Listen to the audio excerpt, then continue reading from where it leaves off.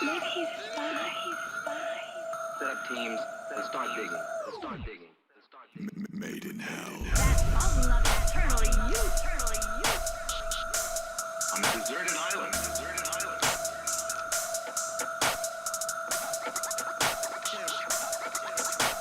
Hold on to your bitch.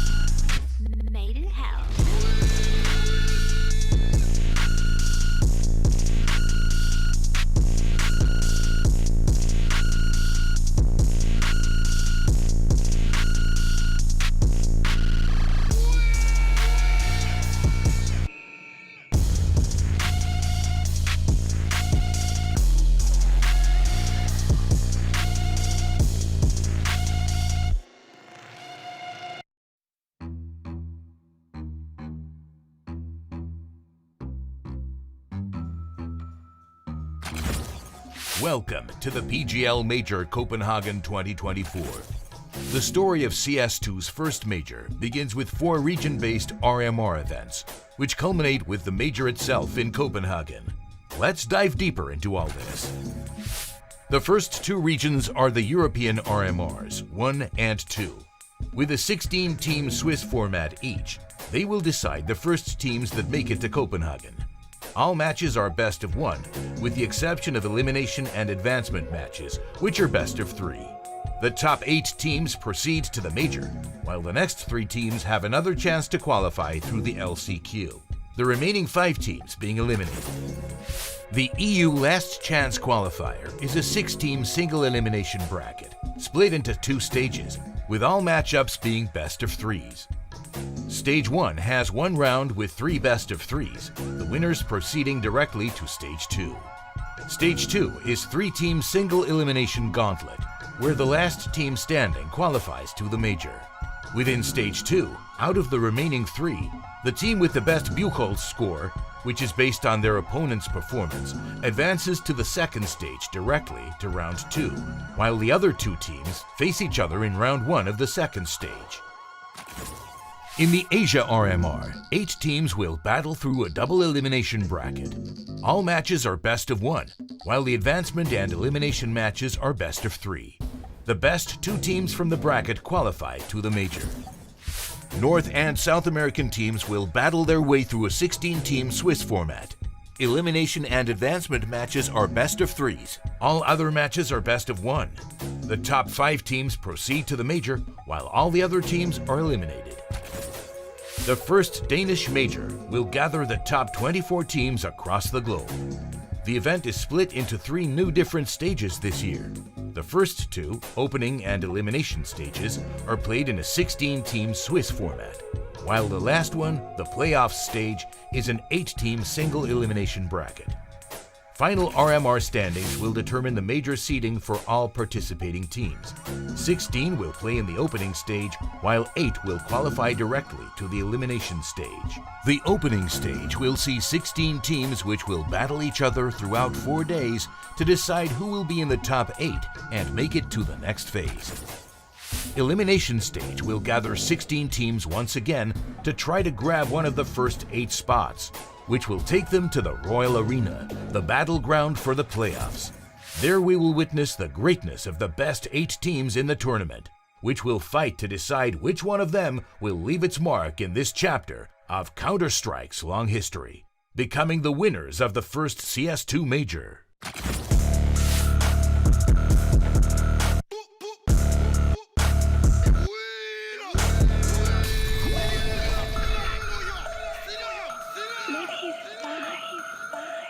Set up teams and start digging. Made in hell. On a deserted island.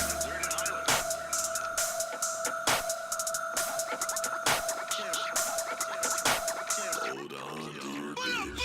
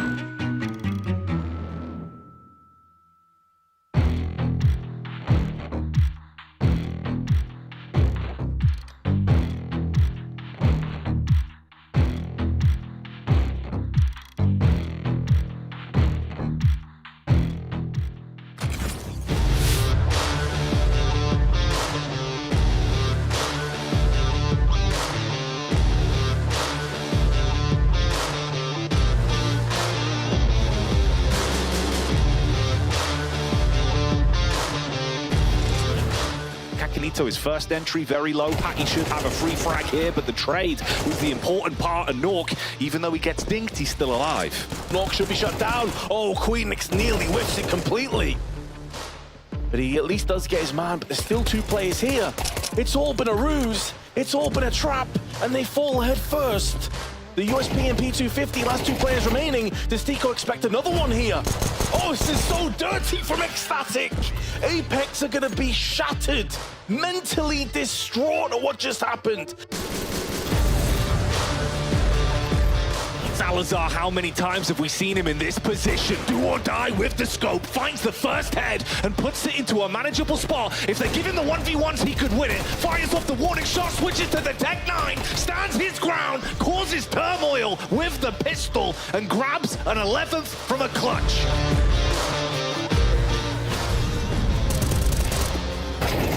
Monte, they need someone to make sure this actually happens. That's the bomb. You're going to lose this round. It's down. Steros put the bomb on the floor. 8 seconds. They've just walked past Gabby and them is smoke. Krasnow's going to try and plant, but Gabby can just knock him off the bomb. And win the round. Astralis take 10 and Monte.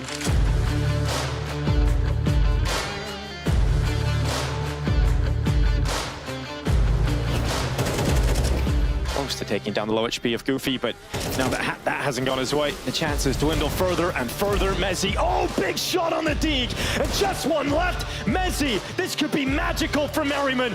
Deagle looking to bring Goofy down, and what a clutch! Now it's Isaac, 1 versus 4. Good little headshot. Nexus next. Oh my god, how has he managed to do it?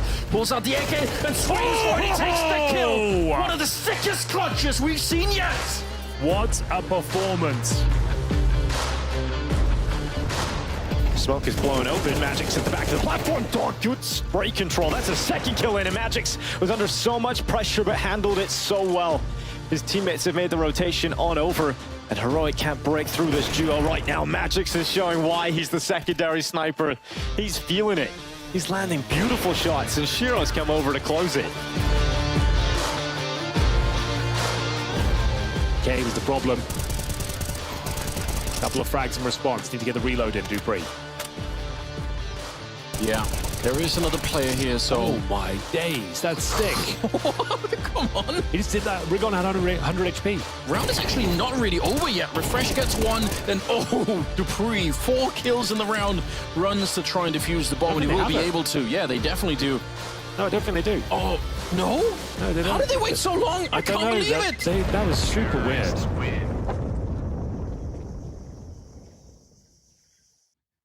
Welcome back, everybody, to the PGL CS2 Major EU RMRB. It's our 4th and final day of this Group B. Before we get into the last chance qualifier, and we have 3 best of 3s to go. 3 teams will secure their spot in Copenhagen, and 3 will head to that last chance qualifier, and that's somewhere you definitely do not want to be. Let's not waste any time and get right into the action. My name is Parla. I'm still your desk host, and I'm joined on the desk this afternoon by Pimp and Maniac. Boys, how are you doing? Pretty good. I had a fantastic night's sleep, honestly, like 9 hours, just waking up fresh. The sun was shining when I woke up. This just feels good to start a day, Jacob. The sun was shining and the weather was sweet, as they say. Pim, what about yourself? Got a solid 7, you know, I'll take it. Sun was still shining when I woke up as well, so no issues on my part. I'm excited for today. A lot of great games are coming in, and we're sending 3 teams to the Major, so what's not to like? Yeah, we've got 3 epic games of Counter-Strike ahead of us, and for these teams, we've been talking about this word a lot, pressure, but the pressure could not be higher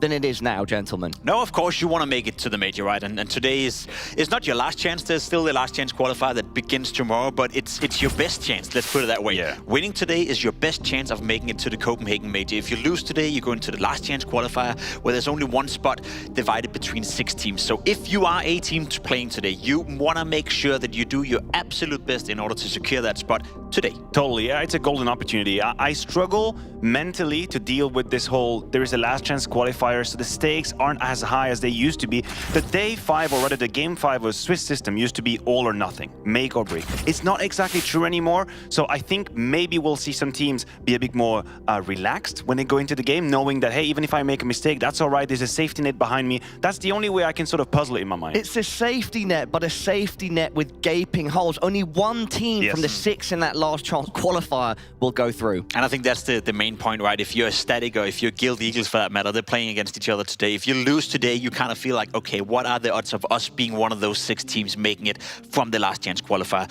I agree with you, you know, it's not all or nothing, but it's close to the point, right? It's still a lot of pressure. In my head, I see that last chance qualifier as potentially the most competitive part of the whole RMR so far. No, definitely. I mean, if you get there, it is going to be statistically the hardest slot to get at the major. But I hope that teams use that as a way to free themselves from whatever is going on in their minds. Playing today, just play a free game of Counter-Strike, have a good time, be out there, be daring, and use that last chance qualifier as a way to mentally protect you and allow you to be a bit crazy. Pimpomaniac, we've mentioned we have 3 best of 3s today. Why don't we take a look at exactly what they are? Today, we only have a mainstream. No more secondary stream. But on this mainstream, yes, we have 3 fantastic best of 3s ahead of us. I'll start with the end of the day first with Heroic versus GamerLegion. In the middle of the day, we have ECSTATIC versus Guild Eagles. And to start things off with a bang, we've got ENCE versus Astralis. Well, there's no staying away from the fact that the first game of the day has a lot of storylines. It's a game that you want to watch. It's a game that you should get off work to watch and maybe go to the toilet for that matter as well if you're still on work.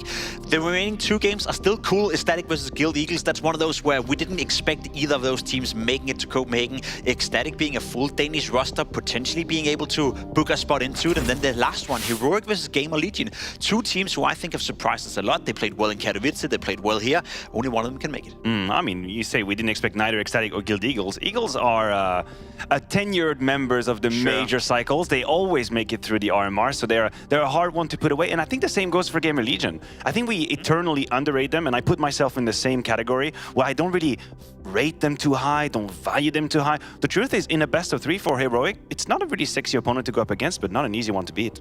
Danish Pimp, could you remark on the fact that we have the full Danish lineup of ECSTATIC, and of course we've got Astralis in there as well. What's the likelihood that we have 2 Danish teams coming out of RMR B Group 4? Sorry, Day 4. Yeah, I'm willing to bet that one of them will make it, you know, in that regard. I think it's a little unlikely that both of them will. I see Guild Eagles being the favorites in their game, and I see Astralis being the favorites against ENCE, but it's a little bit dangerous for my liking, you know. We're heading into the first ever major in Copenhagen, the first ever Counter-Strike 2 major, and right now, there's not a lot of Danish players qualified for that in Copenhagen. We usually always turn up with the most players. We're usually 9, 19, 20, 23, I think is the record for most Danish players at a major.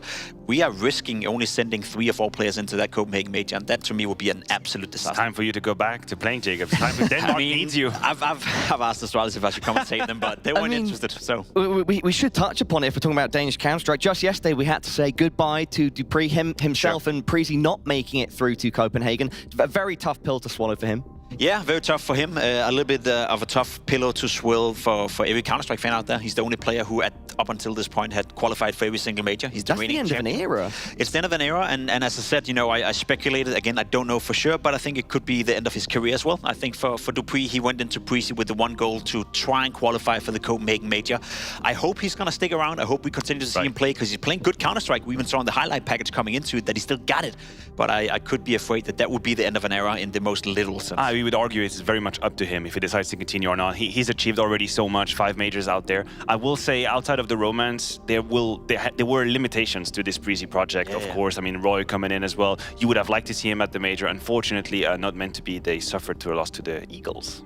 If we're talking Eagles quickly before we focus in on ENCE versus Astralis, that's a very interesting matchup, because you mentioned, which is correct, Guild Eagles, they always make it through the RMRs. And then we've got this ECSTATIC lineup that are, you know, young, driven, hungry. There's 2 different dynamics going on there. I mean, if you talk about being young and hungry, I think both teams share that attribute. But the way I look at Bad News Eagle, rather Guild Eagles right now, is like one of these Hollywood B-type movies where they find out like a new source of energy that is sort of hard to catalyze and keep under control. That's how I see them. You know, it's a fire. And the Counter-Strike doesn't really follow the rules. They get a little bit crazy out there. They turn around situations which seemingly have no solutions, but then they will also just drop rounds in which they are in uncomfortable positions. So for them, it's about finding this balance, not losing your identity, remaining very fully emotional in your Counter-Strike, but limiting the mistakes that you do. Just try and keep it checked. It's impressive they do it every single RMR. As you said, like every single RMR, they come in and you look at the results heading into the RMR, you think to yourself, okay, online they're struggling, they can't beat a lot of the teams they're supposed to beat, and for some reason they always show up at the RMR. So if you're ECSTATIC right now, you have the utmost respect for Guild Eagles. Right. I will say the other way around. If you're ECSTATIC, you're also happy that you're playing the Guild Eagles, because it could have been ENCE, it could have been Astralis, it could have been Heroic,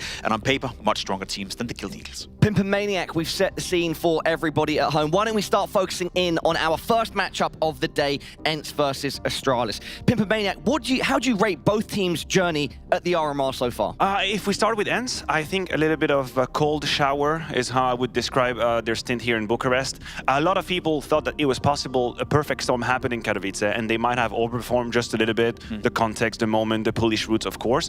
But I was hoping to see a little bit more out of them. They felt quite flat against Vitality. They didn't really exist, and you have to remember they beat them at the previous tournament. So it's hard to pinpoint exactly where they're at. I think Glaive individually has been a little bit struggling now. So is it a hangover of what happened? That's great that we bring this graphic up, by the way, which obviously it is when they kicked them out of Katowice playing. And look at who's at the top of the scoreboard. It's Mr. Glaive. It was Glaive having a field day in that game, and that's it, right? It's a rematch from Katowice, so it's a grudge match for Astralis, and of course the whole history with Glaive going up against Astralis. He was being valued not good enough. He was not the guy they would bank their future on, so they brought in BlameF to be the in-game leader. Glaive had to go somewhere else, ended up in ENCE with a full Polish project out of nowhere. So for Glaive to come into this game, it's a grudge match on both ways. Obviously Astralis want to redeem themselves for losing, and Glaive would absolutely love to do to what he did to Astralis at Katowice one. I completely agree, Pimp. I think Glaive jumps at this opportunity, but guys, how likely is it that IGL of Glaive with his Polish army has a repeat result? Honestly, I think it's possible, and I think it's possible because Astralis have struggled so far this tournament. I don't even know how to describe it. They look flustered. We said it against Team Spirit. They were almost winning against Spirit on Vertigo, and somehow, some way, they managed losing that game. Then against Heroic, they looked scared. They looked uncomfortable. Beating Monte 2-1 yesterday, wasn't too impressed with it. Device comes out with a tweet saying he's not enjoying playing Counter-Strike right now, and there's not a lot to enjoy playing it. So I don't know what's going on within the Astralis camp, but given the matter that ENCE have only lost to Spirit and Vitality, the two best teams in the world, arguably together with FaZe, so that's not too shabby. Whereas for Astralis, I don't know where to put him. I don't know what to expect anymore. No, listen, I agree with you. It is hard to see. We have Device's number coming up on screen. The way I look at Astralis is that now is the time to beat them. You do not want to allow this roster to get a couple of key wins under their belt and build that confidence, because it's very apparent that some of the players aren't delivering what they're supposed to, and that most of the battle is happening either in their hearts or in their brain, no matter how you want to picture it.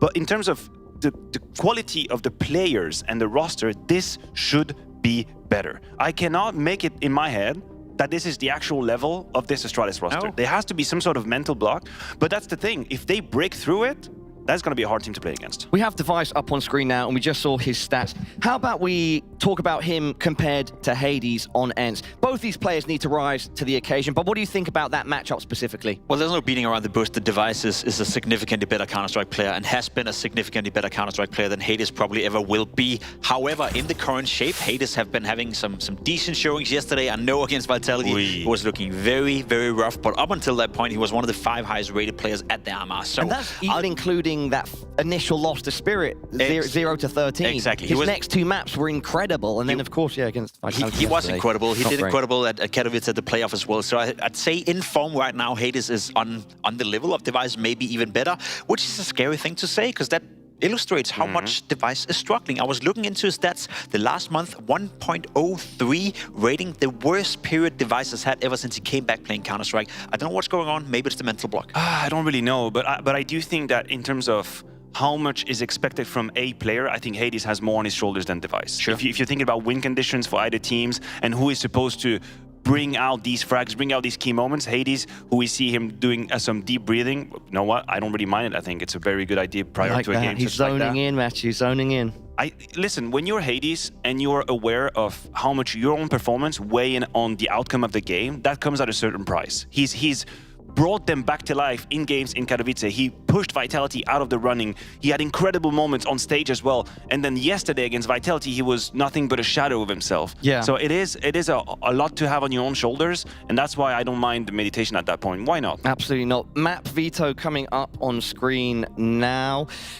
Let's see which way it goes. Is it going to be Vertigo again? You know what? The little slap in the face that ENCE got against Vitality on Vertigo, I wonder if it changes their way of looking at it. It doesn't. They keep on going for the Vertigo. Are we going to see a B-side execute simulator on Yabi once again? Because that was the case when they beat him in Katowice. Listen, that's interesting. Astralis stick with Ancient as well. Last time they did the exact same thing. Maps. So we have the same maps, the same veto coming out here, and Astralis did end up losing 13-4 in Ancient against ENCE in Katowice. So they must feel that that was a bit of an outlier. We have Mirage, third deciding map. It is the identical one-to-one same veto as we got in Katowice. So the two teams believe in their own abilities, they believe in their own map pool. I just want to bring up one point that you were alerting to right here in terms of Hades and the impact he needs to have on ENCE. I 100% agree. Look at how star-studded Astralis roster is. Stavn, Blamef, Device, the best 3 Danish players we've had to offer the last couple of years. They're all playing on the same team now. So what on earth makes us think they can perform against a team like ENCE? I simply don't get it. I'm not going to challenge you on the 3 names you've given, but I do think that one name that needs to be addressed is Yabi. Yeah. Okay.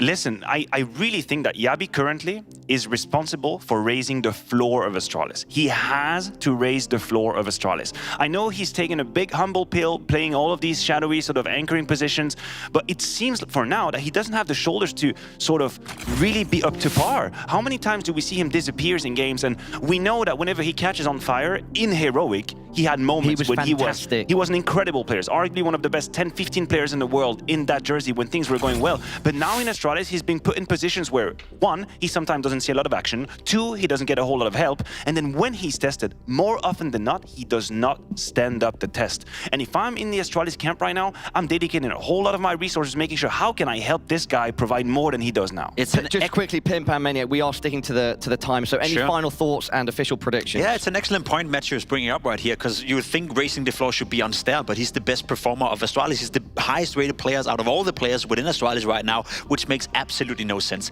As I said, I don't know where to put Astralis. I feel they're super, super inconsistent, but I can't help to imagine that they will win this game. They're the better team. They have the better players. Look at that rating they got from Stair. all they need. Yes, this is the guy that is supposed to be the weak link of the team. He's supposed to be the 5...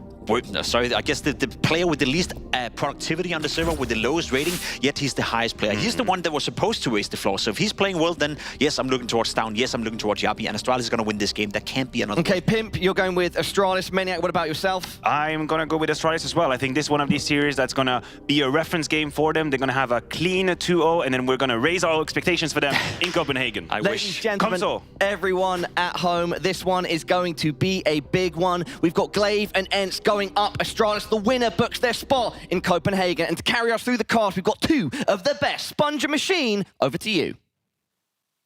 Loving that from Parla, Maniac and Pimp. Setting the scene perfectly for this clash. And I hope you're ready, because we are here. It's the afternoon in Bucharest, a nice sunny day in Romania, and looking to secure some Danes into the Danish Major. Yeah, that'd be nice. I think for Astralis, we saw yesterday some scenes from the office celebrating their victory to keep the dream alive. Now with the LCQ locked in, a couple of shots to secure that dream. We head over towards B. ENCE with some HEs to harass up close and personal. Blames copping an awful load of damage here. Those nades down to 9, they're coming in. Oh, but Blame still manages to contribute with Stavn finding the headshot. It's Diha, though, that's opened up the gate, and the B side falls. They had 3 players stacked here, and now it's only Stair. Going to be hard-pressed to commit with this. You can see the bombs moving back elsewhere, so this is all on Kyler, just selling a bit of a fake here. Device is not so sure. He's glancing towards middle, and actually he's cheating over towards A. It fell too quiet. Stair goes looking. Oh, Kyler misses his opportunity. Kyler, known to be a bit of a gamer on the B side, but he nails his headshot all the same. And Glaive's actually coming back, so got ahead of this. Trying to bring the bomb back over towards the B-bomb side. A prime example of vertigo and the nature of it. For sure, but Device is still here. 7 bullets, he might be able to hit a shot or 2. Spots them both out towards the side. No, Still has Goofy towards middle. Who's leaving again? I'm trying to draw him out to Goofy, who should take this fight. If they're going to completely evacuate. Okay, well, Goofy's still patrolling mid. Device could be in the breeze. This is the next big duel. Device takes it and wins it. I'm feeling a Device special right now, Alex. Not a Device special to start off the 1v3. He's taken down the first. Oh, and he could have very easily found Kyler there. Nails the shot, though. Good work from the pole. And they'll take the pistol. All right, so that's 3 for Kyler, 2 for Diha in that round, the contributions. And there was, a bucket load of util to dissuade the up-close and personal positionings on that B-bomb side. Definitely helped things out, but still going in towards the stack, so not an easy one to get by. And the desk were discussing the woes that ENCE had against Vitality on this very map. Well, we covered off Monte versus Astralis, and Astralis had an extremely tough time of things on Vertigo. There will be a force by the Danes. Deagles are plenty, 5 of which, a bunch of HEs, and Smoke's prioritized. Now we can understand why. Great for post-plant.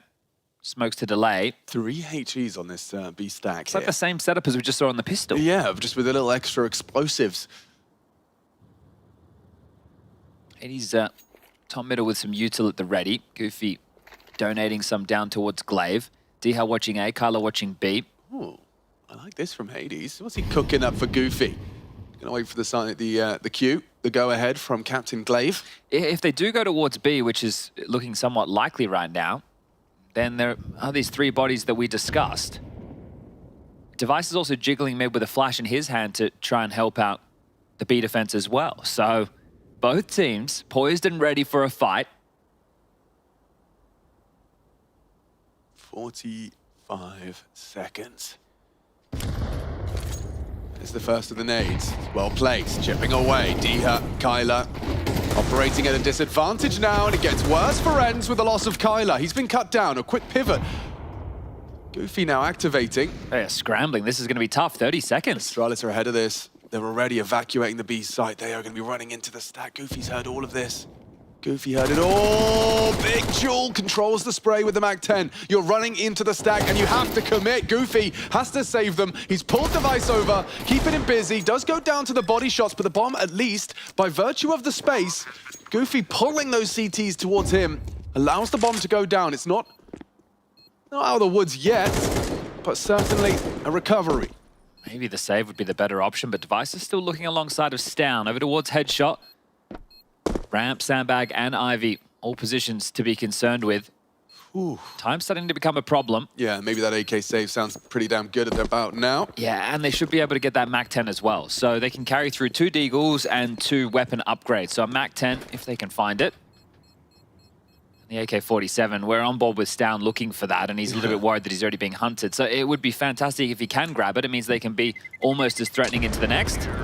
Ah, there it is. Found it. And he has been able to scoop that up. So decent, but this is already quite telling of preparation for Astralis to deal with the way that ENCE want to approach the map. We saw it on the pistol, now we saw it on the Force. Heavier lean towards the B bomb site. And it felt like they had done enough. Forced ENCE to scramble to the polar opposite side of the map. Time was an issue. It's all Goofy. It looks very different if Yabi just nails Goofy's mid-frag. That suddenly becomes an impossible round. Well, there's AK on Device, Alex. He's going aggressive. I like it. I'm excited. Diha, however, is not going to be giving him anything. Now, that's a good flash. If Stown was brave, he could have had a sitting duck there, but there's multiple bodies down towards B. Looks like the same round, just more direct. So this time they're not waiting for the pushes. They're taking the B lobby control. The util being lined up by the likes of Hades and Goofy again. Keeping Astralis on a string is, here comes the piece.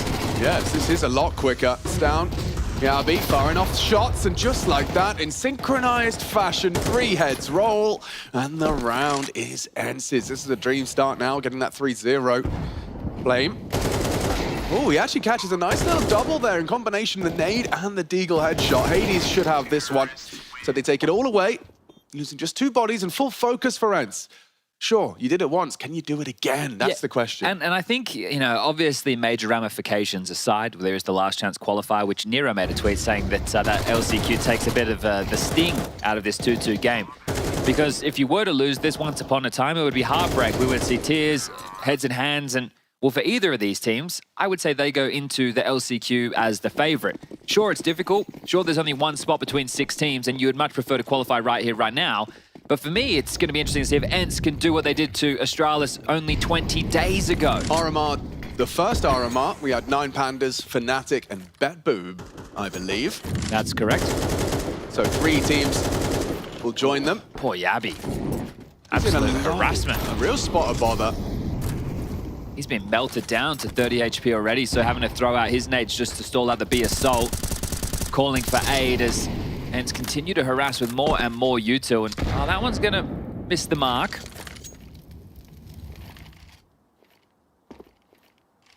Noisy.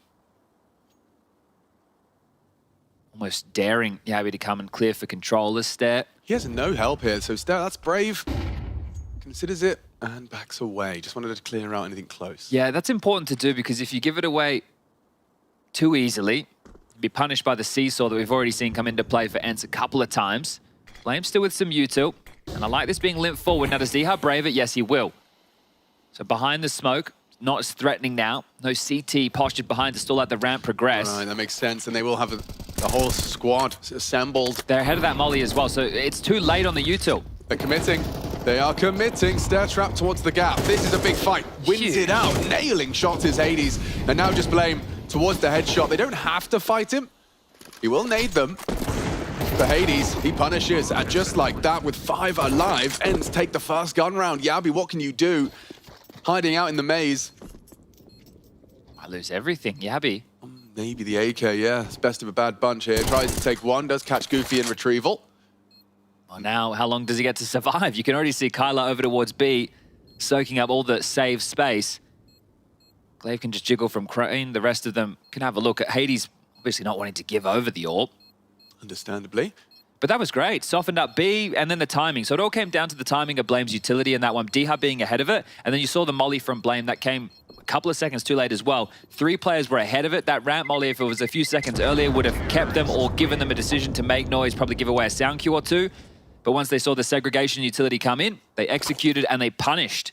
Yeah, dude, I mean, the second you say, oh, that's late, you immediately see ENCE react with the same information. They're like, hang on, they think we're behind this. And that's it, because Stair had just cleared out. So it all comes down to the timing. Just as he backed away, as they re-smoke towards short side, he's ahead, and then it just falls apart for Astralis. So 4-0, this is a dreamy start. Look what they're working with here. It's not ideal, far from it. A couple of MP9s around that AK-47. And yeah, brave one from Stair. Goes for a little pot shot down Crane, puts one into the arm of Hades. Starting 3B, this seems to be a part of the Astralis playbook after their studies. And a consistent double HE just to keep boots planted, chipping away as well. There's so many, well, I want to say so, cancel that. There's limited positions on the B bomb site for a defender, right? So you play wood, you get mollied. You play white box, they can do the stack nade. You play tall box, they can do the nade. You play default, you get mollied. You play quad, you can get mollied. It's a cheeky variation of the pressure. Sometimes a molly, this time they're actually throwing out a smoke to force you either forward or to be in the black box. And talking of forward, Device, he's maneuvering forward just as Goofy has left his post. He left his mid post. This opens up the window of opportunity for Device. But the B site in the meantime has been vacated. Yabi going to be the only man here, and he's spotted out Kyla. You brave enough, he does cross out. Diha deals with the Device on the flank. Nice work from Yabi. They want to Glaive if he gets them both. Yabi's defended. Nade looks good. Yabi in trouble. Flames and spray. Kyla brings him down. They're just so good at using the util to force the fights that they're looking for. So ENCE going through the motions on their home map. Bomb down. About 40 seconds away as Blame and Stown. Damage would be great. An upgrade even better. Not too many upgrades available, is there? And now it's going to be about how do they set the tone. So we've already seen them go for stacks over towards the B bomb site to dissuade a lot of this early nature from ENCE, which hasn't worked. So they want to try something a little bit more aggressive, see if you can slip a player across towards the ladder room. How is that going to be dealt with? Do you want to go for all-in A ramp control? And what gaps will that provide? ENCE trying to be masters of their craft on Vertigo. Match against Vitality, maybe the pressure. Yeah, it humbled them a little bit, didn't it?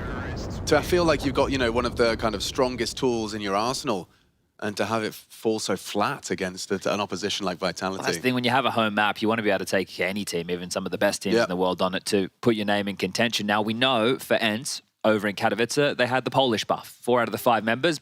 They also had the Glaive buff against Astralis. Now, they still have the Glaive buff against Astralis, but did he blow his load too early, right? He had to go nuclear on Ancient. Listen, we all know you have one amazing performance. You don't want to feel like you can do that again. I mean, that's the bar is set incredibly, almost impossibly high for Glaive. It felt like he was doing it without his teammates, right? He was just getting so many kills. It was insane.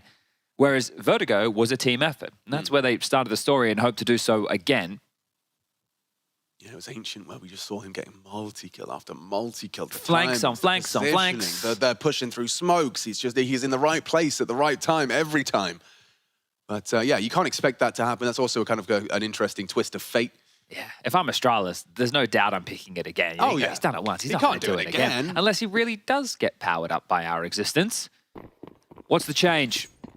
Yellow smoke, 3 towards B, aggressive, fighting for space. Hades found the opener on the orb.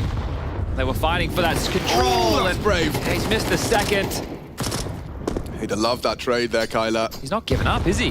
No, but he knows that Blame's supporting him. That looks like a well-placed nade. But you know there's 2 towards B, so there has to be a gap somewhere. There's either only 1 player towards A or 1 towards middle, or maybe a massive hole somewhere in between. So who's going to take the risk for ENCE, or will they just now let the round simmer back? A 4-on-4, no need to rush the issue. That's the call out of Glaive. Now working on the A-ramp assault is Diha. Lurk smoke. And sound cue's made, but no commitment. So keeping the boots moving. Take a look at the radar, top left of your screen. You can see B now evacuated. It's down to deal with that, from the construction position. Blame hedging his bets over towards A alongside of Device. Mid-B split. Yeah, well, if Down goes down, so does the round. And this is one of the problems when you give up so much B control, you're torn. Oh, no man's land. Always going to be traded. Yeah, always, especially with that elevated position from Goofy, boosting him up as he crosses. Device now tended to mid. It's up to Stown. It is up to Stown. He needs to find Kyler here. He needs to find him cleanly. Dancing around default. Does a lot of significant damage on the reload. Doesn't go for a Diha. Remains hidden. Remains the undisclosed threat. As here with Goofy down to Device. It gets interesting. Astralis have the advantage now. Diha reveals himself. Good go from Stown. A very hard round, especially now. D has gone. Kyler, what can you do? It's loud about this, and Device will take him. Nice work from Device. Triple kill. Makes his presence known with the AWP. Beautiful work from Astralis. That one felt tough, didn't it? The initial trade over towards B. Hades gets the first. You can see their comms were just so tight. The fact that Stowns drops in, Blame arrives, Blame goes down, Device arrives. Everyone's there when they need it to be. And as we're watching the Stown battle, taking it with Kyler on the stairs, I believe, you're thinking, at any point, is Diha going to swing? But he didn't want to get lined up. He thought he had the jump on Stown's B defense. Not the case. Same pressure. Lurk smoke. Flash forward. A ramp. The traditional exchange. No ramp smoke. Just the yellow. Yeah, you want to kind of funnel them up, right? Limit their options. It's difficult to take the ramp if you're just going to get channeled on either side, really. He actually takes that as a bit of an invite. Now the lurk smoke dropped.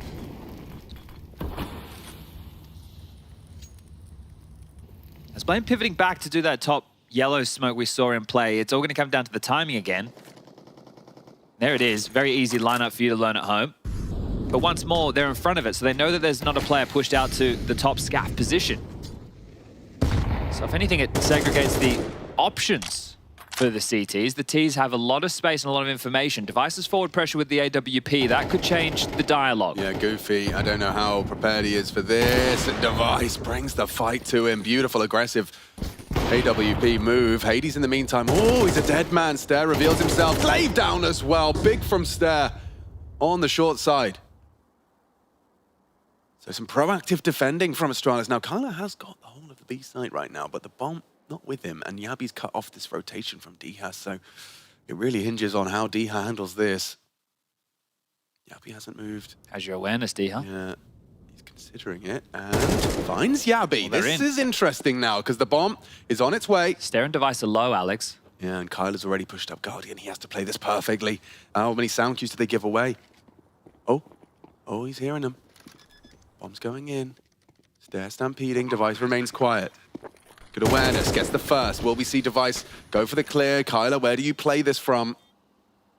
It's down to join him from the B stairs.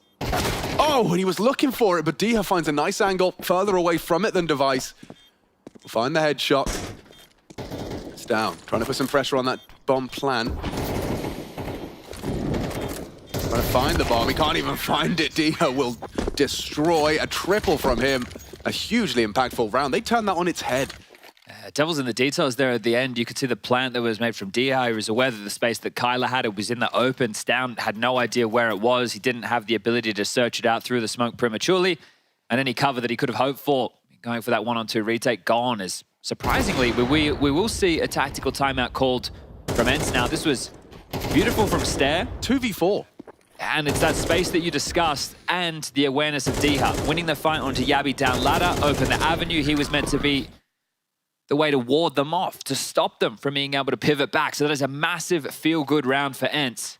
One that maybe they're taking the time out because they know that they shouldn't have won it if it wasn't for individual heroics, right? It wasn't a very good team played round.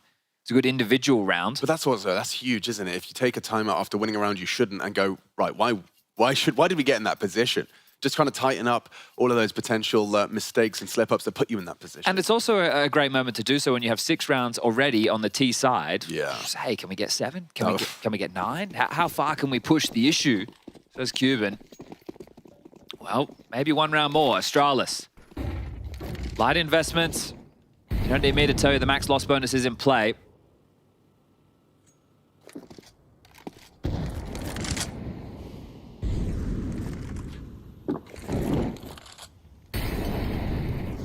Every piece of U2 you see from ENCE has a purpose. And they're all on the same page of what that facilitates, what that allows, how they can progress forward, what they're looking to obscure the vision of. Ahead of the smoke once more, Glaive. Oh, he's nailed it. It's just the timing of Astralis as they're trying to delay the ramp. It's always a little bit off, and they get ripped apart head by head. Oh, it's too good. Oh, man, they had so many bodies here. There's still another one towards the headshot box, but Stare only a dig. What's he supposed to do? Dead, of course. Glaive nailing another. And that is picture perfect. Look at the smile creeping onto Kyler's face because he knows 70 rounds is a whole lot of rounds to work with. It's looking clinical at the moment, especially in the way that those frags came. They see them on the screen for a moment, dead. You turn X-ray off, that's come as quick as a car crash. Just bang. Astralis getting flatlined. Well, they are bringing out the AWP on device yet again. He has a B spawn if he wanted to look for a B pick. The rest have the silenced M4s, smokes, mollies, everything they require, and it's just going to be a standard round, so not going to take that AWP for an early jaunt. Stay with the yellow smoke. Diha Hades below A.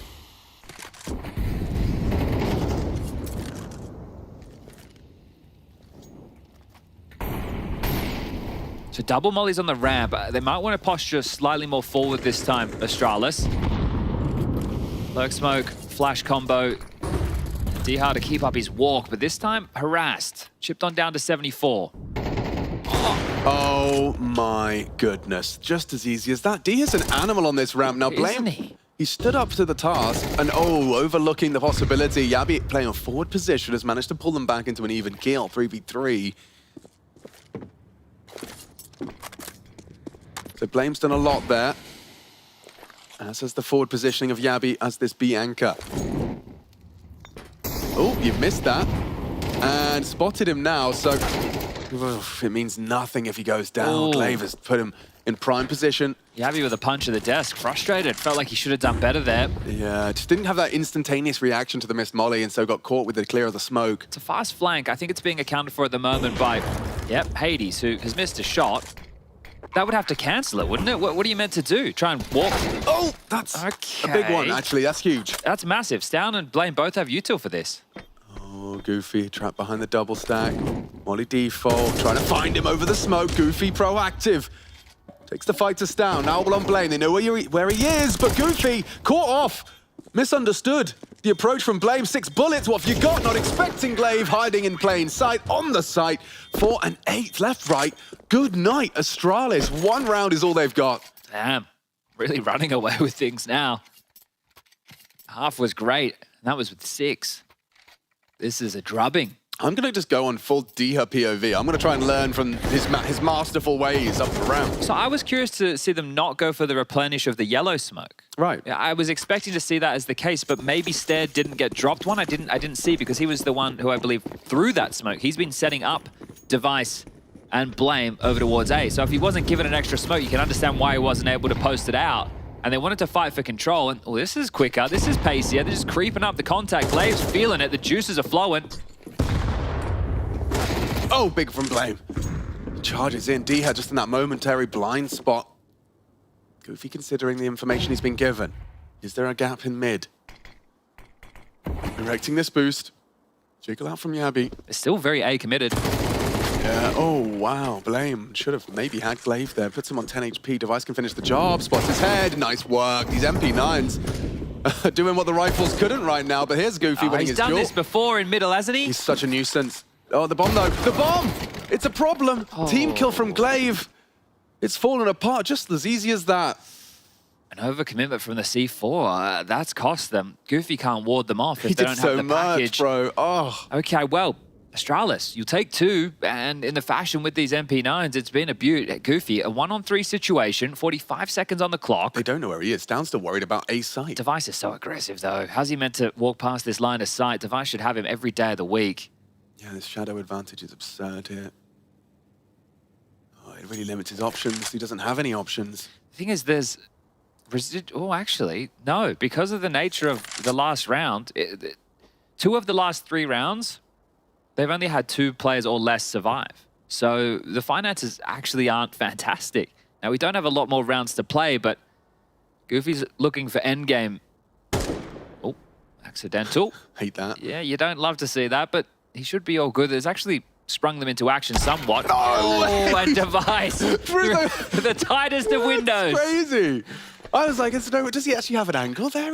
He did. Wow, he did. That actually makes a bit of a difference. There could have been a dropped AK. I think Glaive can still do so. Wow. Oh, I've never seen someone die through that window before. There you go. First time for everything. So the buy is ever so slightly lighter for ENCE. Astralis, if you can make it 4 rounds at the half, pissed around conversions, you're back in it. Is that the gift you were hoping for? Worked hard with the MP9s to make that one a possibility. Here's a change-up. Aggressive mid. Hades with the AWP. Kyler flashed off. Stown doesn't see anything, but has a premonition. A sneaking one. You're going for a bit of a B boost here. It's where Stown's position to clear. Hold on. Stown. Oh, he adjusts in time. Kyler had the jump on him, but just good aim from the young Dane. Hades out mid. Supported by Goofy. Yeah, be very low. Forced off. Look at the HP on these 2. And the 3rd component arrives. Goofy can't really brave the flames. He actually extinguishes. That's how scared he was for an aggress from Blame, but mid very much bolstered now. It's Diha that's found the A side of the map. It's 1 down, Stair gone. Device left to his own devices. Had some moments. Might need another. He's quick on this. This is the Device Orb special. Oh, he's actually missed it onto Diha. Won't hit the 2nd shot through the top. Things better at swinging as well. There's so many bodies down that he's unawares of. Yeah, just going to reposition, let that space be taken. Hoovered up now by Diha. Well, they don't have any utility left to execute, right? Goofy had to burn that smoke that you highlighted. It's just going to be a molly and a... Oh, there you go. A smoke's been picked up from Goofy. 1 smoke. And a molly headshot.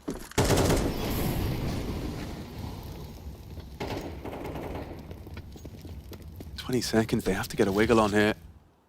Glaive to punch in the code, could be stopped by utility. Stown throws out some, his contributions combined with a bullet to Blame and put the bomb on the floor. There's no time for this. It looks like ENCE are going to falter, and a 3rd Astralis round is just 1 more kill away. Goofy punching in the code, he can't get it done. They're recovering this half, Astralis, as best they can. Definitely trying to bring some energy as Blame. We noticed it yesterday. Doing the same again today. Obviously had the tweet of Device. So not a whole lot of fun being had. That's me paraphrasing, but you can understand why. There's a lot of pressure on this team. This is Danish Counter-Strike. Yeah, it's hard to have fun when you feel like everyone is kind of preying on your downfall. They also have the negative framing with the whole way that Yabby and Stown left heroic. But that's their choice as individuals to make. They can find success with it. That's up to them now. Very exciting roster, and here is an exciting opener. Device catching Glaive, his former teammate and leader, taken down by the Device Orb. Could be 3 in the row for Astralis to close out the half. Blame behind the sandbags. Goofy tucks back into the smoke. They've only got 3 of them here with sidearms. Fair amount of nades. Yabby's already activated here with the 2-man push of the B stairs, and Device has caught another. This is lovely orbing in mid. Stairs made it look clean and clinical. Oh, and so has Goofy. Nice work with the Tech 9. Has he got anything more for us? You know ladder's coming. You just heard that. And there's so many bodies. Oh, they're all over him. It's 8-4. Recovered half from Astralis. 3 consecutive as Shadows highlighted. And that's the first half of Vertigo ending more competitively than it started. Yeah, definitely. And as far as the confidence goes, if you're ENCE, you should be thinking we have more than enough to be able to close this game down.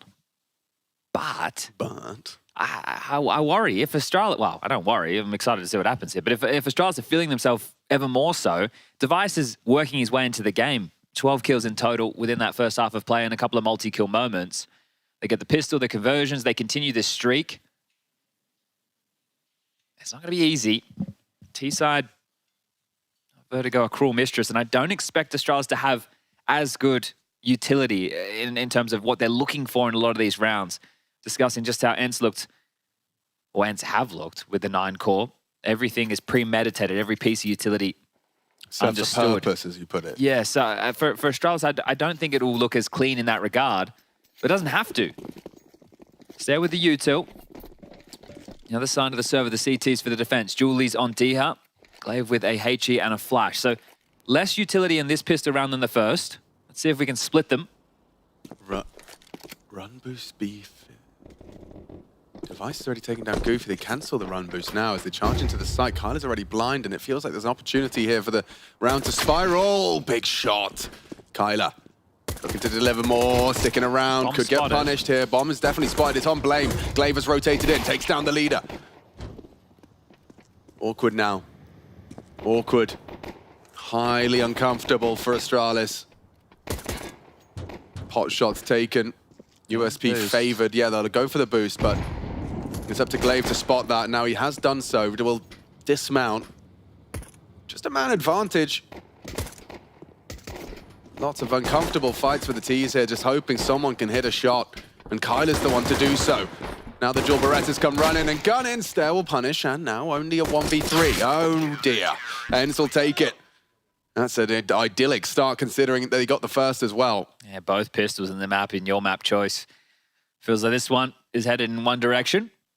We do have Ancient up next, and we were discussing last time these two teams met. It was in the play-ins. It was 2-0 in favor of ENCE. It was the Polish plus Glaive Revenge Arc buff. Lukasz. Now I think there's a, I don't want to call it a debuff. I'm not really big into MMORPGs of the... No, but sounds right. So, but they don't have the buff anymore. So that's not really a debuff. That's just no buff. Okay. Buffless. Yeah, they lost their buff. It expired. Don't know what the cooldown is. Katowice, I think it's about 12 months. The Katowice world buff.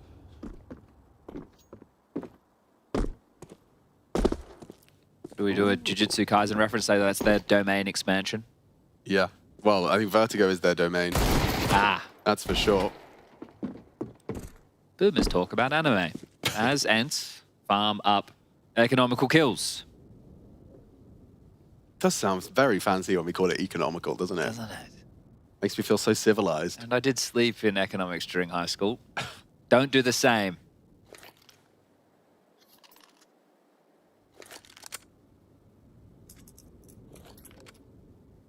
Actually, you probably could. Now that I've realized. Yeah. Yeah. Maybe that's why. Well, let's see how much Astralis can milk out of this. All things considered, it's 3 Glocks and 45 seconds remaining, as soon to become 2 Glocks and 42 seconds remaining. 2 Glocks is better than 1, Chad, as the saying goes.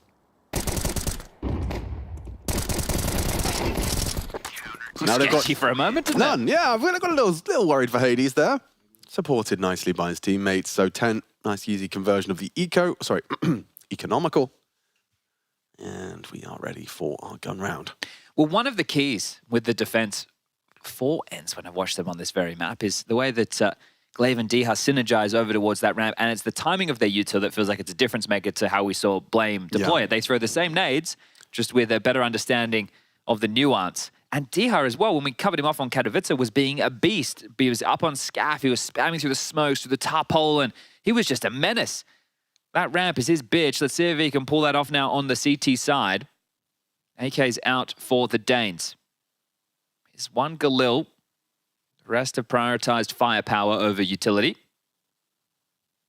2 MP9s. For ENCE to defend. Now, do they want to try and use them aggressively?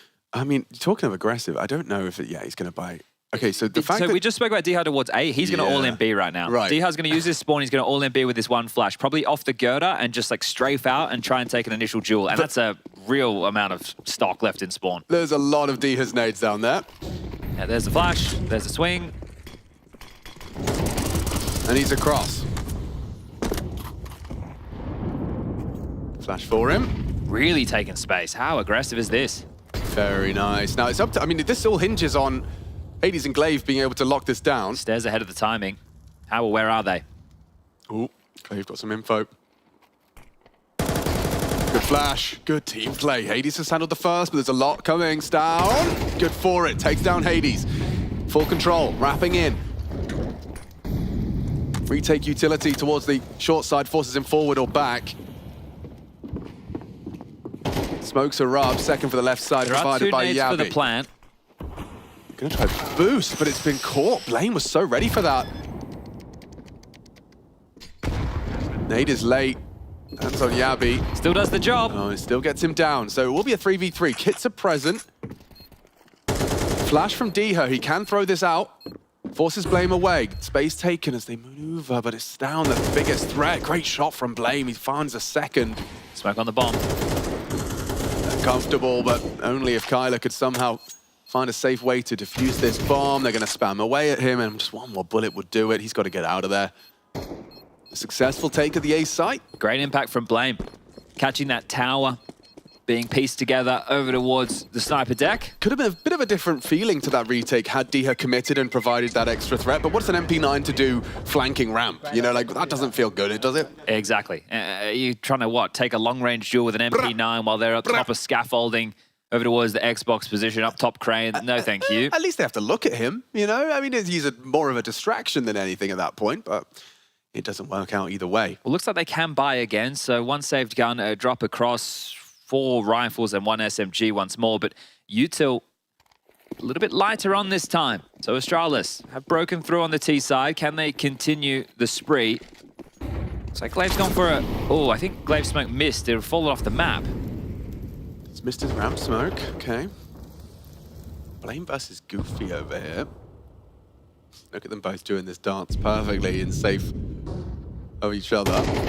Yabi, he goes straight into it. He's had a quiet start, and now Goofy. Blame's gone up. Yeah, Yabi's done the job. He's sent him away. I'll take the space. Or not. We're getting slapped in the head as there's more spam damage, more nade damage. Stairs also stalled out. Oh, this does Plans not... are cancelled. Oh, it's not fun. It is not fun right now for Astralis. These crossfires are potent. Oh. Isn't it such an ominous looking wall these days? I'm terrified. Smoke looks scary as all hell. The path of least resistance up the scaff into short. And congregating on the side, even starting to put together a boost. Hades with an elevation, Diha towards headshot, Glaive part of this puzzle. Bad smoke. Good, fine. Diha. Just a couple of speculative spam finding their mark. Is this a save? You've got 27 seconds. What's the loss bonus at? Not great. No, We're not so great. early on in this half. You're right. So you have got...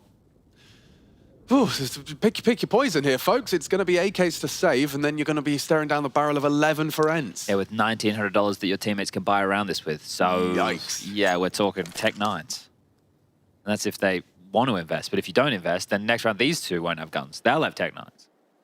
So, not ideal. The lesser of two evils? Yeah, well, someone's evil.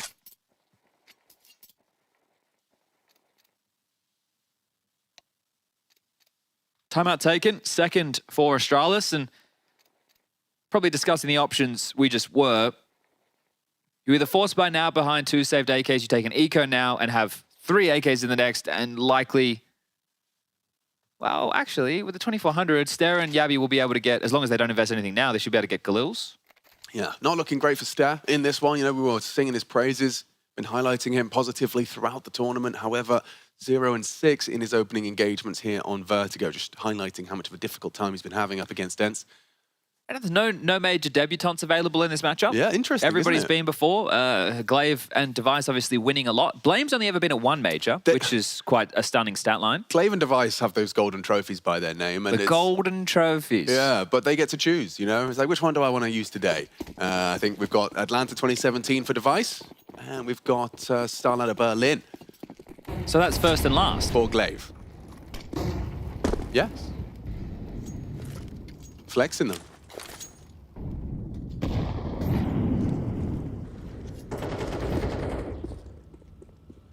they've gone for the all-in option, Astralis. Investing behind the two saved AKs. Trying to take the B lobby control. Wood mollied off. Kyler mollies them back. If you're going for the boost while securing close space, that will not be the case. It's back and forth. Astralis are forced. Difficult to make a decision either side of the server. So we do see Kyler with a block smoke. So B is closed for business for now, and so is Short. Stare. He's talking an awful lot. Pass that information to his leader as Blayman's down now look for space towards middle. A B split seeming like a real possibility. Leading on to B as mid gets tested. Tech9's messy spray. Oh, Hades. Hades, that could cost you. That could cost your whole team. It has. Stare opens up the B site with 2 save rifles and Tech9's Astralis. Breakthrough. Glaive considering having a look towards CT spawn, but he might not like what rounds that corner. Might not get away with this. M4 for the lineup. He would have held it down if he knew how low Stan was after that initial 4-8. Just 8 points of health as they are hightailing and out of dodge. Piece that one together nicely as Stare. Oh, had a chance to remove it all. Now it's Yabi's turn. And should do. Dihar down, Glaive not. He's just warming up for Ancient. He doesn't want to go down, does he? 12 kills at the moment for Glaive, but it's Dihar leading the server and the show at the moment. 17 in total. 98 ATR, so almost a kill per round worth of damage.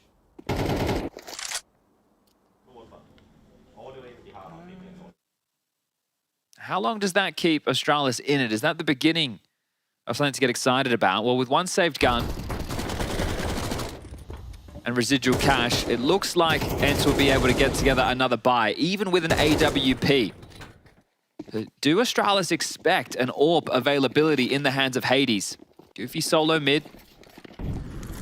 AWP starting over towards B with the smoke flash combo. Can't hang around for too long. Dihar and Glaive. So the two of them have to stop Stare.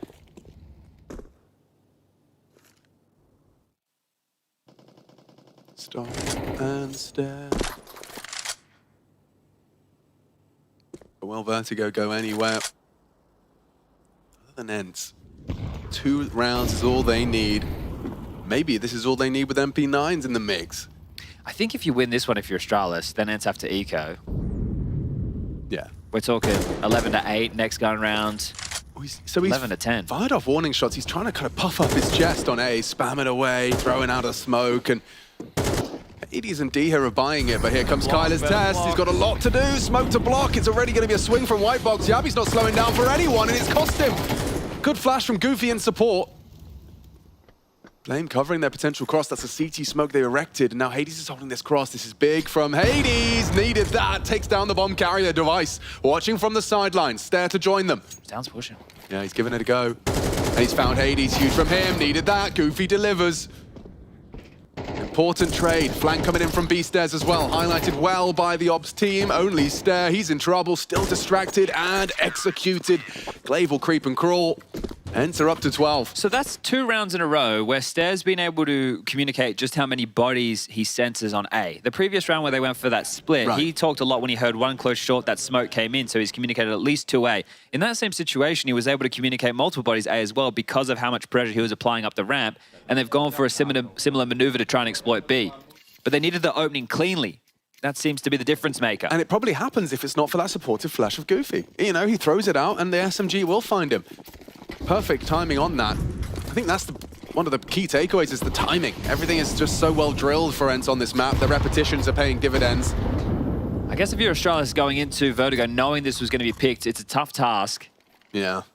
See what you got for us there. He's walked straight up ahead of the timings this time. Hades and Glaive in trouble, especially now you've missed your option. Oh no, blocking each other. They should be able to plant. Yeah, maybe not.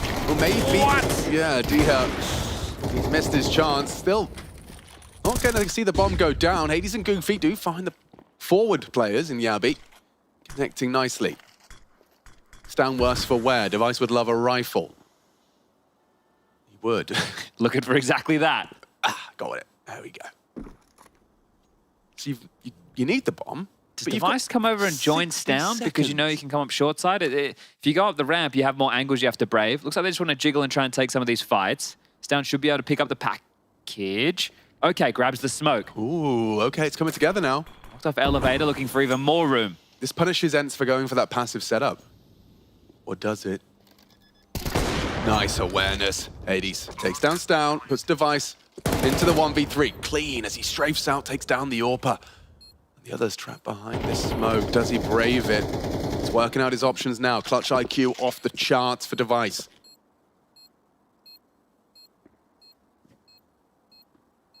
He's concerned about the flank, but as he sweeps this, he'll have the idea that it's completely clear. And now he can focus on the task at hand. Smoke and Kit going to be dropping soon. Swings out. Now he's worried. He has to get this lineup perfect. Kyler is holding it. He's found it. Device can't do anything. And that's one step in the right direction. One map away from Copenhagen for ENCE. Glaive and ENCE take Vertigo. The question is, can Glaive do it again on Ancient? Vertigo was theirs once more, but we have to find out the next map after the panel. Vertigo was indeed once more ENCE's sponge. Last time it was 13-10. This time it was 13-6. Technically, Pimp and Maniac an improvement. That was an abysmal performance coming in from Astralis once more, unfortunately. Again, we kind of laid out the landscape for you that we thought Astralis would come in and show us that they can play good Counter-Strike. You look at the material, you look at the players, you think to yourself, that's a team that is guaranteed the major, that's a team that should go into the playoff. Hell, it's even a team that had everything that it takes in order to contend for the trophy at the major. However, the way they're playing Counter-Strike right now is nowhere near that level. Take nothing away from ENCE, they were by far the better team from start to finish. Man on your screen right here got the perfect game plan laid out. T-side was well structured, had a good pacing to it as well. There was a lot of rounds where they were waiting for mistakes, where they were punishing Astralis, and he had a couple of rounds where he would instantly walk up A ramp and apply pressure to Astralis from the get-go of the rounds. It felt like Yappy and the boys were desk claiming throughout the entire game because they never even got close. Yeah, I remember being in the green room, Maniac. We were at the very start, the first few rounds. Every time there was an ENCE kill, we heard screaming coming from the play area. And they're like down the corridor. They have a lot of support here in the studio, and I'm really glad that Jacob did this whole charade on Astralis being bad, because I walked to the desk and I was pissed, and then as I put on the headset, I thought, okay, I'm going to look at this a different way, and I'm going to look at what ENCE did right. And you mentioned it. I think the game plan was an absolute masterclass from Glaive, a masterclass. It was engineered. First, put pressure on the B side. In the first few rounds, establish that whenever they want to execute on B, they will. They will find Yabi with utilities and kills and whatnot. Once it's done, just give them a lure, give them a fake, give them a bit of activity, and then take a timing. Push on the A side. You've already forced Astralis to reinforce the B side. Use Glaive as a tip of the spear on the A side. And once you've done it, that's it. They're in the fog of war. They lose track of everything. How many times did Yabi as an individual get caught off guard in rotations? Because their compass was lost. They completely played in the dark. Scoreboard up on screen now. You can see D had led the charge with 19 frags, but Glaive with an equally impressive ADR. In fact, just slightly high. It almost feels unfair having Glaive fighting off against Astralis. He's done it again, at least on Vertigo. Almost 100 ADR from Glaive. There's something that goes into his mind whenever he's playing against Astralis. He want to prove a point. Another player that we have to highlight and praise is Duha. He was struggling a lot when ENCE were in this turmoil period where we knew Madden and Son Payers and the boys would leave the roster. He couldn't find his form at all. His beginning in CS2 was very lackluster. I thought to myself, that's a bit of a shame, because I feel like he's always been a bit underrated in that ENCE lineup that made the finals, that did so well with Snappy being the in-game leader. However, with Glaive, he seems to be coming back alive. He had a fantastic showing here in Vertigo. He's been trending upwards as a player, and he found an awful lot of impact in this specific game.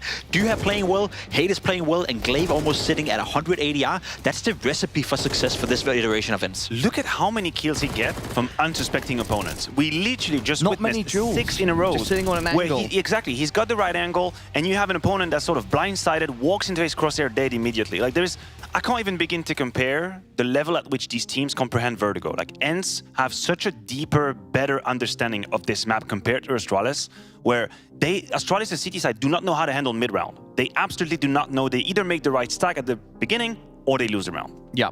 If we turn our attention to Astralis quickly, 3 players, Staven, Jabby, and Stair, were sort of missing. Device, though, was having a good game. Going into the next map, I'm sure that will build some confidence. Should we take a look at some specific rounds, starting with round 4? Yeah, listen, we talked about this, the premise of this game being putting pressure on the B side, and that's what ENCE did very, very early on. Here we see the late round where they execute on A, but that's, again, after having put some pressure on B, and the reason why this attack is so strong is because the A defense is pulled back. So this is glaive in itself already hitting the timing at a perfect moment, but it's not out of magic, it's not a coincidence. It's because it's been established that the one defender defense on B cannot hold. So what do? You pull the rug just a little bit, and that's when the attack comes in. Matthew, we also had round 7, if you'd like to run us through that one. You know what? For you, Paula, I'll do all the rounds. Anything for me. Throwing on camera. Let's talk about it. Let's talk about it. Just another round that demonstrates what ENCE were doing so well. This round is a backbreaker. This round is where this game basically ends for me. It's Astralis finally having a decent position. It's a 4 versus 2, and here from Yabi is a gross mistake. You have no reason to move from your position at 25 seconds. The only reason this clutch goes this way is because Yabi loses sight of his angles, get caught by Diha, which has very good map awareness at the time, and his teammate is already on the B side. This is the kills that happened fourth here. So if you're Astralis, you're 5-1 down, you're in a 4 versus 2, and this is how you lose. That's, I don't know, you have a technical term in boxing for like an uppercut to your face, because that's exactly what happened. It's a perfect example of what Astralis was struggling with throughout this game and what they have been struggling with so far as a team. There was no synergy in between the players. You're right in saying Yabi made a gross mistake right here. Even in the 3v2, they were aware where one of the ENCE players were throughout the entire time, but both of the 2 players that were together towards middle, and I think it was Stown who was flanking from behind, no synergy in between them. They made the move before Stown was even in a position to do a trade kill, so it felt like Astralis were playing at a very individualistic level, and every single time Duha and ENCE, for that matter, were able to punish it. Yeah, definitely a round that showcases what was going wrong for Astralis. That being said, though, also a round that showcases how well Diha was playing. He was finding these duels and really catching Astralis off guard. Yeah, that's what I mean by map awareness, right? It's the ability for a player to realize and make a decision. How offensive can I go now? How much space do I have? Where do I imagine my next opponent is? Oh, and Diha here is in perfect position on the B side as well. He knows, well, I have a teammate that was already there. I just killed the punish on Yabi. That means the rest of the B side is completely open. Take some space, go deep. I'll plant the bomb, we're going to be fine. And that's what I mean by they know the map better. They just master it at a deeper level. Pimp, let's turn our attention to Ancient. It's Astralis' pick now. Looking at the map stats, both teams have played an equal amount, but Astralis just have a couple more wins. I'm worried, though, even with Astralis having a slight advantage there, that ENCE could come out swinging. They could get it done in 2. That's what they did last time around. ENCE won 13-4, I believe. Wasn't even a game. Astralis. That was the glaive one where he went absolute nuclear on Ancient, single-handedly won them the game. Most likely not going to be the case again, but what worries me is that glaive came into Vertigo, which has a clear, defined game plan. The Vito played out the exact same way as we saw in Katowice, so I have a feeling that glaive knew that as well. They were prepared for that. So the game plan from ENCE, the game plan from glaive should be coming in pretty hot. There's another player I want to put under the spotlight right here. We already touched a bit upon him, especially when it comes to Ancient. It's Stown. In Heroic, he had more than 32 events in a row where he went plus rating in his stats, right? We're back to 2021, I believe, at the IM Fall or something like that. Last time he had a negative rating at an event. In Astralis, he's played 6 events so far, and 3 of them he's been in negative rating. Completely killed the vibe around Stown. He used to be the best Danish player, a player that we would praise, a top 10 player within the HLTV conversations every single time. Within Astralis, he's nowhere to be found. We've taken one of the absolute best players in the world, and you made him a silver within Astralis. That cannot happen on Ancient. That cannot happen for the future, and I'm worried that Stown, Yabi for that matter as well, they've lost it in Astralis. Astralis right now have lost it. Matthew, final thoughts going into Ancient, please. Final thoughts. I think it's a great point you make, and I just don't know if Astralis made Stown worse or if Stown isn't able to show up in that playstyle, because I do think that he's being given roles where you're supposed to have the space, the autonomy, the decision-making on the CT side. We're looking at Ancient, he's going to be in cave. It's a massively favored position if you're going to go for multi-kills. We have plenty of other players currently who are dominating from this position. So is it the Astralis system that kind of knocked him down, or is it just not made for it? Is it just not able to step up? If you can go 32 events with a plus rating in Heroic and you can't make it happen in Astralis, then surely there's something to be said about both things right there. It's not looking good for Stown, it's not looking good for Astralis. On the other hand, it's looking good for ENCE, but for Astralis, we have questions. Now, ENCE just 1 map away from booking their spot in Copenhagen, and Astralis' back's truly against the wall. Up next, it's going to be map 2, Ancient. Do not go anywhere. Level up your gaming space with metal posters from Displates. Hang your Displates in seconds. Swap them whenever you like. Get official art from your favorite games on a uniquely designed metal canvas and choose from thousands of posters. Join over 3 million collectors now. Your wall upgrade is here. Shop now at displate.com.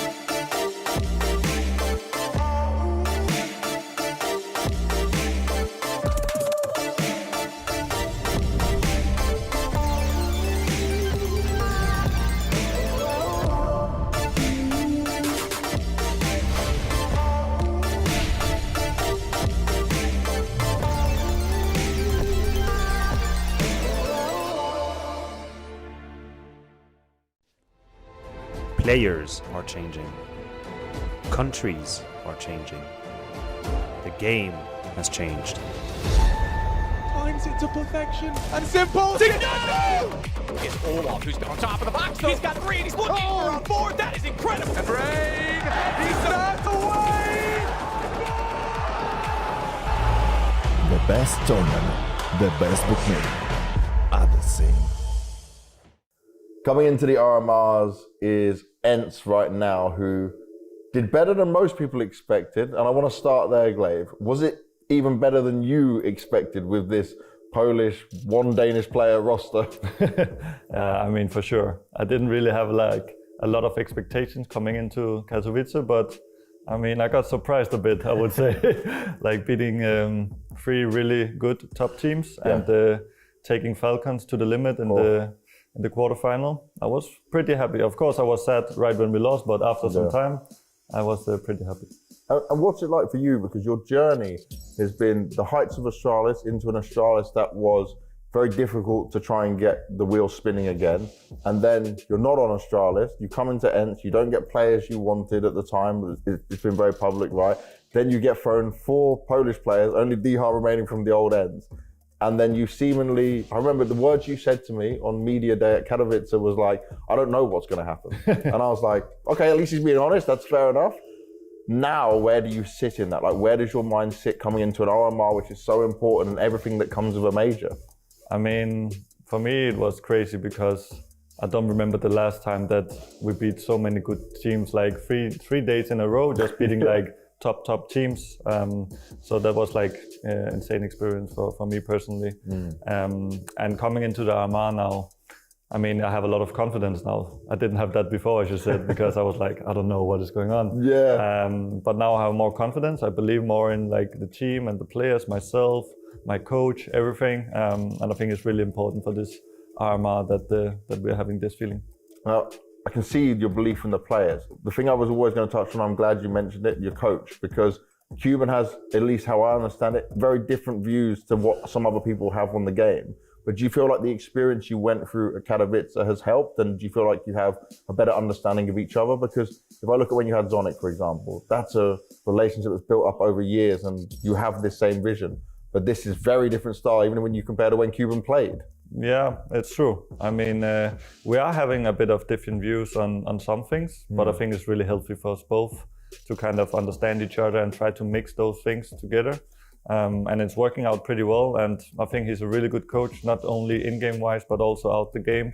Like being this daddy figure, some could say, where you're just like taking care of the people, understanding the individual things that people want and stuff like this. So I think he's doing a really good job, and he's also giving me a lot of freedom to like explore my mind and let me take the decisions. And when he's doing timeouts and stuff, he's coming with some good input. So I'm really, really happy. And let's talk about your individual level, because you now have a chance to prove you can do this on an international team in terms of its English speaking, right? How is your motivation? Because what we saw was you individually played very well when you're playing against some of the best teams, and there was fire in your heart that we can see sometimes when you're playing, but I didn't see you have that much damage impact as well. Yes. Yeah, it's true. I mean, it felt really good first time being in an international team is like, it's a big victory for me to always have some kind of success with it. And of course I want more. I think it has been going good so far, and it has been kind of a hard transition period, but mainly because of all the new things you have to remember, like new spot names, new tactic names, new keywords in the game, new culture outside the game, so many new things that you have to kind of learn and get into, but it's been going really well, I think. Now, many consider you to be the greatest in-game leader of all time. You got Spirit in the opening game. Can you figure out how to stop Dong? That's a good question. It's a good question. I've been watching some of his POVs, trying to understand why he is so good, of course. I see he has some good moves, really good movement in general, hitting really good headshots, spamming through smokes like almost I can't imagine how he's doing that. So his game awareness is like top notch right now, I would say. So it's going to be hard, but let's see if we can trick him a bit. Oh, okay. We got some tricks planned. I'm looking forward to seeing it. We rely on one man to be able to try and break the code of what Donk can do. Yes. But Glaive, thank you so much for everything, and good luck going into the RMRs, mate. Thank you very much.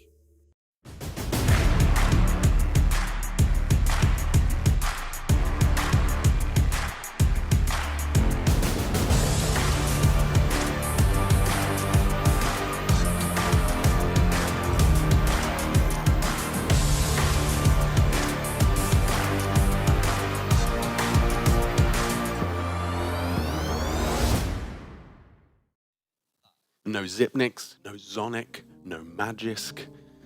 Glaive, device. Still in the running. Still in the running. Still in the running. No Dupree either. But yes, the LCQ exists. This, however, feels like the best opportunity for either of these teams to pick it up right here and now and secure yourself a spot in Copenhagen. We've got a team of Danes, Chad. Not many Danes, as Jacob was talking about. Yeah, we've got Carrigan and Hooksy. Oh, he's done well. Okay, yeah. I think that's Is that about, it? That's about it. Crazy, yeah, I was crazy. having a little bit of a look through. We obviously have ECSTATIC coming up next. They have an opportunity to qualify. Astralis do, but they'll have to turn their fate around. Now, look, the severity of losing this has been diminished by the LCQ, but the glory of winning has not. So if ENCE pick this up, they're locked in, they're in the major, they're going to Copenhagen. First international team for Glaive, the major in-game leader. Is he the He's great? back. Or is he the greatest? Back in the GOAT conversation. How far can he take heads? Carrigan versus Glaive in the grand finals. Who saw this one coming? Or not. Or not that. Yeah. There's also plenty of other opportunities. Oh, we should do that thing where we talk about the map and how it's been played recently. Oh, it has. 20 days ago, Is I that do it? believe, Alex. Well, we hang on, saw it feels like these- yesterday. Oh, doesn't it, though? Because Katowice felt like it was just the other day, but no, 20 days ago. And last time these two teams locked horns, the map choice of Astralis was Ancient. And guess what? Glaive showed up in a massive way. He had 24 kills and 5 deaths. He was feeling immortal. He had a 2.25 rating. The next closest in the server was his teammate Kyler at 1.31, and they blew Astralis out of the server 13-4 to 2-0 the series. Can we agree that if he does it again, we start using, we start saying you got glaved on, just like we say get donked on? You know, if he does it again, Astralis are going to be getting glaved on. That's my call. Okay. Get glaved. Well, we would always call Glaven on Vertigo, where we'd, back in like 2019, where it'd swing out top of scaffolding. Und Gleben, glaving. You see what I did there? No one knows that Showing your reference. age. Oh, I didn't I? Showing your age a little bit there, Mr. Richardson. He's going to give it to us, baby. You were born in the 90s, however. I so was. You know, you're on the That's my fringe. excuse. You're on the fringe. Do you think Stown and Yabby would get that reference? I don't know. Maybe. Maybe They're not. hip lads. Yeah. Maybe that's retro now. I don't think the hip and cool lads would know about the Offspring. But I reckon Glaive would. You think? Yeah, he'd give He's me a only fist 28. bump. Yeah, but he's a man of culture. Shock just messaged me. She seemed to like my hair, which I didn't really, you know, it just looks like I have a bird nesting on my head. Yeah, maybe you could. Have a little friend you take with you to events. Yeah. Little budgerigar. Call him Pepe.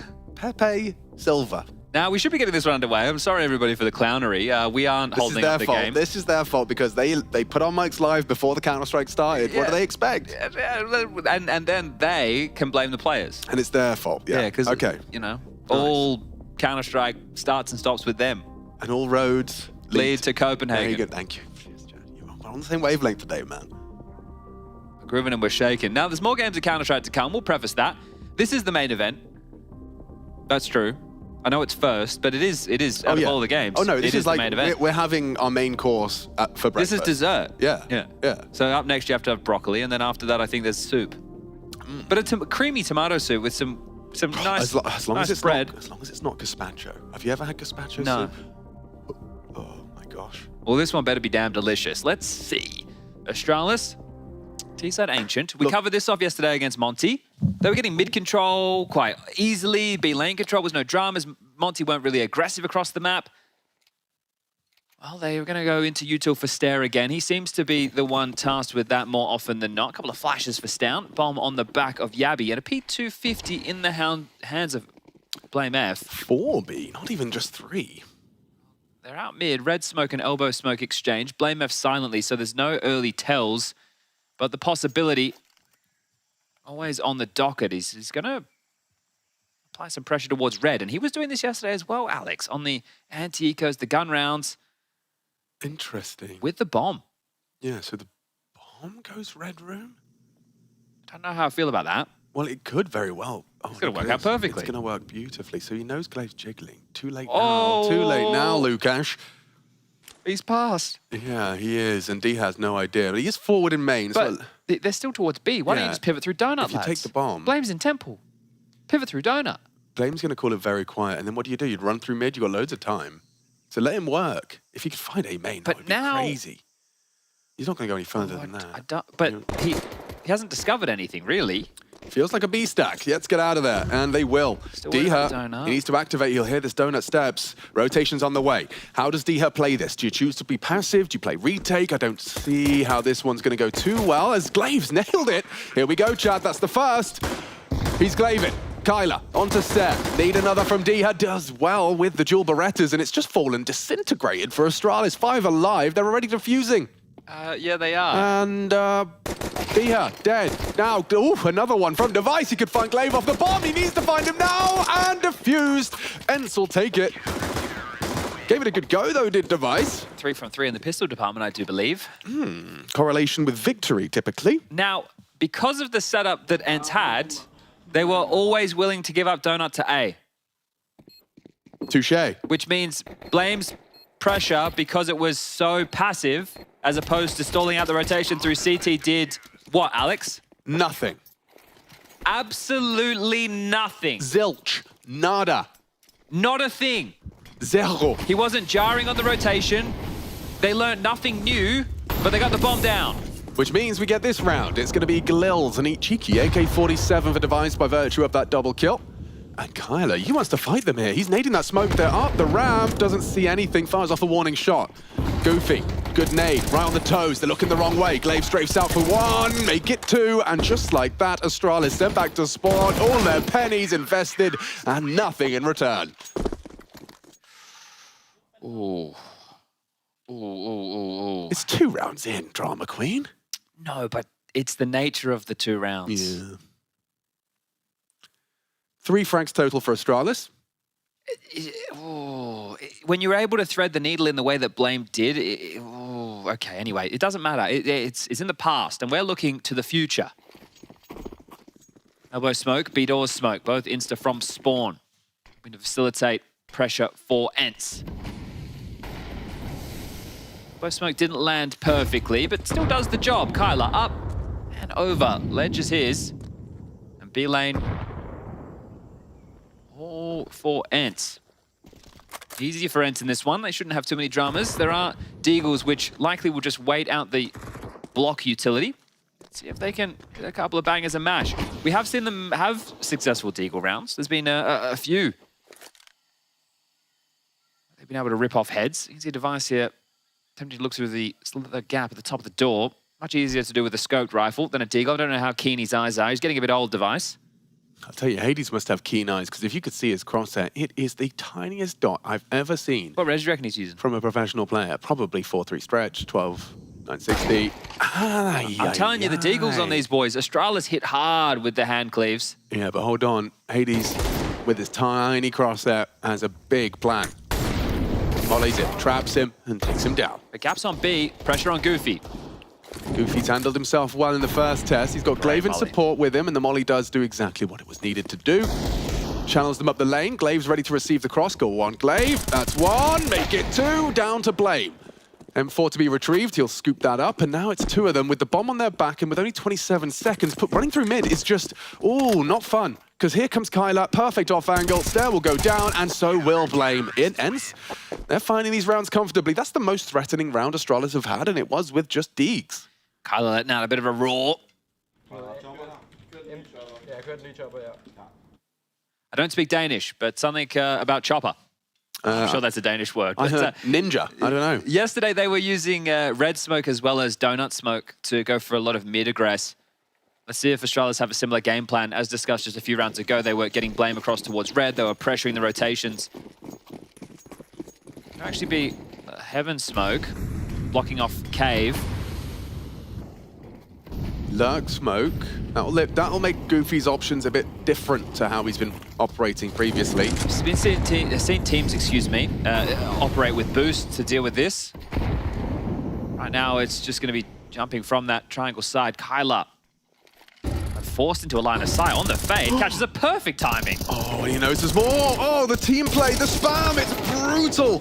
Astralis suffocating on B. Stair gets away with a kill, but he's down at 29 points of health. Yeah, that combination of aggression with the Glaive wallbang as well was really nice. You can see that it limits their options severely. So starting these halves in the dumps are Astralis. ENCE were able to pick up 5 consecutive rounds on the first half of map number 1. Right now looking likely to pick up their 4th. So when you combine the starts of Vertigo's first 2 halves, they were able to get 7 out the gates. You heard Apeks talking about this in his winner interview just the other day. Especially with their foray against Cloud9. Here's Glaive. And there's Yabi. Takes out the shot. Done. Really good move. Yeah, Yabi's done well there. He's managed to manufacture a 3v3. Rotating is Hades. Smoke is there for short. Takes the fight on long, no one home. Molly to stop that occupation, stare up the ramp, and bomb seems like a guarantee at this point.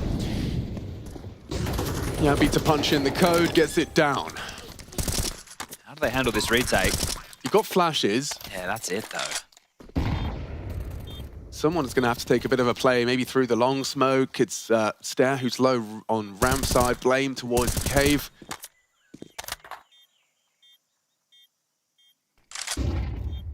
That's info. They know that trajectory came from cave.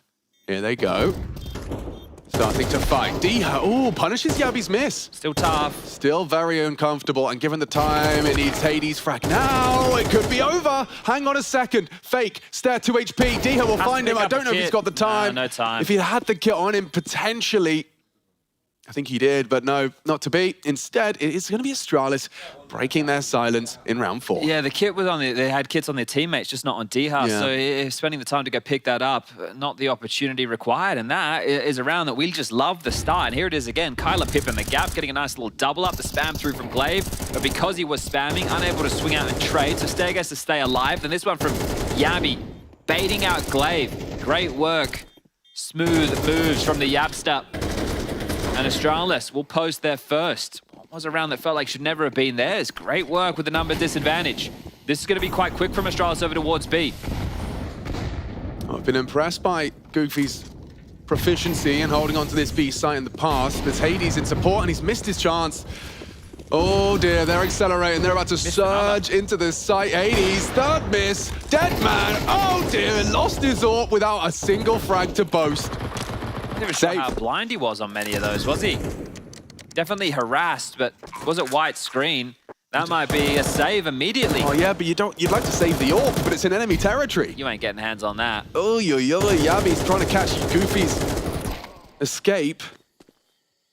Kind of taken down device, so maybe that's a rifle eventually. We'll see Diha onto Yabi. That's going to be the determining factor here. Yabi could clear. Or not. Going to be run down. Diha using that mobility on the MP9. Making it costly for Astralis. Glaive's locked the door on red exit, so they're actually kind of trapping them in here. Go on, Glaive. What have you got for us? He's got 1. He's got 2. And nearly another onto Stair. Will he get away, though? There's a hunt coming from Kyla. If he does survive, Kyler will not be able to get there in time through Donut. He saved the AWP at least. That's nice. That is a great save and a good round from Astralis. A really good response, and it felt like Hades had a couple of opportunities. So getting run down, the AWP on B, isolated. He had at least 3 shots that could have been his. That could have been the difference maker. Yeah. Oh, what is the buy looking like for ENCE? Do they take a save behind the save rifles and make sure the purchases with the loss bonus of 2,400 in the next comes through? It looks likely. P250s addressing the concern around the A1, AK, and Galil. And expecting a bit of an absence of utility in mid, they actually flirted with something a bit more poppy towards middle. The damage has helped, hasn't it? There's a Galil, a MAC-10, but they've still got a lot of util to spring into action late. Blame. He smokes Donut and starts to run. Yeah, just missed util in multiple occasions. Oh, Kyler. He really, really feels like he should have done more with that. Now he's getting run down. Blame even heard the lick of the flame. Hades on the timer. Yeah, a little bit of maneuver ability. Red, hot. If he goes around the long way, he won't find any action. And Blame's actually considered this. It does work out better for Hades. Ooh. Well, was that heard? Yes. Yeah? Yeah.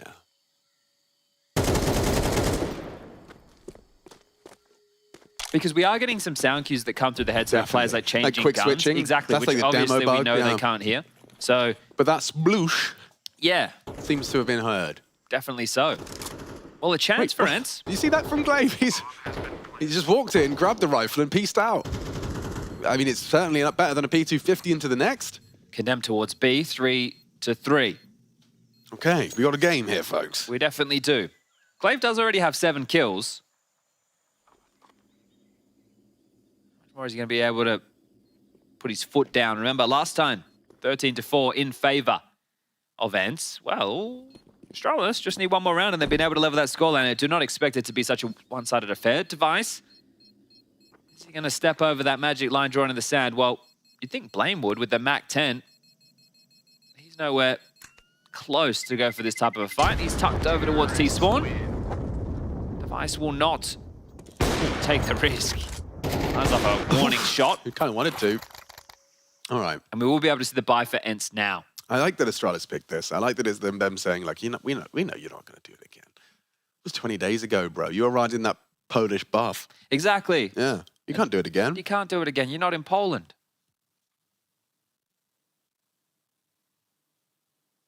Tactical timeout. Opportunity for Cuban to get on the mic.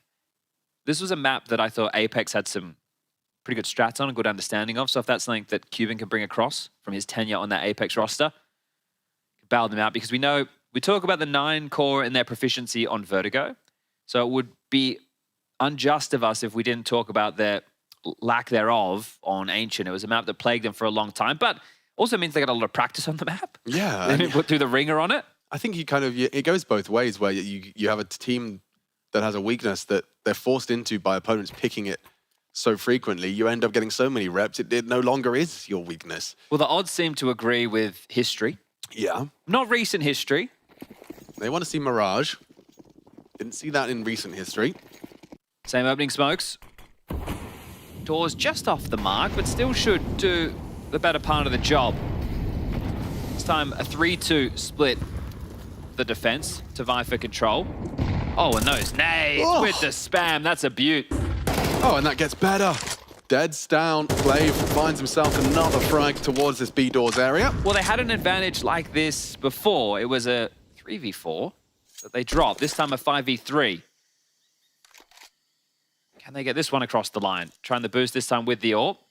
You can see that gap that Device was looking for previously with the Deagle in hand. Cheeky one. It's his leg shot maximum, isn't it? Gosh, a pixel. A pixel. Much cooler when we're looking at it with like X-ray off. Yeah, that's crazy. Oh. He's given it up. At least he knows where Goofy is. That's some information to work with. What do you do with this? Do you just kind of crouch peek hit? Do you boost? You have to do a banger of a shot, don't you? Go, Goofy. Not having any of it. No, but still nice from Stair. Proactive charges up the ramp. Glaive doesn't finish it. Lots of damage. Hades 1 back. Molly limits their options, spots the bomb on the cross. Device picks it up, smokes off Speedway, and will get that bomb down. Fast flank from Kyler coming in from Cave. Dia joins Hades. This will be a 5v3. Yeah, Stair, he found the entry, but can he find the closer? They've doubled up on long. Kyler's going to report that the rest of the site's quite clear. Stair, are you really not ready for this? Not at all. And so Device. And a 1 versus 3, pressure mounting. He's already nailed the first onto Diho. He's isolating these duels now. Oh, and you need to see Hades be proactive. Join the squad. Missed shot. And ENCE will take the retake. Device feels like he could have done more there. Hades is going to get his hands on that AWP as well. A round that felt like it was getting out of control, but handled. 2 survive. 4 now posted. Back into the winning ways. That spree of 3 for Astralis. Stop short. And this was the opener from Kyler. The double nades. The light lick onto Blame. Great that Hades was there to respond because Glaive did a lot of damage, sure, but nothing lethal. And if it was a 3v3 on the post plant, maybe that was the difference maker. As Cuban extremely happy with that round victory. Device back into an orb, Blame on a Mac 10 again. The rest with rifles and same openers. Well, they were really worried about a mid push. You can see they've actually gone double molly. So they've gone the close and the door molly, but it's pressure towards A. Diha currently tucked in behind the site. Smokes are in the air towards this A site, Donut and CT. Oh, Diha's feeling the pressure. He's going to give himself some freedom to maneuver here. In case they molly, he can jump up, try and find a safe haven, and Hades, what? He's just nailed. What is that? 2 through the smoke. Upon the entry, Astralis, flustered now. Confused as to how Hades has done that. Yabi claws 1 back. Kyler dead as well. What Suddenly, happened there? a 5v3 goes 3 on 3. Is Kyler looking at his radar? It's a messy one from him. He's had a couple of missteps on mid. They're actually re-clearing together. So Glaive and Goofy, the double Gs. Yes, please.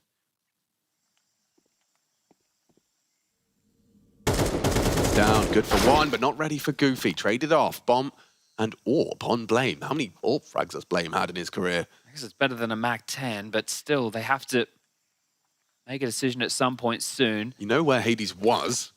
35 seconds on the clock. Hades still posted.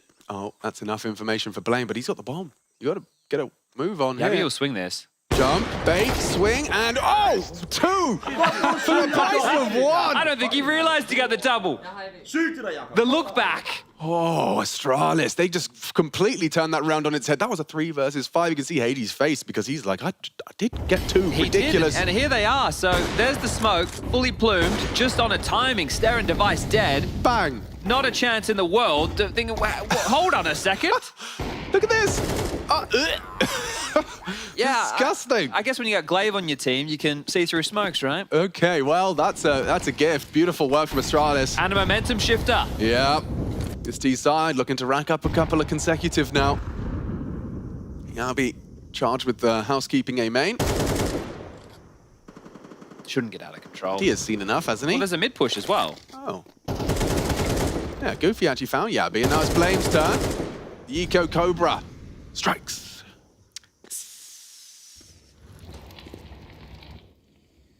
If we did live in the dodgeball universe, Blame would definitely be part of the Globo Gym. I can see that.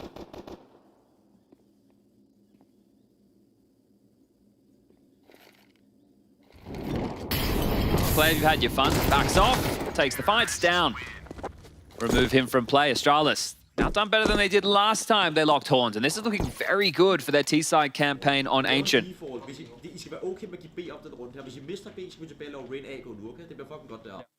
Okay, something about doing a default. Is it? Wow, Chad, you are getting better. Thank you very much. You've been practicing before Copenhagen, have you? Yeah, well, obviously, you can only speak Danish in Denmark. That's how the rules go. They Yeah, don't speak any English over there whatsoever. No, not at all. No, they're not proficient in English.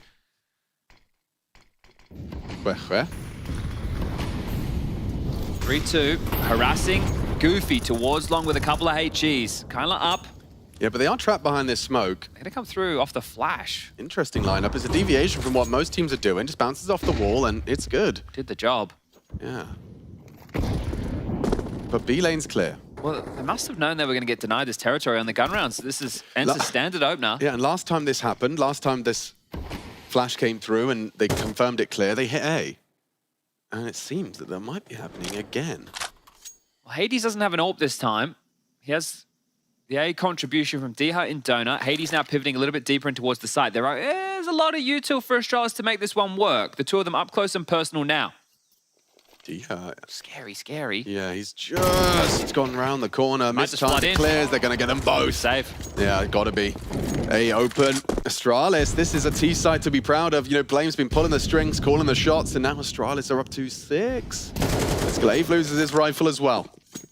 The reroute was really quick, right? The fact that they've all just immediately darted back. ENCE is still waiting for the fate of the smokes, expecting it to be respected. And immediately they go for A main control.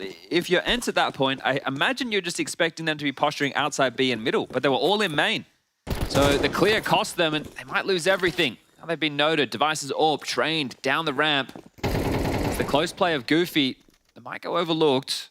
Device saunters in. Could be an AWP for Hades. Oh, he's gonna knife him. Oh, but he's lost his teammate. That ain't worth it. That ain't worth it at all. Oh, you look silly now. Yeah, Device says, nah, not on my watch, buddy. You are looking goofy. Oh, dearie me. You've awoken the beast. Device thinking, okay, these guys are so confident they're trying to knife me in a round they've already lost in a 6-round T-half. But if it was in the back, why didn't he right click? Because he really wanted to disrespect him. Goofy, you look like a bit of a tit. What's the noise Goofy makes? If you did that on cue with the knife, it would have been epic. That may have been one of the greatest casting moments in the history of any video game. Oh, man, don't say that. I've missed my opportunity now. There might be another one. Oh. We'll fix it in post. Yeah, could we? Yeah. Thanks, producer. Second tactical timeout. Here it is. Wait, here it is, Alex. Okay. As you can see, Device, he actually hit the shot, killed his teammate, and then left, clicking him in the back to 2 HP. 2 HP as well, you muppet. Yeah, that's... You Looney Tune. Well, it's not Looney Tune. No, it's not. What is it? Disney something. Yeah, you cartoon character, you. Yeah, they're not the Looney Tunes. What are they then? We must have a name. Not Mickey Mouse and Friends? The Clubhouse? Wait, they missed the door smoke. Well, everyone's a bit flustered after. They are, and they took a timeout. Well, so Mirage is map 3. Joking, of course, sorry for that, and shouldn't have clapped into the microphone either. Breaking all the rules. Astralis, look at the team effort, by the way. The kill spread is mad right now. 6-6, 6-6, 6-6, 7-8, 6-8. Speaking in hexadecimal.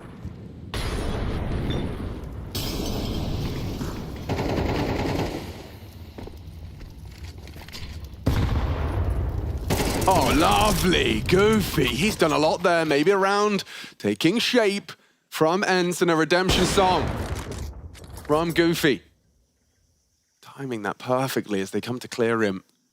Blame, however, spots out Diha. All Diha has to do is live because he's this loose piece. The fight top middle. Blame will get one back. So overstepping the mark, Blame's found a gap to work with. And he's immediately just jumped into it. But they need to get the bomb. I think the problem for Yabi, when he picks this up, he knows that he needs to go... Back to B? Blame's already like... You've got to go through lane. This is a free kill. Look at this from Blame. Great decision-making from Blame. Beauty. I know Diha still lurks in the mist. Good luck, Goofy. Needs the ace. Yeah, it has to be. And it's onto Device next, so watch this. Takes him down. 7th round. It started very strongly, but yeah, just a couple of overextensions from some of his teammates. Yeah, and it's weird one with all the timings. You can see just how quick it fell apart for ENCE, scampering for control. And Glaive's not getting away with another one of those mammoth performances. He's been kept a lid on. It's Kyler with the most frags so far. ENCE having a tough time. And that was with the pistol, the conversions. What should have probably been a 4th round on the trot where they had a number advantage. So Astralis, they are looking good and they should be feeling good. Yeah, I mean, you know, you talked about the Polish buff. How about the Danish buff when you know that you're going to be just 2 maps away? Today, you can secure yourself an opportunity to perform in front of the home crowd. Yeah, and part of the conversation yesterday was if Astralis didn't make it, which now we have the LCQ. It's taken the sting out. It's not the end of the world if they lose today, but it would have been if they did yesterday, and that would have been 3 consecutive majors that Astralis would not have been at. And we were discussing the other dynasties which are either not going to be there. NIP, Fnatic is one who is in the LCQ. Some of the bigger names in Counter-Strike, not only just CSGO, but history. It's so May or may bizarre. not be in attendance. Let's see what Glaive's got for us. And it's nothing more than damage. He was the only A defender. It's been taken off the site. Should be fine. Full commit. Looking to end strong here. Trying to deny that plant, and he wasn't far off on the spray, but Device gets it down. Late arrival of Stown. Still a player on B and Goofy. He's going to get cleared. Goofy should have this because of the... bait. Yeah, a nice little bait. That was really nice. 4v4. Now what? Now how do you get into this? If Device oversteps, which he has, Hades has missed a sitter. It may Smokes not cost him. Smokes for this. Good angle. Misses his shot. Device in the clutch. He could do this. He has to hit a smoke shot. Misses, and Kyler, combined with Goofy, securing a fifth. An unfavorable retake, but they do manage to pull it across the line. And they really could have had a couple more ends, couldn't they? So Astralis, 7 for them. They're going to be extremely happy with how that first half has unfolded. But pistol rounds, elusive for the Danes thus far. Change that tune, and you could quickly usher us across to map number 3. If that's not the case, we will have a tussle. The back and forth variety. Kyler highlighted there, you could see his impact thus far, 15 kills in total. And a quick chat, a quick breather, no ad break, but still a moment's respite before we let the freeze time trickle on down. Take a look at the buys that are coming together on either side. It's going to be 2 flashes and a defuse kit, currently invested by Astralis. And it looks like 4 sets of Kevlar. For the T-side pistol. 2 smokes, 2 flashes, and a molly, but spread across 4 different individuals as it currently stands. Yeah, loved some of the nuance of their retake there. The bait onto Stown, starting strong. Let's get into it then. It's a 4-1 split again. Cave smoke or short? Is it going to be Hades, deep from Hades? He's questioning his lineup. Are you certain? Well, we're about to find out. Okay. Coming up ramp, nice goosh to Yabi. Molly traps him, he has to fight, he's gone down to the flames, and now with Glaive's help, they're into the sidebar Stown. Have to find him, supportive flash does nothing, Kyler with a white screen still finds him. As ENCE looking to make this a 1-round game, take the pistol, start with some T-side momentum. Astralis, pistols have been elusive for them. And now Kyler's made it almost impossible by finding Stare. 100 to 0, Device left in the clutch, and 4 on the docket. Nothing for him here. Nothing he can do. Just saving the Kevlar, but Goofy's 1 step ahead, wants his revenge, and can't get it. Gives a kill over to Device. They give many more, can start to get in that territory of buying a Silent Stem 4, but he holds on to the Kevlar. Should be able to buy himself a Famous to go alongside of it. That's as long as he doesn't go down to the bomb. What's the pistol stat so far, though, Chad? Is this 4-0? It is 4-0. Yeah. 4 pistols to ENCE. It certainly sets them up for success. Well, we're discussing at the start of this map, the way that the halves have kicked off for Astralis. So it was 5-0 to start Vertigo T-side in favor of ENCE, and then I believe it was 2-0 to start the second half. So that's 7 rounds. Then you plus the 3 on the first half of this one for them on Ancient CT side. We're up to 10. So out the gate, they're 10 rounds to the good. Now 11. Let's see how much further they can push the issue. Device will buy up that aforementioned Famous around the save Kevlar. Rest with Deagles and a 5-7 for Yabi. Donut and Red. Molly Cubby. Goofy. Testing the waters of middle as Device throws a whole magazine down range. Nothing connecting. Glaive has Jag. You make that abundantly clear. Across towards Red is keen for Goofy. Can play into this late round.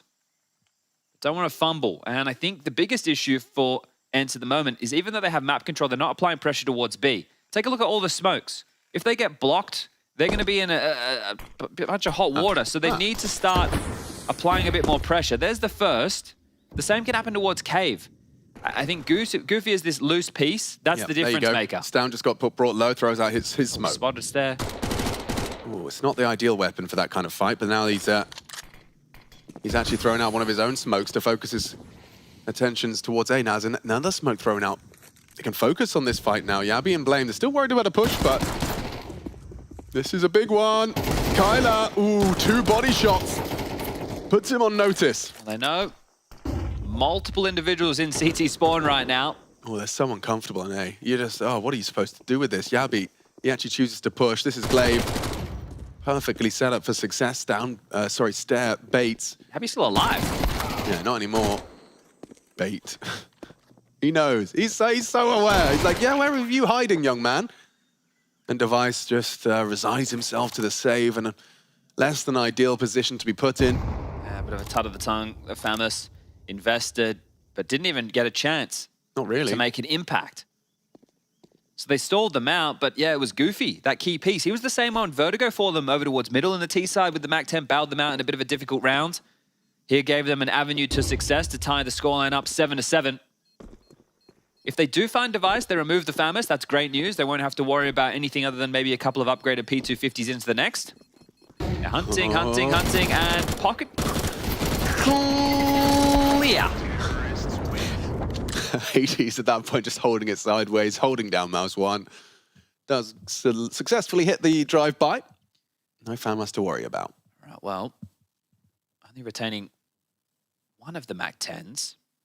It's been gifted to Diha, who has a decent mid/A spawn. 3rd tactical timeout, curiously enough.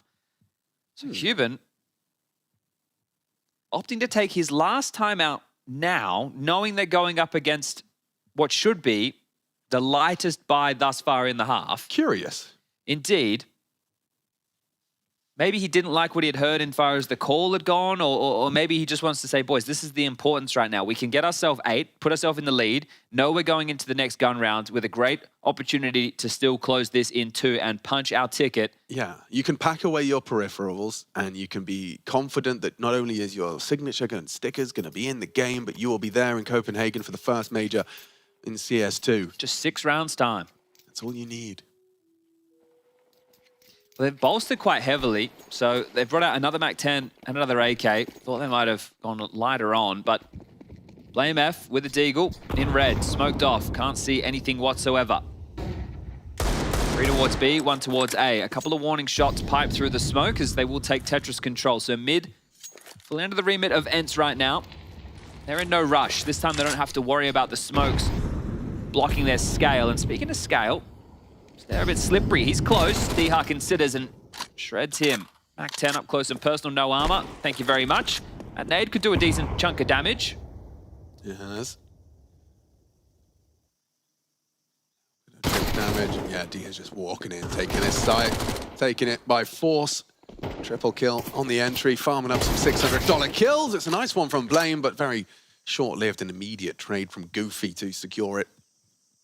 Oh, well, they can get that AK back. Diha's scooped that up, and Goofy is the next point of contact for Yabi, the final player standing. He goes down, and 8-7. Astralis, please stand up.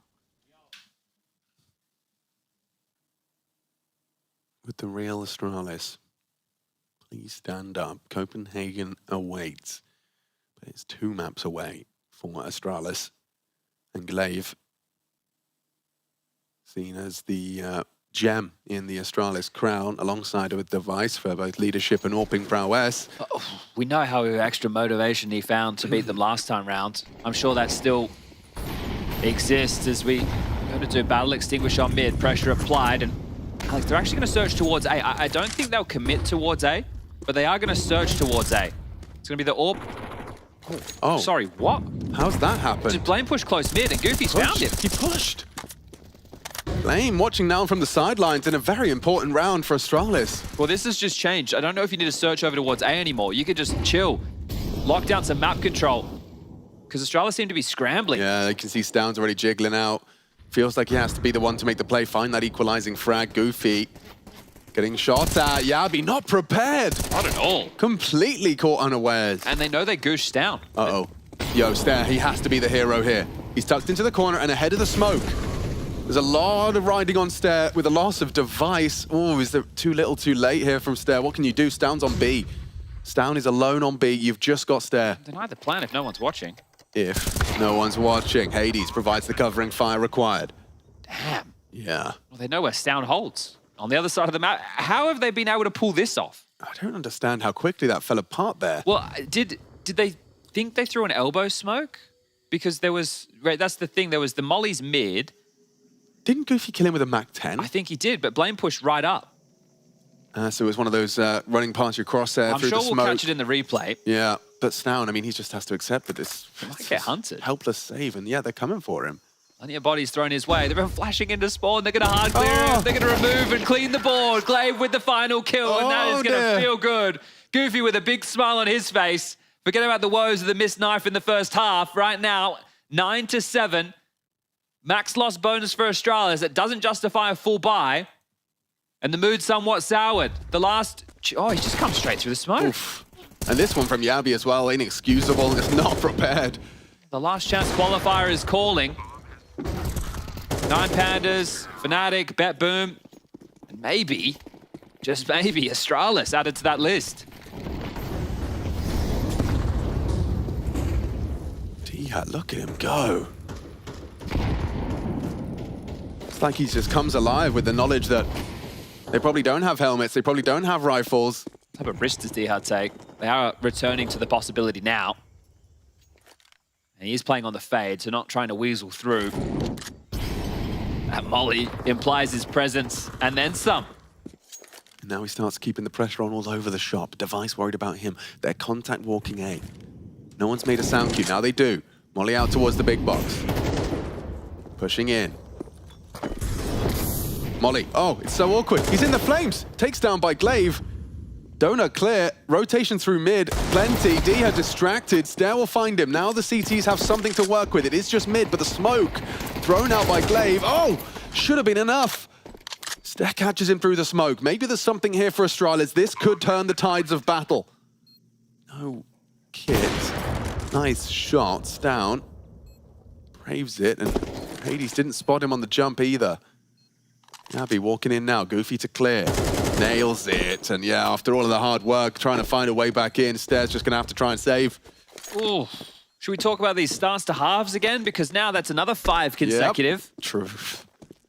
4 pistols, over what, 10 rounds, more than that? Oh, definitely. Yeah. So we got 10, 13, 15 rounds in all start of halves so far. Just by virtue of starting strong, it's definitely put them in pole position. Well, think about the type of rounds that have been accrued in this spree. Right, we've had pistol rounds, force buy, eco, gun round, now light buy, and now gun round again. And that's in a 6-round spread. And obviously, there's your choice of how you want to navigate the economy, right? Do we want to go for the force buy in the second? Do we think it's better to wait for the third and go for a full eco? Right? Those are all the different options that you have available. I think when you contend for the economy in the early stages, if you can make sure they're competitive rounds, which it wasn't. Remember, it was Device who got 2 kills on the way out the door. As 5 players staying alive, he takes 2 to the grave with him. Right. But they were happy to throw bodies to remove the Famous. It wasn't like, oh, only 2 players survive and they've done a lot of damage and there's more damage done to the economy. Look at the finances for ENCE at the moment. They have at least 2 residual gun rounds. And they only need 3 total to take themselves to Copenhagen. Deep breath. Both sides of the server. A lot riding on this one. They start 3 mid. And it's a direct approach for Dispatch towards the B side of the map to start.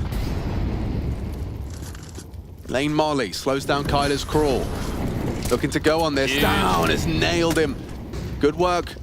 Power position from Stown. Spamming away. Nearly takes down Diha there. Puts his legs in the crossfire. They're not going to be able to help Goofy towards middle. If they weren't just posturing for a B execute, now they're in a lot of hot water.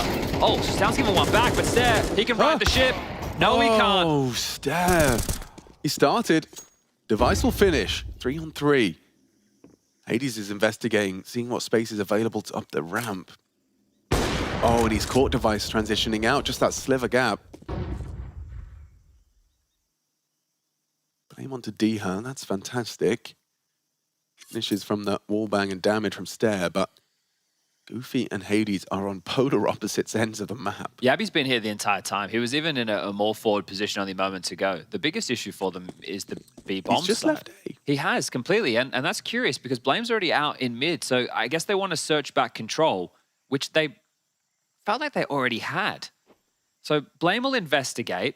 Yabi now sent back, but oh, Goofy's passed on a timer, 30 seconds. But the bomb's B. Yeah, I don't know how Goofy's meant to contribute. Hades will have to start moving soon. Unless Blame just starts rotating back loudly. Yeah, they're going to rotate. So there's a gap opened up. Oh, this is B's gaming. open. This B's is completely gaming. open. He's going to be able to communicate. There's another one. Yabi. Stay alive, Goofy. Goofy's alive. Hades has got a free plant. This is suddenly turning the round on its head. Goofy's sold them a fake. Hades can go aggressive now and take the orb all the way down the speedway. Oh, this is no. perfect. Astralis. Hook in their cheek. Baited. And now running out of options. Yabi, what can you do? He has to be the hero. A missed shot from Hades. That's exploitable. Running him down, but there's Hades for 11. Goofy and Hades, completely isolated, separate sides of the map, but they piece it together. I just don't know why Yabi's left A in that situation, because Blame had all that mid control. Right? He was in the cutout in middle, he jumped up, he completely cleared B lane. In the timing that Yabi left his eyes on A, Goofy found the gap. They don't lose that round if Yabi's just Temple. But I wonder what called him back, because Blame didn't need the help. No.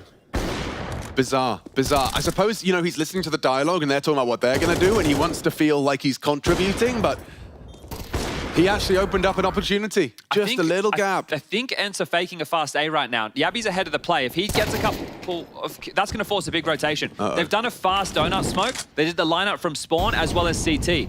You think that should draw a big rotation. Diha's working up the B ramp during all of this. Yeah, but Stan and Stair are here. And with Stair finding the first from that little cubby, he can smoke off the ramp, and this round now slows down. Yeah, not a potent fake by any stretch, even with the kill. Oh, Stan, really? This would be too much, wouldn't it? Oh, he's got a freebie. Oh, perfect. And it's the bomb? No, it's not. It's just Hades losing the orb. But these guys are dead too. Blame nearly gets them both with the MP9. Astralis, this is a stabilizing round. And it is all on to Kyler now. Fired off a shot. He's got 23 kills. He's been having a game. He's having a great game. And he's hitting every shot he takes. Oh, man. Got to watch out for Kyler. He really is in it to win it, but that's a big one back. Astralis is going to be very happy with that. I thought, and I like the call from ENCE because you expect Astralis to be quite sketched out, right? Ready to rotate quickly when there's any action, the pressure's on. That's the first CT round, and it was them withstanding a fake after giving up the opening kill. So that shows they've got the minerals. Got to do it the hard way. Another one of those required to break the finances of ENCE.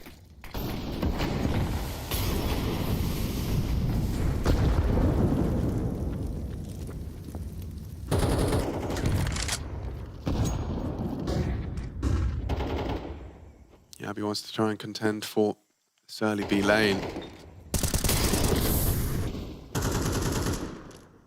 He's Molotov him away. Device's orb's coming back. Playing the fade of elbow as well. Device rotates through. They've completely left A open now. Gonna boost him.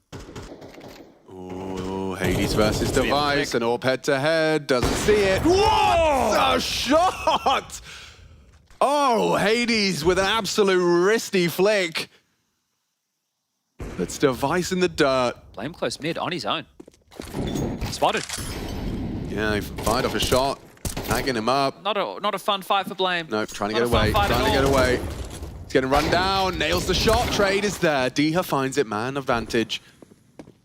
Are you looking for the fight as well? Diha spotted out. This would be a hell of a shot, and he nails it. That's important. Now Stair is in position. Behind the boxes, here's Goofy running in, charging in. Still catches him on the clear. Huge frags right now from Stair and Yabi. Kyler needs to chill. Hades needs to activate. Hades is worried about Stair. He knows he's still alive. He knows he's very slow on these rotates. It might be a save. Oh, the shadow. Gets the best of us. I'm not sure how the two of them are meant to get back in with only 17 seconds. Yeah. It's going to be it's too hard to break this site. Are they really going to give it a go? No smoke either. Like, what are you supposed to do? 10? 8? You know there's a play. No time to plan. No time to plan. Yeah, it's tough. Hades has to get away. Holds on to what he can. All right. Well, there you have it, Astralis. Credit, I think, to Stair there, being in the right place at the right time. A was open for a long time during that round. Goofy just taking his sweet time, didn't manage to find that gap this time. Yeah, Blame overcommitted, but the fact he still gets one. Yeah. Right, if he didn't get anything there, that would have spelt disaster. for Astralis, but they're working their way back into things now. Consecutive rounds posted on the CT side. That drought of 6 rounds to start the half. Put ENCE in touching distance, but the finances get wobbly. And Kuban gets another chance on the mic after burning his so early. Astralis have given him the opportunity to try and maybe give him some words of encouragement, some advice on how you find these remaining 2 elusive rounds. I don't know how necessary this is. This was the banger from Hades. Yeah. That was a great shot from the Polish sniper onto the head of Device. The beauty. They've actually allowed Hades to retain his cash. And D has bought in with a Galil. So wanting to make sure they can prioritize the AWP in future rounds by the looks of things. Okay. What are we doing here, lads? It's a go, it's a go. Just going. Kyler, the aim god so far with all of his frags. Can he find any more? 24, looking for 5. Stare. Takes him down.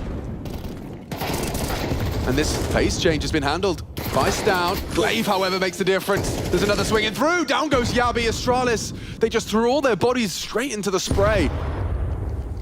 A pace change off the back of the timeout from Astralis. All of your team talks, it means nothing. Device asking, where is there a kit? I can see one towards the site. Smokes off ramp. Boost. They have to scramble. He doesn't know that they were both committed. That's spam. Oh. Didn't see him. Well, he's going to blow open the smoke. They're going to clear the smoke when he goes for the defuse.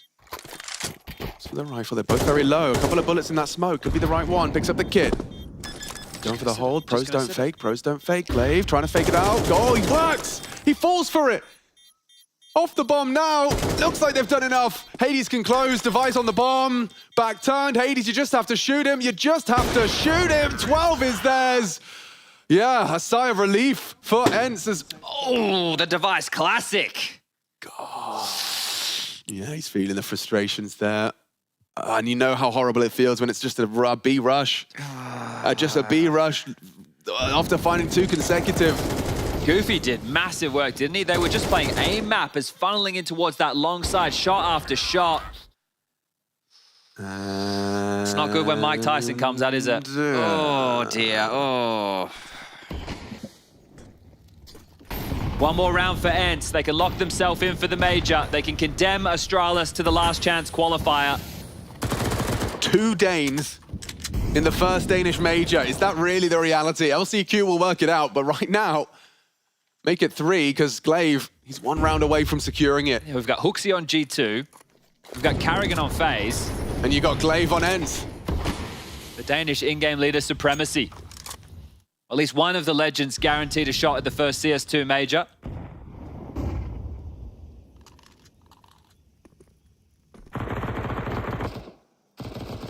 Does it all end here?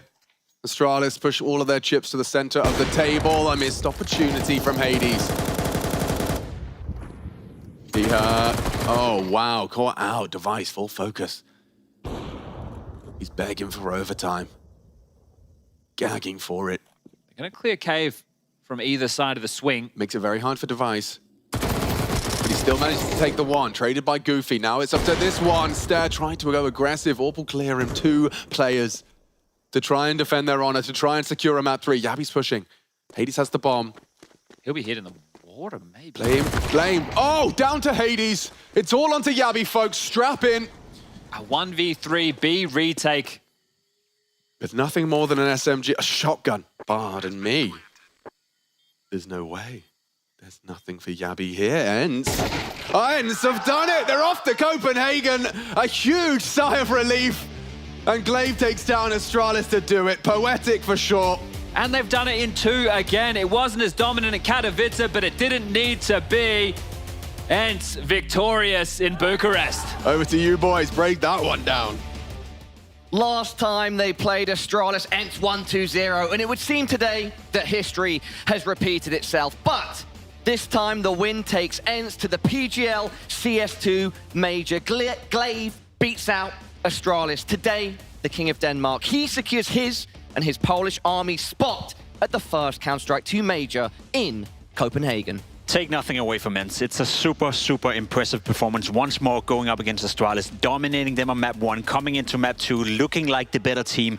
You can argue second map was a little bit more competitive, but at the end of the day, there was never any really doubt that ENCE were the better team today. I don't know what is up with Astralis. I don't know what is up with the man on the screen right here, Device, but it seems like they collectively right now are not playing great Counter-Strike, while on the other hand, ENCE are playing some beautiful Counter-Strike. No one thought that glaive plus 4 Polish players were going to be able to play at this level. They've done it at Katowice. They did it here in Romania as well. They're heading to the Major in Copenhagen. I had some doubts, Pimp, in the first half of ENCE, but of course. After that, things swung around. Well, you know what? I would argue that because there were some of these high-tension moments, this is even more commendable from ENCE. Even more so. Had they just blown Astralis out the water, very one-sided scores, we would have said, it's just about Astralis messing it up and let's rebuild this project. But because you had this high-pressure moment, it highlights the composure that ENCE were able to showcase in some of these clutches.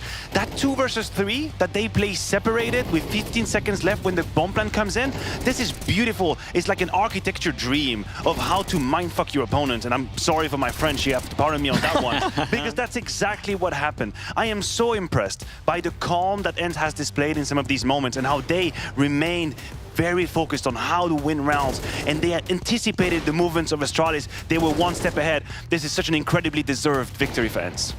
Pimp, looking at the scoreboard, Kyler really stood out for ENCE, but you know, the team were really coming together, and you could see how well they were synergizing under the leadership of glaive. In a sense, everybody stepped up. Yeah, and I think that's the main point I want to drag out away from that one. Everyone stepped up. We praised Duha on map number 1 for being the best player on the server. Bottom of the scoreboard this time around, glaive had a great showing. Hades had some very impactful op kills throughout the T side, in particular as well. Great at shutting down any aggression coming in from Astralis. And then Kyler and Goofy. I believe Goofy at one point in this game was 0-4 or 1-5 or something like that. He finishes with 19 kills and 13 deaths, 102 ADR. So yes, you can argue that every single player from ENCE in this best of 3 had moments where they were the deciding factor, but together they came out as a team, which you can't really say about Astralis, unfortunately. If we're going to refer to Goofy, he not only had to like step his level up at points in that match, but he also had to sort of correct from a big mistake when he went for that knife on Device. And you know, probably in that moment, again, I can't speak for him, but you assume he's a bit embarrassed, a bit frustrated. His teammates like, why'd you go for that knife? But then the round after, he bounces back and he has an overall very sick performance. Definitely, and let me elaborate on that. Had an Astralis player attempted to knife and it didn't work out, the team would have split right in the middle of the game. They would have just torn out their contracts, torn off the jersey, and walked out of stage. But because it happens in ENCE and the atmosphere is cool, everyone is having a good time, you just laugh it off. You bounce back the next round around, and that's okay. That's all good.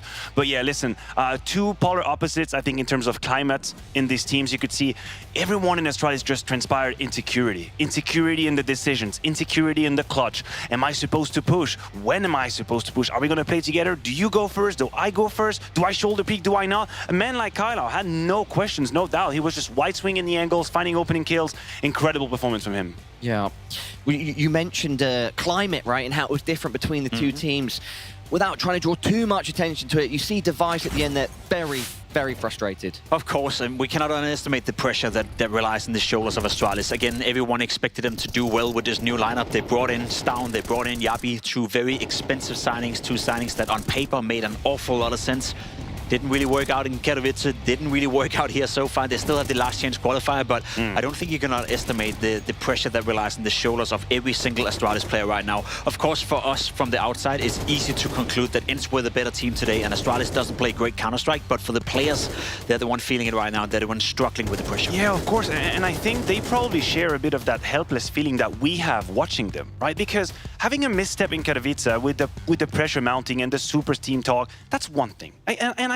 I don't like it, but I can accept it. I can acknowledge it. Now you spend some weeks, you work together, you practice, and you go to the RMR, and the same thing happens. I think it dawns on them the same way it dawns on us, that there might just be something profoundly wrong with the team. And what we thought was just a speed bump at the very beginning is actually a limitation, a deep limitation about what they're doing. And that angers me. That upsets me. I have to be real here. I'm pissed off about it. I would like Astralis to be much better than this, but at some point I'm running out of excuses. Listen, it's like speaking to any girl out there, because they're sending mixed signals, right? In Copenhagen at the group stage, they beat Vitality in a best of 3. We think, all right, this super team is coming together. Stown was playing well. Yabi had great moments. Then you go into Katowice, and all of a sudden they're sending no signals whatsoever coming into the RMR. Sure, they've looked decent in certain games, and now they look horrendous against ENCE. You can't figure it out, right? It's just a team right now that is just constantly sending mixed signals. So if you're trying to date Astralis or you're trying to be a fan of them, it's impossible. We should probably talk about it in the green room. I'm going to help you out Too with much? the DMs. Yeah? Okay, There's cool. probably some DMs issues. Let's stay on board with you, Jacob, and take a look at round 18. We've got 2 rounds to look through where ENCE were just performing very well. Yeah, it's what Matt just spoke about, right? The perfect round coming in from ENCE. It's not starting out too well. They're losing out in some of the trade duels. Unfortunately, for my money, Stown is seeking the duel a little bit too much here. However, Device is recoping, Blame is recoping. You're in a 3v2 right here, where this player is sending the perfect fake. It's Goofy finding the first kill right here, pushing the smoke in, causing the entire Astralis team to rotate to the other bomb site. Meanwhile, Mr. Hate is up here, planning the bomb, putting himself in a winnable position. And as you said, Matthew, the perfect round of Counter-Strike where Glaive, the players, everyone is just orchestrating each other and making Astralis look like a fool. Oh, definitely. This one is such a good example because on one hand, you can definitely praise ENCE for the crafting of the solution, but on the other, it highlights the panic in Astralis' minds, right? You're 3 versus 2, and you're watching the game as if they were in the back foot in the round. They are the one suffering the 3 versus 2 with 30 seconds left. Movement from Miyabi abandoning his post on A because Blame is looking for information, and then one smoke is actually enough to pull an entire rotation. That is a team that is in apoxia at the time. Just there's no oxygen, it's just full panic. We also have round 21 now as well, where the initial entry went the way, or opening kill I should say, went the way of Astralis, but then out of nowhere the ENCE storm rains down thunder. It's a Glaive speciality. 11-9, he's well aware that Astralis losing this round means they have no money, they go down 12-9. What does Glaive do out of T-spawn? Let's do a rush. Let's do a very simple rush. We just go full on up it. It's all 5 players up ramp, getting into the faces of Astralis, and it worked out to perfection. We've seen it from Glaive before. It's a trademark for him. He always finds these moments where he can hit the nail in the coffin, and that's exactly what he did. He took the knife and he absolutely stabbed Astralis in the back like that. Talking about Glaive, he's down on the sidelines with James Banks for a post-match interview. I've got Glaive with me here, and a very emotional, very happy, and I would guess a very proud leader right now. What does it mean to you to come back with this team where you weren't sure what you're going to get, make the major, and do it in style? It means quite a lot. It means a lot to me and also to the team and for everyone. So, wait. No, it's fine. Yeah. The majors make this feeling. The RMRs do this every time, win or lose. And for you, you've been battling back and forward with this team, right? You go 2-2 and getting it done over Astralis. That is what's most impressive. And this is why it means so much to you, right? Yes. And I mean, I didn't qualify for a major 3 times in a row. So this was really meaningful to me. And of course, going up some of my former teammates, it means a lot as well. They are a really good team, and I'm really happy that we beat them, but I also have some sadness for them because I like them a lot. Also, all the guys in the office, I know they still have a chance, and I really hope they will qualify also. Full respect on both sides for sure. Now, Vertigo, it did look like you guys had that full in control. This is a great map for you guys. Even for the 9 squad, right, that was a great map for them as well. But then on this Ancient, it was a bit back and forth. At one point, it looked like it might slip out of your hands. Did you still think at 7-5 right after the first half, okay, we can do this? I think I didn't think too much, to be honest. I didn't really have any bad thoughts in my mind that they could come back or anything. And I was just thinking all the way that if we just play good, as I know we can, we will probably win, or even at least make it close. And we did that today, and winning 2-0 is really important because then there's less pressure going into third map, and when you're up 1 map, it feels better going into second map, right? So, so it was a really nice feeling playing today, and yeah, kind of a lot of stuff happened before this game, so. Yeah. And I just want to touch on the 11-9 scoreline. You decided to rush up towards B, right? This was a huge hit for you guys. Was this like you need to change the pace, change the tempo, catch them off guard a bit? I mean, yes, I just knew that they are starting 2 mid, 1A, 2B a lot, so I knew that if we rushed B, there would be a big chance that we could take the bomb site, get the plant, and get some good duels. And yeah, that was what happened, and it was it was a bit tough because I didn't say, let's rush B. I was asking, guys, are you ready? Do you want to rush B? Oh, okay. And everybody was saying, yes, let's do it, right? Wow. So it's not only me deciding, but me also coming with some ideas for the guys to understand. And we also talked about this before the game, that B rush could be an option, right? Now, looking at your overall performance here for the RMRs, you start off 0-13, right? You can't get a single round against Spirit. It's Spirit. But then you fight back in this. We look at the Guild game, then a very close game against GamerLegion, getting 2-0'd by Vitality, and now 2-0ing Astralis. What does that make you think overall of how you've done? Where do you feel of like your performance? Because it's a bit of up and downs in different ways. It is. I feel like that we have more to give than we have been showing here. I think we showed some good results in Katowice, and this is the level I want us to get back at. And Kuben wants the same for sure, and he's also trying everything he can. Everybody is, also the players, and we're trying to find more consistent level, and still like thinking about how our play style should be a bit, because sometimes we lean too much to one thing or too much to the other thing, and we have to find the balance and keep the balance, and we did a good job with that today. You certainly did. You've made it to the Copenhagen Major. I love that it still means so much to you, Glaive, a legend of the game. But that's it. ENCE are through to Copenhagen Major. We'll continue with the show. Go back to Parla right now. Thank you, James. And so great to see Glaive being so open with his feelings. Let's not forget, right, this is a multiple major champion. And at this point, he's missed 3 in a row, but now he's made it. And whilst he's very happy to beat Astralis, it's bittersweet, you know, beating his old team. It's so many things coming together there, and it's nice to see him reflecting so openly and honestly about it. You can imagine why he's being super emotional about that. You know, Astralis has been his home. It's been the place where he's been the most successful in-game leader of all time.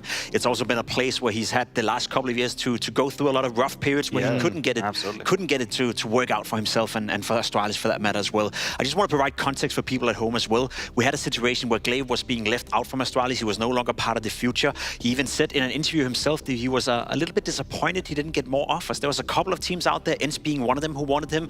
I think Heroic were on the market as well. But apart from that, it felt like the teams, the players, the managers, the GMs out there, and the community had lost faith in Glaive as an in-game leader. What he did in Astralis the last couple of years weren't too well, and probably didn't do too well for his resume. And now he's bouncing back. He came into ENCE, come into a project where half the team is on their way out. They're leaving to Falcons. They want to go somewhere else. The grass is greener, you name it. By the way, they didn't qualify, unlucky. And then he's being left with 4 Polish players that he didn't know he was going to play with when he signed the contract in ENCE. Yet he still finds a way to make the team work. For my money, the greatest in-game leader of all time, and he's showing it one more time. That is a very strong argument. I love those words, Pim. Matthew, we've got about a minute left. If there's anything else you'd like to add as well.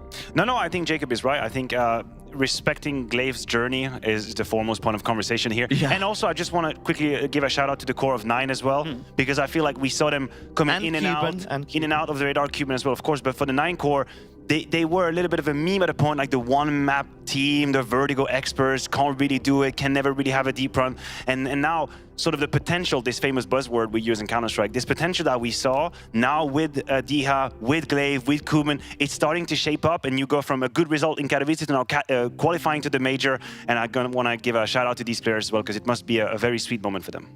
Absolutely. Gentlemen, thank you as always for your thoughts. Everybody at home, Astralis go down into our last chance qualifier. ENCE progress to Copenhagen. After a short break, we'll be back with ECSTATIC versus Guild Eagles. Don't go anywhere. Close. I nuke. Okay. No flash. Yes. Oh, flash one. We'll hit close. Flashing. It up to the house. Nice. Wait. 10. I play time. You can go. Wait. Play time. Play time. Nice! You are amazing, guys. They don't have money. No money, guys. Nice goofy. Oh, no money. Can we trade? Level up your gaming space with metal posters from Displays. Hang your displays in seconds. Swap them whenever you like. Get official art from your favorite games on a uniquely designed metal canvas and choose from thousands of posters. Join over 3 million collectors now. Your wall upgrade is here. Shop now at display.com.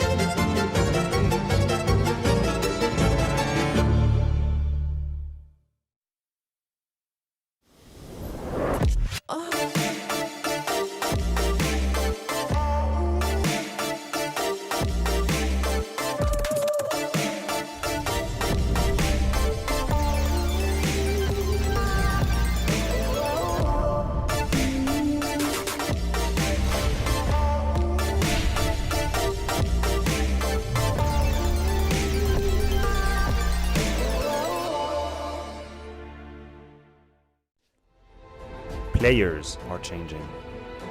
Countries are changing. The game has changed. Finds it to perfection and simple. It's Olaf who's on top of the box. He's got 3 and he's looking for a 4. That is incredible. And Rain, he's knocked away. The best tournament, the best bookmaker are the same. It is time for our CS2 fantasy draft. I've got Senna from the Guild Eagles. My brother, how you doing? Good, you? I'm doing very good. Thank you very much for asking. You ready to build your fantasy team right now? Okay. Yeah? Ready to spin the wheel? Let's go. Okay, let's do it. We're going to spin the wheel. We're going to watch this go around, and we're going to watch and see which team you will get first and how it will work. And you're starting with Vitality.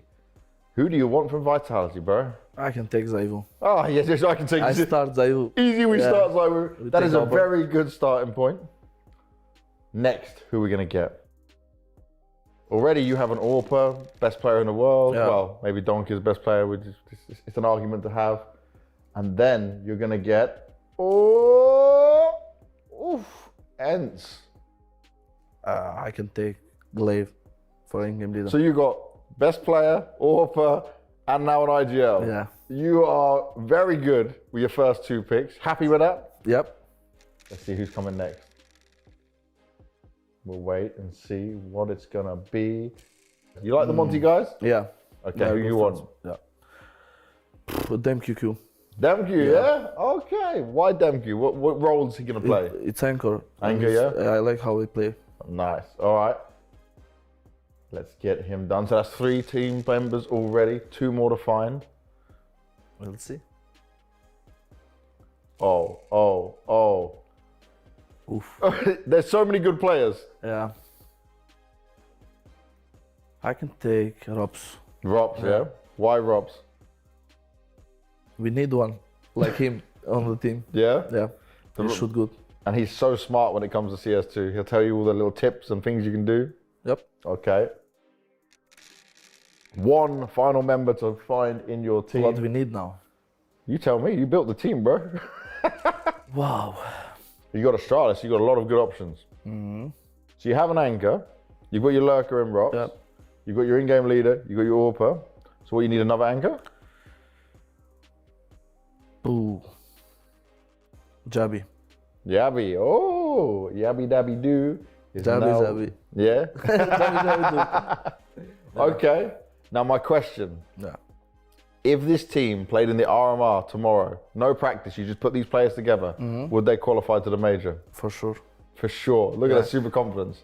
And you'll be the GM of this team going far. Yeah. But Guild would beat them, right?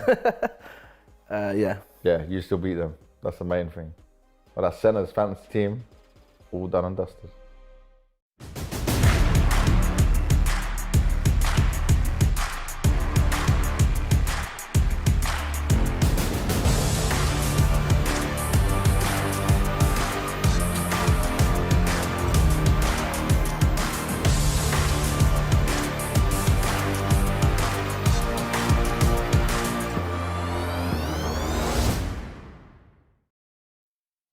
Welcome back, everybody, to the PGL CS2 Major EU RMR B. We go from the established Danish organization of Astralis to the up-and-coming Danish organization of excl, and they will be squaring off against the Guild Eagles. The winner secures their spot in Copenhagen for the first Counter-Strike 2 Major. The loser goes down to the LCQ, Last Chance Qualifier. My name is Parla, I'm still your desk host, and I'm joined on the desk now by Blair.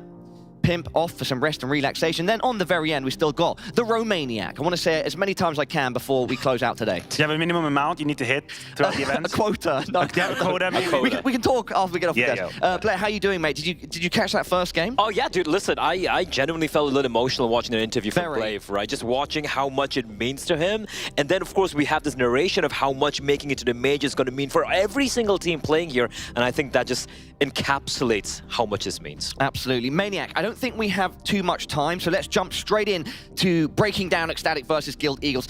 Let's talk the RMR results for both of them so far, their trajectories and where they're at now, starting with you. If I do a quick summary, for excl, it would be an almost celebration. The Apeks, you know, the last two maps we've dialed, and we talked about some of the clutches here. And for Guild Eagles, it's about tenacity, surviving, tough position. We have here the results from excl as well. But I do want to harp on the mental resilience of Guild Eagles, because by the book, if you're a Counter-Strike purist, there are many different ways you can criticize this team. They're not playing the perfect Counter-Strike. They don't have the biggest conversion of clutches. They don't have the best pulse plans or whatever. Definitely not GamerLegion, by the way.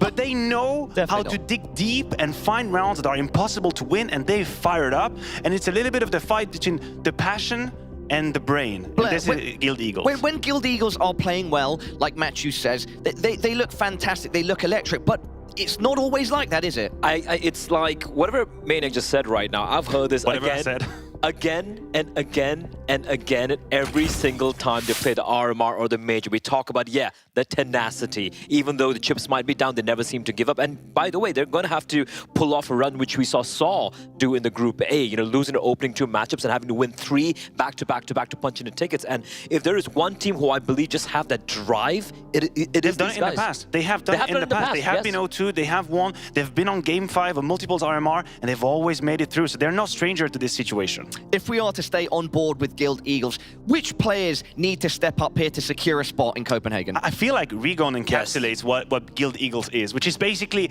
he's about to take some risks that don't really make sense, but holy hell, he just worked out and he just created a massive opening. And then there's going to be another round where, oh brother, please don't peek, and he's going to peek and he's going to give away the game. This is exactly what Guild Eagles is about. And if you follow Rigon and how he is playing, you get a pretty good sense of the Counter-Strike that you get from them. And I hope that we get an activated Rigon on the server today. I'm glad you mentioned Rigon right there, because I feel like in the past 3 months, 4 months, they've been grinding on online, a lot of online Counter-Strike, and he's been one of the top fraggers to this, one of the top performers. But coming into this particular RMR, he's sitting on a kind of a measly rating overall, like, you know, I think a 1.02, which expecting a little bit more from him. But the other players, one flat throw, he's just as rock. If you're looking at consistency in this team, it is that man. Blair and Maniac, we do not have much time left, but let's also give excl their shine. Which players on excl very quickly should we be looking out for as well? I think it's going to be Salazar and Patty, right? Patty's the IGL. Salazar has been looking brilliant at times. If he can step up here, I think it's going to be a huge asset. He has that clutch factor in him, man. Like this particular guy. 1v3 yesterday. Yeah. 1v3, 1v2 attempts. He's been really good. And again, the problem with Salazar is he can be a bit inconsistent. We saw him in day 1 and day 2 as well. But if he steps up alongside, you know, Kragan and Patty, this trio, then we can say excl might have a real chance here. I mean, his numbers might be inconsistent, but whenever you put him in the clutch, more often than not, he will prevail. He's such a subtle assets to have. Listen, whenever we're watching a 1v2, a 1v3 in Salazar, isn't it? You're thinking, okay, now he's got a chance. He's like earning his stripes in these situations. We dive quickly into the video. Ancient, relatively obvious from Guild Eagles. On the side of excl, Vertigo could be one, but that's a map they've shined. Exactly, that was my point. They haven't really played it too much super, at least here. I didn't know if they were going to take that risk, so they go for Inferno, which they've played a bit more, and then we're going to have to see the last map in I think they're going to shake hands on Anubis. Oh, they banned it out. It's gone. Ooh, it's gone, okay. So if we get to a third map, it will be Overpass. That's a tough game to call. I really struggled to make a prediction on that. With that in mind, Bennett, I am going to push you to call it right now, because we've got about 10 seconds left, starting with you, Maniac. So I think Guild Eagles are mentally stronger. I think they're warriors. They're ready to fight, and that's going to make the difference. I'm going with the Eagles. Blair? I think the Eagles are going to fly high. All right, my analyst desk are siding with the Eagles. Will they fly high or crash to the ground? Can excl do it? We'll have to find out. With that being said, we've got two of the best to cast us through this one. It's Jackie and Vince. Thank you, Parla. We can't wait to sink our teeth into this one. It's going to be an absolute banger. It's got 3 maps written all over it. Going to be some very explosive rounds, and the veto is particularly interesting as well. We've been given a bit of a gift on this one, Vince. Guild up against ECSTATIC, qualification to the Major on the line. Yeah, excl, of course, a team that have no previous players getting really this far. It's the first RMR that we've seen as a core. A chance at greatness, and they so nearly got it done yesterday against Apeks. Yeah. Heartbreakingly close, but can they bounce back, Jackie, and see that same kind of form? Well, they'll have to speak with actions on the server rather than speculation. excl, testing the waters towards bottom middle. They're not going to hold their angles and wait for a push for Guild. They're going to get a bit aggro and look for info. They could get a free backstab onto Synopsy and completely cut their way through this A push before it even starts. Patty waits for the push in. They take a bit of control off him. Rigon good for one on the defense, but it falls into a 3 versus 4. Oh, so scrappy, and it's going to go the way of excl, though, in this confrontation. It looked like it would be an even trade. That puts Senery with his back to the wall. Post plant in, full defuse coming through with 10 seconds. Senery's just going to get forced out, bullied out of this round, it seems. The full defuse will come in, and Senery falls by the wayside. Important couple of trades there on the CT side, and that smoke, a 2 for 0, pretty much sealed the deal on this round. Yeah, trying to get aggro towards CT, see if you can find a couple of those frags to put yourself into a better position, but no joy, no connection on those. Heads up play from the CT side of excl as well. You know, Guild, a lot of the plays we've seen on their opening T-side rounds, especially on pistols, it's very aggressive. So for them to go for something a bit slower, excl quickly realized there must be some sort of shenanigans here. They clear mid, take the map control off them, and then have the quick flank to shut it down. Flatro just sat behind the 2 Molotovs to stop the initial charge up ramp. What we did see yesterday from excl is these guys mechanically, in terms of their aim, are on point. Salazar was having some crazy rounds with the AWP, but in the meantime, Patty, an even trade back and forth. As the T's spill out onto the side, tons of carnage and casualties. See it in a 2-on-2. But with 2 rifles picked up, Senery taking chunks of damage down to 6. And they line up for a Synopsy spray. 29 HP plays 76. And the wide swing from Synopsy as Salazar ran out of ammunition. Guild Eagles bounce straight back. Oh, mate. It's one of those with this team. Whenever you think they're out of it slightly, whenever you think, oh, it's going to be a bit of a slow start onto this one, they come straight back in and play to their strengths, don't they? Aggression is really a key for this roster. They will always fight, they'll always swing into angles, and 9 times out of 10, they do just hit those blinding shots. That's what this round was all about, just aggression. Just wide swinging, getting in the face of excl, and that's going to be a recurring theme over the duration of this best of 3. And it's a stat that we were kind of touching on just before the game got started, because obviously we've casted both of these teams before in the last couple of days. Is Rigon in particular, his T side is one that you have to watch out for. He is going to be a real problem in terms of those stats, but he does struggle a little bit on the CT side throughout this RMR. Yeah, there's quite a stark contrast between half to half for Rigon over the course of the RMR. CT rating is 0.77, whereas his T rating, well, that's 1.29. And we've seen whenever he's got the AK in his hands, he is an entry tool. You can send him towards a bomb site, he'll find 1 or 2 frags, hell, sometimes even 3, and just carve a path for Guild back into rounds. It's on CT side where, on occasion, he can fall a little bit quiet. So throughout the course of this opening half, this is where you're expecting Guild to build themselves a big buffer starting off on Ancient. 2 players on either side towards the cave entrance, though. Those 5-7s could start singing, but only 1 tag. It doesn't matter, though, as that tag quickly turns into a double up for Patty. Caught with his pants around his ankles on a reface, and he goes down. Labeled spray, but GX gets it done. 5-7, shutting down Synopsy. A 2-on-1. Again, stacked against the Danes. Queenix has already eradicated 1, and he's quickly wrapped around Cave. They're tickling the bomb to try and draw him out. With him going for a re-rotation up on ramp, they may assume it's Cave, and he may get the drop on one of these players now. Rigon is watching it. Turns his attention just as Queenix goes for the swing, but is able to make amends. And Guild Eagles, after losing the pistol, straight in with 2. Another player that we should highlight as well in terms of entries and being very good on the T-half is Patty.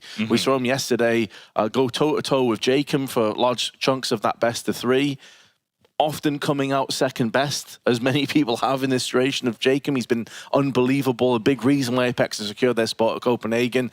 But he is also a player that can definitely turn it on and have some really impactful rounds. Yeah, no, he was really quite a powerhouse for excl over the course of that series. We saw a lot of these rounds as well. excl quite dynamic in the way they'll play their full eco rounds. They like to go for stacks. They've got multiple different boosts on a fair few maps that they will be pulling out to try and catch you off guard. As long as you clear your angles perfectly, you should be able to farm up the frags, get a little bit of money to work with, and find your way through the round with only the one death. That's just on Rigon. He's got money in the bank, so you're not going to be too bothered as Guild start things off with 3 rounds under the belt. There is at least cash to play with again for the CT side now, though, Vince. There most certainly is, and they'll be looking to try and thread the eye of the needle. I mean, it's another situation where both teams are very aggressive on their CT side of Ancient. We have already seen Guild Eagles take so much control along with excl. Double player stack this time. Molotovs and HE's tossed out. It should afford them the luxury of mid-control. Good HE also onto Catwalk. It's GX who still maintains that MAC-10 and nearly ripping through Patty. The grade may finish him off, and indeed it shall. Effectively a bonus round coming in here with that MAC-10, and it's already yielded 1 kill. You can see the whole team being quite vocal as well. Rigon there communicating at the bottom of the ramp. Meanwhile, Synopsy swings out through A main and beheads Queenix, giving them even more to work with. Kraken, he was a big force for this excl roster in the past. Can he live up to it now? Peeks out towards the lane, instantly battered.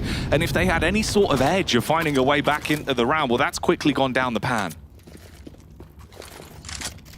And this off the back of 2 rounds of saving and playing cautiously and conservatively with your money. You finally get a buy-in, instantly smacked back down to reality and back down to earth with a recession around the corner. The Danes can maybe get 1. They can't even get that one. Flat throw instantly with the headshot. And what you're seeing already for Guild Eagles, man, is like these guys, they're warmed up. They're ready to go. So many insta headshots, these duels all going in their favor. Yeah, and you've got to find an answer to stop this because it will snowball more and more. We know exactly what they're like, right? They're a team that thrives off that energy and really does their best work in those moments of carnage when they can just take fights, when they're giggling, when they're screaming.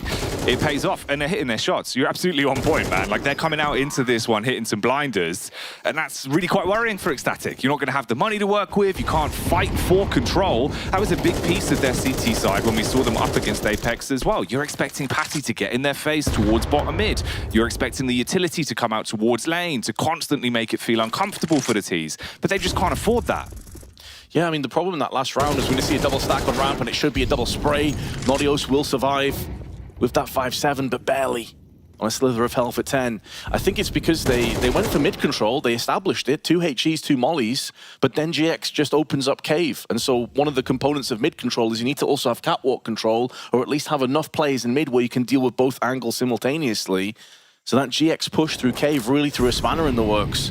Another component of this as well is excl have a very capable AWPer in Salazar. Yeah. He did start slow yesterday, but once he picked up pace, the guy was on form.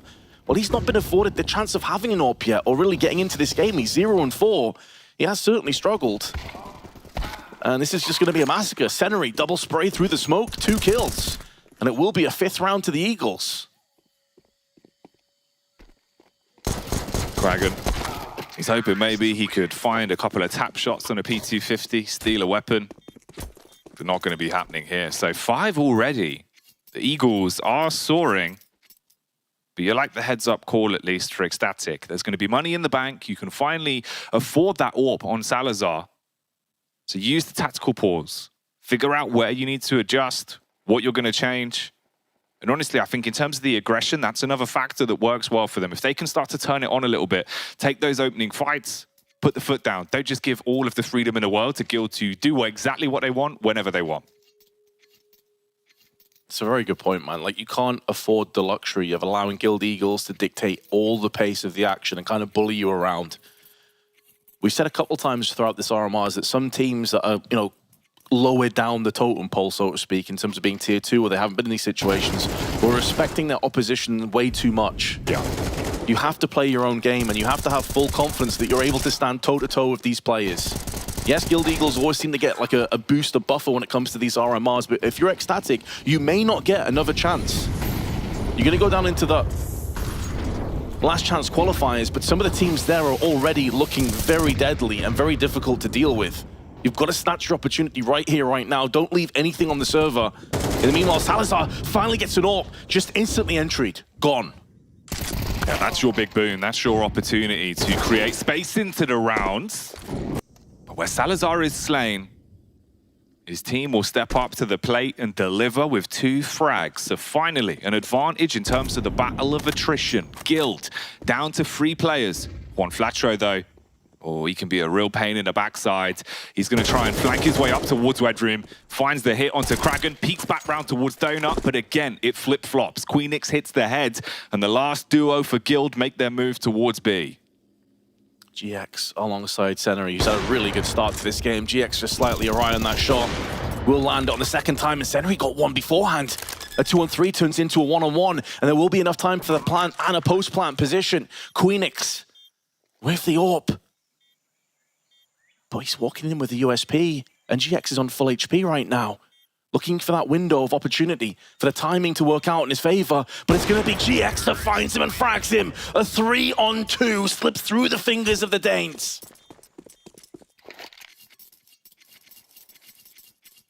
My, oh my. You finally get the AWP, can't find the frags with it. Everyone's trading blows the entire round to put you in a position where it goes down to a 1v1. And GX, with the better positioning, gets it over the finish line.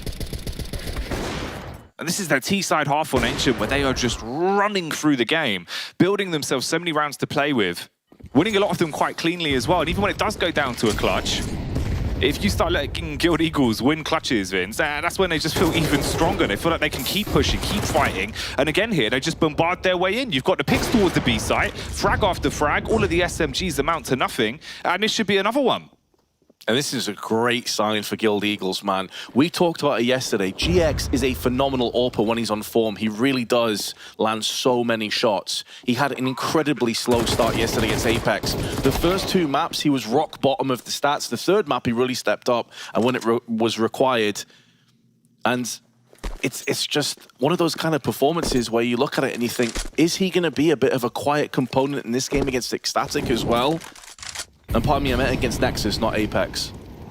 But he did arrive, and now early doors, he's already here. Everybody's fragging. Seneri's fragging. Rigon. Juan Flatro's been a little bit on the quiet side, and he's one of the guys you know is going to really deliver on the CT side. This is about as good a start as you could have hoped for coming into this first map for Guild Eagles. Yeah, lights out at the minute. Coming in warmed up, coming in a whole lot quicker in terms of just delivering those deathly blows, whereas excl, compared to what we saw yesterday, it feels like they're a little bit slow to the flame. Have to change that fate for yourself now. Don't have too many rounds left on the opening CT side of the first map. They do have nades to work with, and again, an investment into that AWP. Salazar brings it out, and he's sole defender towards the A site. You've got a deep push down towards middle as well. Nade timing goes around the corner. Rigon, he eats the HG, but still peeks in. Good for a 1-for-1 trade. Salazar's being tested blind, but snipes onto the first. A near miss on the follow-up. The utility makes it uncomfortable, and he's beheaded. Kragan stands his ground, and now Synopsy gonna go in for that spray, but Kragan gets a second. GX with a chance.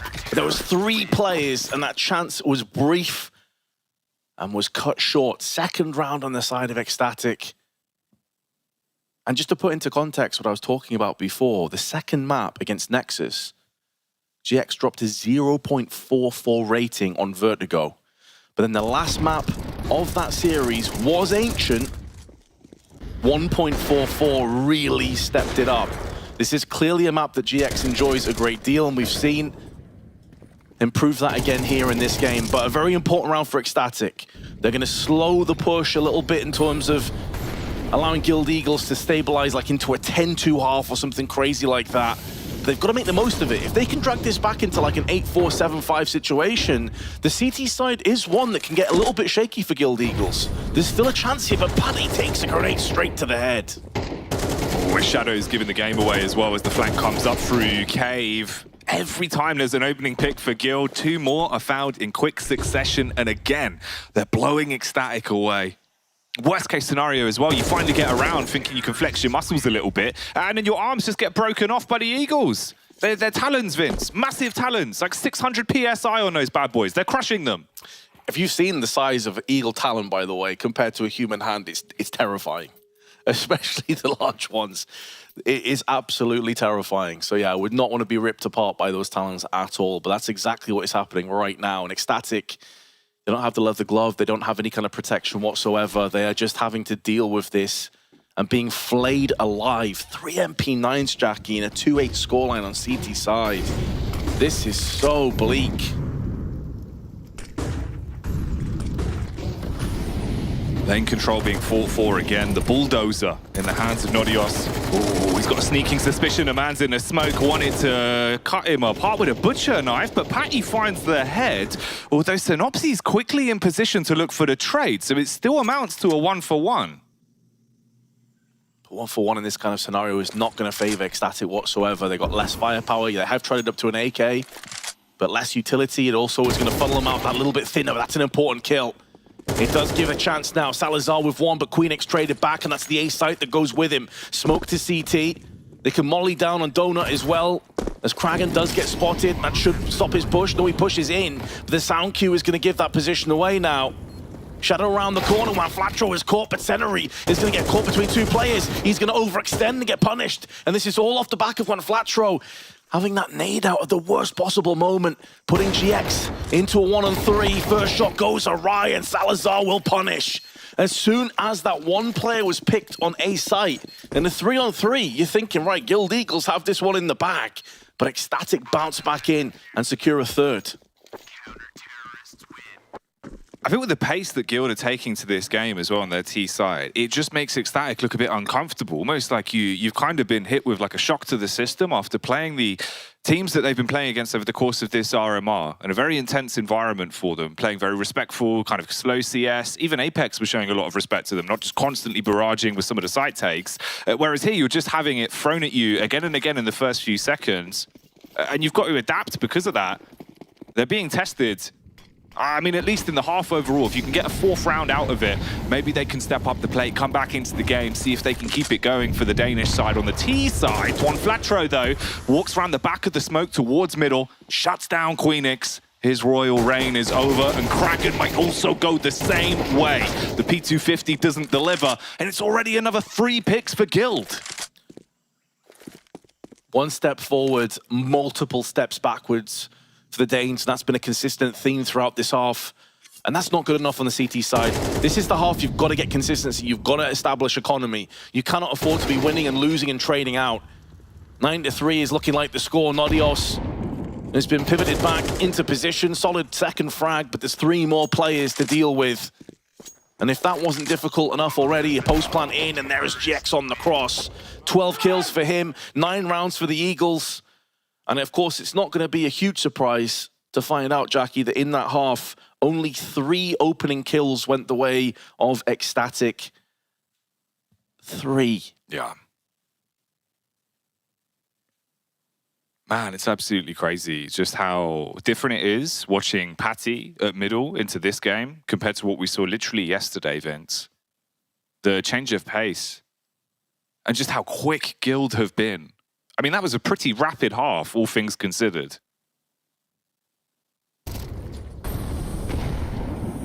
Yeah, it was fast-paced every single round. I can't think of many times where time was even an issue for the T half. They were so quick with it.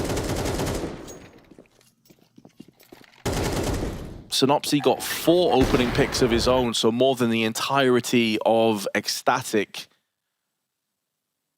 Chef's kiss. Understandable. Guild Eagles think that's a delicious half as far as they're concerned.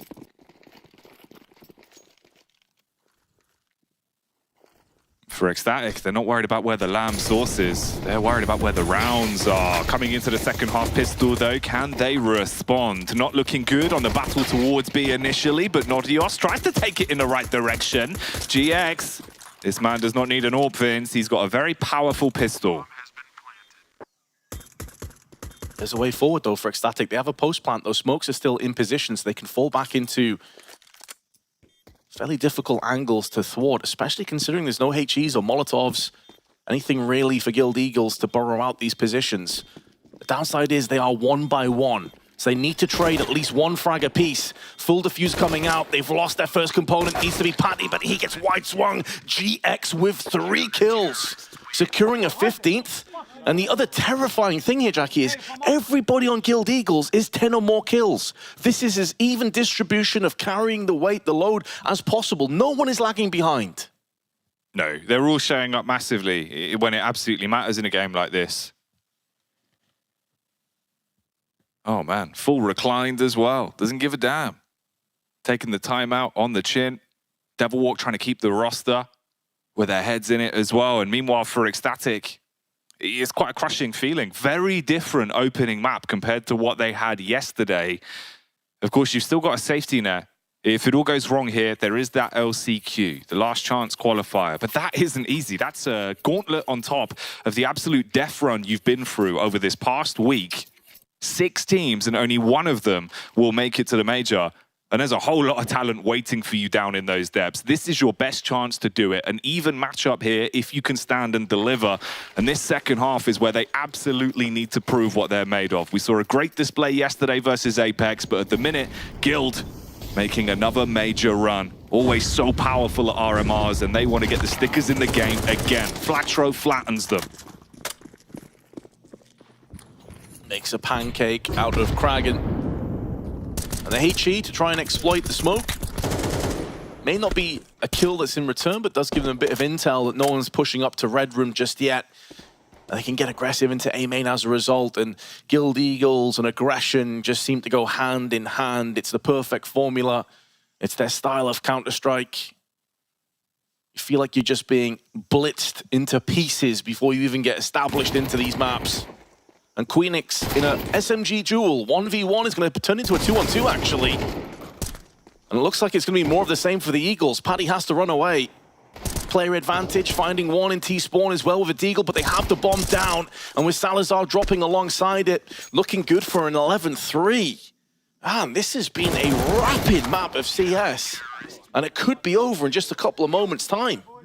Yeah, it's so bizarre as well, like the way excl go into that one. Obviously, you forced the money in, wanted to try and do something to get back into the game, realizing that the overall lead's slipping away from you, but they just looked a bit scared. You had kind of weapons to work with, utility, but you look at Guild, they're still playing T-side, even into CT. They just run at you, take all the map control away, suffocate you, and excl didn't even want to double commit on the flank back towards middle. They're bumping into each other and looking a bit just out of sorts, really. I wonder how much losing that really close game against Apeks affected excl mentality. If that was really burrowed in their brain this entire time, were they able to shake it off? Again, they're not as experienced as some of the other teams in this tournament. Because this looks like a far cry from the excl that we saw yesterday. Yes, Guild Eagles are a different beast, they're a different unit, they play a different brand of Counter-Strike. But we've not seen any of those components really connect. They're not winning any duels. It's just too easy for Guild Eagles. Yes, that was against pistols, but I'm talking even the rifle rounds.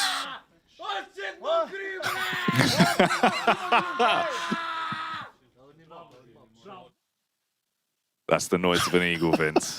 That's what an eagle sounds like. We've got 5 of them. As if the talons weren't terrifying enough. It's the screech before they grab you. Yeah. Just hear that at the distance, like, oh God. It's over. You're looking up in the sky. Is that a bird? Is that a plane? It's a rig-on! He's so animated, man. He is such a character. The guy's an absolute G, honestly. Well, can they put this to rest? It's looking like it, isn't it? GX, 18 kills, 4 deaths. A ton of damage through the smoke onto Norios as well. Caught in 2 mines, and Synopsy is cleaning up the extremities of the map through middle. Just kill for kill, blow for blow, and it's too easy for Guild Eagles. One of the fastest maps of CS we've seen at the RMR. They're 1-0 up already. 1-0 up, looking damn good in a qualification best of 3. Can they have their 4th major under the belt? If they can do it in the space of 2 more maps, then Guild Eagles will be going to Copenhagen. That is fast-paced, blitzing Counter-Strike. We mentioned it in the pre-match segment that when Guild Eagles look good, they look great, and that is a perfect example in map 1. I don't have a stopwatch on me, but that might have been the fastest one. That was the fastest map we've seen so far at the RMR. And Guild Eagles, dude, they lose a pistol round very convincingly.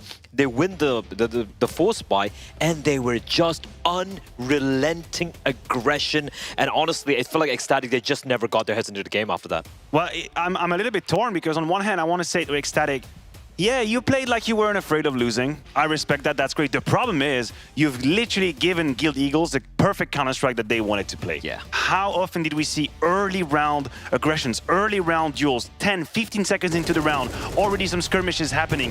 But that's the Counter-Strike that Guild Eagles want to play. Yep. They want you to make it messy. They want you to not make it about patience or decision-making. Hell no, buddy. I'm about to white swing on you. I'm gonna break the smoke, exactly what Fletcher is doing in this very clip we're watching. It's kills through mid, it's 1 minute 32, it's explosive, and the Eagles, that's where they spread their wings. That's where they spread their wings. And just to point out as well, I feel like the first four or five rounds, maybe they tried things a little slow to slow things down a bit, and I feel like the call was like, all right, they want to fight us, we're going to fight them. Unfortunately, yeah, you're walking to the Lion's Den, or rather the Eagles' nest. Probably not walking into it either, just landing into it maybe, flying into it, diving into it.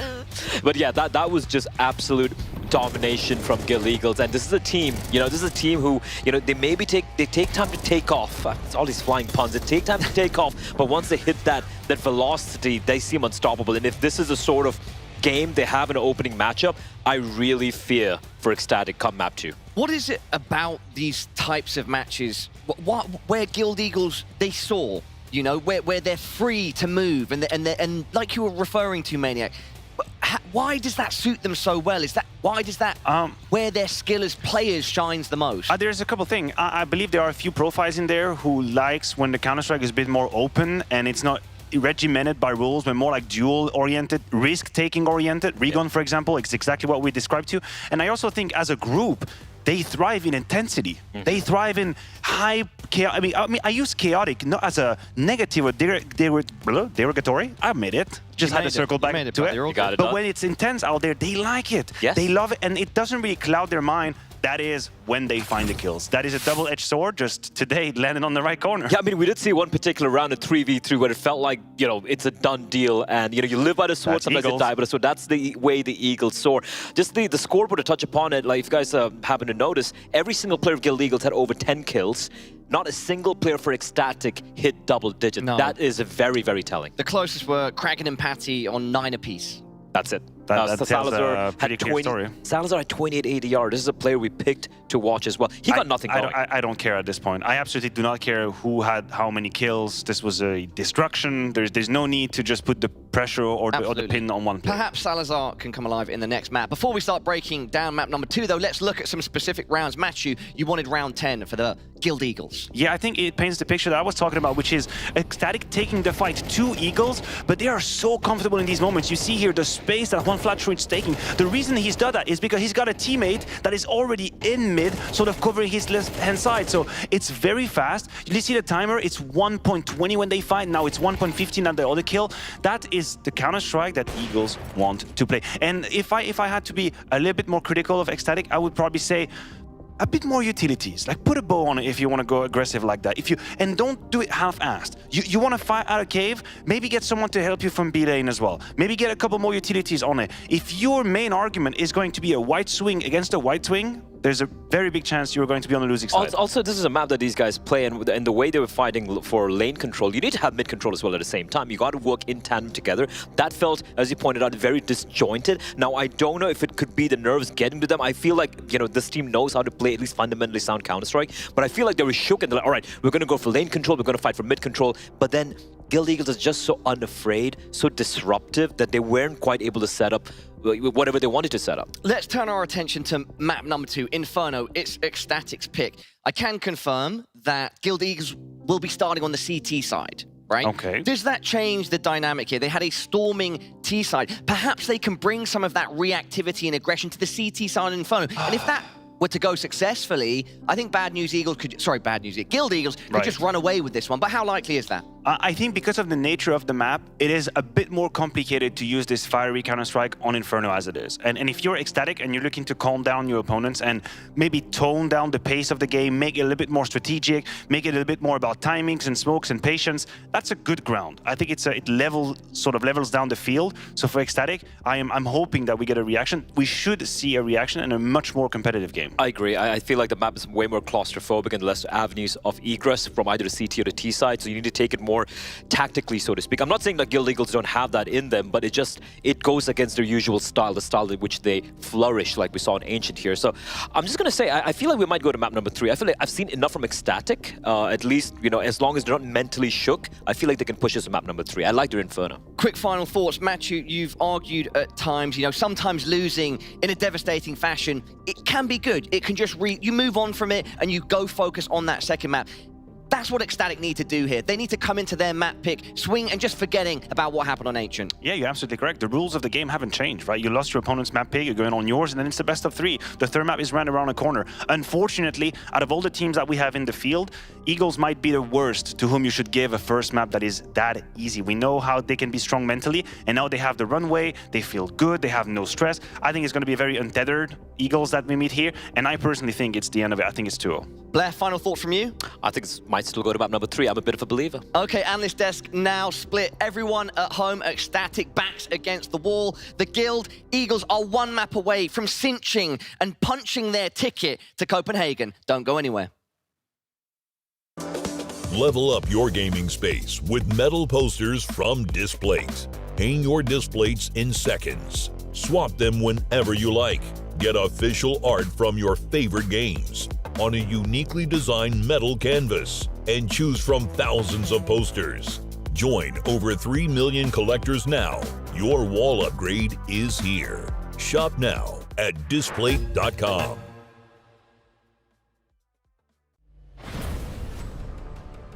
We are proud to announce new additions to the XL series. Both are using fast TN panels and newly upgraded Diac 2 technology. Fast TN panel with its faster native response time can reveal enemy outlines quicker during flashbang attacks.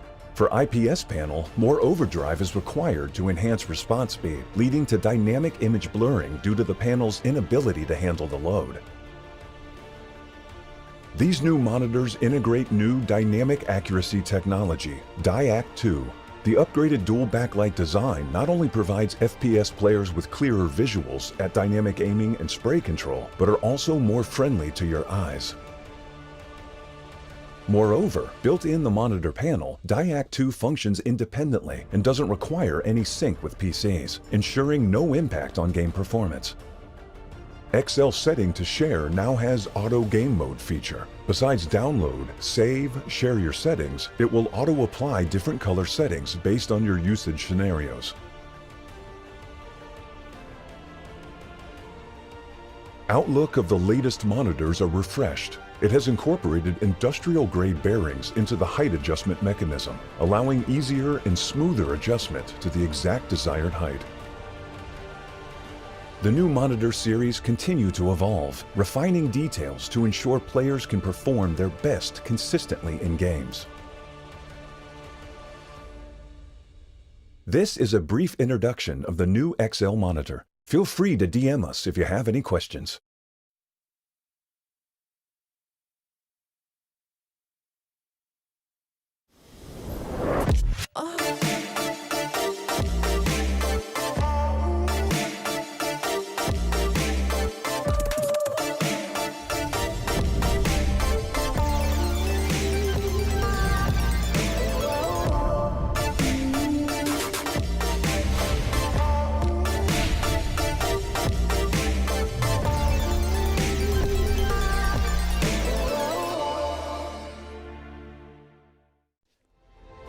Players are changing. Countries are changing. The game has changed. Finds it to perfection and simple. No!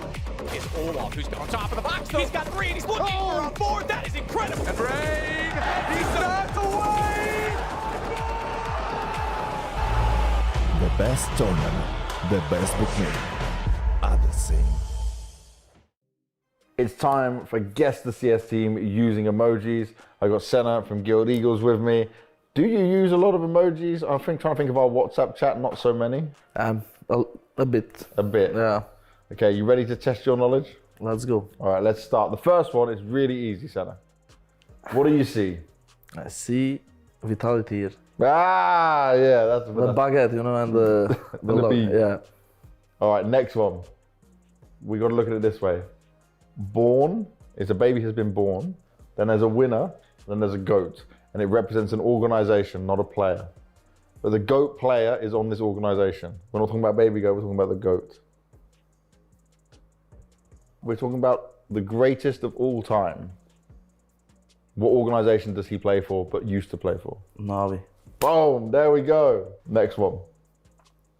What do you see? What are you looking at emoji-wise? The siren. No. A mermaid? Yeah.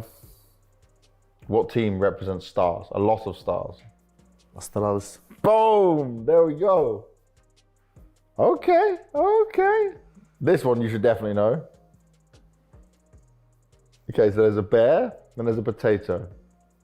And you plow potatoes. So what team would you say is a team name plow? Virtus Pro. Yes! Next one. Us. Yes! Us, easy, easy. What emojis do you see? Croissant. Croissant, yeah. It's a mask, yeah. What team has a mask as their logo? Okay, the Japan flag is not to do with the players where they're from. Yeah. It's a samurai. Yeah, G2. Boom! Let's go, let's go. This one. I saw the water and this liquid. Yes! Hell yeah! What's the first thing you see? Superman. Yeah, so like a super what? What is Superman? He's a super what? Let me help you. What's the next emoji? Knife. What would you do with someone? You stab them. Yeah. So you stab them in the back. What team had drama around stabbing in the back? Heroic. Boom! Next we go. Furia, right? Yeah! I saw the ball from Brazil. So. See, look, he gets the football, the sun, and yeah, that's easy. You remember that. Well done, Senna. We got there in the end. I appreciate you. Thank you. Was that hard? In the start, yeah. But Yeah. You warmed up. You got into it. Yeah. My man. Thank you very much. Thank you too.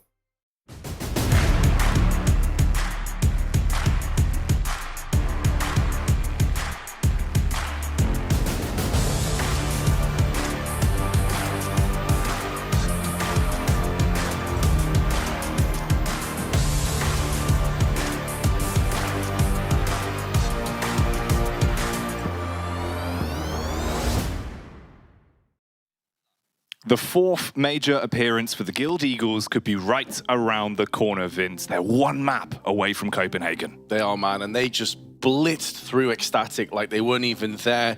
One of the fastest maps I can remember casting in recent memory, and the question is if excl can bounce back after that, man, because I guess you can kind of tune out to a certain degree, start to focus on the next map. It's Inferno, it plays very differently to Ancient, but can mentally they recover? It's hard, right? Because you've got to sort of snap yourself out of the here and now, the games you've just played, and also the previous games as well, right? In recent memory, rounds that might be replaying, all of that. You've got to zone it out and focus on what's right in front of you. Inferno is a best of one map at a time. You can still keep yourselves in it, and this is your best shot. This is your biggest chance. The grand stage, mere rounds away. It's doable, Vince. You've just got to fix the mentality, come back in and play a masterclass as well, because Guild right now are firing on all cylinders. How do you stop them? It's a very good question, and I think that's where we look into Inferno a little bit more. It's a map, obviously, that excl have picked for themselves. Statistically, it's a very good map for them. They typically have a very solid CT side in particular, looking into the stats. They're going to be starting on the T half, but that may be a blessing in disguise, because we've already discussed before that some of those heavy hitters like Rigon are better on the T half right now. Yeah. They're going to be starting on CT. If you can break down that economy, if you can be the aggressors, you can dictate the pace of the action. Don't look so timid and meek like they did on Ancient. No. Like, you have to go out with a bang here. If you are excl, you cannot sit back and play reactive. This is an amazing opportunity. They would be devastated if they come out of this knowing that they just sat back and were like, oh, we're sorry, Guild Eagles, sir, please don't, wreck us too hard. No, the big eagle. Those large talons, picking up sheep, Flying away with them. That's what they're known for in a Wild, but on Inferno, what are they known for? Opening with an initial frag. The opening pistol kill is theirs, but there's a battle back. You might have an Eagle, but we've got a Kraken.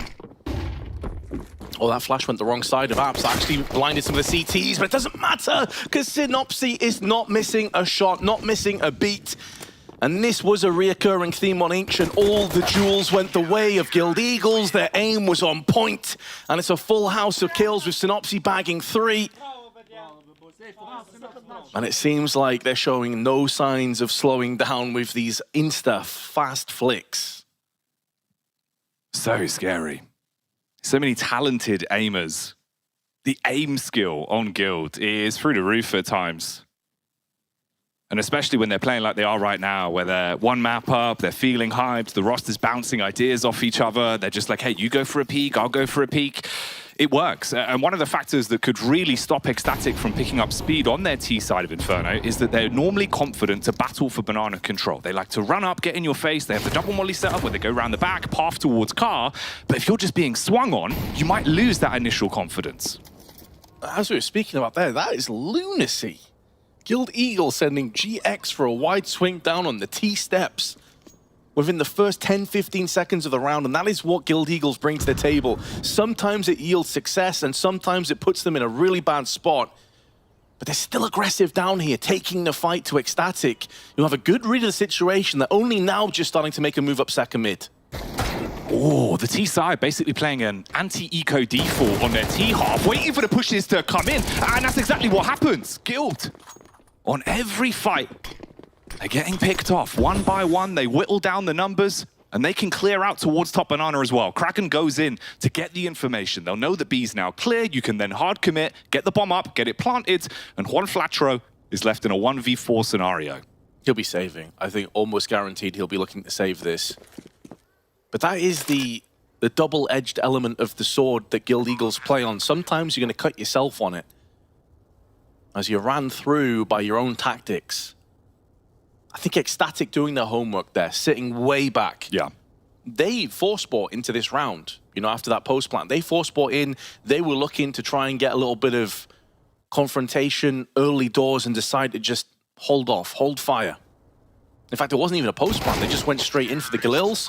They've picked up a bunch of SMGs as well from Salazar's perspective, and he'll be hoping he gets a much better start from last time where he was 0-4. He had the AWP once, got picked off in mid, and that was pretty much the end of his map. So this does at least give them something to play with, and this is the moment. GX, a minute 37 on the time, and he's running down the T steps. And around the Guild Eagles who actually won the previous off. That is madness. That's what they do, though. It's what they're known for. It's their flavor of Counter-Strike. The one hero rifle as well. Passed over to the hands of Rigon. Everyone else with the supporting pistols. Group up with a stack at the back of the B site. Juan Flatro set to defend towards A. Can smoke on mid, but he's seen. Shoulder around the corner. So they get a read onto one player towards brackets at least, and it looks like the T's will group up, Wolfpack, and fight for that brackets control. That smoke is going to dissipate momentarily, though. And with a 4-player stack on Banana, it does leave Juan Flatro on his 46 HP, basically against the world. Oh, if that second headshot had connected, this could have got sketchy real quick on the side of excl. They're going to be funneling through different angles here. GX pushing into Yaps. Meanwhile, Rigon with the M4 on Library. They have no kit, though, so it almost feels as if they're setting him to post-plant positions where they can try and choke out the T's and allow the bomb to do half the job for them.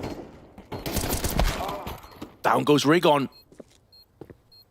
And that makes it a lot more difficult for them to lock this one in now. They can escape through Library, through CT side, and the excl should be fine.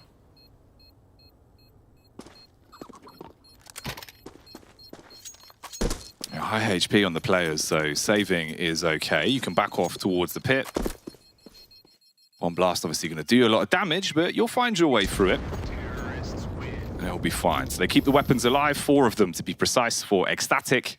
Just the pistols that are carried over from Guild. Yeah, I thought they were going to try and weaken down some of those players before the bomb blast, but they decided to just hold in position to go getting into the next one. And Guild Eagles are that kind of team where typically you know, if you think of like a VP, if you think of a more conservative team, when it comes to saving and calling the saves early, it's like, right, you got an M4, you got some pistols, cool, just back off, go to B, just chill. You know, you're fine. You'll have a chance to go again next round. The Guild Eagles are like, can we find a kill? Can we find a couple of kills, maybe? Reminds me of that Dave Chappelle meme, you know, y'all got any more of those kills? You know, trying to look around just desperately. Oh, it looks like that might be a frag over there. Yeah, exactly. Ooh. Oh, we've lost 4 players, but we did get 1, so... Yeah. A first breakfast? What about a second breakfast? Oh, mate. Can't feast as easily into the 4th, though.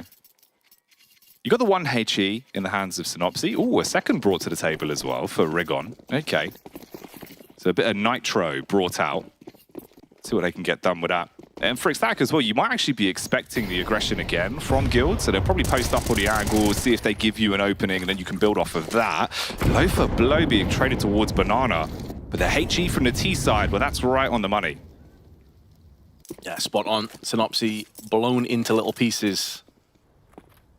Just with those saved pistols. Oh, it's a sad sight, isn't it? It looks like he's just relaxing, actually. Yeah, I think he's okay. Yeah, he's fine. Stand back up again. Nice yawn, nice nap. Rigon's been put into his bed as well, tucked in neatly by Kragan. And with the smoke on CT, it's going to isolate Senery from the rest of his team with that P250. It's up on the boost angle, can sometimes catch players off guard, but Kragan is up to the task. And this is exactly what we were hoping to see from a neutral's perspective. Not getting blown out early again, excl with a chance not to just build up their economy, but build up their confidence as well, man, after that complete dismantling in the previous map. Yeah, because if the knock-on effects carry on, if it just bleeds over from Ancient straight into the first half of Inferno, it makes it a whole lot harder to kind of snap yourself back into reality and just focus on the grand scheme of the series ahead of you. And they're actually screaming a little bit. Okay, this is an excl roster that's been pretty quiet, pretty stoic throughout the entire event, even when they're taking scalps from big teams. I'm glad to see that. Yeah, 100%. I mentioned the words timid and meek before. Yeah. I'm really glad to hear that. There's fight. There's a little bit of bite there on the side of excl, but we'll have to see if that remains, Jackie, because it's all well and good when you're winning, when you're punishing eco rounds. What happens if you start going behind in this game? Do we have silence again? Do we look at their cams' perspectives and everyone has their head in their hands and they look dejected and they look just completely gone? That's when we're going to have to see that bite and that tenacity, because there's going to be a bye coming up for Guild Eagles now. Should also highlight that Kragan coming into this round has 207 ADR, by the way. He's been absolutely popping off in these first 4 rounds. Still early days, though. It is, but Kragan was one of those players that, you know, especially yesterday going into the Apeks matchup, by and large, he was the big performer for excl. At the minute, in terms of the overall statistics, before we got into Ancient, it was only Salazar that was really positive in terms of his overall KD for the squad. So it's good to see the other pieces of excl now coming back to the forefront. Talk of Salazar as well. He dons the AWP on the T side. It can be used as an entry tool, but he's also pretty good in the late round with that scope as well. We saw that a lot in their previous games. He seems like a very aggressive kind of AWPer that wants to be going in for those quick peaks. As the kind of vibe that I got from watching them play against Apeks. Lots of nade damage early on, but it's Senery that gets the first and then pulls the plug and gets out of there afterwards. Flashbang as a parting gift. Naughtios getting wrecked elsewhere on the map. I think it was through the smoke of Apps. He's had to back away from there. So early on in this round, Guild Eagles looking like they're in much better shape. But they still have to repel this push, and excl still have tons of utility to go for a set play on the B side. Salazar was pre-scoped from the bottom of Banana. So he walks the whole way up. Going dry, going contact, no audio cue, no free information for Guild, but perfect time smoke and removes that element and slows them down even more. They want to boost him up. Okay, put him on the totem pole. Clearing towards the back of the site. Glances over by the coffins as well. Look at the response, the reactive play. 2 players pushing down middle. They're going to have a fast flank at the back of Banana. And they've not pressed the go button yet. They've not run in towards the siphons. This could get quite chaotic very quickly. Finds one. GX with a backstab. Salazar, though, gets one. That may be good enough for his teammates. And Kragan again. He may have been just padding those stats in the eco, but he's doing it against the full rifles. He's going to fall prey to one Flatro, but he was already low. He's gifted himself across. The Queenix can try and clutch this one, who goes for the wide swing and will oblige. The A1S prevailing over the A4, and excl off to a 4-1 lead on their T-half. They're a good T-side team on Inferno. Close situation there, though. Looked like it was going to get really awkward. Heads up from Guild to take map control away. Hell, if you're pushing up, Banana will push out the extremities, especially when GX is spraying his way through them. You thought maybe they were going to double up for 2. If he shuts down 2 of the players there, could have been really uncomfortable. Instead, excl do get the round. And Guild, broken in terms of the money, back down to the 5-7s and Deagles.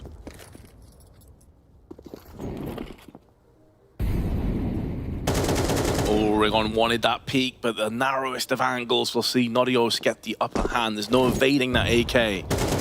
Same could be said of Synopsy. Center at least gets 2. Hold the phone for a second, and he's still on 39 HP. That's going to stop the push over on the B site for the time being, but it seems like excl, they're not too interested in that. They still feel confident in their abilities to take this yet. So Salazar's going to go in for that peak on CT side, but Senna's already fell back into a more passive angle. Will get smoked off as a result.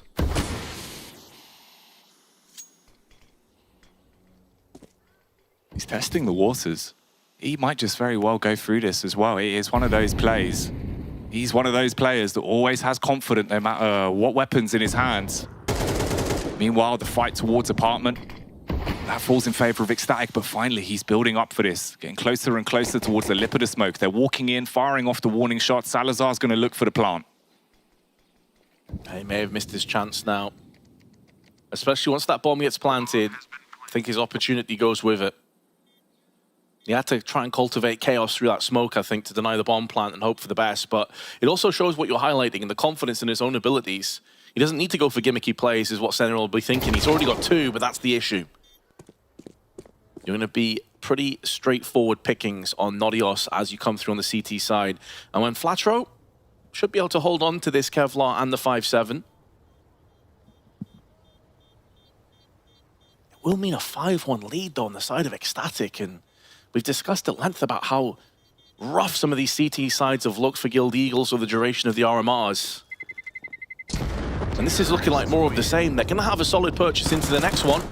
That's when Flatro finds himself a bit of prey, but they're going to just both tap out of there. He will be able to hold on to it going into the next round, but this is where we need to see a little bit of success on the side of the CTs. You can't rely on T-halves always digging you out of ditches, especially if you go so far behind, because excl are playing at a level of CS right now of Kragan, who isn't slowing down. He's still getting frags, he's still pulling off entries, where things are getting a little bit out of control already, and we're so early on in this map. Yeah, a little bit scary. Okay, Guild dropping the utility towards spawn side. So if you need to back off, there's a lot of HEs you can use to blow away the oncoming attack from the T side. Ooh, trapped in a cubby, but still shooting off heavy hitters. Hold back, Patty. And they've got those nades, they can double up for them. Ooh, close on the smoke as well. Rigon goes in, and he's causing issues. Rambunctious plays from the man. Much better as well for Guild Eagles, but I think Patty is going to be sat there face-palming because he had every chance to kill Sennery behind the sandbags, and that could have changed the entire dynamic of this round. They could have took early Banana top control and tried to exploit that into much more. Now Salazar and Queenix, with a minute on the clock, are in a position where they're just hoping and praying that Guild Eagles get overzealous with these pushes. Now, these are the kind of rounds where surely you play more passive. You have not established your economy. You cannot afford to lose weapons. It's crazy as well, where in these situations right now, with how confident Rigon can be sometimes, even with low HP, to go for the heads-up play to walk down mid, you're thinking if Salazar misses that shot, it gives them such a big opening.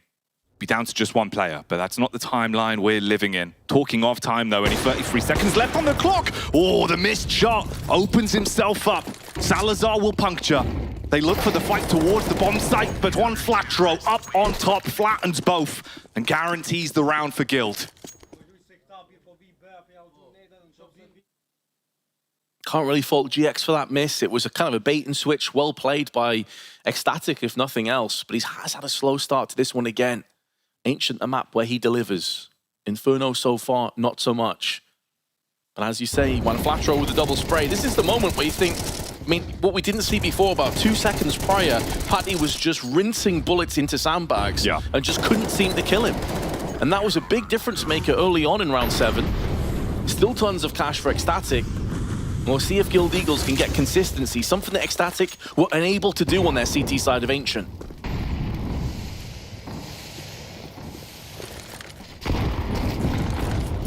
So much offensive utility thrown up and down Banana. But the brunt of the damage, well, that's going to the Danish side. Stripping HP off both Kragan and Patty, 2 big name players for this team.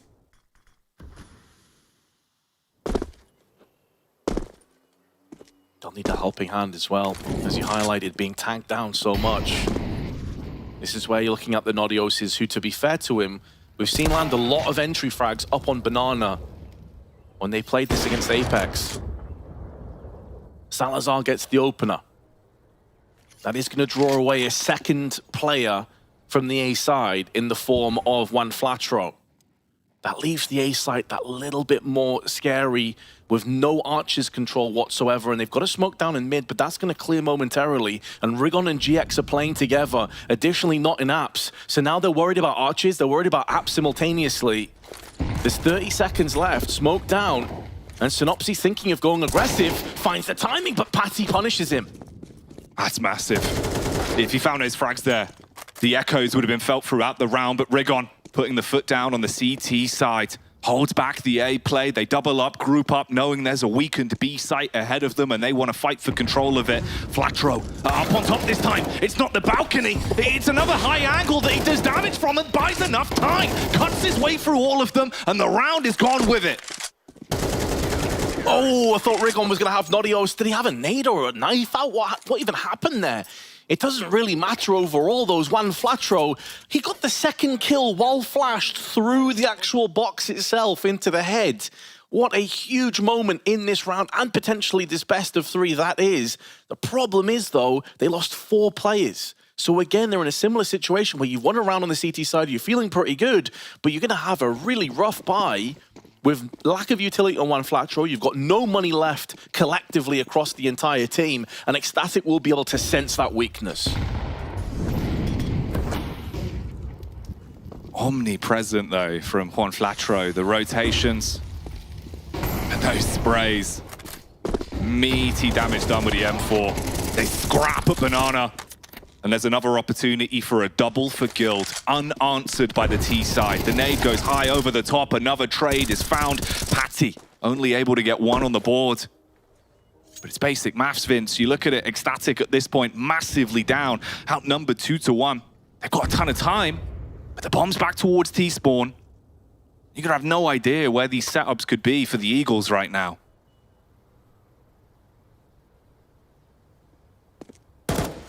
Queenix making sound. One Flatro would have heard that. Additionally, the pit player, as it was bullets fired across. I was talking more about the step, though.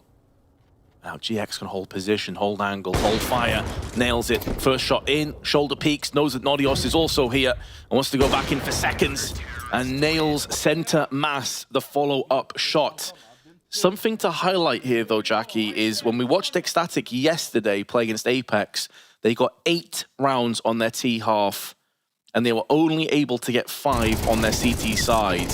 And it was really, really scrappy. Every single one of those 5 rounds in the CT half was labored, it was earned through a lot of bloodshed. So once these roles are reversed, it feels like Guild Eagles will be into their most prominent, strong half. excl will be potentially a little bit weakened.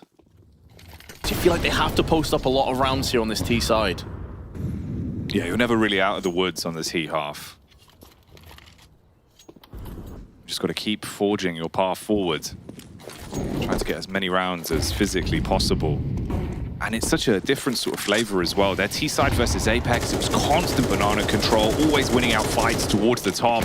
Here, it just feels so unfortunate. You're always in these spots where it feels like you're getting spammed through smokes, you're getting overpowered by the dynamic setups of the CT side, and the nades have been on point as well. Yeah, making this really uncomfortable on the side of the T's, but the aggression from Seneri punished this time. The 1 AK in play for Patty has sung out. Spray is good for 1, but Patty will return fire. Fast rotation from GX, but he's not going to be able to do much through that smoke, so he has to move into coffins. This is all about surviving and maybe taking one player alongside it. He misses his chance, but doesn't get fully punished. It's going to open up a little bit of space, though, for the T's now to try and work into. But those 2 CTs that he was waiting for from the spawn side have now joined the fight, where GX goes down. 1-for-1 trade. 2 of the T's pretty low, especially Patty. But they have no HEs or incendiaries to find these positions. What they have managed to do, though, is isolate the 2 T's with a smoke. Patty blocked off, playing off his teammates' information. The AK sprays onto Rigon, drops it down to just Juan Flatro. He's been good for multi-frags, but can he pull off the retake off his own back? No. Patty peeks off the timing of his teammate, finds the shot into the back of the head, and they do get through that round. Barely, though, skin of their teeth. The thing is, though, barely or convincingly doesn't make much of a difference right now to excl, because they've broken the economy of the Guild Eagles. They're down to around $3,000. So they got the job done. That's all they care about at this stage. They can replenish with a post plant. And that man, Patty, having impact again. Kragan has been the leader of the pack in terms of these T-halves, but now we're starting to see more moving parts of excl. So I'm really curious to see what kind of a buy, if any, Guild Eagles go for here. Because there's 2 rounds left in the half. They're not going to have enough for an outright buy unless they dip down to almost no utility at all. So for my money, Inferno's probably one of the most important, if not the most important map to have utility on CT side. But this goes to show the Guild Eagles mentality. Like, we are better individually. We are going to take the fight to them, and we're just going to win through raw aim. Yeah, they're not going to conform to the norms and think, okay, we need to go for those SMGs, have a little bit more to work with in terms of the HEs and the smokes. You're absolutely right.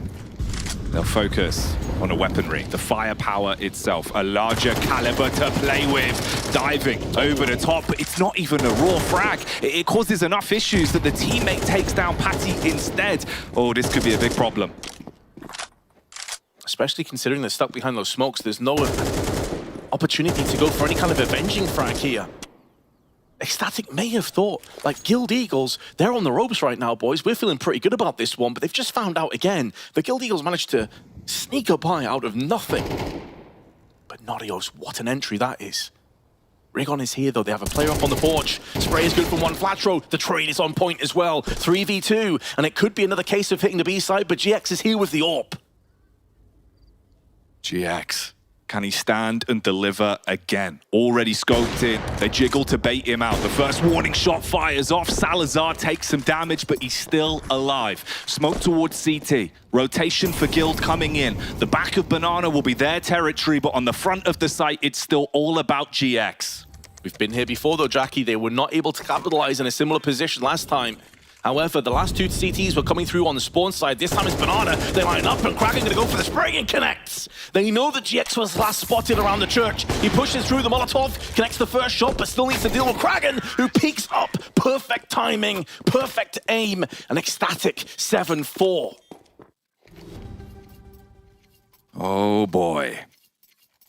These rounds at the B site, they're brawls, they're never clean. It's a Hell in a Cell sort of scenario. Everyone's just smashing each other over the back with chairs, Vince.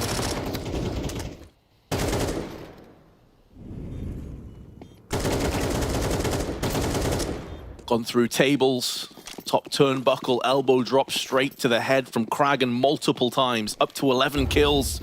And Guild Eagles, they got a scout. A real mixed match of weaponry, the aggression not paying off in that previous round, but GX will be disappointed, man, because he could have shut down one of those push players on Banana and did tag Salazar, but not finish him off. And that proved to be the difference maker in the end. You got the 2-man setup on B again. He's got a Mag 7. Oh, Synopsy. Wielding the shotgun, he could blow them away with 1 tap straight to the head. Shuts down the Kraken, harpoons him out of the round. Salazar replies on the AWP, but the MP9 is still here. A labored spray, resulting in only the 1 kill. Couldn't deny the push up from the T side. Puts pressure on middle, and Queenix baited round the corner. You just know Queenix is mega tilt. He's like, stop peeking me! Stop it! He did get one, though, beforehand, which has given his team the opportune moment now to strike in with Salazar, and the 8-4 score comes straight through. You're still hearing the battle cries, the shouts. However, we were discussing this before, Jackie. They've got 8 rounds on the T side. Their CT side has struggled. Additionally, against Apeks, their pistol record was garbage. Yeah. They won 1 out of 6, I think, in the end. So you lose this pistol, you better believe Guild Eagles are going to be coming at you thick and fast, and they're not going to relent. No, they won't. And they're so damn good on these pistols as well. We've seen that consistently. They really do pack a punch. And that's a terrifying prospect, right? It doesn't get any easier. At least you've got a few rounds of buffer to work with. But like you say, if that pistol quickly gets away from you, everything you fought tooth and nail for, well, that can disappear in a matter of rounds. It's 4 that you've got.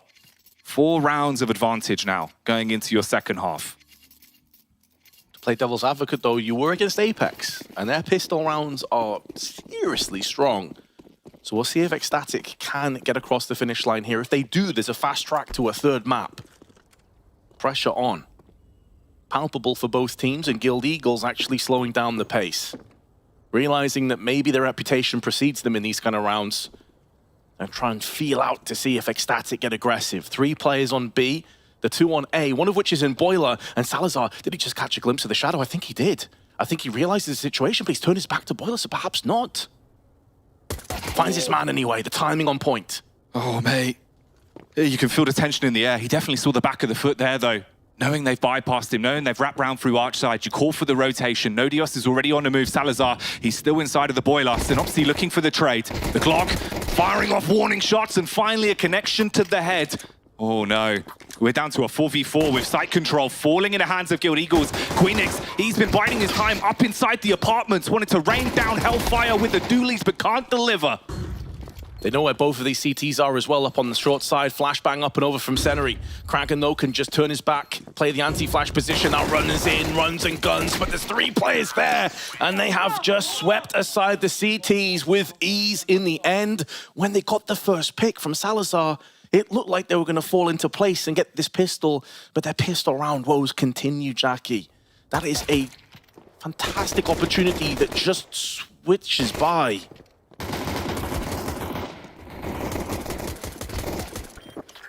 It trades hands. And for Guild, you've got the advantage. You've got room to push the initiative now. MAC-10's on parade, 3 of the SMGs donned. An AK and Galil supporting it, and so much utility. The same cannot be said for excl, of course, you're bone dry.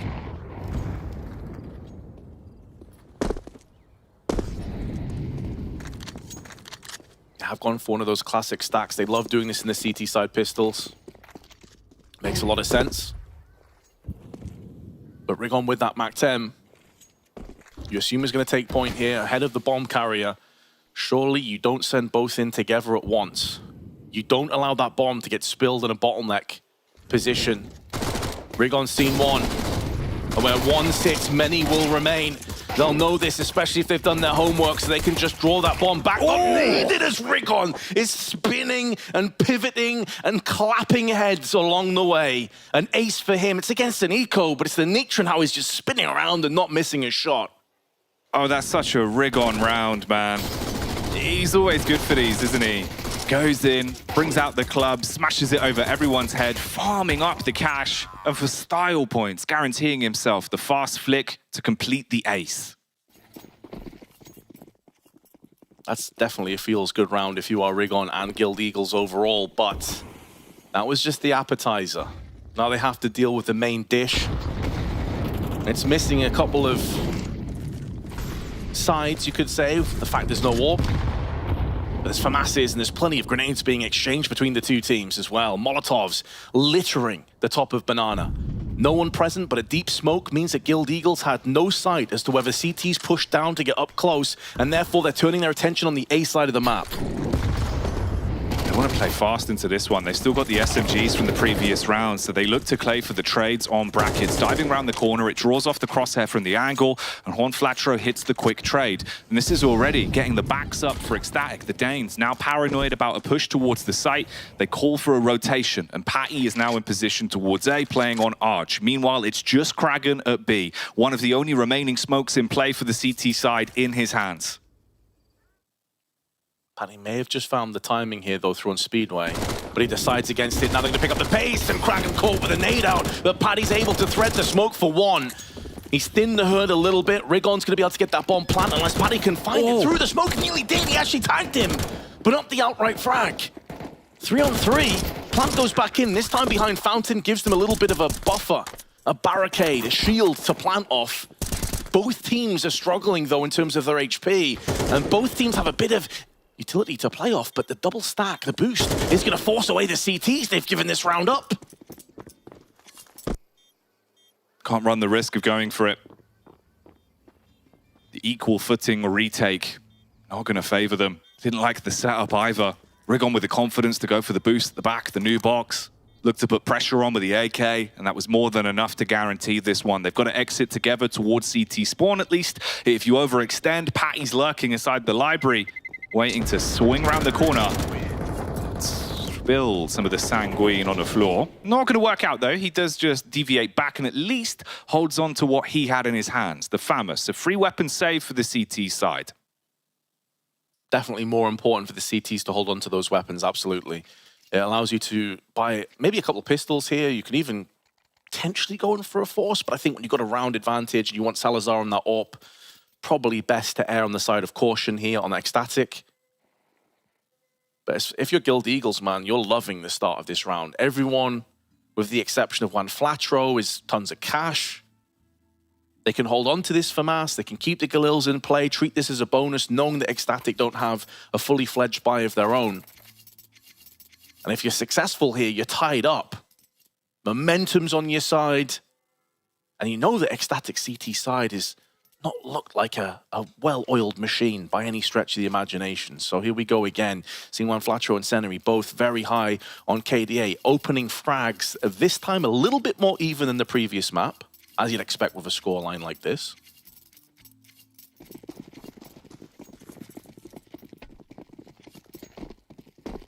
Into round 16 then. Guild having the edge once again in terms of the weaponry, but at least here there is that utility to work with for excl. Because of how the game's gone into the second half, they haven't really had the money to support it, so you can't fight for the angles you'd potentially want. They actually did go for the full investment just in the last couple seconds of the buy here, Jackie. So it's putting their money into a bit of an odd position should they lose this round. There's a lot of chips being put on the table right now. It's not quite an all-in, but it feels like it's going to set the tees up so well if they can get more success here. But Nodios lines up 4 of them and just holds down left click, puts them into their grave, showing that this full-on investment may be worth it after all. The quad side killer with 4. Playing inside the pit now as well, Synopsy down to 50 health. AK in his hands, walking out a balcony, bullet to the brain, full ace confirmed. Nodios going to be happy with that one. And like you say, that's massive, man. You invested so much into it, you needed it to pay off. The Lone Sharks would have been after you, but not now. And it looks so good. Seneri got 2. And then they all just ran around lining up for one another, but Nodios laid down the hammer and the law. The gavel reached the table, and the sentence was execution, 9-7. But that was the bonus round, Jackie. As you mentioned before, now Guild Eagles come back in. They're like, okay, you won that round. We got an open play in 4 AKs. But GX is having another rough start, 4-10. Hang on a minute, though. Rigon's position might be the difference. He's just got him pushing him one by one, barreling down towards the bottom of Banana, but being shot at like fish in a barrel. 3 versus 4. CTs already knocked onto the back foot. Guild. Oh, they wanted to just keep pushing with this, but the bullet spam, lighting up his teammate there, dealing a bit of chip damage, friendly fire. I'm not even sure what Synopsy was looking for there. Was he trying to trade up a weapon, perhaps, or find some nades? Like, bro, your teammate's spamming the smoke. Why are you running in front of the oncoming fire? I can't even blame Seneri for that one, honestly.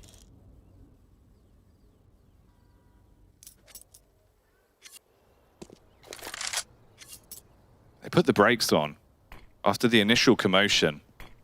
You throw the smoke towards Arch side as well. Keep them guessing, keep them trapped in position, or buy a bit more time for them to weave their way up towards top banana. You've still got utility. You can smoke off CT, flashes over the top. They'll line these up. There is at least a rotate. Salazar's coming back round towards CT side. Patty waits with the pin pulled on the flash.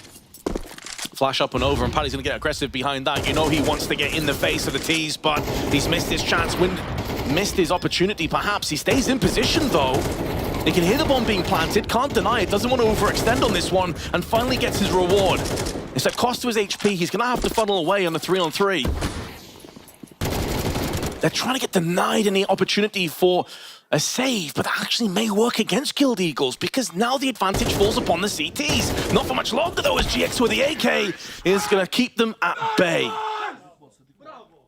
Dropping the style as well. A little victory celebration. A round that kept us guessing and really was quite back and forth like a metronome, consistently baiting them back in, thinking we've got a bit of a window here. We can find our way into this round. We don't have to save it, don't have to wait for the next. But GX doesn't need the AWP. Clean with the AK, the Kalashnikov sprays, and Guild, after finding that pickup, take the opportunity to use a timeout, get Devil Walk's input. It's an interesting one because a couple of players were low, and I was thinking, right, the CTs are going to pull the plug, they're going to try and save. They get the kill on, I'm not sure if it was Synopsy or who it was that pushed through the smoke, and then it's like it baited them into going for the actual retake, and that ends up just completely backfiring in the end. You can understand it though, you're in a 2-on-3, you have to back yourselves, you have to believe. We were talking before about having confidence, not playing timid, not playing weak. But Guild Eagles still shut it down.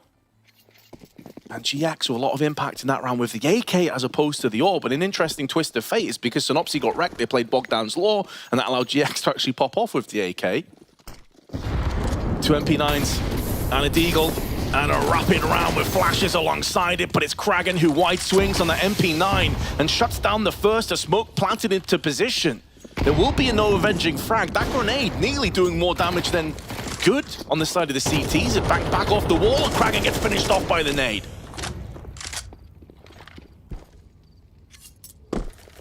Setting themselves up again. They go for the boost up with the scope. Rifles holding for any re-aggression from the CT side. Utility to work with still. 3 players firmly with their feet planted towards A. Patty would have heard the flames burning one of the players, but they're close underneath him. Drops off into second oranges. Peppers one player, but it's no kill. It's no delay. Juan Flatro as well on the face towards CT. Signed, sealed, and delivered. Another round for Guild. 2 USPs remain. They're looking for exit frags. But these are the kind of moments, Jackie, where that extra experience is going to begin to prevail. Guild Eagles have been here so many times before. These RMRs, these close 2-2 matchups. They look down and out early doors in this RMR. But now they're picking up the pace. And when you consider as well, by the way, the Guild Eagles was 0-2. Yeah. They've won their last 2 best-of-3s. Could be a 3rd in a row. They looked like they were done after the first day. They did have difficult opposition. They nearly beat MOUZ. Ended up throwing that game. I think themselves would be pretty honest about that one. They had an 11-8 lead at one stage. Then play ENCE. Fair enough, you've lost that game. But this is where experience will prevail. And the lack thereof that excl do not possess, we've already seen how it's manifested in that first map. These are the moments where you need your big players to stand, to deliver, to show confidence, to take initiative in these rounds, and more importantly, lay down a beating when it comes to the frags. This is where you need a hero if you're excl.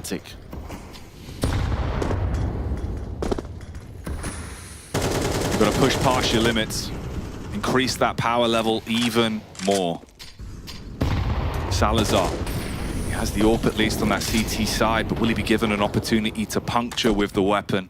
Back round towards Banana again. Nodios sets them up with a flash in to try and regain top Banana control if they want to fight for this. Nade over the top, right on top of Synopsy. Ripping, skin from bone. Only 6 HP remains. Kragan, If he peeks into this though, GX is still waiting for the face. Timing on it's going to be interesting as they begin to back off. Fade away smoke at the bottom as well. You guarantee yourself the banana control. But here's the thing, Jackie. They have expended all of the CT's utility. They used all of it so early into this round. There's still 50 seconds left. Once those smokes fade, there's going to be a good 40, 45 seconds. And the Guild Eagles are making moves up on Archers instead. Flash over the top. Nodios playing on the off angle towards Mini Pit. Peeks in for one, good for a second as well. And buys time for the reload. Only 3 of the Eagles remaining alive. Friendly fire again, but it still results in a further frag as Patty puts bullet to brain. And Rigon is slain. GX looking for a pick back at Banana. With time ticking away, if he doesn't find anything, you've got to give up the round. And the 10th, well, that's one for the Danes. That is one for Denmark in their second round on this CT side. There was a molly and smoke drop down on B as well from that rotative player. So they could use that in the dying embers. Not that I think it mattered at that point. I think the damage is already done in the 2v5 and with 20 seconds left. The Guild Eagles brought back to reality. I said they need a hero. They need someone to stand, deliver, play maybe above their normal level. And to be fair, Nodios has been that man in a lot of these rounds. That ace he picked up, he got a very important couple of kills in the previous one on Archers. Maybe he is the man they can lean behind. They can lean on and get inspired by. And that man on your screen for a couple of moments, Salazar, he has his part to play as well. There's something to be said, though, about the knock-on effect of these timeouts for Guild Eagles. Somehow, Devilwalk always just cracks through, finds the way to activate this very powerful team. 5 fraggers that, when put their heads together, can overcome any obstacles. And normally, it results in them getting quite aggressive. That's been one of the calls that they go for. They switch up the pace. They'll look to go for a raw site take, something that will catch you off guard. And in those small details, that's where Guild thrive. There's been a couple of players that have dropped off here. Kragan. I'm not sure if he's had a single kill on this CT side. I think he ended the first half with 11 or 12, so he's been struggling. Patty's not quite had that same level of impact. Nodios has, and Salazar been slow up until this point, but it looks like he's going to go in for that peek on middle. He gets dinked through the wall and forced back. Slows down the tempo from the AWPer for excl. Softens him up as well. Response with a nade is on target. GX feels some damage, slowing down his play, but Bracket's control, well, that's actually passing hands already. Salazar is repositioned round towards Arch. He's scoped in and waiting for them to burst round the corner. If they can draw the crosshair out, overwhelm him, there could be room for a quick trade. Then you open up map control, but he's got some backup. Patty's coming in. Had the right idea, just narrowly off on the timing. Throwed in a grenade. Bounced off the wall. Did nothing. But he comes back in for more, but he's out in the open. And there's tons of Tech9s just eyeing him down, but Queenix is going to hold the line. In for more as well, as the rotation through Synopsy is good for the one. This Deagle's going to finish off with a couple, and Rigon, out of nowhere, pulls a double out of his pocket, and now has a chance at a clutch, and potentially the match-winning moment. He's seen Kragan. He has the AWP additionally, but Kragan just spams through the barrels. And you can see the anguish, you can hear the anguish in Rigon's perspective. He knows he was so close to greatness. Oh man, Rigon. It feels like he was born with a golden deagle. This man is just absolutely incredible with a hand cannon. Always bringing his team back in around where it looks like they should be out of it. This follow-up shot. Slaying Patty, throwing him into a 1v1. Around the if you lose, man, excl, they would have been up against the ropes.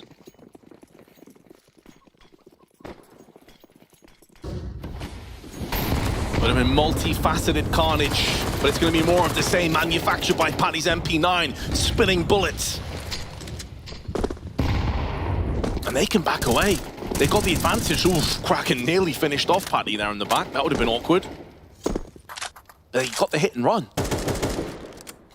All those AKs in play here, Jackie, when you look across the board, there's the one smoke they have to play with. Molotov's been tossed in as well.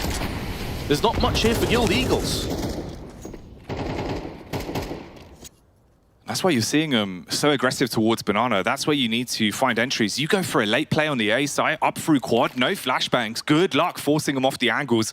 Yeah, you've got the smoke and the Molotov, but it's not going to bail you out anywhere near as much as that single flash would have. And Salazar, he's been hitting some moneymakers, waiting to clean up on this one. They're going to peek in together. The first frag connected, easy spray down by the rest as well. excl withstanding the test at mid and a 12th match point. It's such a good read, man. I think this is where the Guild Eagles not really exploiting apps many times in this entire half is like working against them. A triple stack, you have one playing quad anti-flash, but also kind of the snake in the grass, one arch, and then the AWP of Salazar watching from the porch side. And Guild Eagles never really stood a chance, and that's where the lack of utility is really going to hurt you. Not the opportunity to pop flash in, you can't smoke or Molotov off both of the angles. Down, but never truly out are the Eagles, and they are going to decide, as per usual, to go out in their shield. They will live or die off this push, and they've already taken chunks of damage on Seneri and GX, but they're holding in position. They have no one watching in the extremities of the map, all 5 on Banana.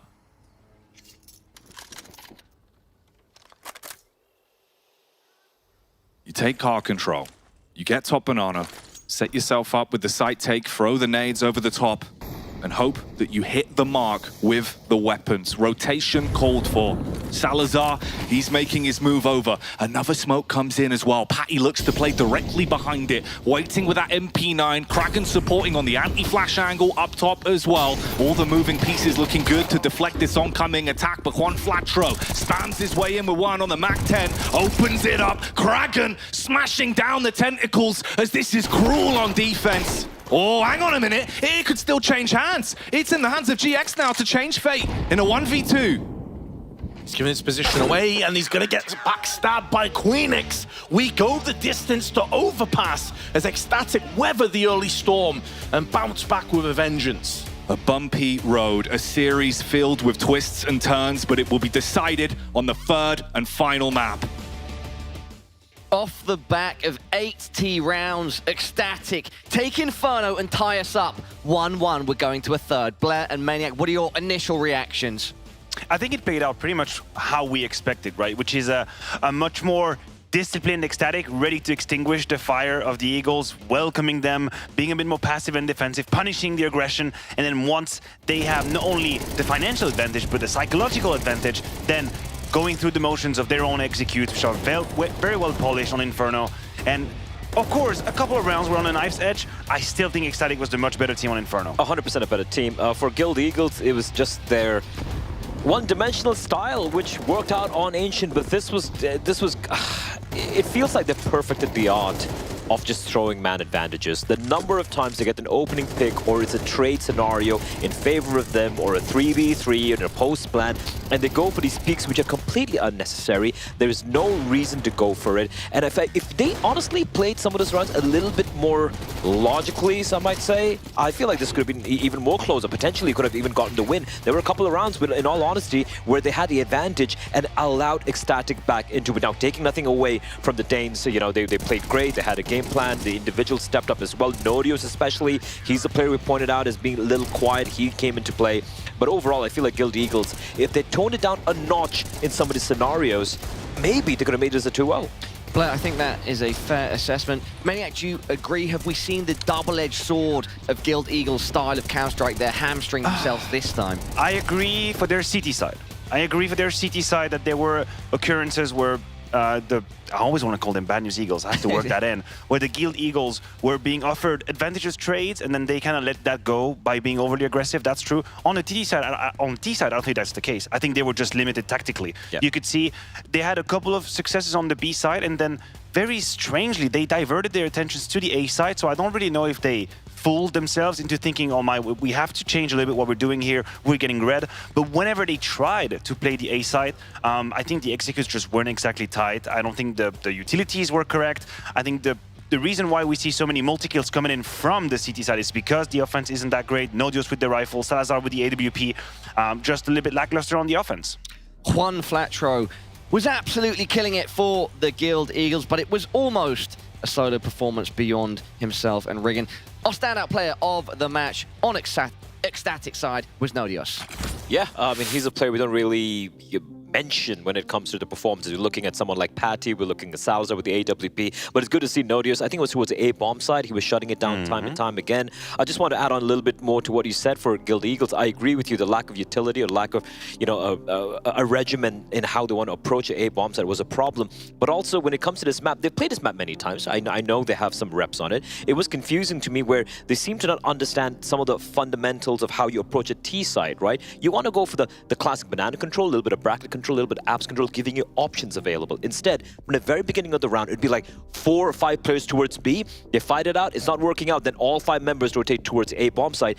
And because there's no space taken towards the brackets, they just get shut down. And I feel that is something I expected more, at least in that aspect. Let's take a look at some rounds where excl took the game by the scruff of its neck, starting with round 2, where, you know, they just lost the previous round, the first pistol, and then they come back with a vengeance. Well, that would be the round previous to this one, which is round 3, of course. Round 3. But listen, the story of this beginning of the game for excl was to not only reset Guild Eagles, and the way they did it was by welcoming the aggression, right? You see the Eagles trying to be in your face, trying to be aggressive on the CT side, second mid, down into apps. And then what do their opponents do? They just wait in T-spawn, wait back from defense middle. You'll call them in, face it, to say, oh, you try hard. But no, that's exactly what you gotta do. You know how Eagles are trying to play against you. You know they're gonna take the fight to you. And if you can sustain the first 20 to 30 seconds and you force them to play the late round situations, you're going to be fine. And this was where excl went on a 5-round win streak at the very beginning of this map, put them in a perfect position. It took a lot of momentum away from the Guild Eagles, Blair.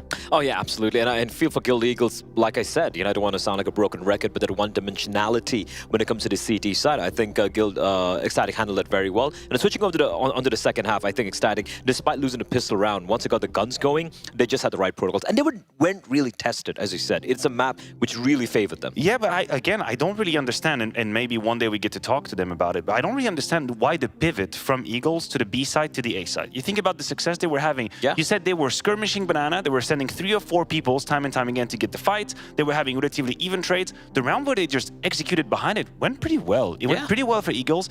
And then I do wonder, again, if they didn't overthink it, oh, this is the time. This is the time we have to change. They're going to be ready for it. They're going to adapt. They're going to send more people to B side. Because whenever they went to A, this is where things started to sort of unravel. And we saw the multi-kills coming out of Nodios, for example. One more excl round. Let's take a look at round 16. Exactly what we just referred to. It's Nodios here. And it's the very in-your-face Counter-Strike from Guild Eagles. You see here, sort of ball coming in towards middle. The storm here in mid. But there, where there should be one more utility just to make sure the round force, it's Nodios with the quad kill. And listen, there's not much I'm going to say about the Guild Eagles. This is more to highlight the multi-kill factor that there was on the defense of excl. And here, you can argue maybe the pathing isn't exactly great, but the CT's last position is amazing as well. Yeah, one more flash there, I think, would have made all the difference, Blair. Either a flash or someone jumping really wide just to get the crosshair away from the position, but since they sort of strafe together, that's what you get. And I think that's a very good symptom. I think that's a symptom of how I think Guild Eagles wants to close out rounds to speed things up. Yes, they just don't want to, like, you have control, slow it down a notch, do your protocols, and then go for it. Like, even in a 3v3 postman, for example, you see someone pushing the smoke. Dude, you don't have to do it. You have the time, you have the bomb planted, it's in your favor, which allows excl to go in for those retakes. excl also winning 4 clutches, mind you, which really helped matters as well. And I feel those clutches were actually manufactured by Guild Eagles just being a little too over-eager, Paula. Guys, up next, it's Overpass. Sort of a handshake map between these teams. excl do have more maps played in a slightly higher win percentage. Which way do you see this one going, guys? Ooh, this is tricky. I'm gonna get the cop-out card here, and I'm gonna tell you whoever starts on the T side is gonna be in trouble. Okay. That is my assumption of this entire map, knowing both teams and having seen excl on Overpass. I think Guild Eagles T side, I think they're going to be a little bit more happier there, right? In all honesty. I'm going to go the way of Guild Eagles, primarily based on just historical context. This just in. Guild Eagles will be starting on the T side. All right, I'm going to go to Guild Eagles. I think they're going to close this one out. Okay, then I'll go excl. CT side, that's where they close it in. All right. It's definitely an inter. What about you, Paula? What about you? No, he asked us the considering how Guild Eagles start the T side on Ancient, I'm just going to go that perhaps they have the edge here, but I'm also worried that off the back of Inferno, they're not going to be feeding themselves. I'm sort of in the middle here. Let's deepen the analysis just a little bit. I'm not just going to say, oh, because it's T-side, Eagles will lose, right? But I do think there is a very big win condition, which is for Eagles to early on win B rounds, and in particular fast B rounds. I don't really think that in the current iteration, Eagles can do the slow map control, A take, finishes. It's just not the DNA of their Counter-Strike. And Overpass is a harder map to really have that aggression. But you can play it fast. You can play it fast if you want to. Less fast options, is that fair to say? Well, as I said, I think only really B offers you that sort of punchy Counter-Strike. You just have to hit it at the right time. It's an MR12. It's not like there's going to be 6 or 7 key rounds. If they can hit a couple of either good monster rush or contact play with a little bit of activity on it, they're going to be fine. If they get shut down, I think that's it. I don't really think the tech tree is developed enough. I'll tell you what, I think he's convinced me. I think excl might have the edge here. No. Firstly, if I'm Devil, I'm just reminding his team that, guys, it's close to 2 minutes, per round. Use it. Use it wisely. Sometimes go for the fast plays, but then slow it down a bit, it's okay. And even if you get stalled out early on, there is still an opportunity to go for a double bomb, pivot to the other bomb side and whatnot. I'm just going to go the way of Guild Eagles because I feel the individuals on the side of excl, it's even in this series, it's just all over the place. We have Kragan, we have Nodus popping off here, which I feel is a bit of a one-off. And for me, the Opera Salazar still hasn't entered the server, and if he doesn't do so here, Overpass is done. All this context at hand, suffice to say, this third map should be a banger. It's very hard to call. The winner will be going to Copenhagen, and the loser will be going into our last chance qualifier. With that being said, everybody, a quick shout out to one of our lead sponsors. This segment was brought to you by Display, the highest quality magnet-mounted metal posters on the market. I'll give you a little demonstration here. What have we got today? That would be a this great poster. is the Guerrilla Warfare agent. One of my favorites from the Counter-Strike Source days, in fact. Eggy on the shoulders. Of course, still active in CS2. Lead crew. Yeah, let me... Elite crew, of course, is the other verbiage. Very sunny image. Makes you want to go outside and enjoy that vitamin D.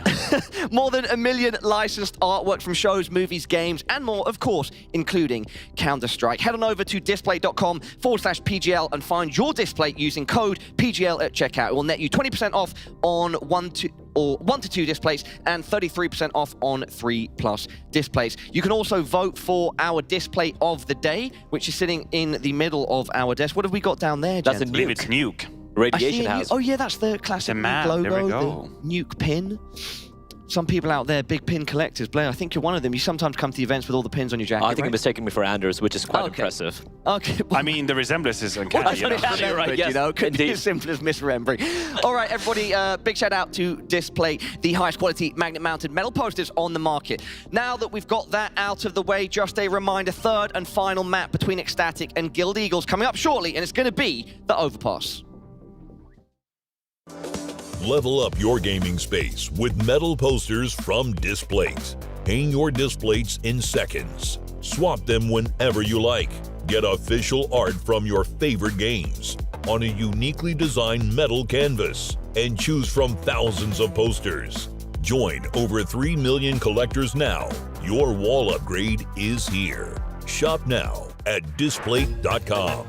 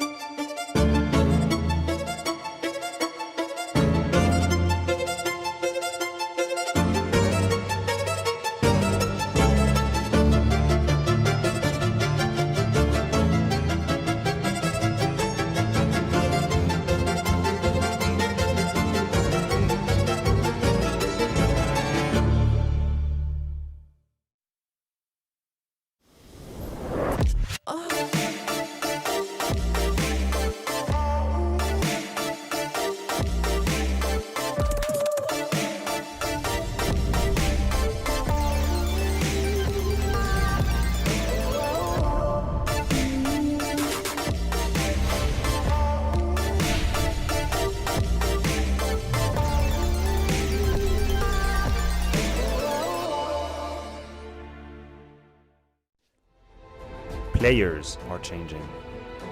Countries are changing. The game has changed. Finds it to perfection. And simple. It's Olaf who's been on top of the box. He's got 3 and he's looking for a 4. That is incredible. And Rain, he's that away. best tournament, the best bookmaker at the scene. The Guild Eagles are coming into this major, and once again, you guys normally have a lot of success when it comes to the majors. I've got Coach Devilwalk with me, but the first thing, you're no longer the Bad News Eagles. We've got good news for you guys, and it's joining Guild. So obviously, other than me not being your manager, what has that changed for you guys? Like, what has improved? What has been the difference? The sound levels are lower when you're not around. Thanks, mate. No, but obviously having the backing of an organization and not worry about a lot of the background stuff is obviously helping. So it's nice to have a home, get to know them more and more as the months go by. Mm-hmm.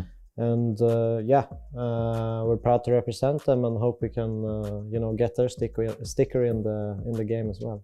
We've had a good run of getting stickers in the game. It's not been too hard for this team for sure. Now for you guys, it's always been looked at like very aggressive team, very momentum-based team, but you also try to add a bit more of this tactical element, right? And a bit more of the strategy behind it, a bit more thought. How do you feel you've developed that between Paris and now?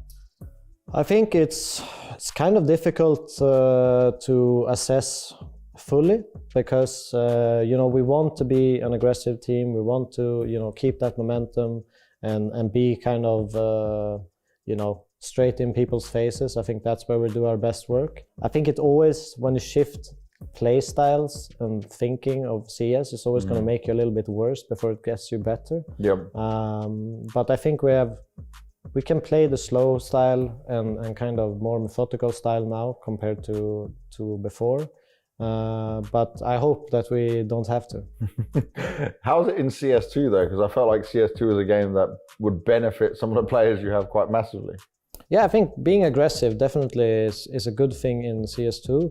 It's been a little bit changed recently with one of the updates, with peaker advantage and stuff like that. But in general, I think, CS has always been, a game where the one that takes the initiatives or creates a plan will be the one that with the advantage no matter what. Mm-hmm. So it's always easier to create simple, T-side initiatives comparably to CT, which needs to be a little bit more timing based in CS in general.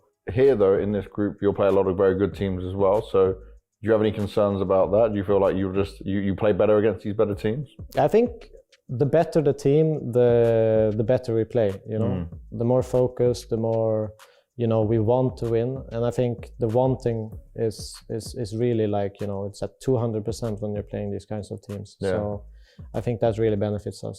Would you say as well that a lot of teams, when they see you and they get put into a match versus you, are kind of scared of playing you guys because of the way you play?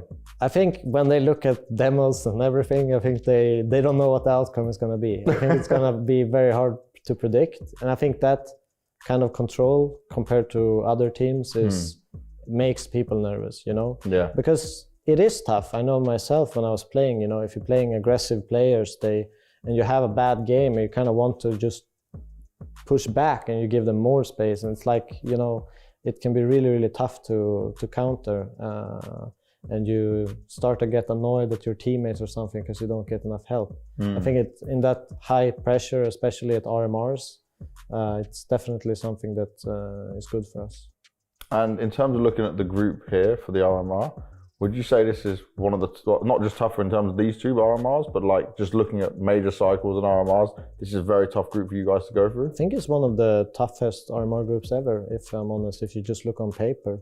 But at the same time, there's a lot of pretty recent roster changes and stuff. But, if all teams would have had an equal amount of time, I think it would have been one of the toughest RMR groups ever. Good luck, mate. Thanks. See if you can do it again.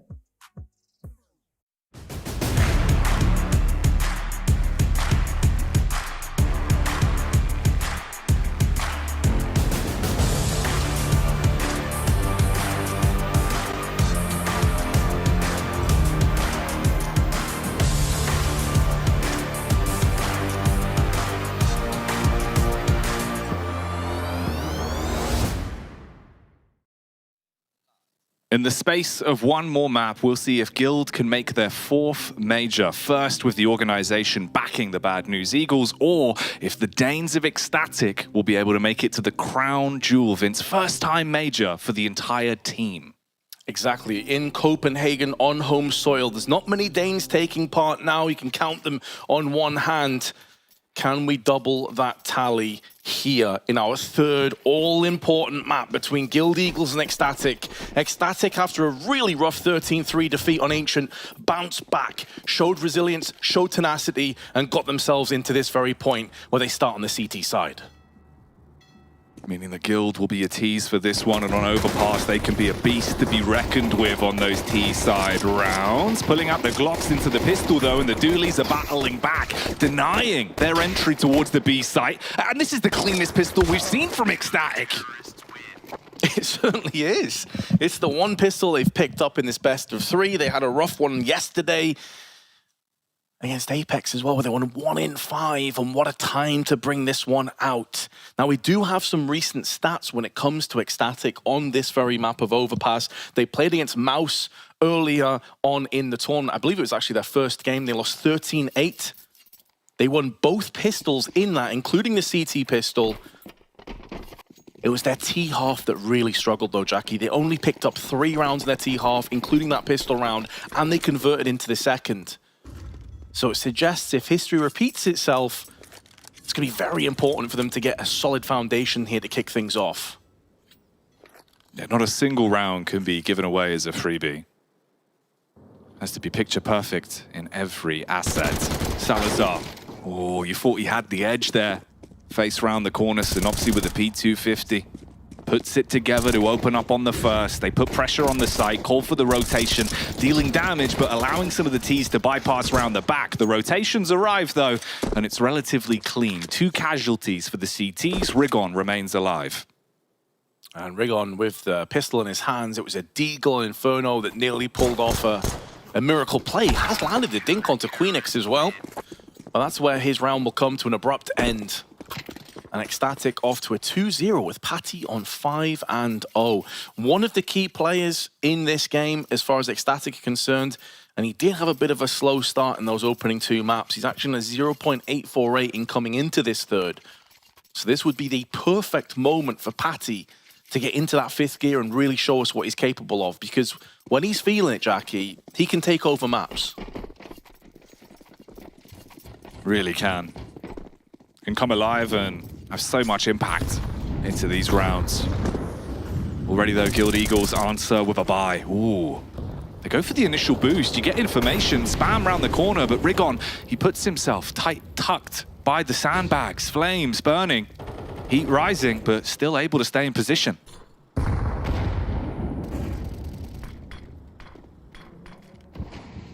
And that could maybe bait them into a false sense of security here, assuming that no one is sandbags. Especially if they think it's some kind of an A hit and they try and get into connector. But Guild Eagle's not necessarily known for their patience. Rigon just knows he has a really good position right now, so he's holding fire and waiting for the rest of the team to arrive. Additionally, he's barely taken a scratch. Just 10 HP has gone down. Kragan's heard those footsteps and Synopsy's been put down, but also on top of that, it is going to be the bomb that goes with him. He is all alone, but he's got a smoke to try and fend this one off. As a Molotov comes in, he can draw fire away. And this is wasting valuable time for the Eagles. As long as Kragan survives, he is eating time off the clock. And that's basically another man on the server for the CTs, as he's got the bomb. He's got all the time in the world to play with. Extra edge. We spoke about Rigon's position towards the start of the round, but the longer it's gone on, the less it's had to pay off, especially as he takes a dink on contact. They can recover the bomb, sure, but with Rigon falling, the round itself, well, that goes down. Yeah, that'll be really frustrating for Rigon, man, because like he was patiently waiting on the sandbags. He knew he had the nuts position, but the second the bomb gets spilled in connector, everything changes shape. He can no longer just sit there and wait. He has to try and make a play and take some pressure off connector to allow the Eagles to pick that bomb up. But so much time was wasted. I mean, it was like 50 seconds on the clock when Synopsy got fragged by Kragan. I think it was around 28-29 when they finally got through that smoke and were able to try and trade back and forth. So a really important play from Kragan. Solid work by him. But we're going to have to wait this one out just a little bit, as I think we do have a bit of a tech issue. Salazar pulling off his headset there. So early on, it's all been ecstatic. 3-0 in the lead. And the reason I highlighted Patty as well, Jackie, not just for the fact, like obviously statistically he's a good player, but he feels like a very important component of this ecstatic aggression. He is one of their most aggressive players. He's the guy you're looking at on CT and T side. Overpass yields itself very much to aggressive CT sides, taking short control, taking con, pushing up mid. So if he's playing well, it offers you an extra element that they didn't have in the opening 2 maps. No, it definitely does. It gives them a lot more to play with and completely changes how the ebb and flow of the game can go overall. And like you touched on, it is a bit of a technical timeout on this one. We're getting a restart of CS for one of the players, so we'll have that resolved and then get people back in. And these little extended pauses, sometimes this can slow you down a little bit, right? You're thinking about the momentum, you're beginning to build up on that CT side. You talk about the aggression, now you sort of get slipped out of that flow state where you're taking it round by round, you're looking for fights. You've got to quickly get back into the overall course of the game once it goes live again. And it's really quite different watching the faces of Guild over the course of this series. Normally a side that is so explosive, you know, so animated, and how you can see the emotions. When they're winning rounds, they keep playing faster and faster. They fight more aggressive. When they have a bit of a slow start, it's interesting to see how they deal with it, kind of just keeping their focus on themselves and zenning out a little bit. That's very true. I mean, we were both kind of caught off guard by the rig on battle cry of the Eagle. Kind of caught us both off guard. It was so loud. The first map on Ancient, they were all smiles, all laughs. I mean, of course, you won 13-3. Why wouldn't you be? And this is where it's a very different side of it. And it's what we were also talking about with excl, because they got loud in the start of the second map. We both loved to hear that because we were worried that they were just going to kind of be deer in the headlights kind of mentality and just get swept aside by the raw aggression from the Guild Eagles. And I think they deserve a lot of credit, man. Like, again, the lack of experience, you get beat 13-3, you're straight back into it, though, on the second map, like nothing happened. And that is a skill. That is an art form in this game, to keep yourself as disciplined as possible. And that's exactly what Guild Eagles need to do right now at 3-0 down. It's still super early days, but when you consider how easy some of these rounds have been so far, especially the rifle round, that could be a cause for concern. Yeah, those little details, right? The moments where you see the bomb get caught off on a rotation, the heads-up play from the CT to push in deep and find that. Those are the things that could come back to haunt you. This is the exact round where Kraken went aggro down in the connector. Guild towards the end just didn't have anything to work with. Rigon's position towards the start, it was a really interesting one. It looked like it was going to kind of be the linchpin of the round, but bygones are bygones, and that's in the past now. We go live once again, though, off the back of the timeout. Guild with flashbangs, a single AK for GX, and then pistols supporting it. Second smoke also deployed, just to choke them out that little bit longer. No control over the map. They do have Senri in connector. And Nodios is all alone here. He's going to get 2. Interesting position, not to have anyone to play off. Maybe not anticipating it would be full pistols. That is effectively an extra rifle that's given across to the Guild Eagles. And it does give them a little bit to play with here, Jackie. It's a bit of an odd decision for me. I think the problem is as well, the secondary rifle, the one they brought into the round, it's been blown out of the map. I think it's gone into the storm drain. Off the back of the HE that landed, either that or it's stuck underneath the water and cannot be spotted by Juan Flatro. So it is only one rifle still. That's all you've got to build your way back into this round. Synopsy testing out by Monster. Delayed on a push, really rough spray though, and they don't clean up. Okay, now it's a 2v2, time's tight, and you've got a flank for the CT side coming down through connector. They can still pick the bomb back up, baits out the shot from Salazar as well. That's a spray Queenix wants to forget as fast as possible, but maybe allowed that amnesia should his teammates be successful. This 2-on-2 with 18 seconds, good flick from Salazar. Instantly rips off the head. But Synopsy is still in the fight, 73 HP to his name, 8 bullets in the magazine, but he does connect onto Kraken. Oh, the turnaround from Guild Eagles, and that's where Queenix is head in hands, because he had the chance to shut down Monster and the round with it, and the Tech-9 bests the AK. And that spray went on forever. Yeah, just every single bullet. Oh, mate, it was like the intro to Ali G. He's just spamming a bullet outline around the wall vids. excl feeling massive right now, but not so much after that spray. Guild Eagles, in the meanwhile, though, there was the cries, the rallying cries that we were talking about. They've been quiet up until this point, but now they know excl gonna be on the back foot. MP9, 257s. Oof, nearly punished.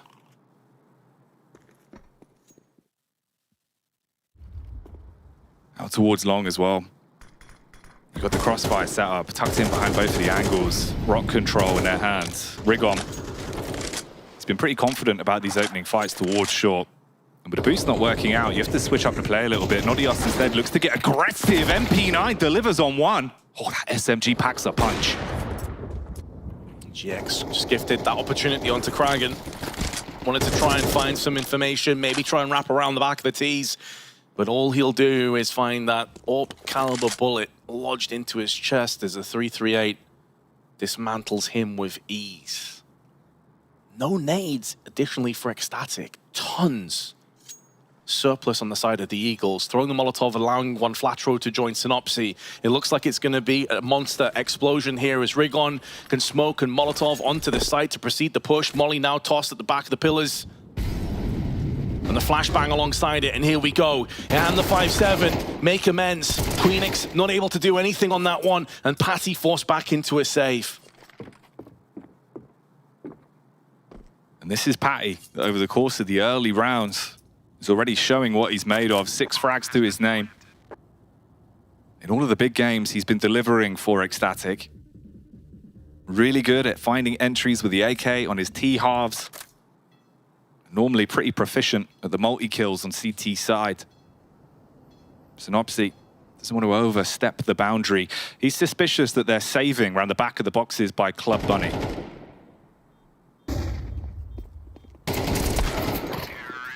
Could see that Patty was hoping to get away with that one. Obviously, the second he opens up his magazine, he's going to give his position away, and he's a dead man. So was hoping and praying that they didn't spot him, but that's not the case. 3-2. And Guild Eagles right back in this, denying any save weapons. It will be a full-on save.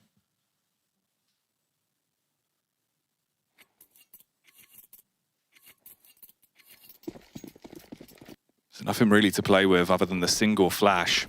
There's been a lot of ingenuity from excl. Whenever they're down to just the USPs on their CT sides, they have some crazy stacks that they'll pull out. They like going for the tank setups where you have all 5 players together. Ooh, flash round the corner, not going to work out too well. Near miss on that one as they go running on in and feed themselves into the rifle. At least a single pickup. GX with a tech, quick switch, can't deliver though. Less Ali G, more Borat. That spray from GX. That's a rough one. Not sure I'll get punished though when there isn't open AK in play and they're actually team killing each other in the smoke. Come on now, Guild Eagles, not like this. Well, what is going on? It's normally the chaos that they thrive in, but here it feels like it got a little bit too much.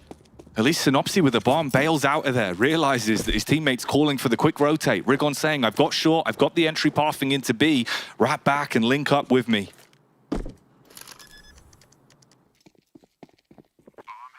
2-on-2 retake, bomb just getting planted down. Nodios, ooh, he did connect a shot, but it wasn't the head. It needed to be that swift headshot if he was going to stand any chance of that trade. Of course, keep in mind, it was a full eco.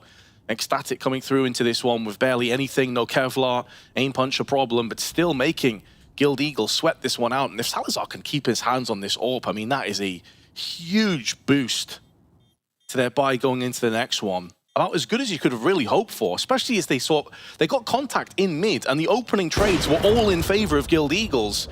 So Salazar neutralizing Synopsy should save him this AWP. And excl, they'll be super happy about that outcome. Yeah, not too bad. You at least get a weapon to work with. The comms there for the Eagles. Minor celebration, one that you feel like you've limped through at the end, but you've still got the round, and that's the big picture. That's what you're looking for, equalizing the scoreline 3 apiece at the minute here on the 3rd map.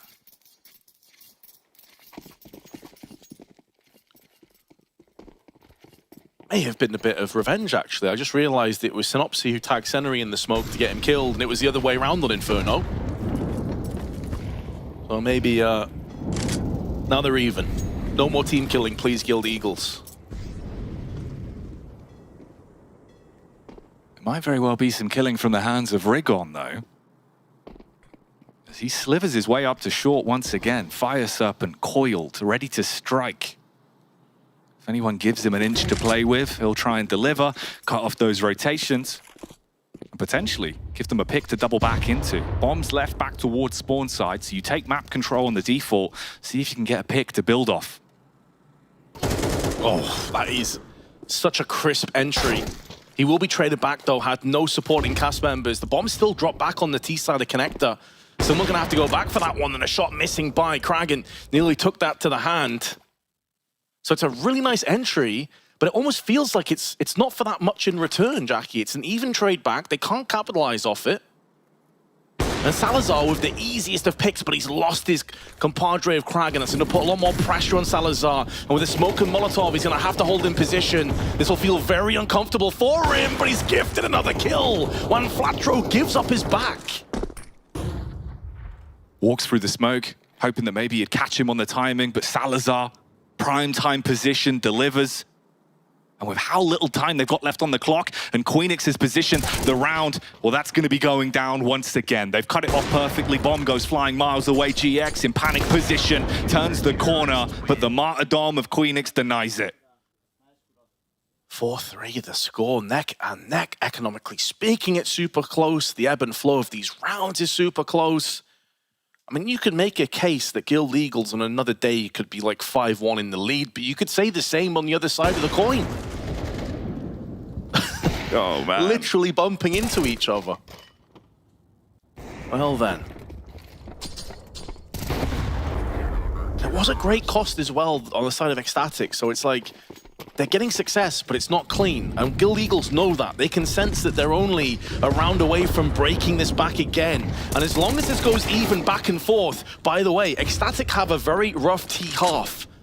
So Guild Eagles, I think, will be relatively happy if they can keep trading these. And speaking of trades, we have another one. Senari's woes continue. He's dropped to 0-8, but it's Kragan that's traded in return. And he has been a big-time player for excl in this best of 3.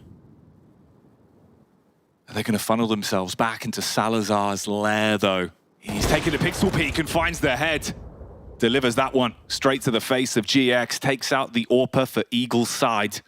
And again, gives them an advantage to work with in terms of the numbers. Synopsy this time has backup in the form of Rigon towards short, and they get the pick on B. This causes some issues of excl setup. They're suddenly thinking about 2 bomb sites rather than prioritizing just one. Baited into the crosshair of Juan Flatro and a rotate back. He's got a smoke, but needs his teammate. Rigon's got to grab the bomb and arrive at the scene of the crime. Man, excl must have rotated so many times, the two of them are dizzy. Back and forth through Heaven and Dumpster respectively. And they're not even sure that this is guaranteed an A-side play. It could go back through Con onto the B-side. And that seems to be what Patty is assuming right now as he comes off the boost. At the worst possible moment, they want to go back in for it again. But it's been in a post plant, and it's allowed them to get into position to deal with this. Patty's low, but they still stand their ground and deliver a frag onto Rigon. And now one Flatro and a 1-on-2. With a bomb planted for his position, could try and thread this double spray and gets it done. Guild Eagles with a 4-4 as when Flatro steps up, accepts the adulation of his teammates, knowing he's just broken the CTs.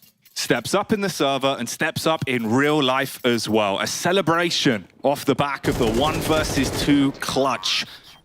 A round that felt like it had got away from them. See the raw emotion and the relief all bundled into one. Yeah, the raw emotion from Anfatro, and Devil Walk sat back in his chair, huge size. He's like, God, you guys are going to give me a heart attack. I know. Oh, man.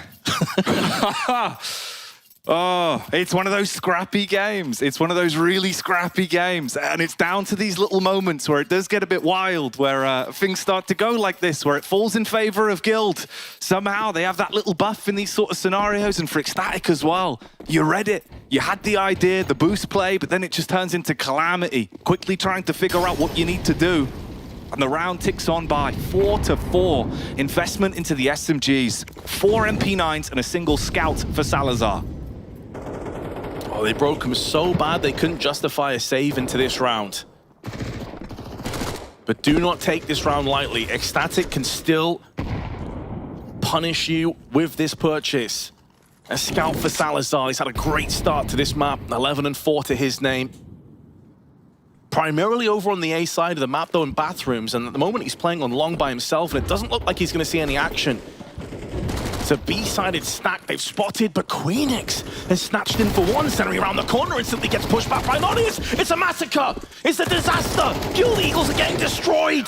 Not a single kill against a force-buying MP9-yielding team. They had the B bomb site stack, everyone armed with a bulldozers, and they deliver. Flattened, steamrolled, on contact, pick after pick, no room to reply. Oh man, head in hand.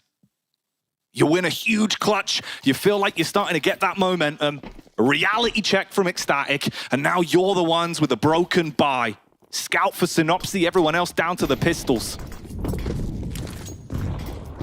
See both sides of the emotion of what this RMR means, what the major means to both teams.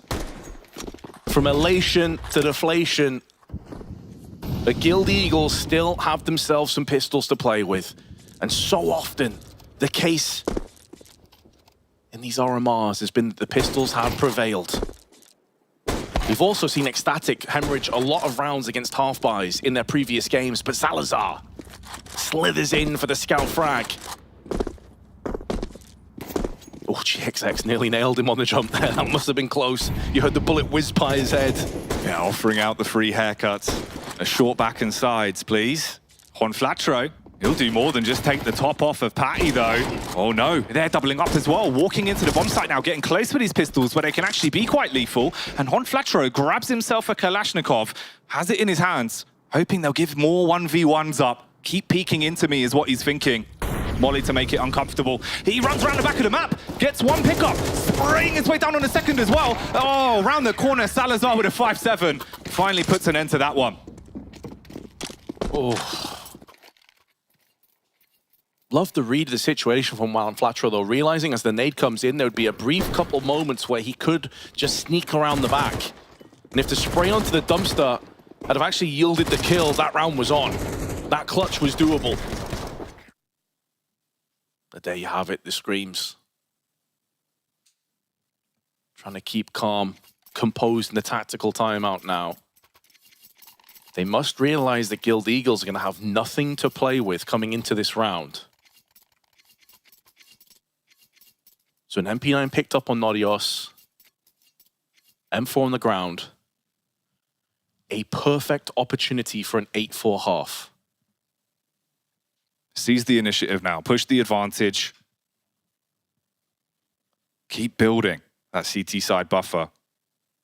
So nice to see the entire team as well looking a lot more fired up, bouncing off one another, supporting each other, the fist bumps. excl, the full Danish roster. If they can lop the head off here, they can make it to the Copenhagen Major. Life could change for all 5 of these players. Salazar waiting for the push towards middle, supported by the AK. And finally, one frag for the Eagles. Rigon's P250 does damage, but the backline should be the closer.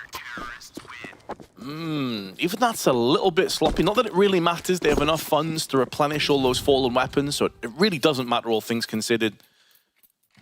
But to get 2 kills out of that round is quite surprising. Senri 0 and 11. He was so good on Ancient in particular.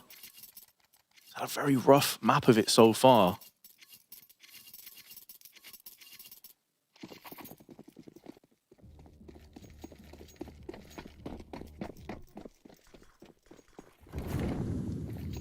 You need the 5 fingers on one hand here for Guild Eagles. Not a single player can afford to disappear into the shadows. It's been a tight T side. A lot of close rounds. You want to finish it with as large an advantage as possible. Heads up maneuver down in connector. They flash themselves in. Perfect placement of the nade as well. And again, he's blown out of the round. Caught that nade on the head. It's a far cry from the exquisite performances from Salazar, Kragan, and Nodios. Patty may have started strong, but he's not really been needed In this round, he's perched up with 2, and Flatro, 1 on 5, has been in so many clutch situations, but this should be a bridge too far. Doesn't have control over the bomb. He's been spotted, and he's living on borrowed time. excl mere moments away from securing an 8-4 half. And although Flatro heroically is trying to fight against the inevitable, excl get the job done and have put themselves into a very strong position.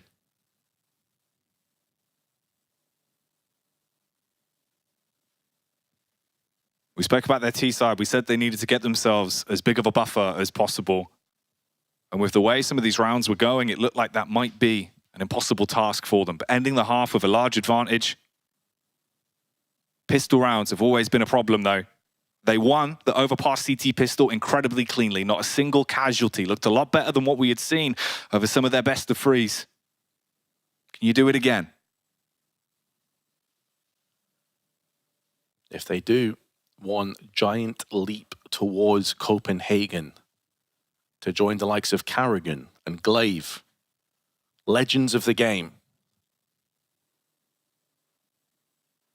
They are so close, Jackie, as they were yesterday against Apeks, and things came unraveled. It felt like they had a mental block when the finish line was within touching reach and distance. Have they learned from that experience? This pistol, so important for Guild Eagles to hold on to. They do have Julies in play, and 3 of the 5 players on B site, which looks like it's about to get hit. Synopsy, posted, onshore. Got backup for the aggression. Seneri with the utility as well. Flashbang and HE to support his teammates on the contact.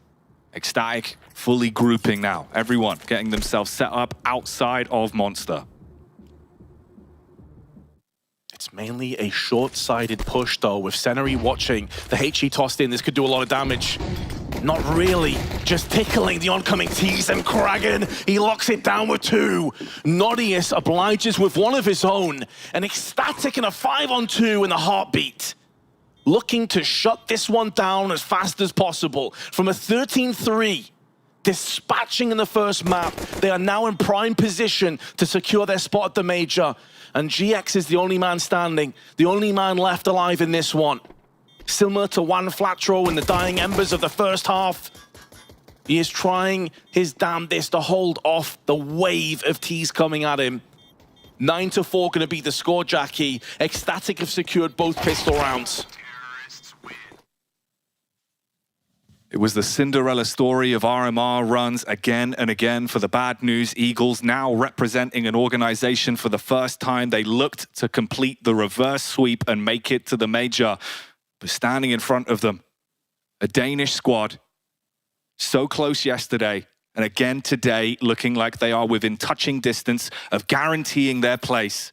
The legacy, the history, immortalized in the game. First time Major appearances. If they can finish it here in the 3rd map, and Guild Eagles, after losing the pistol, will have nothing to fight with. excl could take it to 10.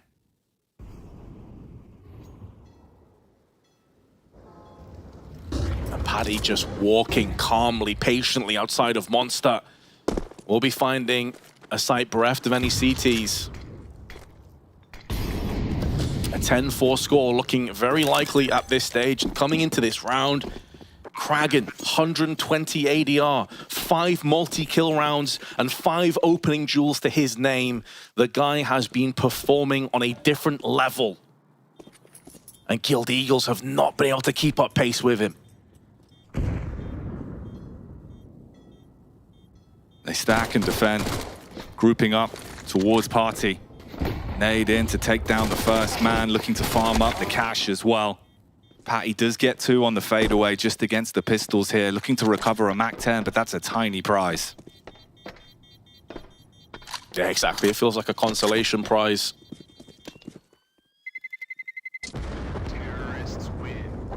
I'm not even sure they'll want to hold on to that going into the next round, Jackie. They have bigger fish to fry than a MAC-10.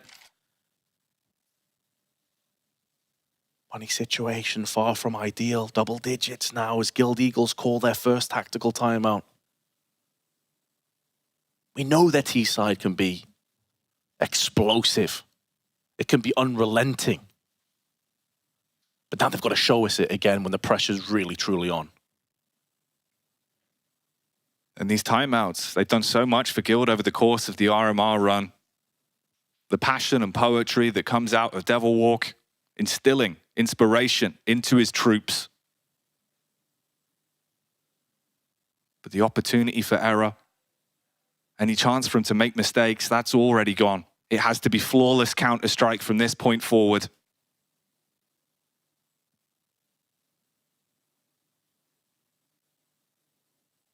Reality beginning to settle in, perhaps, for Guild Eagles, realizing the situation that is at hand. 3 Galils for excl. Some of these previous ones have been a little bit costly. Open play, GX fully flashed off and naded behind it, forced back into the bathrooms.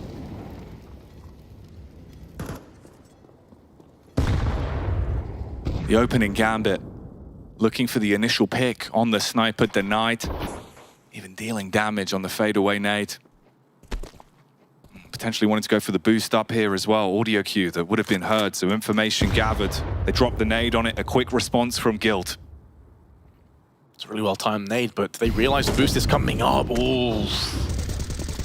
He was still crouched. It didn't allow him to stabilize his feet and then connect the headshot. It could have gone a very different way for excl. HE's up and over, not really affecting the CTs that much. But this is where the lack of utility begins to become a problem. A minute on the clock, there's no smokes left. 3 flashes, that's all they have to play with. The Wolfpack of the roster for excl, they're down towards B, but one man in Kragan, he's been lurking outside of long. Seeing if he can find an opportunity, a potential backstab to sink the knife in the late round, and that's where we're at right here, right now. 30 seconds on the clock. The rest of the utility has to be used, and they've got to commit to the B play. One flatterer, he was damaged from the initial nade, softened him up, and he falls. Rigon delivers with one, trying to reposition to support Senary. Equal trades are found. 3 versus 3. 18 seconds on the timer. Rigon, he finds the flick, but it's just a mere tag. Backs up Synopsy to at least equalize that one. 10 seconds, Salazar has to plant, and Synopsy smokes him. Yeah, they were hoping for the plant because Kragan was playing up in heaven. If he could have planted that out in the open, then Kragan was in the perfect position to pincer in and pierce the CTs. It won't be happening. Even if kills weren't forthcoming, you nailed it. So much damage. Down to 5, 10 HP, and then 1 bullet through the smoke seals the deal. That's the kind of round, though, that if you're the Guild Eagles, you're happy to win it, but you don't feel confident about that at all. You can read it on their faces. Scary rounds, back up against the wall. 5 rounds on the spin to equalize the game at 10 apiece. excl, once again investing into it. Rifles on parade, utility supporting that. Oh, another entry. No potential for follow-up damage. Synopsy was left alone. No one balloons, no one bathrooms. He was there just to be a nuisance, but he gets dealt with instantly, removed, surgically. A good flash forces GX off the angle, and now he's not sure if they've crossed. Molotov off, forced out of position. Guild Eagles are hemorrhaging map control. excl are taking anything they want on this one, and there's not much of an answer back from Guild to repel them. Oh, they're even going to break the smoke and look to see if they can deal damage. There's a timeline here where you're jiggle peeking on the face towards Monster and could get absolutely annihilated. The timing on it, Vince, he gets the Molotov off at least. He can still buy a bit of time and the free info. Responds by closely going up on short, but Queenix with the Galil gets the opener. Oh, Paddy is just going to run and gun this one down, may get traded out, but the damage should have been done. Rigon, try as he may, there's too many T's for him to deal with. And GX is already tapped out. He's already looking to save. The AWP was never a part of that round. Was flashed, smoked, mollied, everything tossed onto his position.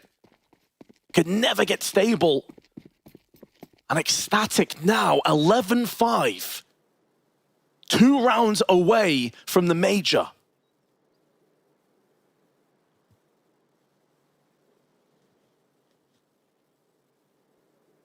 The Danes might just make it to the Copenhagen Major after all.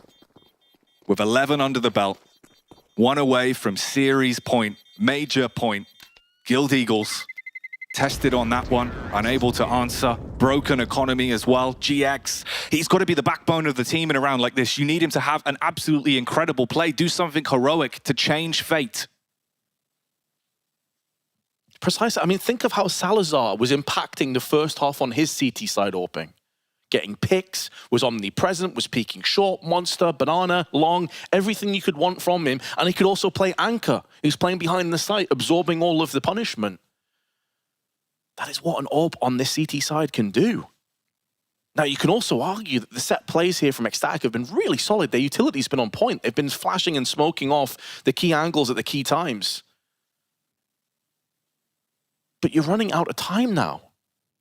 Excuses no longer cut it. You need rounds. And when you're dangling Synopsy out in connector alone and he gets killed without doing anything in return, you're always going to be on the back foot at that point. Rigon tried so hard with 2 kills. They're just being slowly constricted and choked out of this game. The grip tightening, second by second. Because of how many plays we've seen towards B as well. They heavy invest in terms of the setup, sending most of the troops over there. Just a lone ranger in Synopsy towards toilets. Early utility thrown in, making them think this will be a B play, but in reality, you've got players set up towards long. Quickly taking that map control back, they're going to be able to find their way into the A site already. Kragan just continuing the pace, joined alongside Patty. That's a formidable duo. And Manflatro now up in the dumpster. He's been spotted. Molotov can be tossed onto the truck as well. They're going to try and make sure all these angles are covered and dealt with.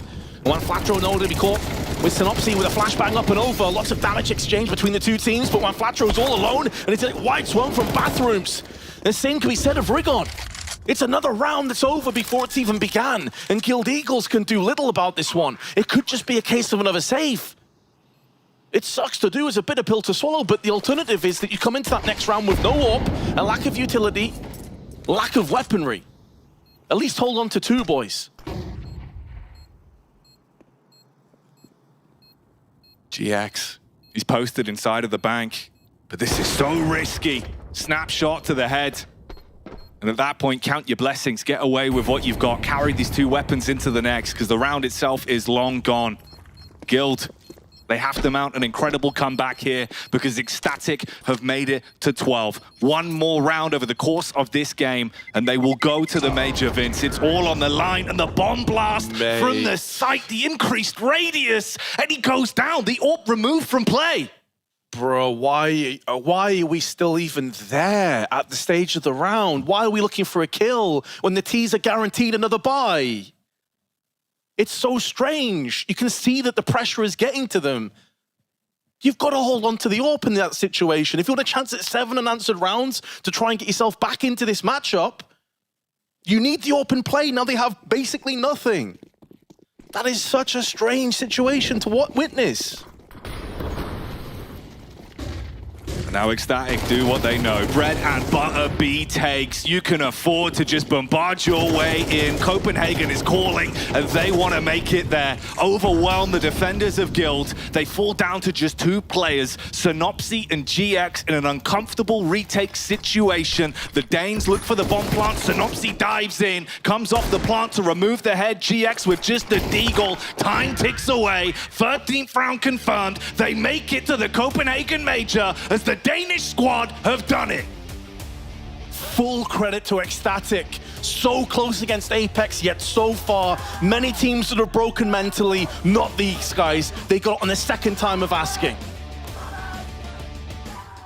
Now, the Eagles were not the only guild on the server this evening. On the other side, there was a Thieves Guild who stole away the win. excl, the fairy tale. Some did not think it was possible. Many thought that perhaps Astralis would be the first Danish organization and roster to secure a spot at the PGL CS2 Major, but no, it's the newer generation. excl will be the first Danish organization going to the first Danish major, the PGL CS2 Major Copenhagen.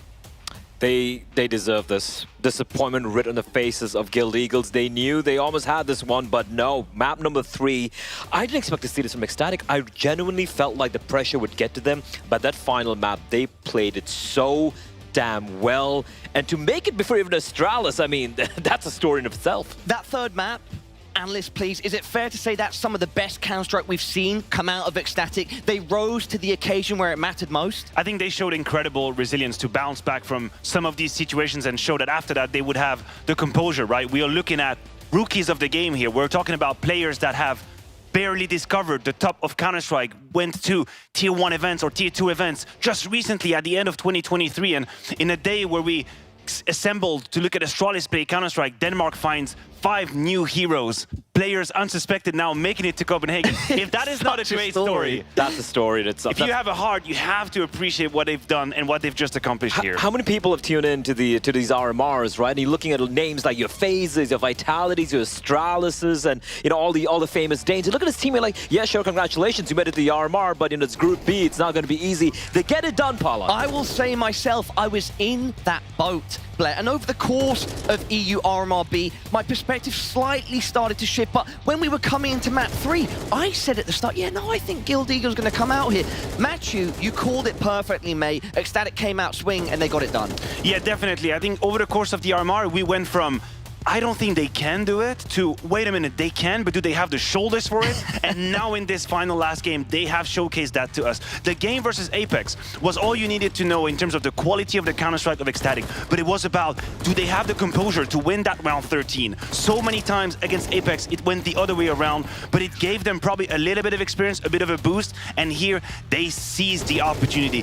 They took it when Eagles gave it to them. They allowed them back into the game. And if you look at the series as well, I mean, you got destroyed on map number 1. Guild Eagles looked like they were going to run away with it. Map number 2 comes in, it's back and forth. It's brawly, it's messy, it's ugly.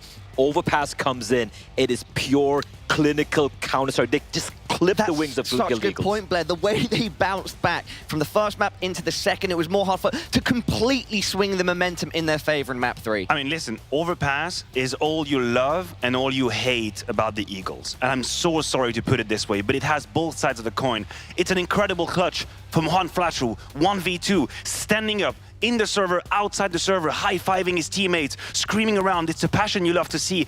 And then it's the lack of lucidity in the following round. Literally getting run over by MP9s, completely flattened, 5 kills, 0 deaths on the side of excl. They regain control at that point, and Eagles are left wondering what the hell just happened. We were celebrating and we just got a knockout punch in the face. And unfortunately, this is this double-edged sword of the passion that we were talking about. Yep. They needed to take it more easy, but that's who they are. That's the Counter-Strike they play, and it comes at a price, a very heavy price today. Our standout player for Overpass was Patty, but if I'm looking across the entire series, Kragan, Nodios, and Patty, they spread the weight so well between the 3 of them, Blair. Oh, 100%. Everyone chipped in. Like, this has been my criticism, so to speak, of excl, where it's like Patty's there, and we have Kragan's there, but everyone else is kind of hit or miss. They might show up, might not show up. But when it mattered the most, when it came down to winning one map to book their ticket, everyone chipped in, everyone showed up. I kept pointing to Salazar. I'm like, are we going to see a good Salazar or a bad Salazar? We saw both of them today here in this best of 3. When it mattered the most, Blair, he delivered. Let's stay on board with you. You wanted to take a look at round 9. This is a round, Mane was talking about, that is exactly the round. You win that clutch, massive clutch. Look at the utility usage coming in. It's still a minute over on the clock, and they just come into the blender, just running into the MP9s. No spacing, no trading, no utility, absolutely destroyed. And from right there in the moment, I think Maniac, you yourself said, you just sat on the green room and like, this could be it, this could be over. And indeed was the case. They didn't win a round. They won one more round, they won one, that's it. And what really annoys me in that decision is that you have to realize, if you're lucid and thinking straightforward in that moment, you have to know your opponent is limited on money. Yes. You have a whole lot of time to play with. You can take the entire map just to sort of assess where the threat is, but they play it very one-dimensional. It's like, listen, we are going to play B and that's it. A couple of flashes, let's have a good time. But that's exactly what you're hoping for if you're excl. You make the right gamble, you have your MP9s, close quarter combat, bam, and you knock them out. They never stood up after that. The game was over at this moment. Gentlemen, before we break things down further, take a look over your shoulder. We've got James Banks down on the sidelines with Patty. I'm very excited to hear from him. And he is very excited as well, Parla. Patty, first RMR, you go through in a 3-2 position and you manage to qualify for the Copenhagen Major, as also so far the only Danish team that's made it there. What does it mean to you? Because I remember on the first interview we did, you said this is everything, this is all you've been working for. It is everything for us. It's absolutely insane. When we came here, we knew we could do it, but we knew it was super hard. But we managed to do it, and I'm just so happy. This feeling is absolutely surreal. It's an insane feeling, and I'm so happy. I'm so proud of the entire team. And so you should be, because the first map, you got absolutely walked over, and I think we'd be very worried about what we could achieve on the second map. What was that looking like when you go into Inferno? What did you say to the team? How did you keep your heads up? The first thing I said, and the rest of the team when we going to Inferno, is that we need to reset. Just 2 best of ones. They got the first map, they absolutely stomped us. They had full momentum, there was no stopping them. But we knew it was going to be a hard map, and we knew Inferno and Overpass was our map. Okay. So that's what we did. We just reset, and we knew that the 2 next maps are good for us. Yeah. So we still believed. Focused on where you were strong. How much, though, when it got to Overpass, was it starting to sink into your minds about what happens on Apeks? Because you even pushed them close. You could have been here yesterday. Mm-hmm. Oh, no, Overpass, I wasn't thinking about anything. I was in the game, and it's all about in the moment. I didn't think about Apeks game. I didn't think like, what if we choke now? And I just kept focus all the way through, and that's it. That's it, and you got the job done. I've been asking a lot of the teams here, when it comes to this format, and obviously not having a break in between the halves, right, when you have to try and reset or do anything else, is it harder for you guys? Do you like it? What do you think of it? About like not having a break between the maps? Yeah. Don't think too much about it. We have like a small 10-minute break to go pee and go through like the ENCE trading we did. But for us, I'm not sure. I think it's fine. I don't think too much about it. Well, you prepared very well for it and you got the job done. Is there anything you want to say to everyone that's been supporting you and the Danish fans who I'm sure are going to be happy to get a full Danish lineup in? I would like to say thank you to everyone who supports me and the team, my family, my mom, my dad, my brother. I want to give a special shout out to Søren, Christopher and Patrick. These are my 3 best friends who always support me. I want to give them a big shout out. Nice, that's what it's all about. Well, welcome to the Copenhagen Major. The dream has been achieved, and we'll keep things moving and see who the next time will be. Thank you, James, and shout out to you, Patty. Big congratulations. I think a phrase that we can take from him that describes somewhat the situation excstatic and we are in is absolutely surreal. Them making it, it is a fairy tale dream come true. It is a fairy tale come true, and for Paddy Metzen, I want to give this guy a little bit of praise. Coming in as an IGL of a team we didn't really expect to potentially make it out of here. He had some great calling. You can see the amount of prep work he's been putting in with his team as well. But even individually, when, you know, the rest of his stars don't necessarily step up to the plate, he's always there, opening up sights on the T side. He's the most aggressive player, getting crazy ratings as well. I feel like he has absolutely earned and deserved a spot in Copenhagen. Just to reveal some behind-the-scenes details, I've seen Zippel here, one of the guys involved in the staffing and ownership of excstatic, and I've seen his team, and I've seen the players, and they've been stressed. Let me put it like, they've been stressed. And I know how much it meant at the time to have made it to the major, and now they've done it. I can't imagine the relief the players and staff of excstatic are feeling, Matthew. Yeah, it is very hard to imagine how authentic these feelings are currently, because, right, we talk about veterans sometimes, people who are looking for their 18th major, their 15th major, their 10th major. What about the players or the orgs that have their first, that finally make it through this super exclusive list, this accomplishment that you're always chasing and hunting for as a player? And we know the ramifications of it, Paul, and obviously, financially, this can be life-changing for you, but just, you enter the pantheon of Counter-Strike. That's where you're at. You're amongst the 24 best teams in the world. It's your World Cup. Everyone is going to be looking at it. And that's the beauty of the open circuit, because you wouldn't see that in any other places. This is where, if you play the good Counter-Strike, if you earn your spot, you are going to be here. And of course, the national lore in Denmark. Some teams are struggling. excstatic are here. They're here to play. Dreams can be made and dreams can be crushed. So that's the beauty of the circuit. They absolutely can. Thank you so much, gentlemen, as always, for your thoughts. Everybody at home, quick recap. EU RMR B qualifiers to Copenhagen. We've got Cloud9, MOUZ, Apeks, Vitality, Spirit, ENCE, and now excstatic. Up next, we've got Heroic versus GamerLegion, and we're going to find another heading to Denmark. Level up your gaming space with metal posters from Displates. Hang your Displates in seconds. Swap them whenever you like. Get official art from your favorite games on a uniquely designed metal canvas and choose from thousands of posters. Join over 3 million collectors now. Your wall upgrade is here. Shop now at Displate.com.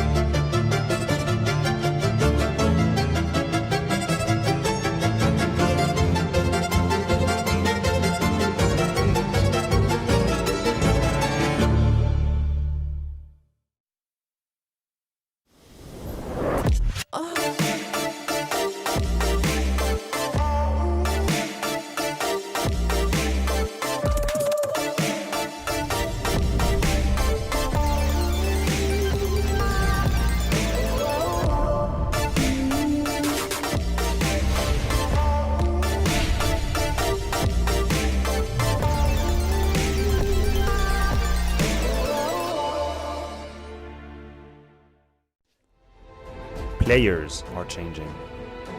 Countries are changing. The game has changed. Finds it to perfection. And simple. It's Olaf who's been on top of the box. Though. He's got 3 and he's looking for a 4. That is incredible. And Rain. He starts away.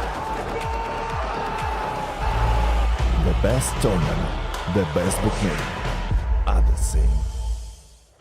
We are de-quizzing the bomb here in Bucharest to make sure we save the city. This time, it's GamerLegion Zolt trying to go at it. How is your CS knowledge? I have no banks, but I have a great feeling about this. I think I can save Bucharest. You're going to save Bucharest? Yeah. Okay, well, let's see how fast you can do it as well, because the pressure is going to be on. You get your hands ready? Yeah. Press ready. The yellow button in the middle and right. start at time. Let's go. Here we go. What is the reload time of the AK-47? I don't know. Yeah, bro, I don't know. 2.1. Oh. You plant the bomb, it explodes, and all of your teammates are alive. How much money do you get? I don't know. I'm 38. Okay. What is the minimum amount of AK-47 shots to the body to kill terrorists and pistol on EPS Kevlar? 4? Nice. Which player from Denmark appeared in the top 20 rankings in 2018, 2019, 2020? Blame F. Easy. 4? No, wait, was that who was the top ranked player in 2020? Simple? The minimum amount of block shots to body skills is 5. It's over. It's over. No, it's over. we blew up. No! No! Bold. No. So confident. You believed. I believe everyone. I'm sorry. I'm sorry. And now there's no RMR. No one's going to the major. Only Group A. If I don't go, no one goes. Thanks for trying to save us, mate. Won't rely on you in the future, that's for sure. Can't trust me, guys. I'm sorry.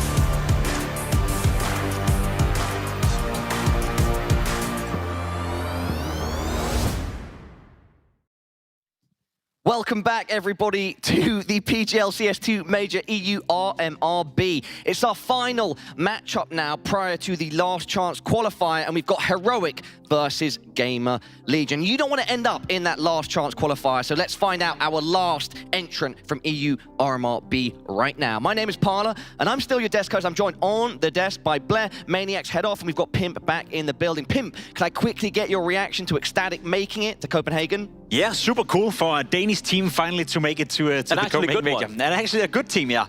Obviously a massive result for them. Very small organization. Spoke to Sybil before the game. He said, listen, we're 8 people, 5 players and a couple of managers. That's it. They're probably the smallest budget out of all the teams coming into the RMR. They're the one making it from the same group that Astralis failed to make it from. It's a massive success story, and I'm very happy on behalf of ECSTATIC and the boys. It's a huge win for them and a huge win for Danish CS. With that being said, let's start focusing in on our final matchup, Heroic versus GamerLegion. Guys, let's talk generally about both teams' results at the RMR so far, and also contrast the teams that they've been playing. Yeah, 100%. Like, again, speaking of Danes, we got 4 Danes going to be in the server. We have on the side of Heroic, Tessus, Nikodos, and Shush, and of course on the side of GamerLegion is going to be Acor the Opper. And these two teams have had some very different runs heading into this particular matchup. I feel like for Heroic, it's been tough. It's been tough. The opening one, a little easy against Preasy. Get the win there. Vitality get absolutely smashed. Then they take on Astralis, which is a massive performance from them. And then going up against Team Spirit, who they still made it very close, right? So it's been a very rough ride for Heroic, so to speak, but here we are, 2-2. In all honesty, Heroic have lost to Vitality and they've lost to Team Spirit, 2 of the 3 best teams in the entire world, right? So it's not too big an issue in that regard. They've also taken down, as you said, Preasy and Astralis in the process. Very convincing win against Astralis, and they were able to pressure Spirit on second map in that best of 3 as well. So if I'm Heroic, as I said yesterday when they lost, I'm coming into this 2-2 game feeling like I'm the strongest team out of all of them, which, you know, doesn't bound too well for GamerLegion, who has had a slightly easier route, but have taken some losses against some teams that I think Heroic would have beaten had they had the chance to face them. Yeah, 100%. Go on. No, Blair, jump in. We're I'm good fine. for time. Yeah, we're Please, good for time. go All for right, it. so Yep. I mean, even for GamerLegion, we can probably take a look at the results as well, which they've had so far in this event. They too got absolutely demolished by Vitality in the opening game, making quick work of Pera, kind of expected there. Against ENCE, they actually had a massive lead, and it was ENCE dragging it back from behind and losing in a bit of a heartbreaking fashion there. And against OG, sure, there were a couple of moments where it looked a little close here and there, but it did feel like Snax and his men were in kind of full control. So yes, if you kind of equate the caliber of opposition that Heroic and GamerLegion had to play, a little better on the side of Heroic. But GamerLegion, when they had to win their game, they won it convincingly. Sure. If there's one thing you can't do, it's you know, I guess when it comes to GamerLegion, the expectations are always set quite low, and they constantly continue to play better than we expect them to, right? Yes. So underestimating GamerLegion is no longer an option for us, and we should have the uttermost respect for them, because they are a solid team, and they've shown that time and time again. Let's keep our focus on GamerLegion. So don't get me wrong, they've got A-Core as well that has, you know, a little bit more experience than the other three players, but Snax, that's a legendary player. He has invaluable, extended experience. What do you hope to see from Snax here, and how is he going to be a factor going into this very important matchup to avoid the last chance qualifier? Well, to contextualize it, Snax is not the same player he used to be. Obviously, when he was in Virtus Pro in the first iteration, even his short stint in MOUZ Sports back in 2018, one of the players that you hated playing against because he would always find a hole within your defense. He would always do something that some people would consider stupid, but for Snax, it would be that sixth sense in the game that would throw off your opponent. He's not the same player anymore. He's now an in-game leader. He's trying to find those loopholes as an in-game leader, so he's not necessarily the player on the server making the biggest difference. However, I think his comeback into competitive Counter-Strike has been stellar. Fact of the matter is that he remained competitive. He's playing within a team that is knocking on the doors to be a tier 1. So for my money, Snax is doing well, but he's not the difference maker on the server. And it's also kind of his performance as well. He's not just calling some great Counter-Strike and working with the pieces that he's been given with. He's also fragging like it's 2015 all over again, which is so very impressive from Snax. And I just want to contextualize this as well with the team that is GamerLegion, the lineup that is GamerLegion. Throw your mind back, you know, just a year ago, less than a year ago, it was Imma, Isaac, A-Core, Kios, and Shuhei who had that run, the crazy run that they had in the major, and then they lose Imma, and then they lose Shuhei. Two of the players who've already now qualified for Copenhagen, and the remnants, Isaac, A-Core, Kios, everyone's thinking this one's done. You know, the good pieces got picked apart. There's no way this team's going to be relevant anymore. They get Volt, where even I was like, I don't think they're going to be doing much. Then they get in Snax, and we're like, let's see what they cook. And man, he cooked. Yeah, that team name was incredible that Snax had. Let us cook or whatever. We spoke at the start about both teams' results at this RMR, but why don't we talk about the most recent result between these two teams, where Heroic and GamerLegion squared off at IM Katowice. Heroic came out on top quite convincingly. Yeah, it was a convincing win on the two maps they won. I believe it was 13-4 and 13-8 in the two games they ended up winning, being one on Mirage, the second one on Nuke. But GamerLegion, they also won a convincing map in Overpass. So it was, honestly speaking, a bit of a boring game. One of those maps and one of those games where every single map was one-sided or loop-sided towards either team. So hopefully, fingers crossed, that we get a more competitive game today. I think Heroic have shown the last couple of weeks that they are a very legit team. They came together as well. You spoke about GamerLegion losing their star players. Well, you could say the same about Heroic, losing Kadian, losing Yabi, losing Stown, yet they still found a way to remain two of the pieces in Tessus and Shoes, and they've built around those, bringing in Kixen, bringing in some other great talents in Nico and as well. having a Nerds helps. Nerds is obviously breakout player of the year, young player of the year, call him what you want. He's been playing exceptionally well as well. He started to perform at CS2, so for my money, Heroic is far from a finalized product, but still at this point a team that I think already now have shown the full potential. We saw it in Katowice, we've seen it here as well. I wouldn't be happy if I'm GamerLegion knowing that I'm going up against Heroic. 100% Matt Vito coming up on screen now. I think it's going to be very, I think it's going to be very, very similar to what we saw in Katowice. In all honesty, I think Nuke should. Sorry, I think Mirage, the pick, should be coming in from Heroic here. GamerLegion with Overpass. I think that's a one map where they 100% have the edge over Heroic. There we go. And are they going to shake hands on Nuke? Is the question here, or are GamerLegion maybe going to try and ban it? There we go. So a bit of a switch up there, heading into Ancient, where again it heavily favors Heroic. But there is one factor for GamerLegion. They have way more reps on this map. They played about 10 times in the past, but they've also lost it a shit ton of times. Yeah, they lost it 2 out of the last 10 times they played it. That's right. Their win-loss record on Ancient is the worst out of all the maps in the map pool. So yeah, you say reps, you say experience. Well, experience in losing. So maybe if they do end up losing, they won't be too sad about it. Well, they do say, you learn from your losses, so hopefully they have that as a mantra as well. To be fair, some of the teams that they have lost to, FaZe, where in one of the games it was a very close affair. They played FaZe twice, they lost to MOUZ, ENCE as well. Havu, Betboom, okay, listen, I was trying to paint a nicer picture Movistar here. Rhinos. That was a while ago, though. Maybe they've gotten better. But yes, if I'm looking at this map pool, it is very, very similar, despite the fact that Nuke's not there, as what we saw in Katowice. I think GamerLegion Overpass is really solid. They should, on paper, take that map, but I think Heroic are just too much on the other two, Paula. I think we are going to be sticking to the timer. Yes, we definitely are. So, once again, Blair, just a quick official prediction. Heroic going to the Major. Heroic going to the Major. Pimp? I think we'll get a more competitive game than we saw at Katowice, but Heroic will book a spot at the Major in a couple of hours. All right, my analyst desk are siding with Heroic, but there is certainly a chance for the GamerLegion. The winner of this will be going to Copenhagen. The loser will be going to our last chance qualifier. It's going to be an epic matchup, so we've got 2 epic casters, 2 of the most legendary to ever do it. Anders and Henry, over to you. Lol. Oh, yes, indeed. Thank you very much, Paula and the boys. One more game of the day, Anders, and 2 more teams are going to the Copenhagen Major. One of them will be either Heroic or GamerLegion. 4 Danes and 1 opportunity. Who you got?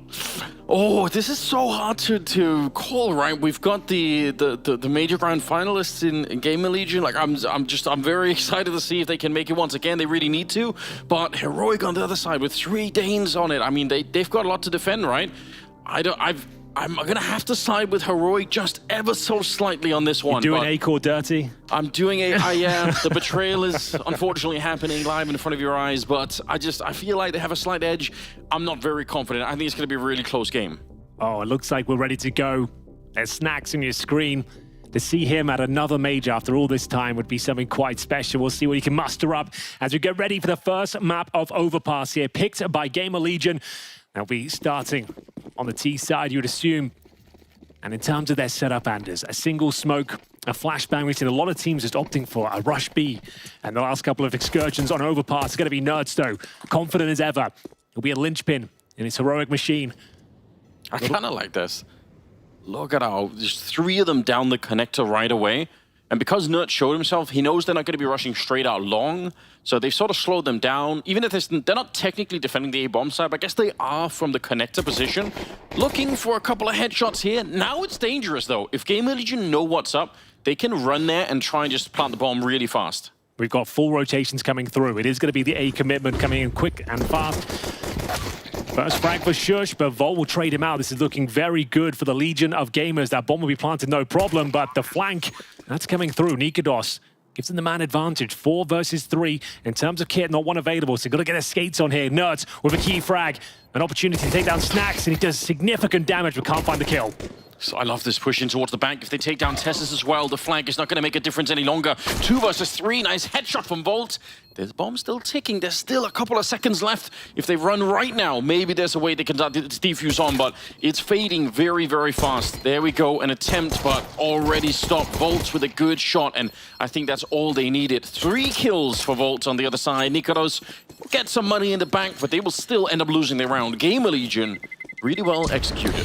Yeah, just that Wolfpack mentality, pushing back the aggressive CTs at the start of the round, sending them back to the doldrums of that connector with 0 vision, 0 information. The rotations came through, but they weren't quite quick enough. Trading out the kills, you can see, overwhelmed was Shush. He did well to even get 1, but once that bomb was planted, even with the rotations, there's just too much to get through here. Vol winning out some key jewels towards our bank position. As he removes the remaining players, Nikados actually did pretty well to get 3 kills and survive this one. Anders means he might be able to bring out something more significant than a pistol. So yeah, he's actually got the M4 and Kevlar here. It's going to be a 4 spy and quite a potent one as we see him make his way down towards long. He's going to be joined by Kixan. I always feel like the power of having this, like half the power is in the element of surprise. Nobody knows it's out. You're expecting maybe a Deagle, maybe a 5-7. Running into an M4 in the second round is maybe a little bit more than anyone's going to see coming. So I guess we'll see how this plays out. If GamerLegion are going to be wary. They're doing a pretty good job right now smoking off some of these key positions to make sure that at least the deagles aren't going to be as effective. Timing there as they smoke off the monster tunnel and go for a double swing right behind it. That's not a bad idea, but this fight on long is going to be the really decisive one. If Volt can come out on top, it's not going to be a big deal, but if he goes down, he gives the AK. He can see now his they have a barrel. lot more. Yes, he can. You're right. Uh-oh. That changes a lot.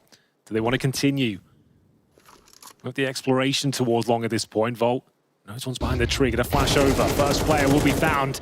Looking for the big spray down. It's going to be Acor to find the rifle of Nikados. Nerds behind the divider. Good effort here with the Galil, but taking damage as the wallbang comes through. He can't find much more than one. And speaking of which, we only have, well, actually 0 players on this A bomb site. Tesse's rotating in, but he's behind the dumpster. Smoke will come down, playing in front of it. Volt's low. You'd have to get a double kill. Not going to happen. That's round over. That was a slim chance he could do something with it, but for now, Shush will have to save just a 5-7. Some Kevlar and a smoke. That's about it. Very successful round from GamerLegion. Good start. Yeah, they've managed to control this super well, even stealing the M4 there from Acor's picked it up. But you're right. Think of how much the little tiny piece of information makes a difference. They see the gun barrel. Yep. They get 4 people out there. They flash their way over. They're super ready. There's absolutely nothing that they could have done there on the heroic side. Finding the last kill as well. Snacks hiding. Yeah, well, you said it. Very sneaky indeed.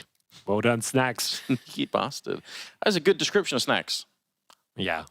He's always been a thorn in the side of many a team over the years. So there it is. They fend off the 4 spy. 2-0 for GamerLegion. Heroic, no choice but to take pretty much an eco. We have got a Desert Eagle for Kicksan, a smoke as well. But that is about it. 3-0 looking very likely indeed. They are going to opt for a B stack.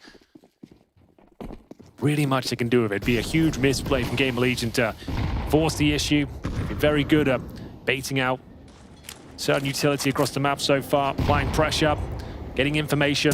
No real reason just to make a contact playing towards the B side. CT's realizing it's not going to be the rush. Start to take some territory of their own. I do like this double push coming in here. If they had a flash to go over the wall before the fight breaks out, it would be even more exciting, but I don't think they had one.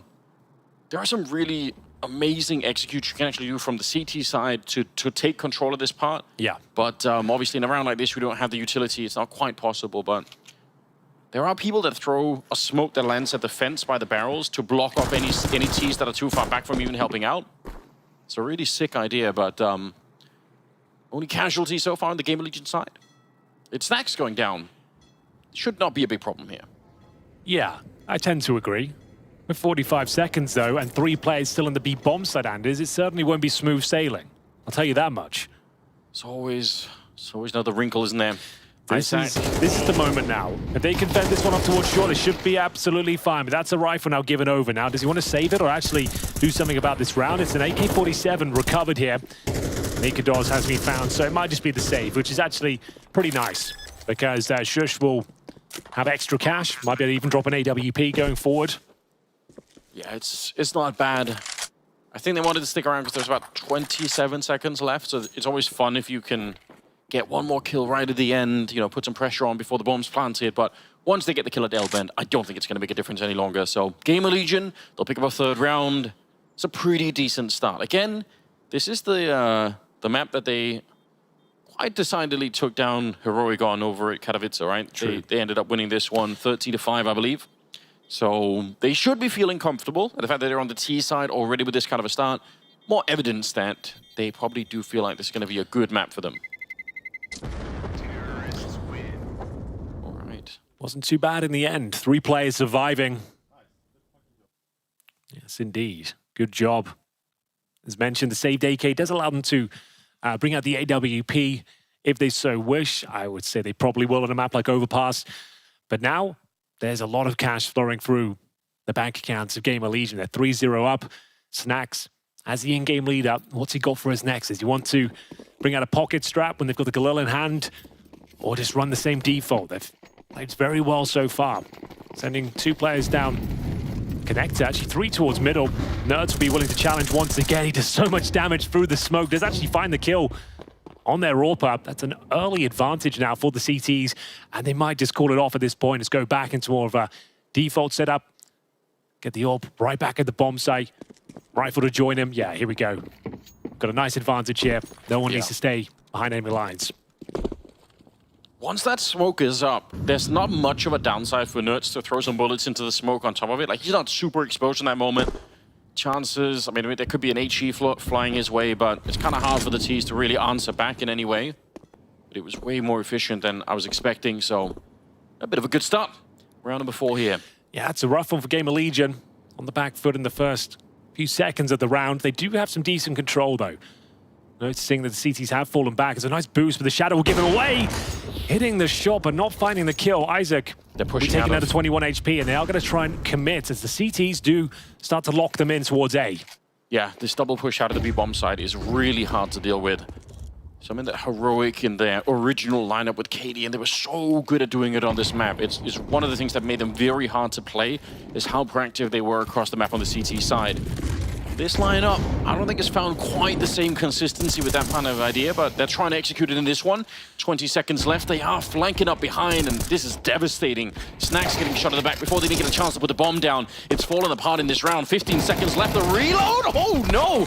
Nerds actually does go down. 10 seconds still left. It's a 1 versus 3 for Volt here. I don't think he can even save the AWP. He's gonna get hunted down, but there was a real moment. Look at the health there on Nikodos. Couple of them low. Well handled from Heroic. Couldn't really ask for much more out of that situation. They did get the opening frag, fall back to that traditional crossfire on the bomb site, lock them out with the close range utility, especially that smoke just in front of the truck. Makes it so stifling when you try to make your way through.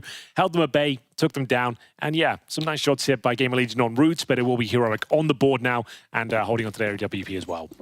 When Cadian was in the lineup, one of the things they would sometimes do if they lost a player early on is they would rotate everybody to one bomb site and then actually push out of that bomb site. They rotate 4 people to A and then push, towards the restrooms, just like a murder squad on the CT side. Don't know if they're going to be replicating that through the smoke. Yeah, that's straight up a monster. Shush just spamming this smoke. Finds behind the washing machine. That's a little brutal, isn't it? Yeah, well, that's back-to-back opening kills through a smoke. This time, it's Shush to deliver the goods. Also from Isaac and Connector, just trying to flush out any potential CTs. What a common position these days. TSS, this time, not falling back off the advantage. On the front lines, behind the smoke for now. As long as he gets 1 kill, it's absolutely fine. He's in a pretty prime position to do so. Pixel perfect shot, gets the double on the spray as well. Single-handedly winning this round for them. Holds his ground as well, Anders. Doesn't even want to fall back. A statement performance here from TSS. Isaac's going to be really mad. He was waiting at the edge of that smoke for the longest time. Must have felt like he had the opportunity to at least get the kill onto TSS once that he's revealed himself, but it doesn't really turn out that way, unfortunately, for him. In terms of how this game is going for Heroic all of a sudden, it's a big difference, right? You lose the first 3 rounds, but now these buy rounds are coming in. You had 3 alive in the last round. Looks like you're going to have 5 alive in this one. That's a lot of money that's going to be built up at the start of the game. Yeah. Achtung. For GamerLegion. Beware. Is that what it means? I believe... Listen, my German's not what it should be. I put him in attention, but maybe you're right. Yeah. You're probably right. Attention, yeah. Beware. Something like that. Achtung. All right. Well, Volt and Snacks, yeah, not the most exciting finish, but Heroic... starting to stretch their legs out there, looking very comfortable in the last couple of rounds. They managed to find opening kills by virtue of smoke spam. One was towards middle, this time it's towards Monster. TSS taking matters into his own hands with a solo venture off towards short. Great positioning. Didn't even need any backup, no one flashing him in. They just had no idea it would be a possibility, and he absolutely destroys them with the M4A1S. Yeah, and those are the kind of plays when they happen early on in a half, it has some rippling effects throughout, right? Because now probably what GamerLegion will have to do is they'll have to use a lot more utility to clear out those positions, right? You want to Molotov those now because you don't really know if someone's going to be there.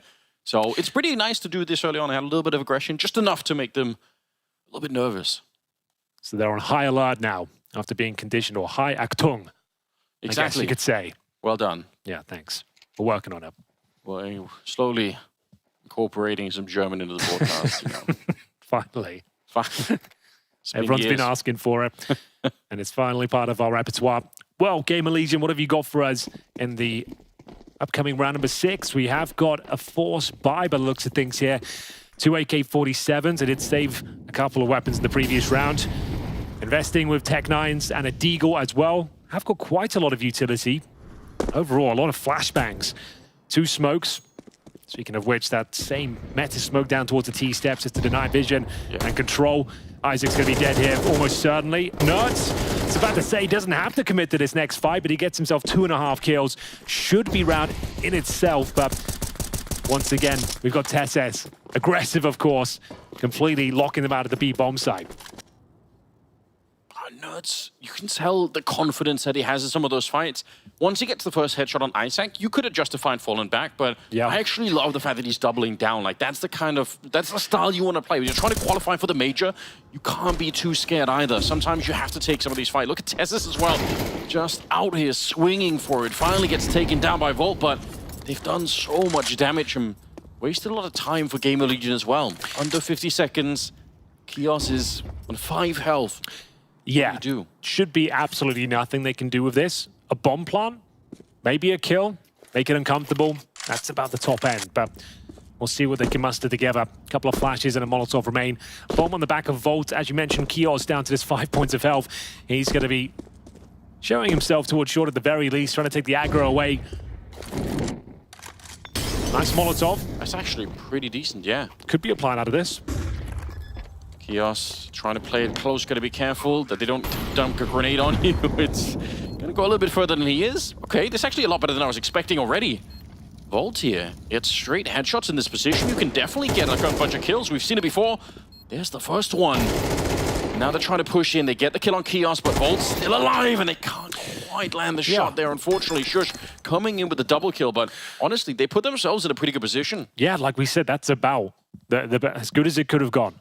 For GamerLegion in that scenario, getting the plant down, keeping them modest, finding a couple of kills, and there was a world where they could win it as well, but just didn't have the HP left. Volt, good job on the plant. Should give them some resources going forward. I think it's more of the same, though. Could be partial by territory. Good work from Nerds. The round was pretty much over at that stage. Tessis confirms it, but they did well to get that plant and keep their money relatively strong. They can bring out more of the same with the Tech-9s, and Deagles once again has their money sits at around $3,500. Shush to close things out. After receiving those first 3 rounds against them, heroic responding kind, adding some AK-47s within their ranks as well. I'm just going for the straight up short rush here, Anders. Full steam ahead. I love this. Tech-9s are out. Headshots are coming in. Only the one so far. My God, some good shots here from Kixan. Really slowing it down. It's much harder than it seems to stop these kind of Tech-9 rushes, but Kixan's absolutely wrecked them. 3 kills. And that's the M4A4, right? It's the extra bullets that you have. It's actually brilliant for that kind of setup. Yeah. Extra bullets, extra stopping power. The anti-aircraft gun mows them down. And we will see money return to the coffers of the Legion of Gamers here. Acor will bring out the AWP for the first time.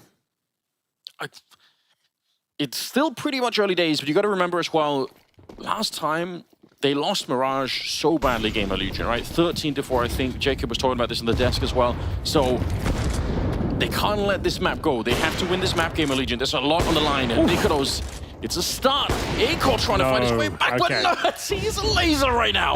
He's hitting everything. Is getting out of hand. Heroic are looking fierce right now, Anders. Yes, they are. Not letting you have any control of the map. Willing to take every single duel. Even the rifle of Nerds is challenging Acor. Top and middle with the M4 and coming out on top. Kios and Snacks need to find at least a couple of frags if possible, just to make sure this round isn't completely null and void. Doesn't look like it's possible at the moment here. And even in a 5 versus 1. Yeah, he just like, no one's saving. Yeah. Give me that AK. Nerds is hand it over. Absolutely fierce right now. Not the most amount of kills, but he's very aggressive exactly when he needs to be. He's got 6 now. Shush, the top performer at 8-3, but... They need a tactical timeout, Anders. Oh, there it is. When you lose that sort of round where you don't get any map control whatsoever, you've lost all of your duels, you haven't thrown any grenades, and that is pushing all over the map. Yeah, you need a moment's respite to catch your breath, work out what's going on in the financial situation. You're not planting the bombs here. Unfortunately for them, though, with that said, it's more of the partial buy area for them. They've got a chance of the AK for Volts. I'd assume will be Tech9s and Deagles otherwise. We're getting to the end of that first half, and it's 5 rounds in a row for Heroic. With this kind of a buy, sometimes you'll see at the C side try and run 3 people out long and just get so deep on long that nobody on the CT side even knows. Because very often at the beginning there are no CTs at long. So if you can make your way past the balloons early on, if you kind of can make it unnoticed, you get some pretty deep territory. Because the problem that they're having is they're not getting through the monster tunnel at all. They're actually getting shot through the smoke out there. And Tessis is just playing really well towards the connector on the B-bomb side. So I feel like it's hard for them to make any kind of fast plays out there. I'd love to see them try and change the pace a little bit here, GamerLegion, because the extended fights have been going Heroic's way for quite a bit.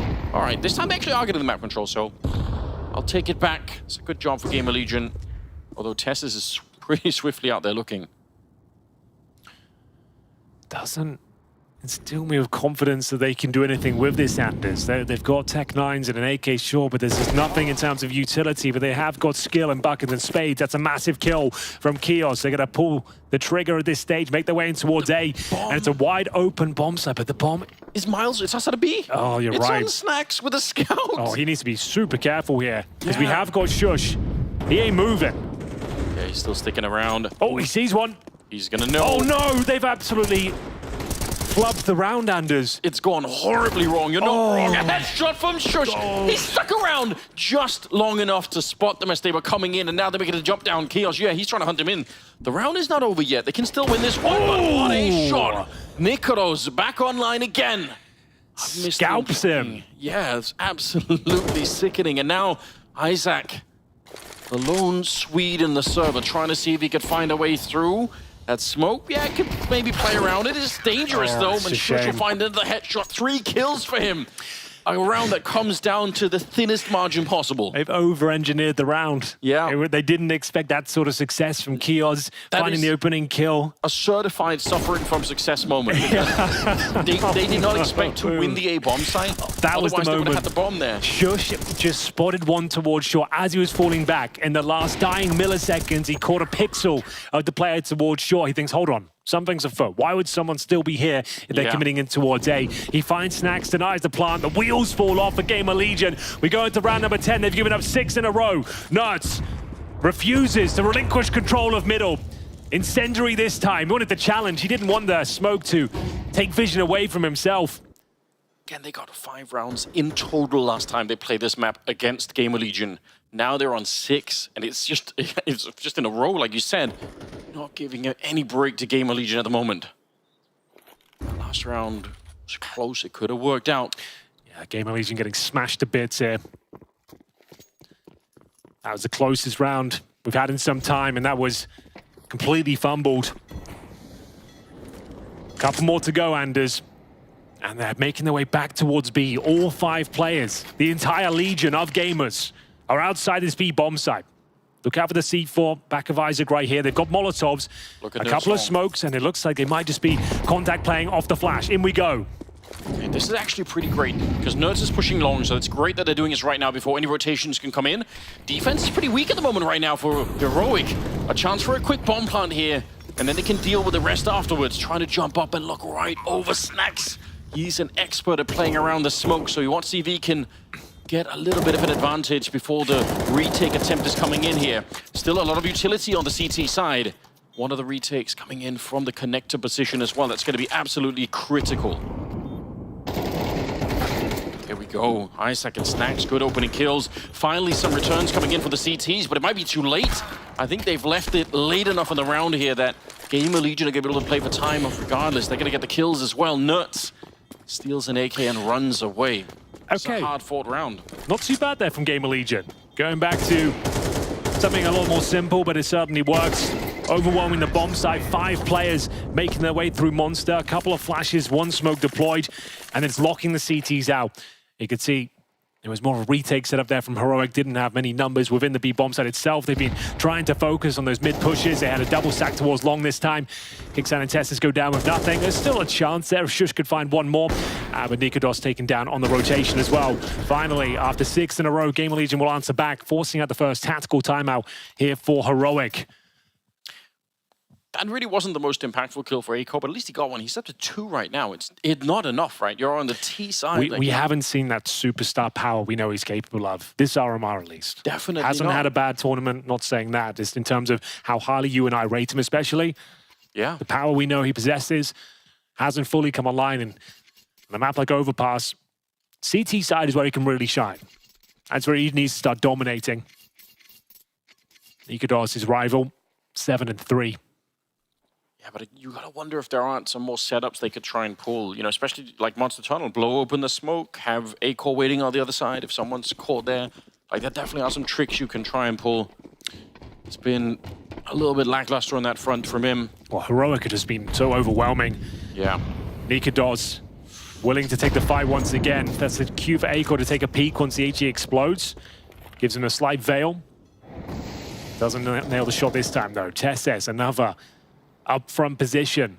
Trying to get in their grills. Smoke down towards bathrooms. It's actually crazy how much Tesses has to do on his own here, because there's nobody in connector behind him. So he's covering outside of B, also kind of almost doubling up as the connector player. Kicks and, yeah, some shots are ringing through. That's cool, but still worried about Tesses. It's all part of the bait.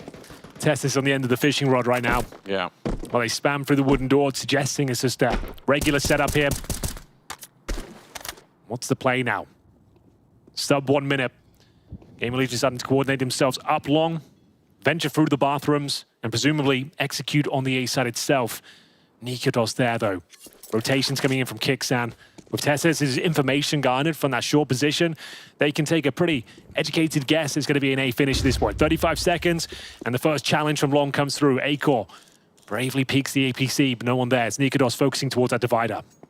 If he just stays alive, Nikodos, he can also Molotov out long, or I guess a little bit closer towards, but either way, it's really going to slow them down. 20 seconds, some of those late grenades coming in from the CT side. It's way too much to handle. Nerds also with a double kill, making things even worse. This is this beautiful textbook Counter-Strike from the CT side. Like Heroic over the years, known for a fantastic, active CT defense, and we're seeing that once again here. They're absolutely everywhere. They're taking information away from you, and that should be a kill for Kicksound. They can't let him keep the AWP. Nerds will snatch it out of his grasp, and it's the final round coming up next, Anders. Money is in the proverbial bin as we get into round number 12. They're averaging around $3,000 per player. And yeah, this is going to be another difficult round. Nerds with the perfect positioning. Like I said, textbook. They've got all that information from shore. Rotated players over. Really nice crossfires. The Orb taking all the aggro. Incendiary down towards the bathroom entrance, allowing Nerds to focus fully on the divider. Yes. Big double spray down and denying the plant once again. Round 12. Tech9's, Galil's, and a Nikodos opening frag. Blows up Kiosk before we can even step into the round. This is so dominant for Heroic.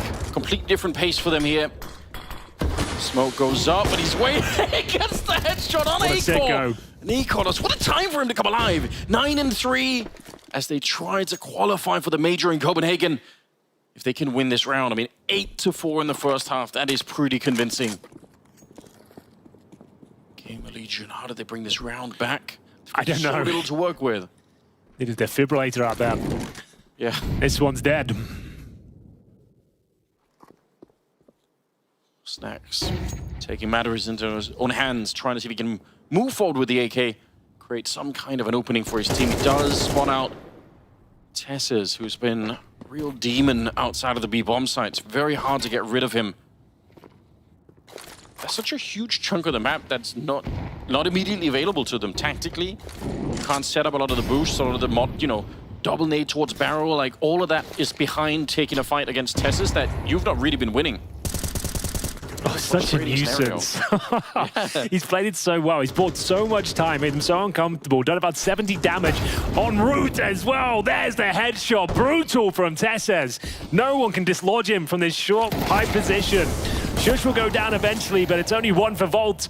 Snacks will remain 10 points of health, make it 0 after going down 0-3. It's a hell of a resurgence there from Heroic, finishing the half 8-4. Almost flawless once the gun rounds begin. Oof, that is very hard for GamerLegion to stomach, I've no doubt about it. Again, given the map history between these two teams, this is the map you expect GamerLegion to really dominate. Scheisse, Henry, to bring it back to the German. This nice. is we're two words now. We're in trouble. Oh man, yeah, this is really rough out there. It goes without saying we need the pistol round to go in favor of GamerLegion. We can have the scoreboard, yeah. We said Acor, sure, didn't have the best half, 4 kills, but he can turn it on the CT side. It's where the AWP is really dominate. We just saw Nikodos have full reign of the map. A small moment's respite, no halftime breaks here. Nikodos that opening kill. He's looked great this tournament. That kill is just disgusting. Yeah. Oh, so unfortunate for Acor. And here we go. A very important pistol round, ladies and gents. Heroic will have a couple of flashes, make it 4 actually, a Molotov and a smoke as they make their way in towards the playground. Acor will spot 1, but no damage inflicted. He'll fall back to safer ground on the map. Nerds to hold for any sort of rotations here, but it's all a bit of a ruse. So they sent Acor this message that multiple players are crossing over towards playground, pushing back, make him feel uncomfortable, and they're so quickly over towards the B side, but GamerLegion are moving. Oh, they're starting to doubt themselves. I think maybe a shadow was spotted there. Oh, Snacks is actually coming back. He has the 2 flashbangs. So this kind of a setup, yeah, you see him primed already up on the sniper spot. Question of patience right now for Snacks. If he stays up there with the flashes, it's going to be really disruptive to what Heroic are throwing into this round. Who will blink first? No one wants to deploy their utility just yet. Nope. Presumably Nerds will want to smoke towards heaven. And there's the first headshot. Kios gets a face full of lead. Will tuck himself back in towards the barrels, but wait for the train. Yeah. And then we send it in. Molotov's going to be so difficult to handle. Kios should go down here, and indeed he will. That's going to be the cue to make their way in. Vol will strike back.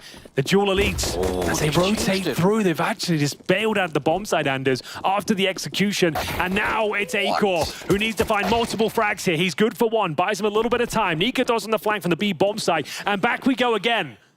I can't believe it. It's just all over the place. Pandemonium ensuing here. 20 seconds. Nerds, what have you got for us? 1 kill would be enough to secure the round. Not going to find it. Now it comes down to the positioning. As Isaac, oh, he might be able to deny the plan. Not quite. Still, though, it leaves Nikodos entirely on his own and very locked into this position. We'll see if they can find a way to catch him out. He does rotate a little bit around away from them. They do not have the kit picked up, so it's going to be very hard. 10-second defuse here. Nikodos, he can't stay alive, and they're going to be on top of it, and they should have the time for the defuse here. Wow. What an absolutely mad round. That was a pretty wacky one. Benny Hill music needed to start playing because they were just running around the map. Well, they ducked and weaved 3 different times between the bomb sites there. Nice opening frag. You'd think they'd commit off it, but after Kixon went down, they decided to go back towards A, then back towards B. Nerds was left on the flank, and if he gets this kill here, maybe there's something. But as soon as Tessus went down when the bomb was being planted, there was no real chance here for Nikodos. But the bomb was planted. That's the most important factor here. As we know, with a couple of kills and the bomb going down in the second round, you still can buy. Sometimes arguably stronger than the CTs. AK and a couple of Galils, Mac 10 for Shush and Kixan making do with the Tech 9. Nice scout shot from Acor. Significant damage towards Tessus. He'll have to give up the Galil pretty much straight away. If GamerLegion win this round, I'm happy to change my tune. I'm happy to say the game is back online again.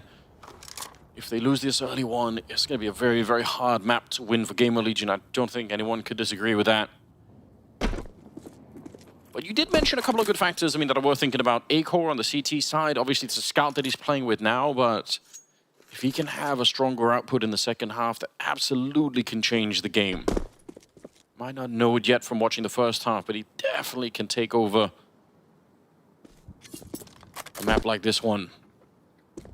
Volt right now top fragging on the GamerLegion side with 13 kills. It's actually pretty impressive considering he's actually top fragging the server, in spite of the fact that they've been way behind, so well played for him. Oh, another scout shot lands. Acor's doing God's work out there. It's not quite enough though for the first kill. Kixan using that running gun potential of the Tech 9. Cracks open the A bomb site. Acor now had to try and do something through the smoke. He's been sussed out though. Kixan will find him. Nuts with the 3rd frag of the round. 4 versus 2. Kios and Snacks with almost nothing to do. Snacks finds some wiggle room, however. Then with 2 tantalizingly low players, Acor knows he hasn't got his tags yet, his assists, so there's a chance. Not anymore.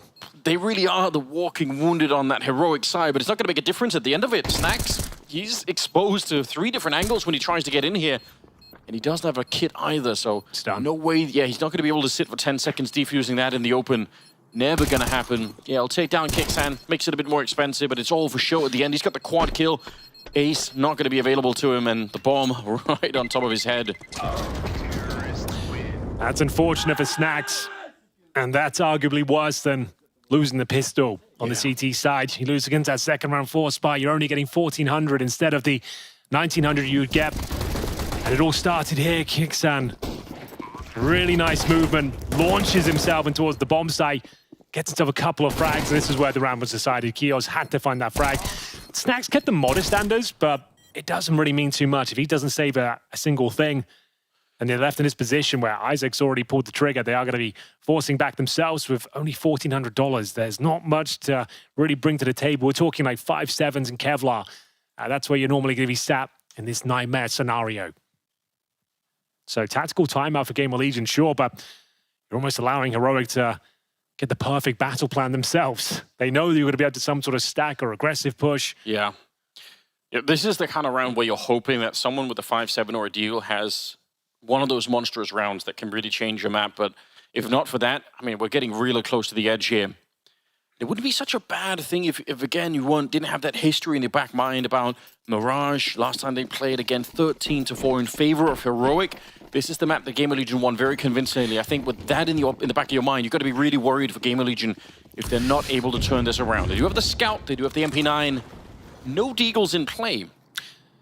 Well, ladies and gentlemen, do or die time for GamerLegion here. This is the first map of our best of 3, picked by the Legion of Gamers, and they are getting absolutely rocked here. This force buy, if it doesn't work out, and bear in mind it's a very weak force buy, P250 5.7s, it almost guarantees Heroic victory in the first map. And as Anders stated, Mirage up next. Looks very good for Heroic, and if you're not aware, this is the final game of the regular RMR tournament. We start the last chance tomorrow, so you really want to get the job done today. So loser doesn't go home, but they go into that pool of 6 teams that will fight for the next 2 days, and there'll be 1 slot available. It's very unlikely you make it through. Astralis there waiting. Heartbreak for them. They're going to be hungrier than ever. Here we go, though. A chance. Acol managed to do a lot of damage, bear in mind, in the previous one. Again, finds the tag. Might be enough for this first frag. Pistol lying in wait. Tessus is going to fully send it through. The flashbangs are absolutely superb. But the CTs, they've got manpower here, Anders, and actually doing a lot of damage themselves. Nerds should secure the round with that frag towards Snax. Where is Isaac? Oh, he's nowhere to be found. He's all the way back in T-spawn. Had he been with the boys somehow, maybe they were onto something there. They get a couple of kills. But as I mentioned, with this one going away, yeah, the flashes were potent. And that's going to be double digits, and if you're playing by the book, you have to eco in the follow-up round. Yeah, you almost wonder if it's worth it to just keep it going. I don't know, like it's such a long comeback. I guess they probably should, but wow, yeah. You're right, though. Nobody wants to go to the last chance qualifier. It's hell down there. That's going to be an absolute bloodbath once we get there. Like, it'll be heartbreak upon heartbreak upon heartbreak for a bunch of teams headed that way. So you want to get the job done today. But also juicy for its spectators, Anders. Oh, absolutely.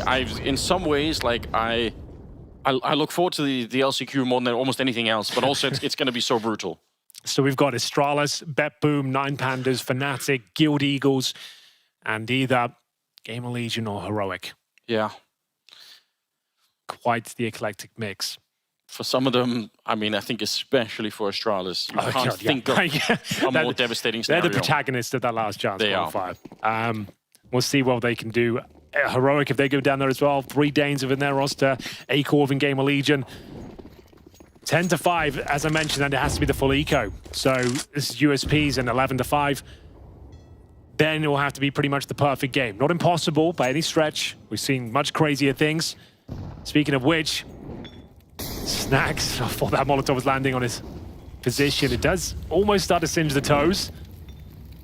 It's very commonly checked, though. But the thing is, even if you check it with the MAC-10, Zeus wins. There you go. I love that sound still. He actually gets the dink jumping out around the corner. That's pretty sick. But Shush, he's been handling his own for quite a bit in this game. Him and Nerds both at 14 kills. Timing there against A-Core, especially with the USP. There's not really anything he could have done. So, looks like Heroic are on their way. Slowly and with some good measure of defense here, but they're going to be at 11 rounds. I've got to wonder what kind of military-grade taser that is. It just instantly kills you as a human. When the first touch of your body, it is gone. Normally Fried. meant to be categorized as non-lethal weaponry, you know? Just absolutely fries you. Instant death. I'm sure... Very humane in a way.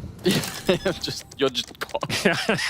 Black screen. Just collapsed. It's over. Well, there we go. Volt and Isaac. Not much they can do with this one, I'm afraid. 11-5. Difficult to get super hyped about this map because bear in mind, it hasn't been some back and forth affair. It was GamerLegion up 0-3 after winning the pistol. And then they've just been absolutely destroyed by Heroic. I'm waiting for the update, Henry, where if your teammates just died, you can choose him on the ground and revive him. Yeah, Oh, okay, like, okay, the defib. I mean... It's a joke, Valve. Out of all your wacky ideas, Anders, that's not one of the bad ones. I'll give you that. Unfortunately, not the worst one. I wish it was. Well, Volt has the Zeus and also the MAC-10. He's out looking for any last couple of kills here. Again, a little bit of more money if you can get it. It all counts at the end just to try and make... Oh, it could have worked. It could have worked for another kill. He didn't even want that MAC-10 going forward regardless. So that's absolutely fine. Gets himself another $600. And this is when we need to see A-Core really get online at this point. If they're going to stand a chance on Overpass, he needs to be dominating the server. He needs to be like Nikados and Nerds were. Aggressive at every choke point, different position every round. He doesn't have the AWP, so maybe I'll take that all back. Oh, I thought they could afford it. I thought Volt had enough money, but I guess... That's what I thought, yeah. I guess they would be sacrificing too much to try and get it. Well, nice little boost. We've seen this a few times this tournament. Normally does work out, and not going to be committing to it. I think they had a kill on Nerds there, but he actually fell back, so perhaps not. Yeah, it's a question of timing, right? You stay too long, it's dangerous. Yeah, I think you're right. They wouldn't have had it anyway. Nice kill for Snacks. One big step in the right direction as they're teetering at the edge here on Overpass.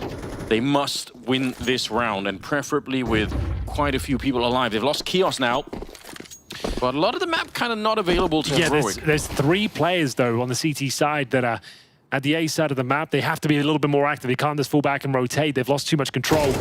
Nice idea from A-Core. Gets the dink as well. Good smoke and response. Snacks. Oh, I think he gets caught off here. This is like genius level play from Nikados, but Snacks aware of it. But he's going to sit in the smoke, allow him to go by. Get that backstab in. Next kill's going to decide the round here. The spray is a little bit out of control for Tessus, but absolutely nails the shot regardless. The flashbang that came over from Kixan was just... It completely ruined that player in the back corner. 2 versus 2. The bomb still not planted, obviously. They have to wait it out a little bit. Actually, have to go back and pick it up towards the elbow end. Oh, you're right. Gives Volt a chance to reposition here. Get himself up in the crow's nest. Yeah, him and Snacks, the 2 top performers on GamerLegion. This one could easily be for the map. This could be one of the last chances you'll have to remedy the situation. It's been spiraling out of control almost from the beginning. Volt just jiggling, waiting for Snacks on the other side, but Snacks will go down. Volt strikes right back. And now he's looking for the triple to try and clutch it for his team. Kixan just swings out wide.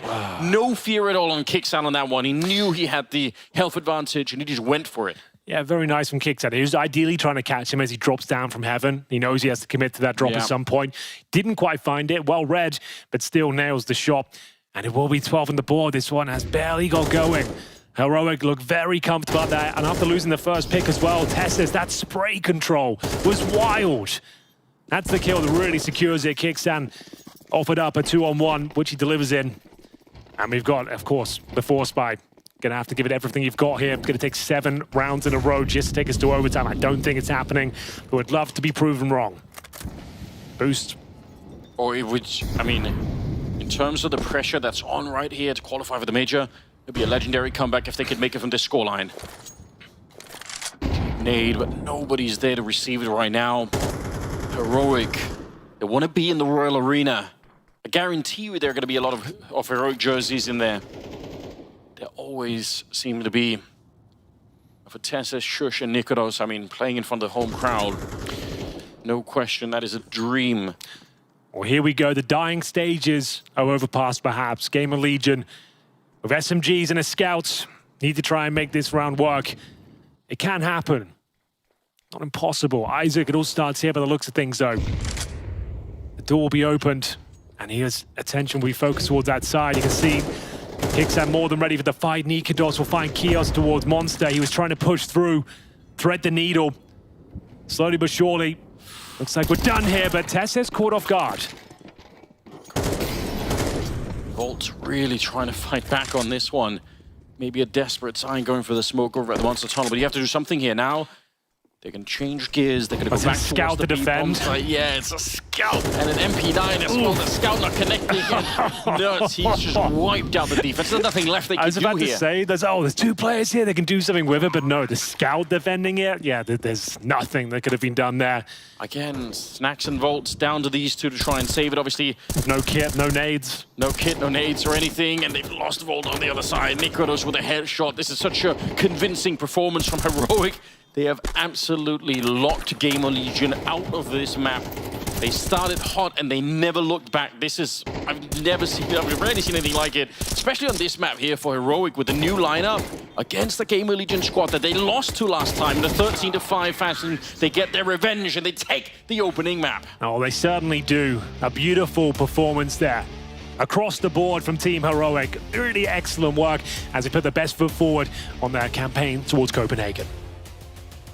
The Legion of Gamers, they should be marching into their map pick of Overpass, exerting command and taking the win, but instead, they fall in quite a dramatic fashion. Heroic taking the W on map 1 and looking very strong. This is a massive issue for GamerLegion coming into this matchup. It's a best of 3, and if there's one thing we kind of knew, you know, watching them in Katowice, having watched them the last couple of months, it is that the overpass is at a very high level. Yes. They've taken down teams like FaZe, Virtus Pro, took down Monte, Heroic at Katowice as well, demolished OG yesterday as well, and now they're coming in and looking flat on their own map pick, not even putting up a fight against Heroic. That's a big issue for GamerLegion. Now, if we were to focus on the positive, which I think we should, it is that Heroic is once again showcasing us that they're playing Counter-Strike at a very high level. We said it coming into it. Yes, they've lost to Vitality. Yes, they've lost to Spirit, but they're yet to lose to a team on their own level, so to speak. And so far, they're dominating GamerLegion on their own map pick, doing it in style. Sure, first half, a little bit back and forth. T-side can be rough, but it was looking very solid for They've been doing their homework. They have absolutely been doing their homework on this map, because I go back to the map where the series they won over GamerLegion, where they dropped this map in a convincing fashion. Their CT side was abysmal that time. Sure. They really struggled, really getting much map control and whatnot, but here they woke up and they're like, we're not going to allow GamerLegion to get any map control or space whatsoever to work with. You lose the first 3 rounds, off it's like, what, 0-3? Off that, they win 8 of the other buy rounds. I love how Tessus was just like so confident playing towards short, right? But most of the times by himself. We had Nerds being a nuisance towards mid, towards bathrooms, taking duels and coming out on top, getting over 100 ADR. And of course, we had Nikados, just a safe pair of hands. Shush, once again, the rocket the B bombs and kicks in with his clutch plays coming in. Look at the kill spread. Just like, you know, it was almost like 3 to 4 till the very end of the round. Just everyone pitching in. Great game plan executed to perfection. I would almost argue that Kixon were one of the most influential players on the server on the CT side. The way he was defending the B-bomb side, he had 2 massive rounds where he shut down 2 great executes coming in for GamerLegion, but Kixon looked great. So fact of the matter is, when your bottom fragger is also one of the more impactful players and you have Nerds going off with 100 ADR Pala, then you're looking pretty solid from top to bottom. Nerds, our standout player for Overpass, but I think you both alluded to something absolutely true, which is that Heroic were pulling their weight as a team. Don't get me wrong, there were some strong individual plays and inspired moments, but Heroic were just playing great team Counter-Strike. It makes great team Counter-Strike, 100%, but also it really helps that your players you're looking at are activated from the get-go, right? I was looking... He's just hitting some bangers, not even seeing his opposition. You have that, and you have Nerds on the A bomb side. Then you're like, okay, let's try B maybe. And as you pointed out, Kixon and Shush, such a safe pair of hands. But even to come into B short, even to come into cons, even to try and take control of that, you have to contend with Tessus, who was just a pillar, a foundation of the defense. And switching over to the T side, as you pointed out, there was always a chance, you know, the pistol round being won by GamerLegion. Maybe you think there's a bounce back possible, but then it just break them. I think we can probably play the round. Yeah, I think round 14 would be great to get up, because it's a round that we kind of highlighted, at least in agreement, saying this could be the end of GamerLegion. We see right here, GamerLegion win the pistol in the second half. They have a chance of making it back into the game. It's a force buy coming in. Unfortunately, Kixon is hitting a massive shot with the Tech9 right here. Isaac couldn't get the first kill. And then GamerLegion is a little bit too passive. They allow the bomb plant. Kixon is finding another kill with the Tech9. Again, player of this round, and at this point, everything is falling apart for GamerLegion. He can't retake in a scenario like this. They lost control of the map, the bomb is down, no time for snacks, despite getting a couple of, you know, cosmetic kills, let's put it that way. No way as he's winning the round, and from that point on onwards, Heroic won out. Massive issue for GamerLegion. They won both pistols, they converted the first, they only got 5 rounds on their own map pick of overpass. This was as dominating from Heroic as it could be. And how many times have we seen as an overpass on the A bomb side in CSGO, in CS2 as well? You play too passive towards A with no info, allowing the pistols to execute. They're going to run you over. They're just going to run you over, and the retakes get so uncomfortable. It gets so suffocating, right? So some uncharacteristic mistakes being made by GamerLegion. I also felt like because they let the first half slip away from their hands, maybe the pressure was getting to them. They played a little too safe, and Heroic just ran right over them. I'm worried for GamerLegion now going into Mirage, Heroic's map pick. What can GamerLegion do differently, if anything? Oh, that's a question and a half. I kind of expected GamerLegion to take Overpass, right? I thought it's going to be a 3-mapper. I thought Heroic's going to take Mirage. Honestly, I think it's going to require Miracle. I think Heroic are really, really fundamentally solid on this map. Assuming, I guess for GamerLegion, they should be starting on the CT side, I assume, you know, just get off to a good start and maybe try and suffocate the pistol conversions, that would be great. Of course, always added value. Well, it didn't help them on overpass, you know. Not at all. And I'm looking at GamerLegion's, like, the recent stats here. They lost to, actually, no, they beat OG, but it is OG in a 39 fashion. Apart from that, 4-13 to Heroic and Katowice. They got 7-13 by Liquid and Blast. You go all the way back to losing Cloud9, Apeks. Again, some known names, good names. Sure. But I haven't seen much from them on this very map to have any faith. It's a punish pick. It's a punish pick. That's what it is, you know. It's a punish pick and also Heroic's best map. Yeah, so exactly. And Heroic is playing well. For those of you who haven't watched Heroic too much, it's one of the maps where they adopt the old style of Heroic as well. Super proactive, constantly moving around CT the side map. especially. Yeah. Especially on the CT side. The T side, which we're going to see firsthand as well, is going to be very explosive to a degree as well. So I'm Heroic right now. I'm feeling super comfortable. I'm smelling a 2-0 Pala, and I think you got something you want to share with us, don't you? Gentlemen, as always, thank you for your thoughts. This segment was brought to you by Display, the highest quality magnet-mounted metal posters on the market. More than 1 million different licensed artworks from shows, movies, games, and more, of course, including Counter-Strike. We saw... Is it Lead Crew or is it Guerrilla War? I always call this guy the Guerrilla Warfare dude. I think it's Lead Crew. I think it's Lead Crew. Pimp? It's a modern Lead Crew. I think it's in Source. You're a Source boy. Like, sure. Of course, you're an actual Source boy. You're a pro Source boy. Listen, it comes to 1.6. All right, shut up. All right, yeah, but let the Source boys do their thing. I swear this guy was called Guerrilla Warfare. No, Maybe people can tell us Lead Crew. It's Lead Crew. I just checked it right now. Okay, it's well, Lead Crew. There in which case, I accept my flaws, and big shout out to Display for sending us this to show everybody at home. Head on over to display.com/PGL to find your display. Using code PGL at checkout nets you 20% off on 1 to 2 displays and 33% off on 3+ displays. We've also got our display of the day on the center of our desk, which is the nuke pin. The best map in the map pool, apart from Mirage, obviously. So that's kind of cool. Is that your favorite? Nuke is by far my favorite. It requires good aim, it requires communication, and it requires a brain to be good at, which is why most people hate it. So how are you good at it, Twitch chat. At the very least, Nuke can be correctly described as an iconic Counter-Strike map. Sure. I don't think there's no debate there. Any debate there. It's a map which is fun to play, fun to watch as well. I mean, what can go wrong? I mean, if you don't have brain cells, you're not going to be good at Nuke. So exactly, which is why I'm surprised you're good at it. Exactly. Absolutely. And as you can see, no tools needed. These posters are safe on your walls. You're really bad at aligning things, aren't you, Pop? Metallic, and just chuck them on there and have some fun. Display the highest quality magnet-mounted metal posters on the market. With that being said, guys, let me get quick closing thoughts. 2-0-1-1. I'm thinking that GamerLegion are deflated, and this one is done on the second map. We're going to be out of here in about 50 minutes. 15 minutes? 50. Oh, 50 minutes. So yeah. you think it could be no, 40 minutes, maybe. Local time by 8 o'clock, Heroic would have qualified. We might be out by 8, Paula. We might indeed be out by 8. All right, everybody at home, after a short break, we'll be back with map number 2 between Heroic and GamerLegion. Heroic, technically 1 map away from Copenhagen. One out B. Side. Nice, Ras! We are B. One close heaven and one coming in from underground. I'm gonna play pillar and peek. You can take Monster here if you want us. Nice, Nico. I'm walking up, Monster. It's fine, I'm tickling here. Can have AK. I'm just gonna push on. Heaven. Okay, let's just play together for Monster. Left side heaven stuck. Smoked heaven. He might walk to the left. You can go out in the smoke. In the smoke. Left side. Nice!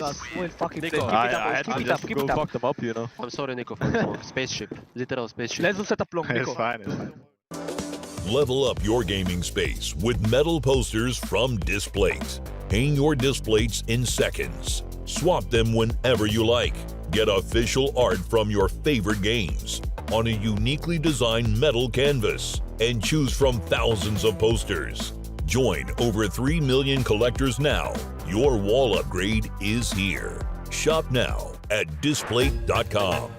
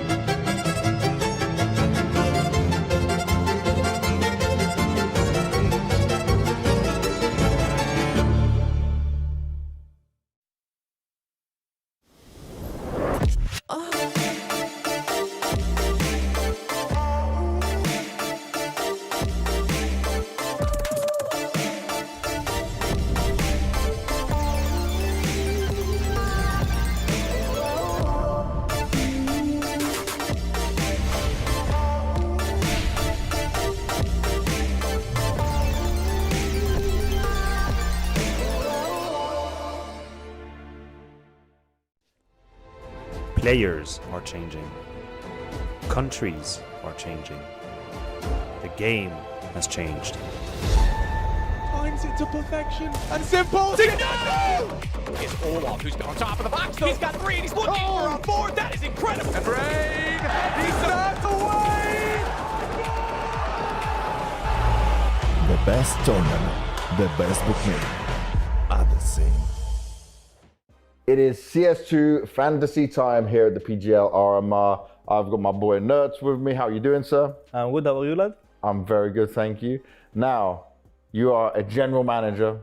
You are building the ultimate team, but you have to do it on a wheel of luck or teams or whatever you want to call it. So we're going to spin the wheel. Are you ready? I'm ready. Spin it! And we get to see which team it lands on first. You get to pick one player, Nerds. Oh no, the first team is a 0-3 team. Okay, so I will take in this team Rez, one of the consistent players. Okay, no, I like that. I will put him as Lurker. Lurker, Yeah. okay. You want to see him at his best? Yeah. See him comfortable? Yeah. Okay, I like it. Second team, the spin is going. We're seeing what we're getting. And it is going to be Vitality. I think it's pretty easy, but I will change it. Because I will not take Zyro, I will take Flame. I feel like he's a sick player in his role, and I will put him as an entry figure. So Flames in the entry position. Exactly. Backing your Israeli boy as well, yeah? Maybe it's not because of the country. I would say he's insane. He's insane player. Okay, look at that. Big respect to Flamesy in there. And we spin again for your third player. So 2 roles found. You still need an AWPer, you still need an IGL. And you could get both it. Oh no! Wow. Woo! Okay. Are you playing? Are you playing the game? No, I'm not. So I have Rez, I have Flames. I need an in-game leader. So I will take the one and only Kixan. You believe in Kixan? For sure. No problems at all. The IGL has been sorted. Let's spin that bad boy again. 2 more players to find. Yeah, I need an AWPer and I need a second. Okay. Ooh, now this is hard though, because you could get both what you want in this. Both of what you want. So I have already entry. I have already Lurker. So I will take Young Jimmy. Yes, that's what I love this. Young Jimmy. One of the best players. You will see in few years he will be one of the best. I will put him as a star. Star, yeah. I will put him. People keep saying this to me, like, Jimmy could be a star. Also, I only know him out of the server. His personality is fantastic as well. He's such a good vibe. Yeah, when like you're watching him playing, I feel like he's always in the same, I would say, mindset, and he's not like getting nervous and stuff. He's always the same. Doing his thing. I like it. Okay, one more spot. So it has to be an AWPer. You best hope you get a good AWPer. What happens if you get an AWPer IGL combo? Furia. The president, you know? I will take Fallen, for sure. Okay, Fallen onto the lineup, completes it. Now, Nerds, let me ask you this. In my dream world, tomorrow is the RMR. This team's not practiced together, but you own them, you put them there, they have a spot. Will they make it to Copenhagen with this roster? If they will listen to Kicksan, 100%, I'm not joking, 100% they're gonna be 3-0. Legends. And probably like semis or finals in the major, at least. Okay. No pressure. No pressure. At least semis. At least semis. Let's see what happens. I like it. Nerds, thank you very much. Thank you.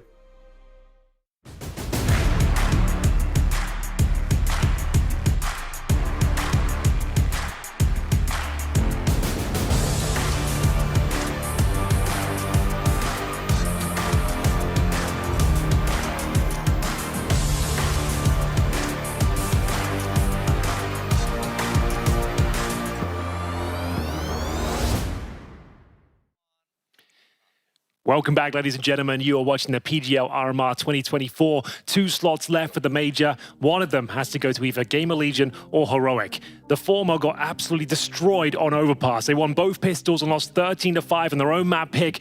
It does not bode well whatsoever for Mirage Anders.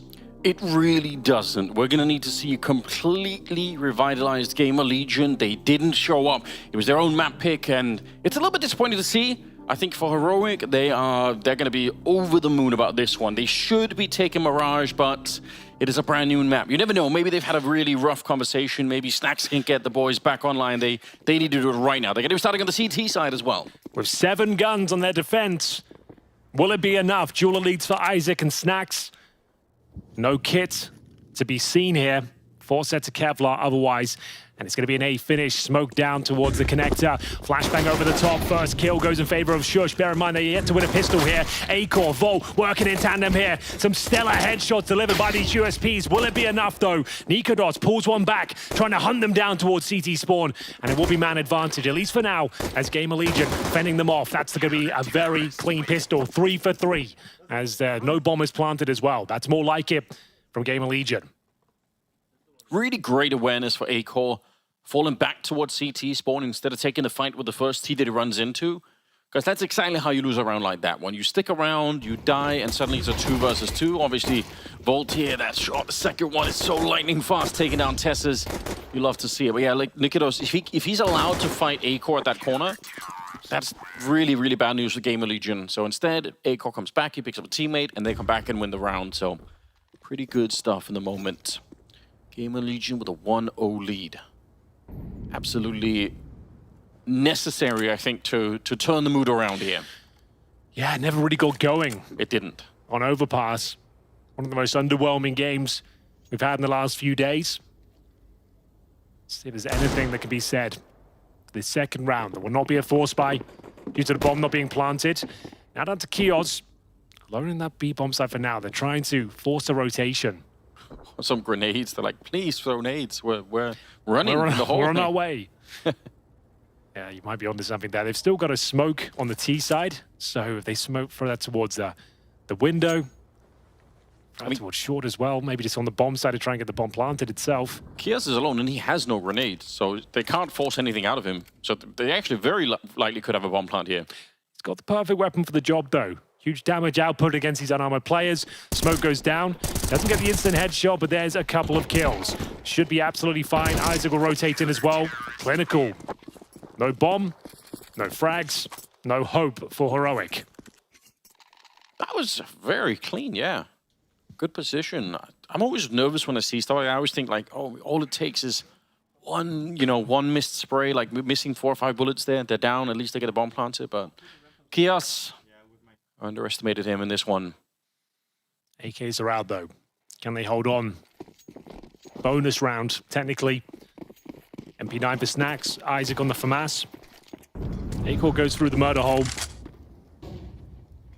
And for now, looks to be a default setup from Heroic. No set piece from the get-go. No, it's just trying to play for some information here. Force him off the balcony. Applying that pressure, basing out of smoke, Anders. That's what it's all about. Ooh, smoke fails. Yeah. It's a nice idea, right? You throw the Molotov in towards that kitchen position. You have your smoke down, so You can isolate a fight if anyone is actually pushed in front of it there. They're not going to get back up from Ortiz further back. All right then, Vol. He's holding the smoke in his hand, not playing for the frags. As he's alone towards A, just wants to set up a blockade before they commit. Smoke towards window from Nerds. He's going to have a weird fight here, Volt, because there's going to be 3 people coming out of the palace behind him. He can theoretically put up the smoke and just stay inside of it instead of falling. I think if he runs back, he's just going to be so exposed to what's happening. Look at this, they're walking out, no warning whatsoever. No grenades thrown, and yep, this is the problem for Volt. Back through the smoke, he wanted to do exactly that, but he got hunted down by Shush instead. It's a powerful start to this round. Heroic shock and awe to the bomb side. Shush continuing his reign of terror. 3 kills in this one. And Kios and Isaac, they're just walking away. There's nothing they could do. My God. Very nice. Heroic. Very nice indeed. You can see it was so silent for the longest time on the bomb site. Just a peaceful bomb site. Just birds are chirping. Everything is fine. And then boom. It's over. Yeah, they deployed those smokes. CT spawn. They felt comfortable. No one watching the palace position. And beheaded on top of the ticket booth. Shush. 3 kills in the round. No one else fragging for him. It's up to Kios and Isaac to keep the money strong here, which they've successfully done so. They've got another nice strong buy behind them. They can drop weapons here. Heroic will post the first gun round. As we mentioned, though, Anders, it is a bit of a bonus situation for the CTs there. They should have rifles across the board now with those saved weapons. Will that turn the tide of battle? Chewing gum meta is back. It really is. Stronger than ever. It comes in waves. It does. Every new generation have to discover it. Twists was back at it back in like 2017, 2018. Yeah. Kind of died off for a bit. Now it's back. Oh. Couldn't have asked for more damage there. Grimace from Nerds there. He's just like, what the? My round's over. He was trying to catch the grenade, it looked like. Been listening to too much Bruno Mars. That'll happen. Snacks trying to see if he could find anyone on top of the smoke, but Molotov is going to push him a little bit back. Not as far as I was expecting. I thought he was going to get all the way back towards the bomb side. Jump back there. Pressure is on Nikolos. He wants to see if he can actually find the kill. He's almost running into the grenades. A good job for Kios that he sticks a little bit further back. If he'd kept pushing forward, I think he would have run right into the HE. And Snacks will find a kill in the middle. So far so good. GamerLegion, if they win this round, it's actually a pretty solid start for them. Yeah, it's not bad at all. Looks like they've done enough here. 5 on 3. 1 minute remaining. What's the final call here? Kixan, in-game leader. Well, the bomb on his back. He's in T-spawn right now. Not really sure what their options are. Nikodos hoping a kill is offered up towards the B side of the map. They might have to go for some sort of a split here. Middle is open. They smoke down towards connector. Window is a problem as well. Down the Kixan to try and flush the position out. There's the smoke towards the connector. Molotov deployed towards that window position. It is going to be the B split to finish things off here, but taking damage through the smoke. Akel been a real nuisance here. Snacks will pretty much secure the round at this point. It's a 5 versus 2. Can't imagine a world where this one falls awry. And there it is. That confirms absolutely everything. Solid hold from Kios. They're looking much better here. Massive round for them to pick up. Should be a buy available still for Heroic. Still 3 players above $4,000, but there will be concessions going forward here. This looks like we're actually onto something. We actually have a game on our hands at this stage. They applied a lot of pressure at the beginning of Kios, and he dealt with it really nicely. Could be a bit of a strategy coming in here as well for Heroic to try and see if they can bully the anchors on the B bomb side, because it does make it a lot more tricky. If you start to lose control of B on the CT side of the map, you're going to have to start to rotate more people over. You can't have the same mid control, so might be a bit of a goal just for Heroic to try and do this. They're back at it again, although some grenades are coming out. Kixan, he should be dead, and he will be. So far, they're not bullying anybody on that side. They're actually losing that fight. That's 3rd time. They tried to do it when they had the pistols, obviously, against the M4 against Kios, and they tried last round and back at it again here. There's not really working out for them. Snacks on high alert here. 2 players will appear from the smoke, and he does a great job finding the first there. The sound cue from the CT smoke landing was certainly confusing, but now a chance. Heroic pull one back as an open A bomb site here. Shush trying to take key territory, and you're absolutely right. Nikodos has the bomb on the other side of the map here. So if Shush can just remain a nuisance, which he certainly is, gets himself another frag. And yes, Nikodos needs to be very careful. We saw this on Overpass. GamerLegion over-engineering the round, but they've got away with this time. They're going to assume, oh no, we've got a CT there. So they know it's going to be a B finish. Kios and Isaac, though, trying to flush out Shush if possible. Bait. Oh, a very nice idea. Gutted they didn't get that kill. Okay. Still, the round is somewhat on. Yeah, they're trying to go for it. They do have the kid, so I can't even blame them. Good shot from Nerds, doing even better on the follow-up. Headshot, a triple kill for him. Starting to look really interesting here. Some hard-fought rounds at the start of it. But you're right, that round could have gone 10 different ways. It could have been one of those over-engineered rounds where you technically have the A-bomb site, but you're still, you know, trying to play an even more elaborate strategy, and it backfires on you. It did work out for them. Back and forth we go. This is more of the game we were looking for. If you're just joining us, this is the final game technically of the RMR. It's a separate event, the Last Chance Qualifier. That starts tomorrow. But one of these teams will be taking our last slot on the RMR itself. Heroic winning that first map, destroying GamerLegion, their own pick of Overpass. Lose the series, you're not completely done for. You'll be in a very unenviable spot. One slot will remain, and 6 teams will be competing for it. That starts tomorrow. We've got a star-studded cast taking part in that particular part of the tournament. We're talking Astralis, Bet Boom, 9 Pandas, Fnatic, Guild Eagles, and either Heroic or GamerLegion. Yes. So there is going to be a full investment here. Game-defining round here, Anders. Yeah, it really is. Again, GamerLegion losing their own map pick on Overpass. A map they play very well. They have to impress us on this one. This particular round is absolutely critical. You can see they don't have any money in the bank whatsoever. Got a couple of M4s of Amarsin and AWP on A-Core.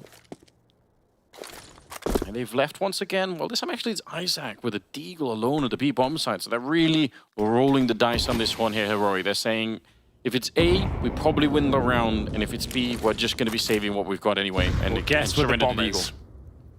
The bomb's making its way in towards B. That's really terrible news for GamerLegion. Isaac with a Deagle, though, Anders. You saying he can't do it?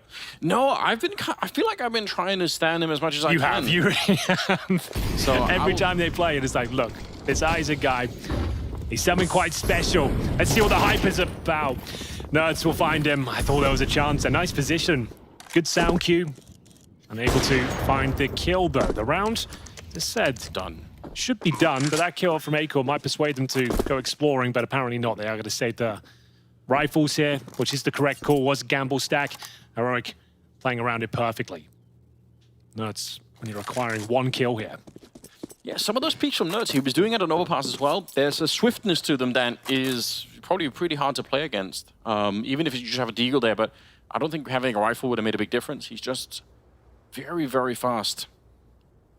Shush also having a good game. It's kind of interesting. Both Kixan and Tessis at 0 kills. Nikodos is 1 here, and still they're going to be tying up the scoreline. So not the most output in terms of the frags. Yeah, they only seem to have to find a kill or 2 to win these rounds. Yeah.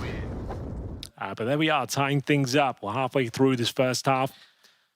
And that's going to be convincing. Heroic making the Adidas call. And so did GamerLegion, to be fair. Saving 4 weapons gives them a real fighting chance going forward, one of which is the A-Core AWP, which we're waiting to come online.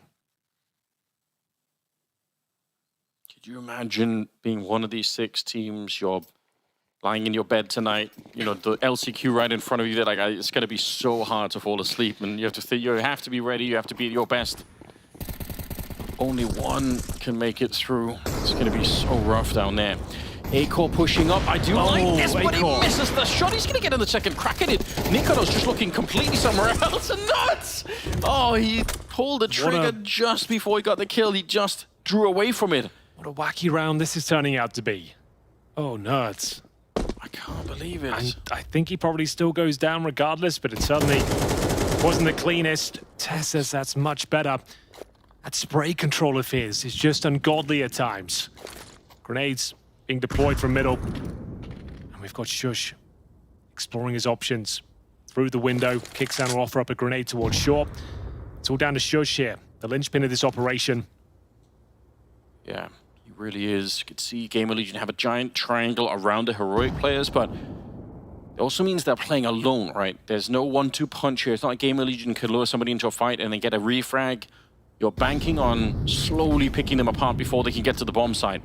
Isaac here with a USP in hand. That is definitely not the weapon you want to see in this position as they're making their way through the bomb, just turning the corner now, and the bomb being planted. No one there to stop it. Isaac, he's waiting for his teammates. It's tense though, Anders. Yes. It's still on a knife's edge. The CTs have some sort of positional control. Tesses a little bit overworked in his position, and Isaac spotted a player as well. If he can find one of the USP, it could be enough. Gets the dink off, flushes him out of position. There's the kill in the end. Shush now thrust into a 2 versus 1. Kios now with his work cut out for him. Bomb is ticking at some pace already. He has found a kip. Yep, and the smoke I think he wins it. Full defuse, go for it. Not going to slow it down and see if the spray's good. Oh, he lands the headshot, finds the skull right through the smoke, and that's a round 1, a huge one coming out for Heroic. Oh, it was so close. Such a great effort there. GamerLegion, 1 frag away. The defuse was looking very likely. The smoke down. Shush wasn't sure where he went for the swing. And of course, the first bullet he fires into that smoke hits the dome. And that's going to be a significant one going in favor of Heroic. GamerLegion, though, they didn't fully invest. They did play over USP, suggesting they didn't go all in, but might not matter either way. The double scouts, Acor and Snacks. I don't hate it. I reckon this could be quite difficult to deal with. We saw an overpass. Acor didn't find a ton of kills with them, and he certainly was getting damage with the scout. Yeah, it has potential. We'll give them the benefit of the doubt and see if they can land some tags early on. You're right. Or a couple of good scout tags happening on the first map. No one immediately available. Look at how sure GamerLegion are that this is going to be some kind of a B play. And in fairness, Heroic have tried that a lot in the beginning. Like I said, they tried to bully Kios out of that position from the start of the game. So, doesn't look like it's going to be quite the case here. But actually, maybe be a bit of an issue for GamerLegion if they don't realize 2 people on the site with a scout and a deagle. No rotation happening from B. They're really hoping that it was going to be more of an attack on that side, but it hasn't turned out that way. Here we go. That's courtesy of that deagle just hitting 1 little shot there, doing 15 damage. That's the scout, SS. Got the hot hand right now. The Midas touch as he finds yet another at range with that AK-47. Nikodos going to town with him. Should be a double kill here for Kios at the very least, saving the AWP. See that bated breath. He's just trying to make sure he can convince Heroic to stay with the bomb, maybe go down with the explosion. Can he get away with this AWP? It's unlikely. Oh, sound cues though. They definitely know, but it's not going to make a difference. Tessus able to pick up the AWP if they want it back. Oh, so Anders, all we've got so far, it's more the same. We had the another pistol victory for GamerLegion, a 3-1 start. And again, Heroic just looking way too comfortable in these gun rounds. You can see the skill disparity right now in terms of the aim. Is Testes just every shot he takes seems to go directly into the head of a GamerLegion player. Someone needs to start stepping up here. Acor's got the AWP.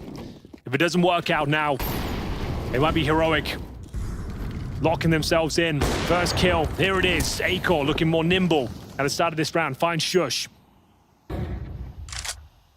Yeah, that's about Those are the plays he has to make, and it's exactly what I'm talking about. Yeah, clean kills, no damage, just get the job done and get out.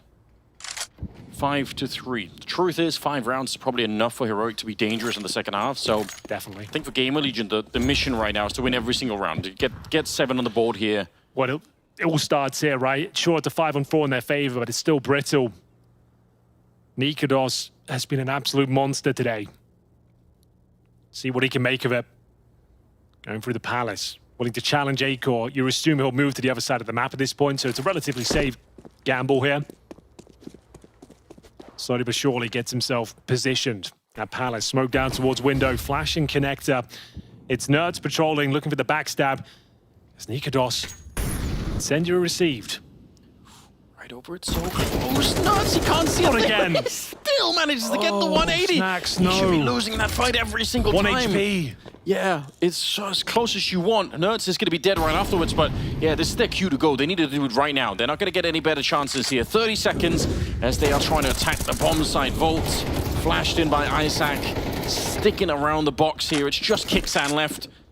Be nice for him if he get a couple of kills here, just for him individually. That was his first kill of the map. But for GamerLegion, it's a sigh of relief.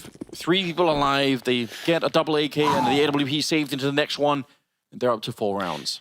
Yeah, it felt like there was a chance there. With that Snacks miss spray with the FAMAS, I'm sure it was a difficult and compromised position, but 99 damage. Nerds takes you down before the floodgates are about to be busted wide open. But no, everything's under control. They've actually got themselves in a pretty decent position here. The money very low for Heroic. They're not even going to partial buy into this one. This is more of an eco, and it's only got 2 sets of Kevlar out there. Eco for Nikados. Tess says, just a P250, no Kevlar. Should be good for a 5-5 scoreline now. Defensive smoke towards that connector from the CT sides. They're understanding what they're up against. Quite a conservative setup here.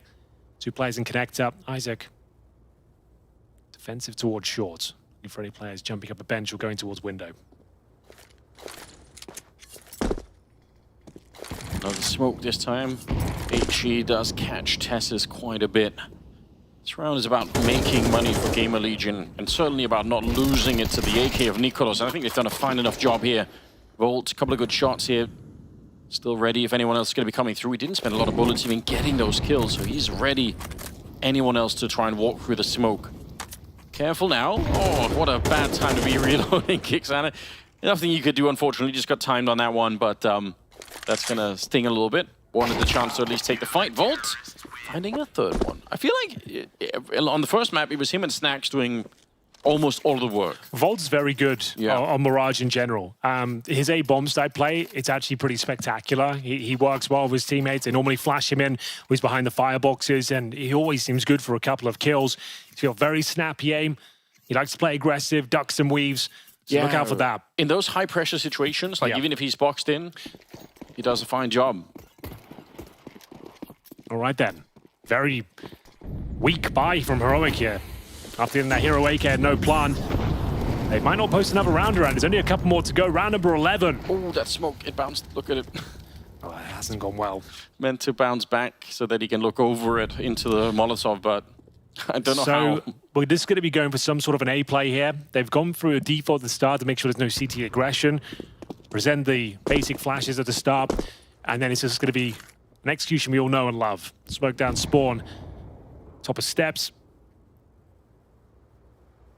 This one should be towards middle, the window for Nerds. See if Acor can find some good positioning behind the smokes that presumably is going to be landing in front of him. Smoke's delivered. Flash is over. Deep breath, and in we go. Popping out of the palace momentarily. It's going to be Shush to try and crack things open, Anders. Yeah, they haven't actually smoked Acor. If they want to fight him instead, Volt, what a great position to find. Snacks does go down in return. Still 45 seconds left, and Volt really struggling to find some comfort now. Hiding inside of the smoke, he's flashed. He can't see a single thing. He comes fighting out of it, but Nerds is in the corner and just somehow managed to find the right position to get that kill. 35 seconds now. They're slowed down once again. Acor baited into that shot. He swings for it, but he can't get the flick, and Kixan finally with a second kill. A big miss. Yeah. That could cost them the round. I think it has. Kios, last player remaining. It's going to be Heroic posting their 6th there. Nice little default at the start. A execution, not really required. It's that 3-man play out of the palace, hitting their shots, and Acor missing his.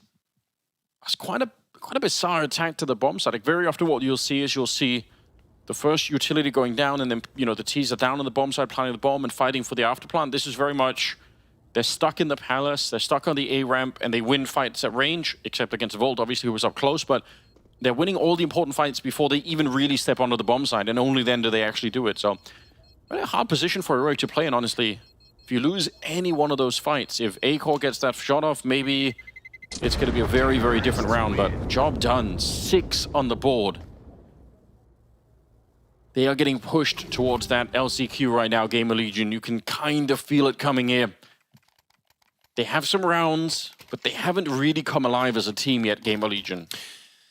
It's true. I tend to agree that the rounds they have been winning, like, are looking much more promising than what we saw in Overpass. They definitely have got warmed up individually.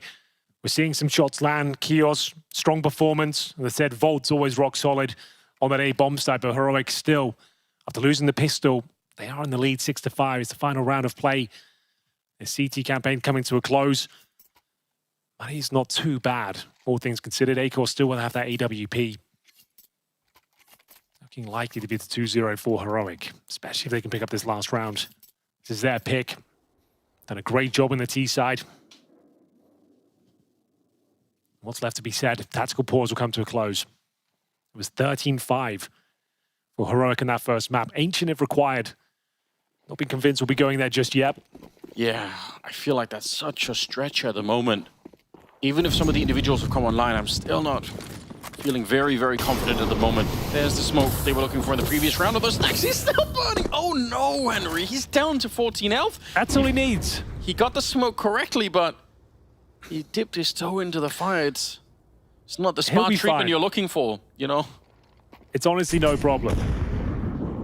He's seen worse. Acor, though. Oh, dear. I think he can see the barrel. Go for the spam nuts. That's so sick. So that's 1.5 players dealt with. Snacks sacrificed himself almost at the start. And they've lost their star AWPer as well. Oh, dear. And now Nikodos knows he's got a bit of wiggle room. The compromised defense won't be able to handle all this probing across the map. He'll flush out the sandwich area. We know Volt often towards that firebox position. Isaac playing above, but he's exposed from the connector here. Needs to time this well. Shush will be aware of it. And it looks like this last round will be landing in favor of Heroic. Nice grenades as well. Snack's still low. Nerds will find him. Pick up his second of the round as well. A desperate attempt. It's the last round of play, and they don't find a single kill. Heroic post 5 with a stellar performance around number 12.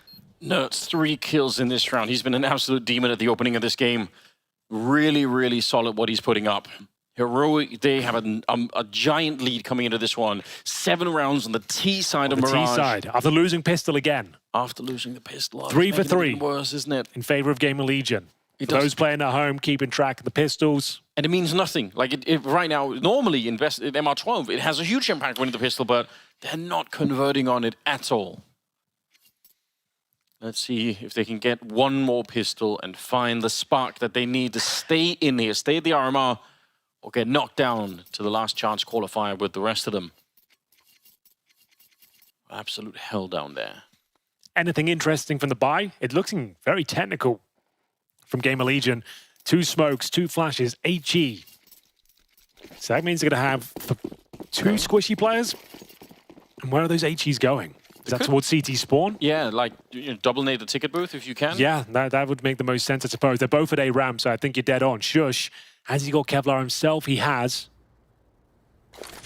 That's going to help out maybe a little bit. We'll see if they can even get out. You have to get quite far out to actually throw them, so it's not like you can do it completely for free. Initial grenades are there. Oh, they're going to dominate the box instead. Fair enough. Actually, I think that did more damage than Snacks. They blown up their leader. What is happening? GamerLegion, they're still with them in advantage, so maybe it won't matter at the end. Tess is put under some pressure here. Kixan at range, hoping to keep Tessus alive, but this very hard to come back into. Nerds, good headshot now. They're back hunting for him. The entire Legion coming at him, and Isaac will find Nerds and take him down. A huge scalp to get rid of him in the round, and the bomb is ticking right now. I think this retake's going to be almost impossible. Kixan's practically dead already. No way! God! How did they do it? They should have never even got close. I can't believe it. How has he pulled that one off? They can't believe it themselves. Tessus. 3 versus 2. No kit. Kixan dead already. And somehow Heroic win that pistol round. That is unbelievable. Look at how quick this is. Like you said, with no kit here, there should be no world where the T's are even near the bomb handers. Quite frankly, they should have those defensive crossfires, running the clock down. They're both just jumping around in the open. And they go down. They are punished, finally. GamerLegion give up a pistol. Might be a short-lived victory for Heroic, though. As mentioned, the bomb goes down, so... Oh, we're not even seeing a force by the Wanders. They're just going to get a hero AK. This is very against the grain. Almost every time you plant the bomb in CS2, Yeah. I haven't seen a team take an eco after planting almost ever. Oh, it's rare. Maybe it's the right call. Nice little boost there. No, didn't see that coming whatsoever. Bet they wish they had a bit more now, perhaps. Yeah, do it again. You need at least one more of those to really open up this round.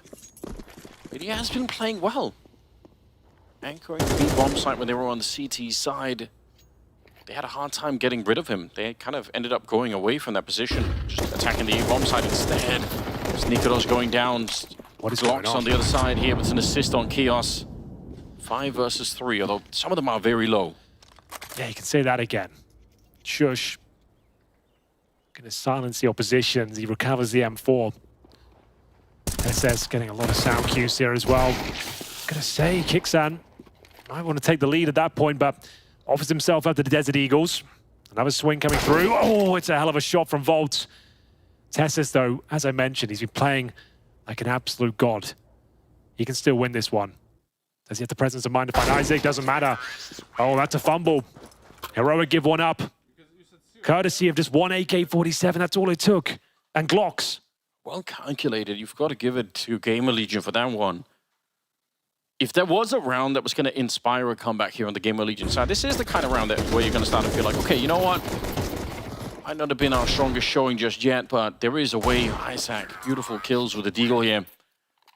8-6. I'm not really convinced yet, but I was a step in the right direction. Some smokes being picked up here on Heroic. I think an attempt to just slow them down enough that maybe they're going to make a mistake at some point. Feel like it's unlikely, but you never know. Nikolos, the first casualty in the round. Shush at range. He should have a hard time finding any shots with the Deagle here. Again, they have so much utility. There's no reason that he should just have a clear shot. Tess is close enough with the 5-7 to make it painful. We've seen some multi-kills from that position in the past. And with the 5-7 as well. Yeah. Can be OP at that sort of distance. Flash goes over. There's the 5-7. Now they're going to be careful. Oh, the flash was so good. That's actually pretty sickening. Still plenty of time on the clock though, but they lose Volt coming out of the Palace. I'm getting a little bit more nervous now. If they lose this round, GamerLegion, I'm not sure they have it in them to make a bit of a comeback. Yeah, 45 seconds. They're running back. They're trying to rotate around Isaac. Use him as the center of the map now, and he will take down Nert. So far, so good. It's a really good strategy. Gotta be careful about the Deagle. It's Isaac. Bullet to the face, and he's dead. Picking up another rifle now. 30 seconds. They're in the B bomb site, so they are for sure gonna have the bomb plant here. There might be a hard retake coming for Heroics. You might be saving this M4 and AK combo, considering that Kixan's so far away. You'd obviously explore your options. You certainly give it a go now. It's more of a 1v1 though, Anders, rather than 2 players. They don't have the kit. A smoke is available. And do they spot Acor? He wants to try and buy some time here behind the bench. Time is ticking away though. He might just win this on the clock alone. Yeah. Oh, he won't. Oh my god. What? Some of these shots at the end. I don't know what's happening. GamerLegion, they'd set themselves up quite nicely, but Heroic just winning some unlikely rounds here towards the end of the map. 9-6 now. I think GamerLegion, how do you mentally recover from this kind of a round? Oh, it all started here. We said that could be a complicated position to flush out, Nerds to range, and this was the headshot that started to make you believe. Like I said, you might be considering saving the rifles and the bombs down. He had one player in towards Palace, deep T-side Palace. Tessus was there, and he gets a quick kill. All of a sudden, the round's back on. It was a 1v1 technically, but they bought enough time and played it perfectly. Couldn't have done more with that one. Heroic don't want to stay the timeout now because, yeah, they keep losing the pistols themselves. Want to make sure they convert this one. Huge advantage now. You've saved 2 AKs, and M4s across the board. Make sure no one gets deagled at the start of the round. Remember the first time that we started seeing teams take time out of 1 round, and everyone was laughing. It was like, why are they timing out after they just won a round? But a lot of coaches were saying, well, it's also worth getting the adrenaline down again. Exactly. Like, you don't want to get hyped up. The heart will be beating, hands will be sweating, and the adrenaline will be pumping. If they win this round, Anders, the 10-6 up of a GamerLegion Eco, that might be enough just to take them to the major. It's worth a time out there. Because you can see it's not a bad buy by any stretch of the imagination. GamerLegion won with Glocks and a single AK before. The money's actually pretty good. Yeah. Oh, that nade's not too great though. Nading each other, didn't actually blow it open. Don't love to see that. Okay, will be some pressure applied to... Oh no. Isaac just running straight out of it, so... Thought there was going to be a little bit more, my second HE coming in, but... No, he's allowed to escape. This looks like a pretty traditional A split with a couple of people going to be joining up in the middle to try and put some pressure on the connector. That's determined to slow them down. Smoke deployed, so going to be a while before they can do much of anything. Another good counter nade, flashbang to see if they can get rid of Volt, but they cannot. It's a great shot to begin with. It opens up the bomb side at least a little bit. Nikolos, did not see anything? I feel like he could have seen that. Nerds is going to be dead on the other side. And now it is on the Danish player to try and see if he can hold on to the bomb side. I doubt he can. They're everywhere. Eco from the high ground spots him. Well, there we go. Even after the tactical timeout, they get nothing done. GamerLegion guaranteed victory at this point. There's no choice but the heroic to save. And Volt, Acor, coming in for that A-side attack, hitting the shots required. Snack sneaking through as well. By the skin of his teeth, finds the kill towards the steps themselves. Kixan fighting for his life with the AK-47. Tesses will be trying to fend them off at the back of the B bomb site. GamerLegion keep their head above water for now. Back and forth we go. 9-7. Just a really good round to encapsulate why you don't want to lose connector control when you're on the CT side. Like once the Ts get up the connector, you could see the position that Nerds is in. He is in charge of covering the palace and connector at the same time. So when they are allowed to walk up behind him like that, it's just a nightmare. Could be that Heroic will try and put some more resources in the future into holding on the middle a little bit longer. Because they were smoked off pretty quickly from there. They weren't really fighting for middle. They were just trying to, you know, keep them at bay with some smokes themselves. Doesn't really work forever.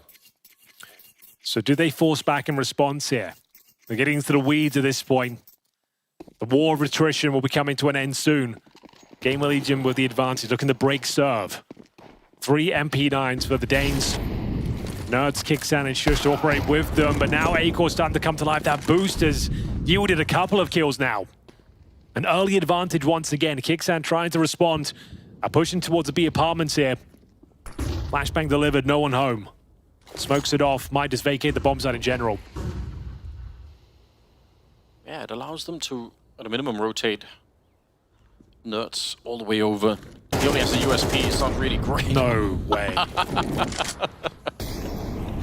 Snacks is rolling back the years right now. Strafing forward, getting the shot in at the end of the recoil. I don't even know how that works. What a kill. I doubt if the hero would have been able to do much anyway here. They just didn't really have the weaponry to keep it alive.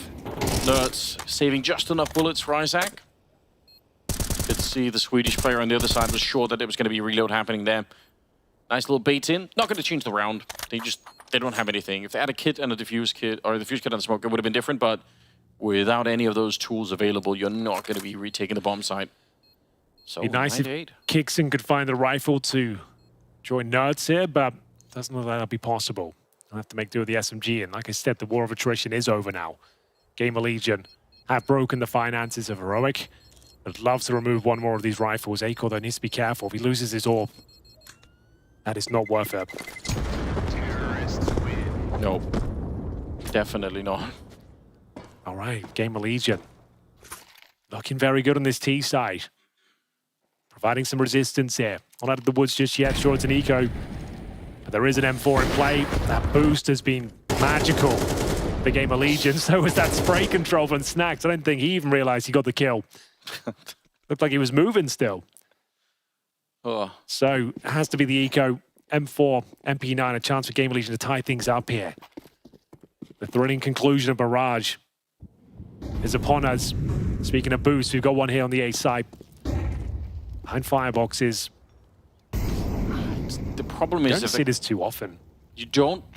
So the element of surprise might be there, but the problem is if they're coming out of the palace or if they're coming through connector in the middle, which looks like those are the two positions that are going to be really happening here, it might be very hard to hold that for too long. We're yet to find out. 1 minute and 20 seconds. Kixan's down here in the underpass. A pretty good position, actually. Goes back to check now. He jumps. That is a huge mistake. They're going to hear that. He's done a lot of damage anyway, and Acor's dead. That's nuts at range. And significant damage to Isaac as well from that MP9. Shush is trying to be a nuisance. If he can get a dink, maybe it's enough. Lots of damage inflicted once again. Oh no, not like this. The USPs are striking. The bomb goes down. Volts trying to make it work from the Palace. Dethroned by Nikodos as Isaac has left in a 5 versus 1. This was the round that was supposed to be locked in, Anders. And they've recovered AK-47s across the board. And AWP, it couldn't have gone any better if they tried. It was the boost of Nerds that took the initial aggro. And at that point, the USPs peppering away at the heads of GamerLegion. It's double digits. A buy available. Isaac to save the AK as he cowers away in T-spawn. For 5 points of health. He was damaged by the MP9 at the start towards top of middle. What an injection of cash this is for Heroic. It could be enough to close this one out.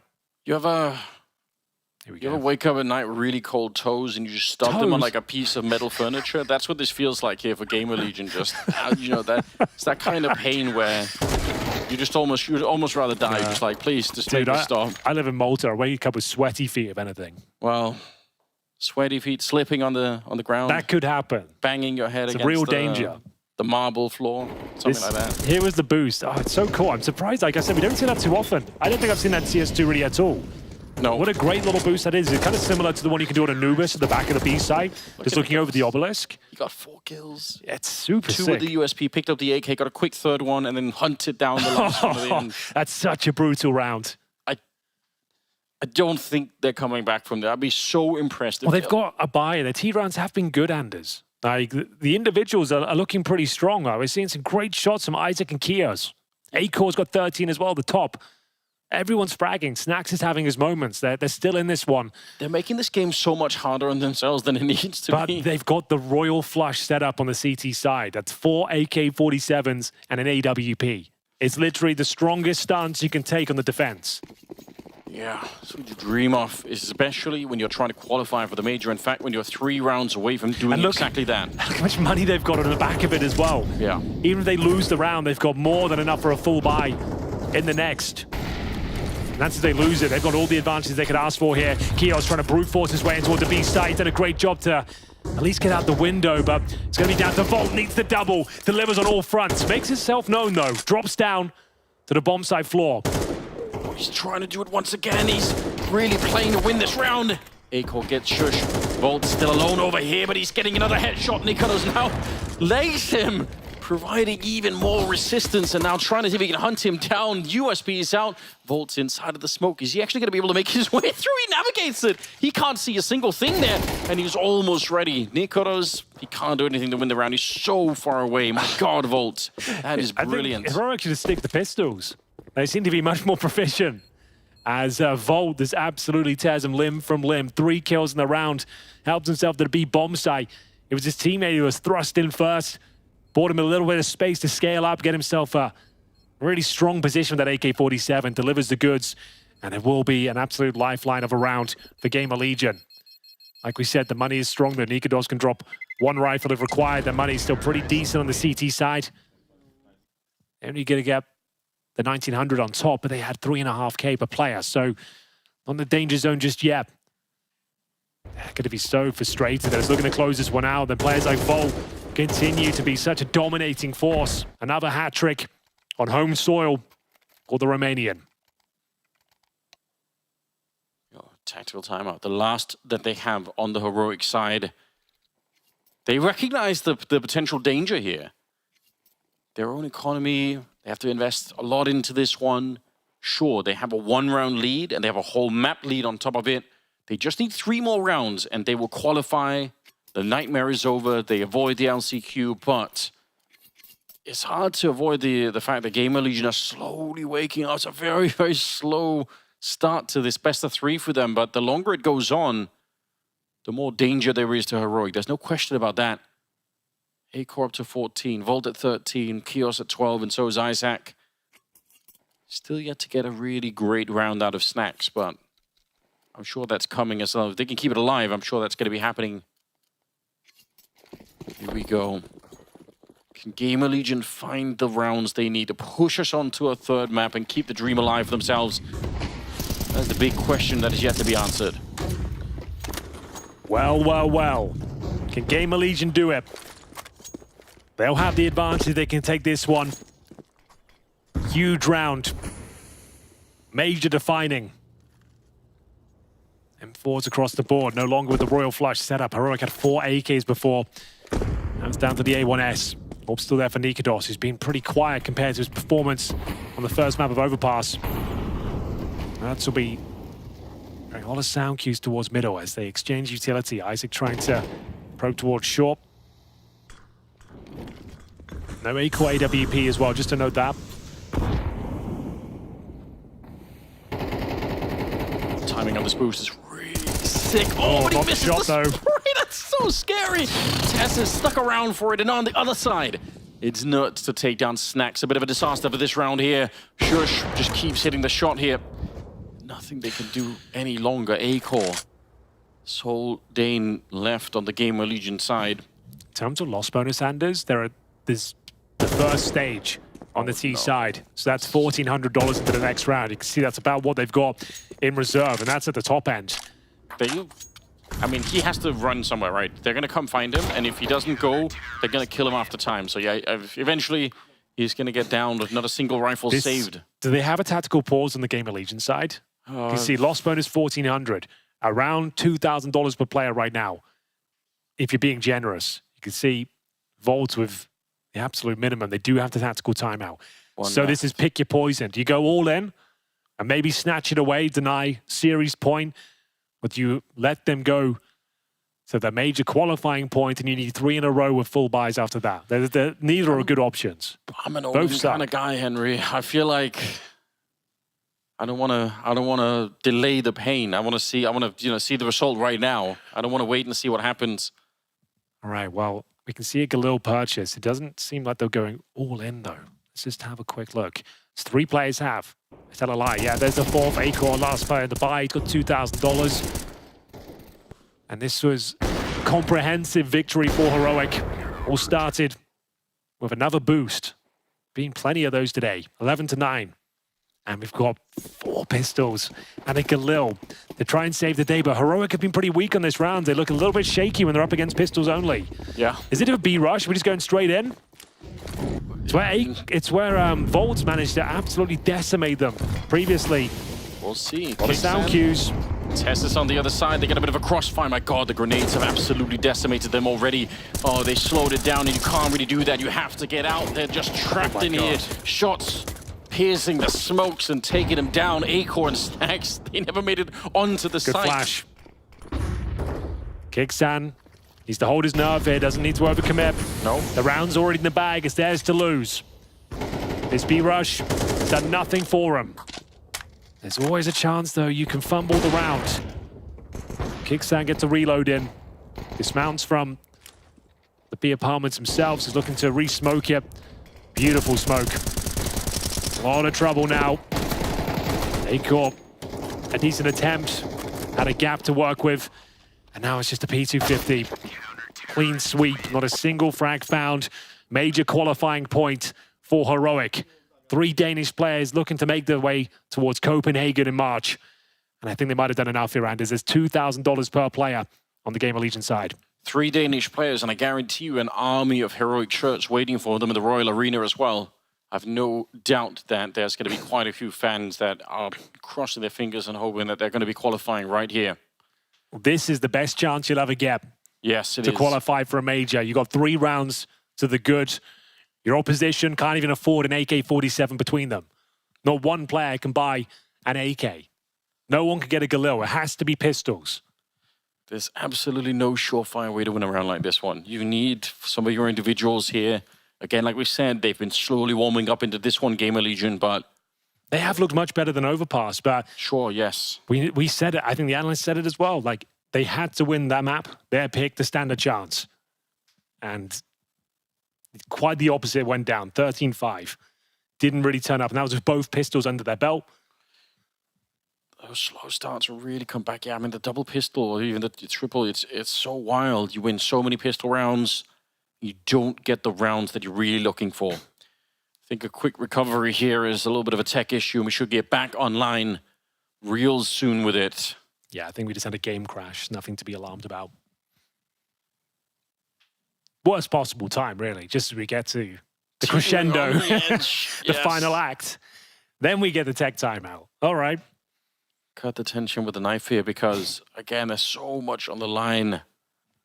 You're not quite out here if you're GamerLegion. If you lose this one, you're not sent out of the tournament, but you're going to be in the last chance qualifier.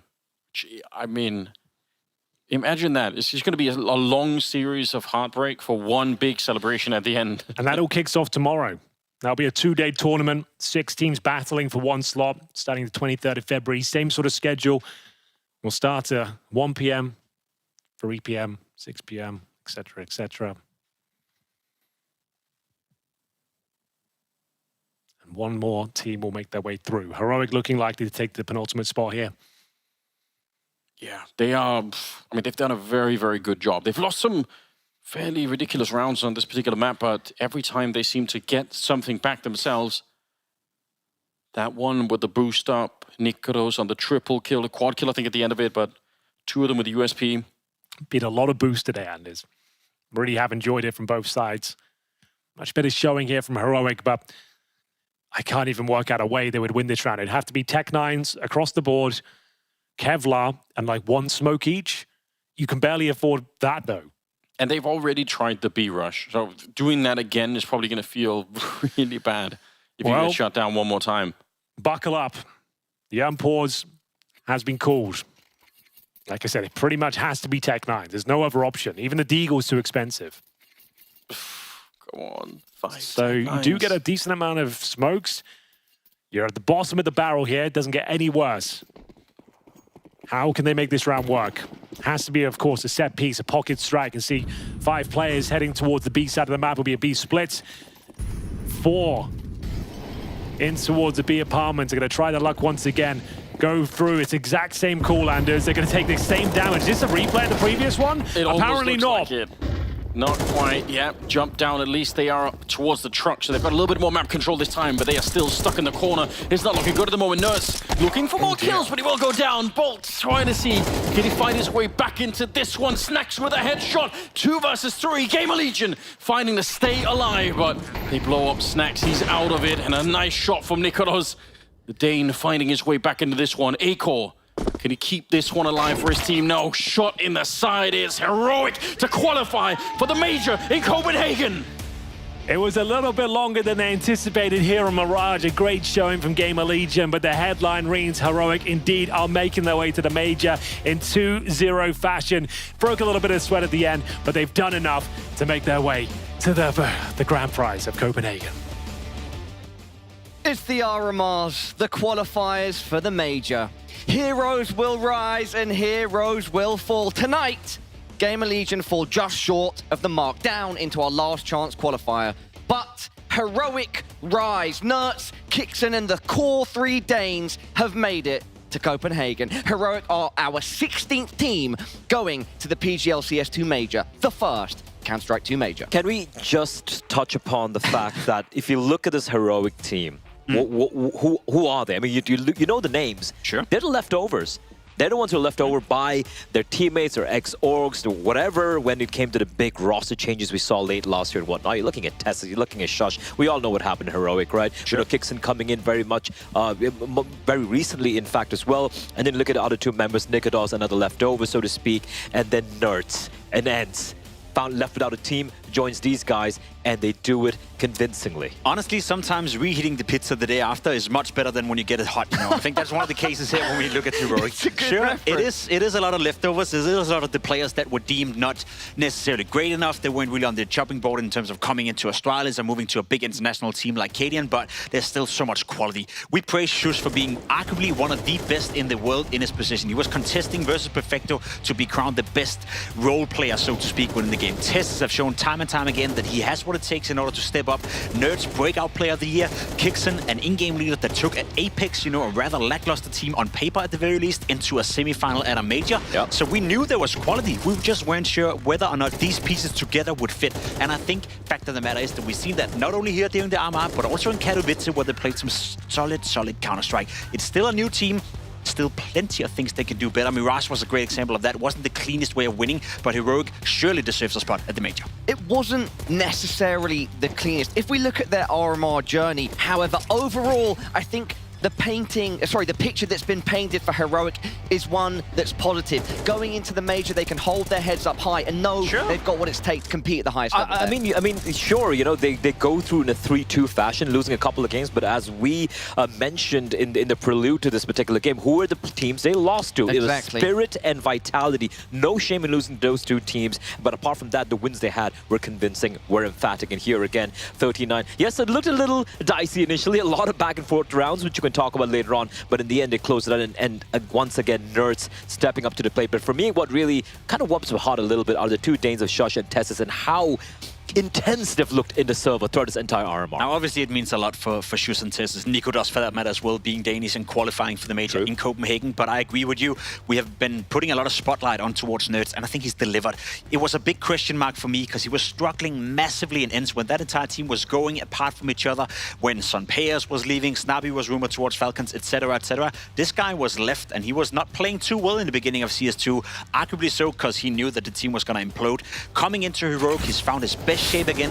He's dictating the games, he's aggressive on the server, not afraid of taking duels, and I absolutely love that because that's what we praised him for when he came into ENCE, when he first replaced Valde. He was the player that made them a legit team. He was the player that took them from being a team that would occasionally make a playoff, that would go to the group stage, from a team to making grand finals at some of the biggest events, that to a team that was at one point ranked number 2 on the HLTV World Ranking. Nerds is back, and that's a massive asset to have. I mean, imagine how comfortable, how happy you would feel as a team when you have someone who's able to basically single-handedly wrest complete swaths of map control away for you yourself.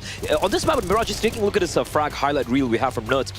Mid was his. It was his territory. He just had Snax's number every single time, single-handedly opening up towards connector, towards mid, and basically any place he wanted to go towards. And we saw this on the previous maps as well. So Nerds absolutely thriving in this environment. For a quick reminder, let's take a look at the round history.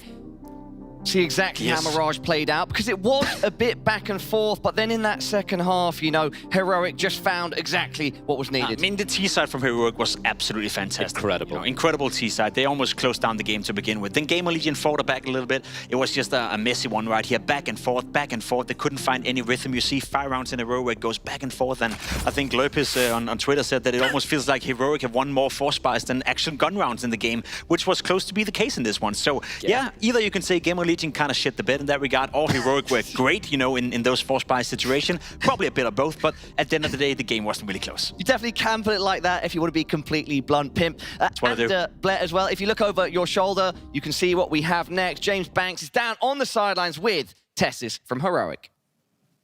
Thank you very much, Parla. That's right, I've got Tessus with me here, and a new team, a new look, Heroic. You're on the road from the beginning of the year, putting a lot of time in the boot camp, only a little bit of time at home after Katowice, and you still qualify for the major despite everything that you guys have gone through as a team. How does it feel this time around doing it? It feels very good. Like, it felt really good with the old team, of course, but now it's a new team and you don't know your level, and it's a whole new beginning, and just coming over the line is so good. And I felt like we also have met some good teams here, and we proved our levels somewhat, but still we have so much to improve on, and now we have time to practice and just improve even more to the major. Are you impressed with how much you have shown so early on with the team? Because it wasn't just a couple of pieces changing. Yeah, I think a lot of people from the outside doubted us, and we don't have that.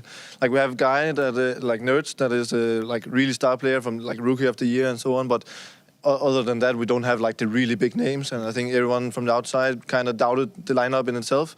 But I think most people has been kind of impressed with our results and how competitive we are, and. I can only promise you, for the future, it's going to be even better, and we're going to improve much more than we are now. First, Nerds has told me this, now you have told me. I think I'm starting to believe for sure. Now, Astralis did not make it. They've gone through to the LCQ. I want to see if that motivates you a bit more. Does it make this win sweeter? I don't know if it makes to win Sweden like that, but it is kind of fun to see that they are losing, and that's just how it is. Like mentally for me, it's just fun to see that they're not really succeeding, but it doesn't make my progress or the team's progress any sweeter, because it doesn't matter what they're doing. They're a whole other team and don't have to worry about them, and I don't really care what they're going around and doing, but I'm just really happy with how the team is progressing right now. Definitely, I'd be happy too if I'm performing like you guys. But I will touch on this Mirage, because first map was solid, no worries there. Mirage was a bit touch and go at times. It felt like you just couldn't string rounds together, couldn't get yourselves going, despite having a great first half. Yeah, I actually think that the first half went really good for us, and then on the second, when we started winning those rounds we probably shouldn't win, then we were like, okay, now we have this, and then we maybe put a little less like the foot off the gas kinda, and we weren't really playing our normal game. So maybe there's a mental thing or two we can learn from that game, so that we definitely have to go in and look at. So yeah, that's just something we have to look on. You certainly improved with your force buys, though, that's for sure. It's giving you some practice with that, mate. I want to also ask around kicks, and especially the format we have here. During the half-time breaks, you know, when we break between just one half, you're going straight into it. How is it for him, and how is he just coping with everything right now? Because he seems to be impressing. Yeah, it's actually tough when you only have 30 seconds in the halftime, because you kind of have to recap the whole map before you start playing, because you don't have those 3 minutes to talk about the T side when you just have started CT. So that's one thing that we have been kind of adapting to. But I think Kickstand is like improving day by day, and mentally he's learning so much. I think he has all the in-game skills to be a really good in-game leader in the future, and already is now. And I just think he's a really great player and an even greater guy, and it's just gonna be. I'm excited to see where we're going to land in the future. You certainly seem very excited, and I would be as well if I've qualified for Copenhagen. And how much does it matter more to you here in getting this done and going to Copenhagen? Because obviously it's not a full Danish roster anymore, but there's a few of you there. Yeah, like it matters so much for me, and getting the chance to play in front of my friends and families, it's something that I really want to do, and like also to invite them to come and see me when I'm so much away and they don't really see me that often. So to give a kind of gift for them and to come in and see me and what I do is something that I like to do. Well, congratulations to you and all of the heroic roster for making it to Copenhagen and making it to the major. One last time tonight, we're back in the studio. Thank you, James, and great to hear from Tess. There's a few things to bounce off there, but we've got to address the most fire and most direct line from it. He quite simply said it's fun to see Astralis losing. He said, I don't really care what they're up to, but yes, it's kind of fun to watch them struggling at the moment. Honestly, I love the honesty. I love the honesty. A lot of people are going to be like, yeah, you know, I'm still sad at my old friends and they're struggling right now. But he's like, yeah, I'm happy they're failing. That's straight fire. Love it. It's the worst kept secret in Counter-Strike. Whenever you're playing ex-teammates, it's very personal. It is personal. Of course it is. And we you know, publicly you always say, yeah, I hope the other Danes are going to make it, and I still feel for them. And it's just an acting game at that point. Sure, sometimes there's something about the sound of it. You know, sometimes we do hope the best for each other. But in this case, of course, with all the drama that was transpiring, with being the leftover pizza that wasn't deemed great enough in day one coming into day two, of course it feels great for Tessa to qualify. So I absolutely love the honesty. No point in lying, no point in pretending. There's enough people out there doing that for us. You can see where those feelings come from as well when you consider that he mentioned that they're aware that outsiders have been doubting them, but they've made it, and there's even more to come. I would agree with that sentiment. I personally have been very, very, very surprised by the level of Counter-Strike they've been able to play this early on. Yeah. I would say when I saw the lineup, I thought, listen, you have interesting pieces, you have great players that definitely can, with time and future, be great assets. Maybe you need a roster change down the line to fully break into it, but fact of the matter is they've exceeded my expectations way earlier than I thought possible. Heroic is playing solid Counter-Strike, and Tessa said it. He would love to play inside that arena. Is it a team I think will make the players of Copenhagen as of right now? Probably not. That's a tough call.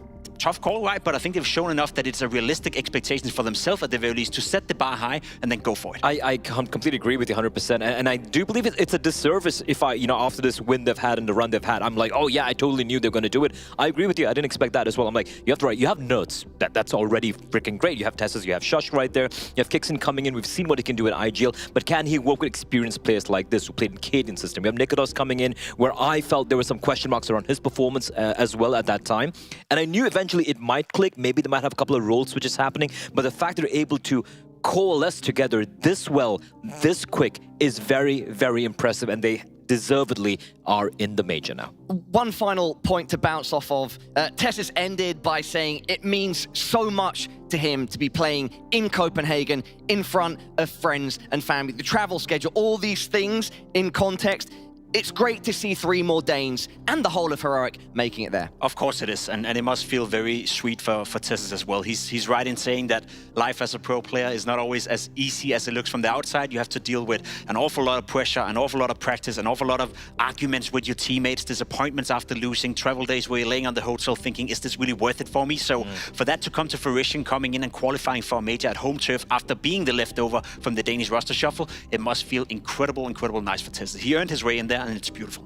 They all absolutely earned their way. Congratulations to Heroic. With that said, let's take a look at our results from today. As you saw just now, Heroic came out on top of GamerLegion. In the middle of our day, we saw excl with a big win over the Guild Eagles, and then we started off our day with ENCE toppling Astralis. Yeah, I mean, the ENCE taking out Astralis has to be the result of the day, so to speak, right? The revenge arc of Glaive continuing, and you could see the emotions oozing out from Glaive. So yeah, ENCE, great stuff there. Guild Eagles, first map was fantastic, but excl, the young Danes, who, in all honesty, I'm sure they don't have the mental stability, I guess, like, you know, the calmness to be able to pull it off, the tenacity. They had it. They brought it back, and in the end, Heroic making very quick work of GamerLegion. Paula, you started out the day asking me how many teams or how many Danish players did I think would make it today, and I said there's a chance that one Danish team would make it out of all these matchups. I thought that would be Astralis. I had no idea that was going to be excl. As you said, a massive disappointment for Astralis. To even find themselves in the 2-2 game was a disappointment. To find themselves now being 2-3 heading into last chance qualifier, that is a disaster for Astralis. They now fight with 6 other teams for 1 spot in the LCQ, and honestly, I'm not sure Astralis is going to make it with the way they've been playing so far. Before we take a look at that LCQ, why don't we see our 16 teams that have guaranteed their spots in Copenhagen from Europe? Eternal Fire, Na'Vi, Heroic, Vitality, Sword, G2 Esports, excl, FaZe Clan, Cloud9, Virtus Pro, Apeks, Amcal, MOUZ, ENCE, Movistar Koi, and Team Spirit. I mean, all the usual suspects, right? The usual suspects, but also some pretty unique names. Carl, for instance, if we go back to the start of EU RMR A, great to see Apeks make it from EU RMR B. Saw, big congratulations to them. Huge story for them. Movistar as well. Like Koi Movistars as well, right? And Movistar. So some really cool storylines of newer teams making it all the way there, which is always exciting about the RMR and the open circuit that we have. But of course, I'm very happy to see, you know, the usual suspects we expect to make it have made it, apart from maybe a couple. We'll talk about it later. A great mixture of the top dogs and some of the underdogs. Absolutely, it's a great mix. I wouldn't say all the teams in the last chance qualifier are underdogs, but it's a place that you certainly do not want to be. I want to see it, Pala. Why don't we take a look at our 6 teams that comprise that field? Bracket up on screen now. 9 Pandas. Ooh. Astralis. Okay. BetBoom, Guild Eagles, Fnatic, and GamerLegion. Let's be clear once again. Look in the bottom right of your screen. Of these 6 teams, only 1 can go to Copenhagen. Only 1 can be the 17th team going to the first Counter-Strike 2 Major. And I just want to clarify, right? Tomorrow we have 3 games, 3 different winners, which means 3 teams will progress into Saturday, and obviously there's only 1 spot being played out for. Yes. 1 team will progress straight into the final game, the highest seed, the best team in that regard, where the remaining team 2 and 3 will face in the first game of the day. These matchups, though, they look great. These I like matchups I look like it. so hotly contested, Pimp and Blair. I'll tell you something, right? I'm looking at the BetBoom Guild Eagles games and how feisty they can be in the server and out the server as well. That's going to be chaotic Counter-Strike the second game right there. 9 Pandas Astralis. Look, if you gave me this matchup like a week ago, sure, right? Or maybe a couple of weeks ago, I'd be like, yeah, Astralis should take this. But having seen Astralis' form and how mentally just absent they seem right now, 9 Pandas would very well make the Danes bleed. And of course, the final game, Fnatic versus GamerLegion. Snacks, still 1 more chance remaining. I'm not gonna lie, out of all the teams you see on your screen right now, Astralis still would be the favorites despite them struggling. On paper. On paper at the very least, yeah, maybe they have a mental reset in that regard. GamerLegion as well, I think they played some solid Counter-Strike throughout the tournament, and a Katowice as well. So if you had to pick 2 teams who I think have the highest chance of making it, I'd say Astralis and GamerLegion, but I feel like every single time we predict something, something is going to surprise us at one point. In the last chance qualifier, that's where the pressure mounts. If you lose one more game, there's no major in Copenhagen for you. And you got to remember how intense the pressure was in the Paris last chance qualifier, where it was, I forget the other teams, but remember who made it through. It was FaZe and Cloud9. One of those teams, Cloud9, was in tears. Shiro in tears, can remember that. That's how much the pressure is going to be here.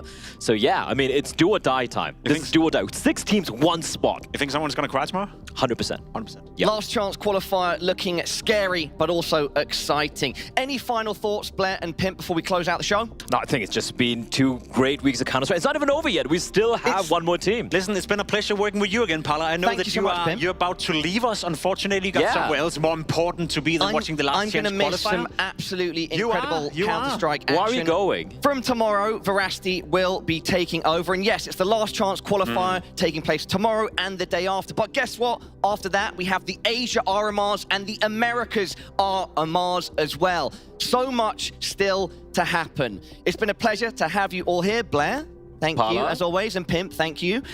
Big shout out to production, etc. And guess what? More action to follow. Make sure you keep it locked here at the PGL CS2 Major stream. Much love and peace.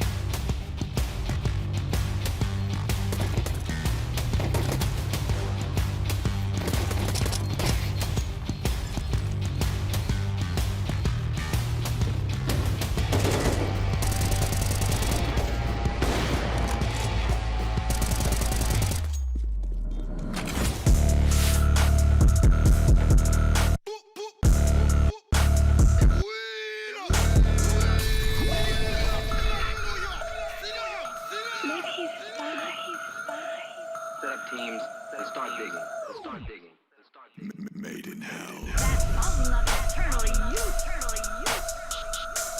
On a deserted island.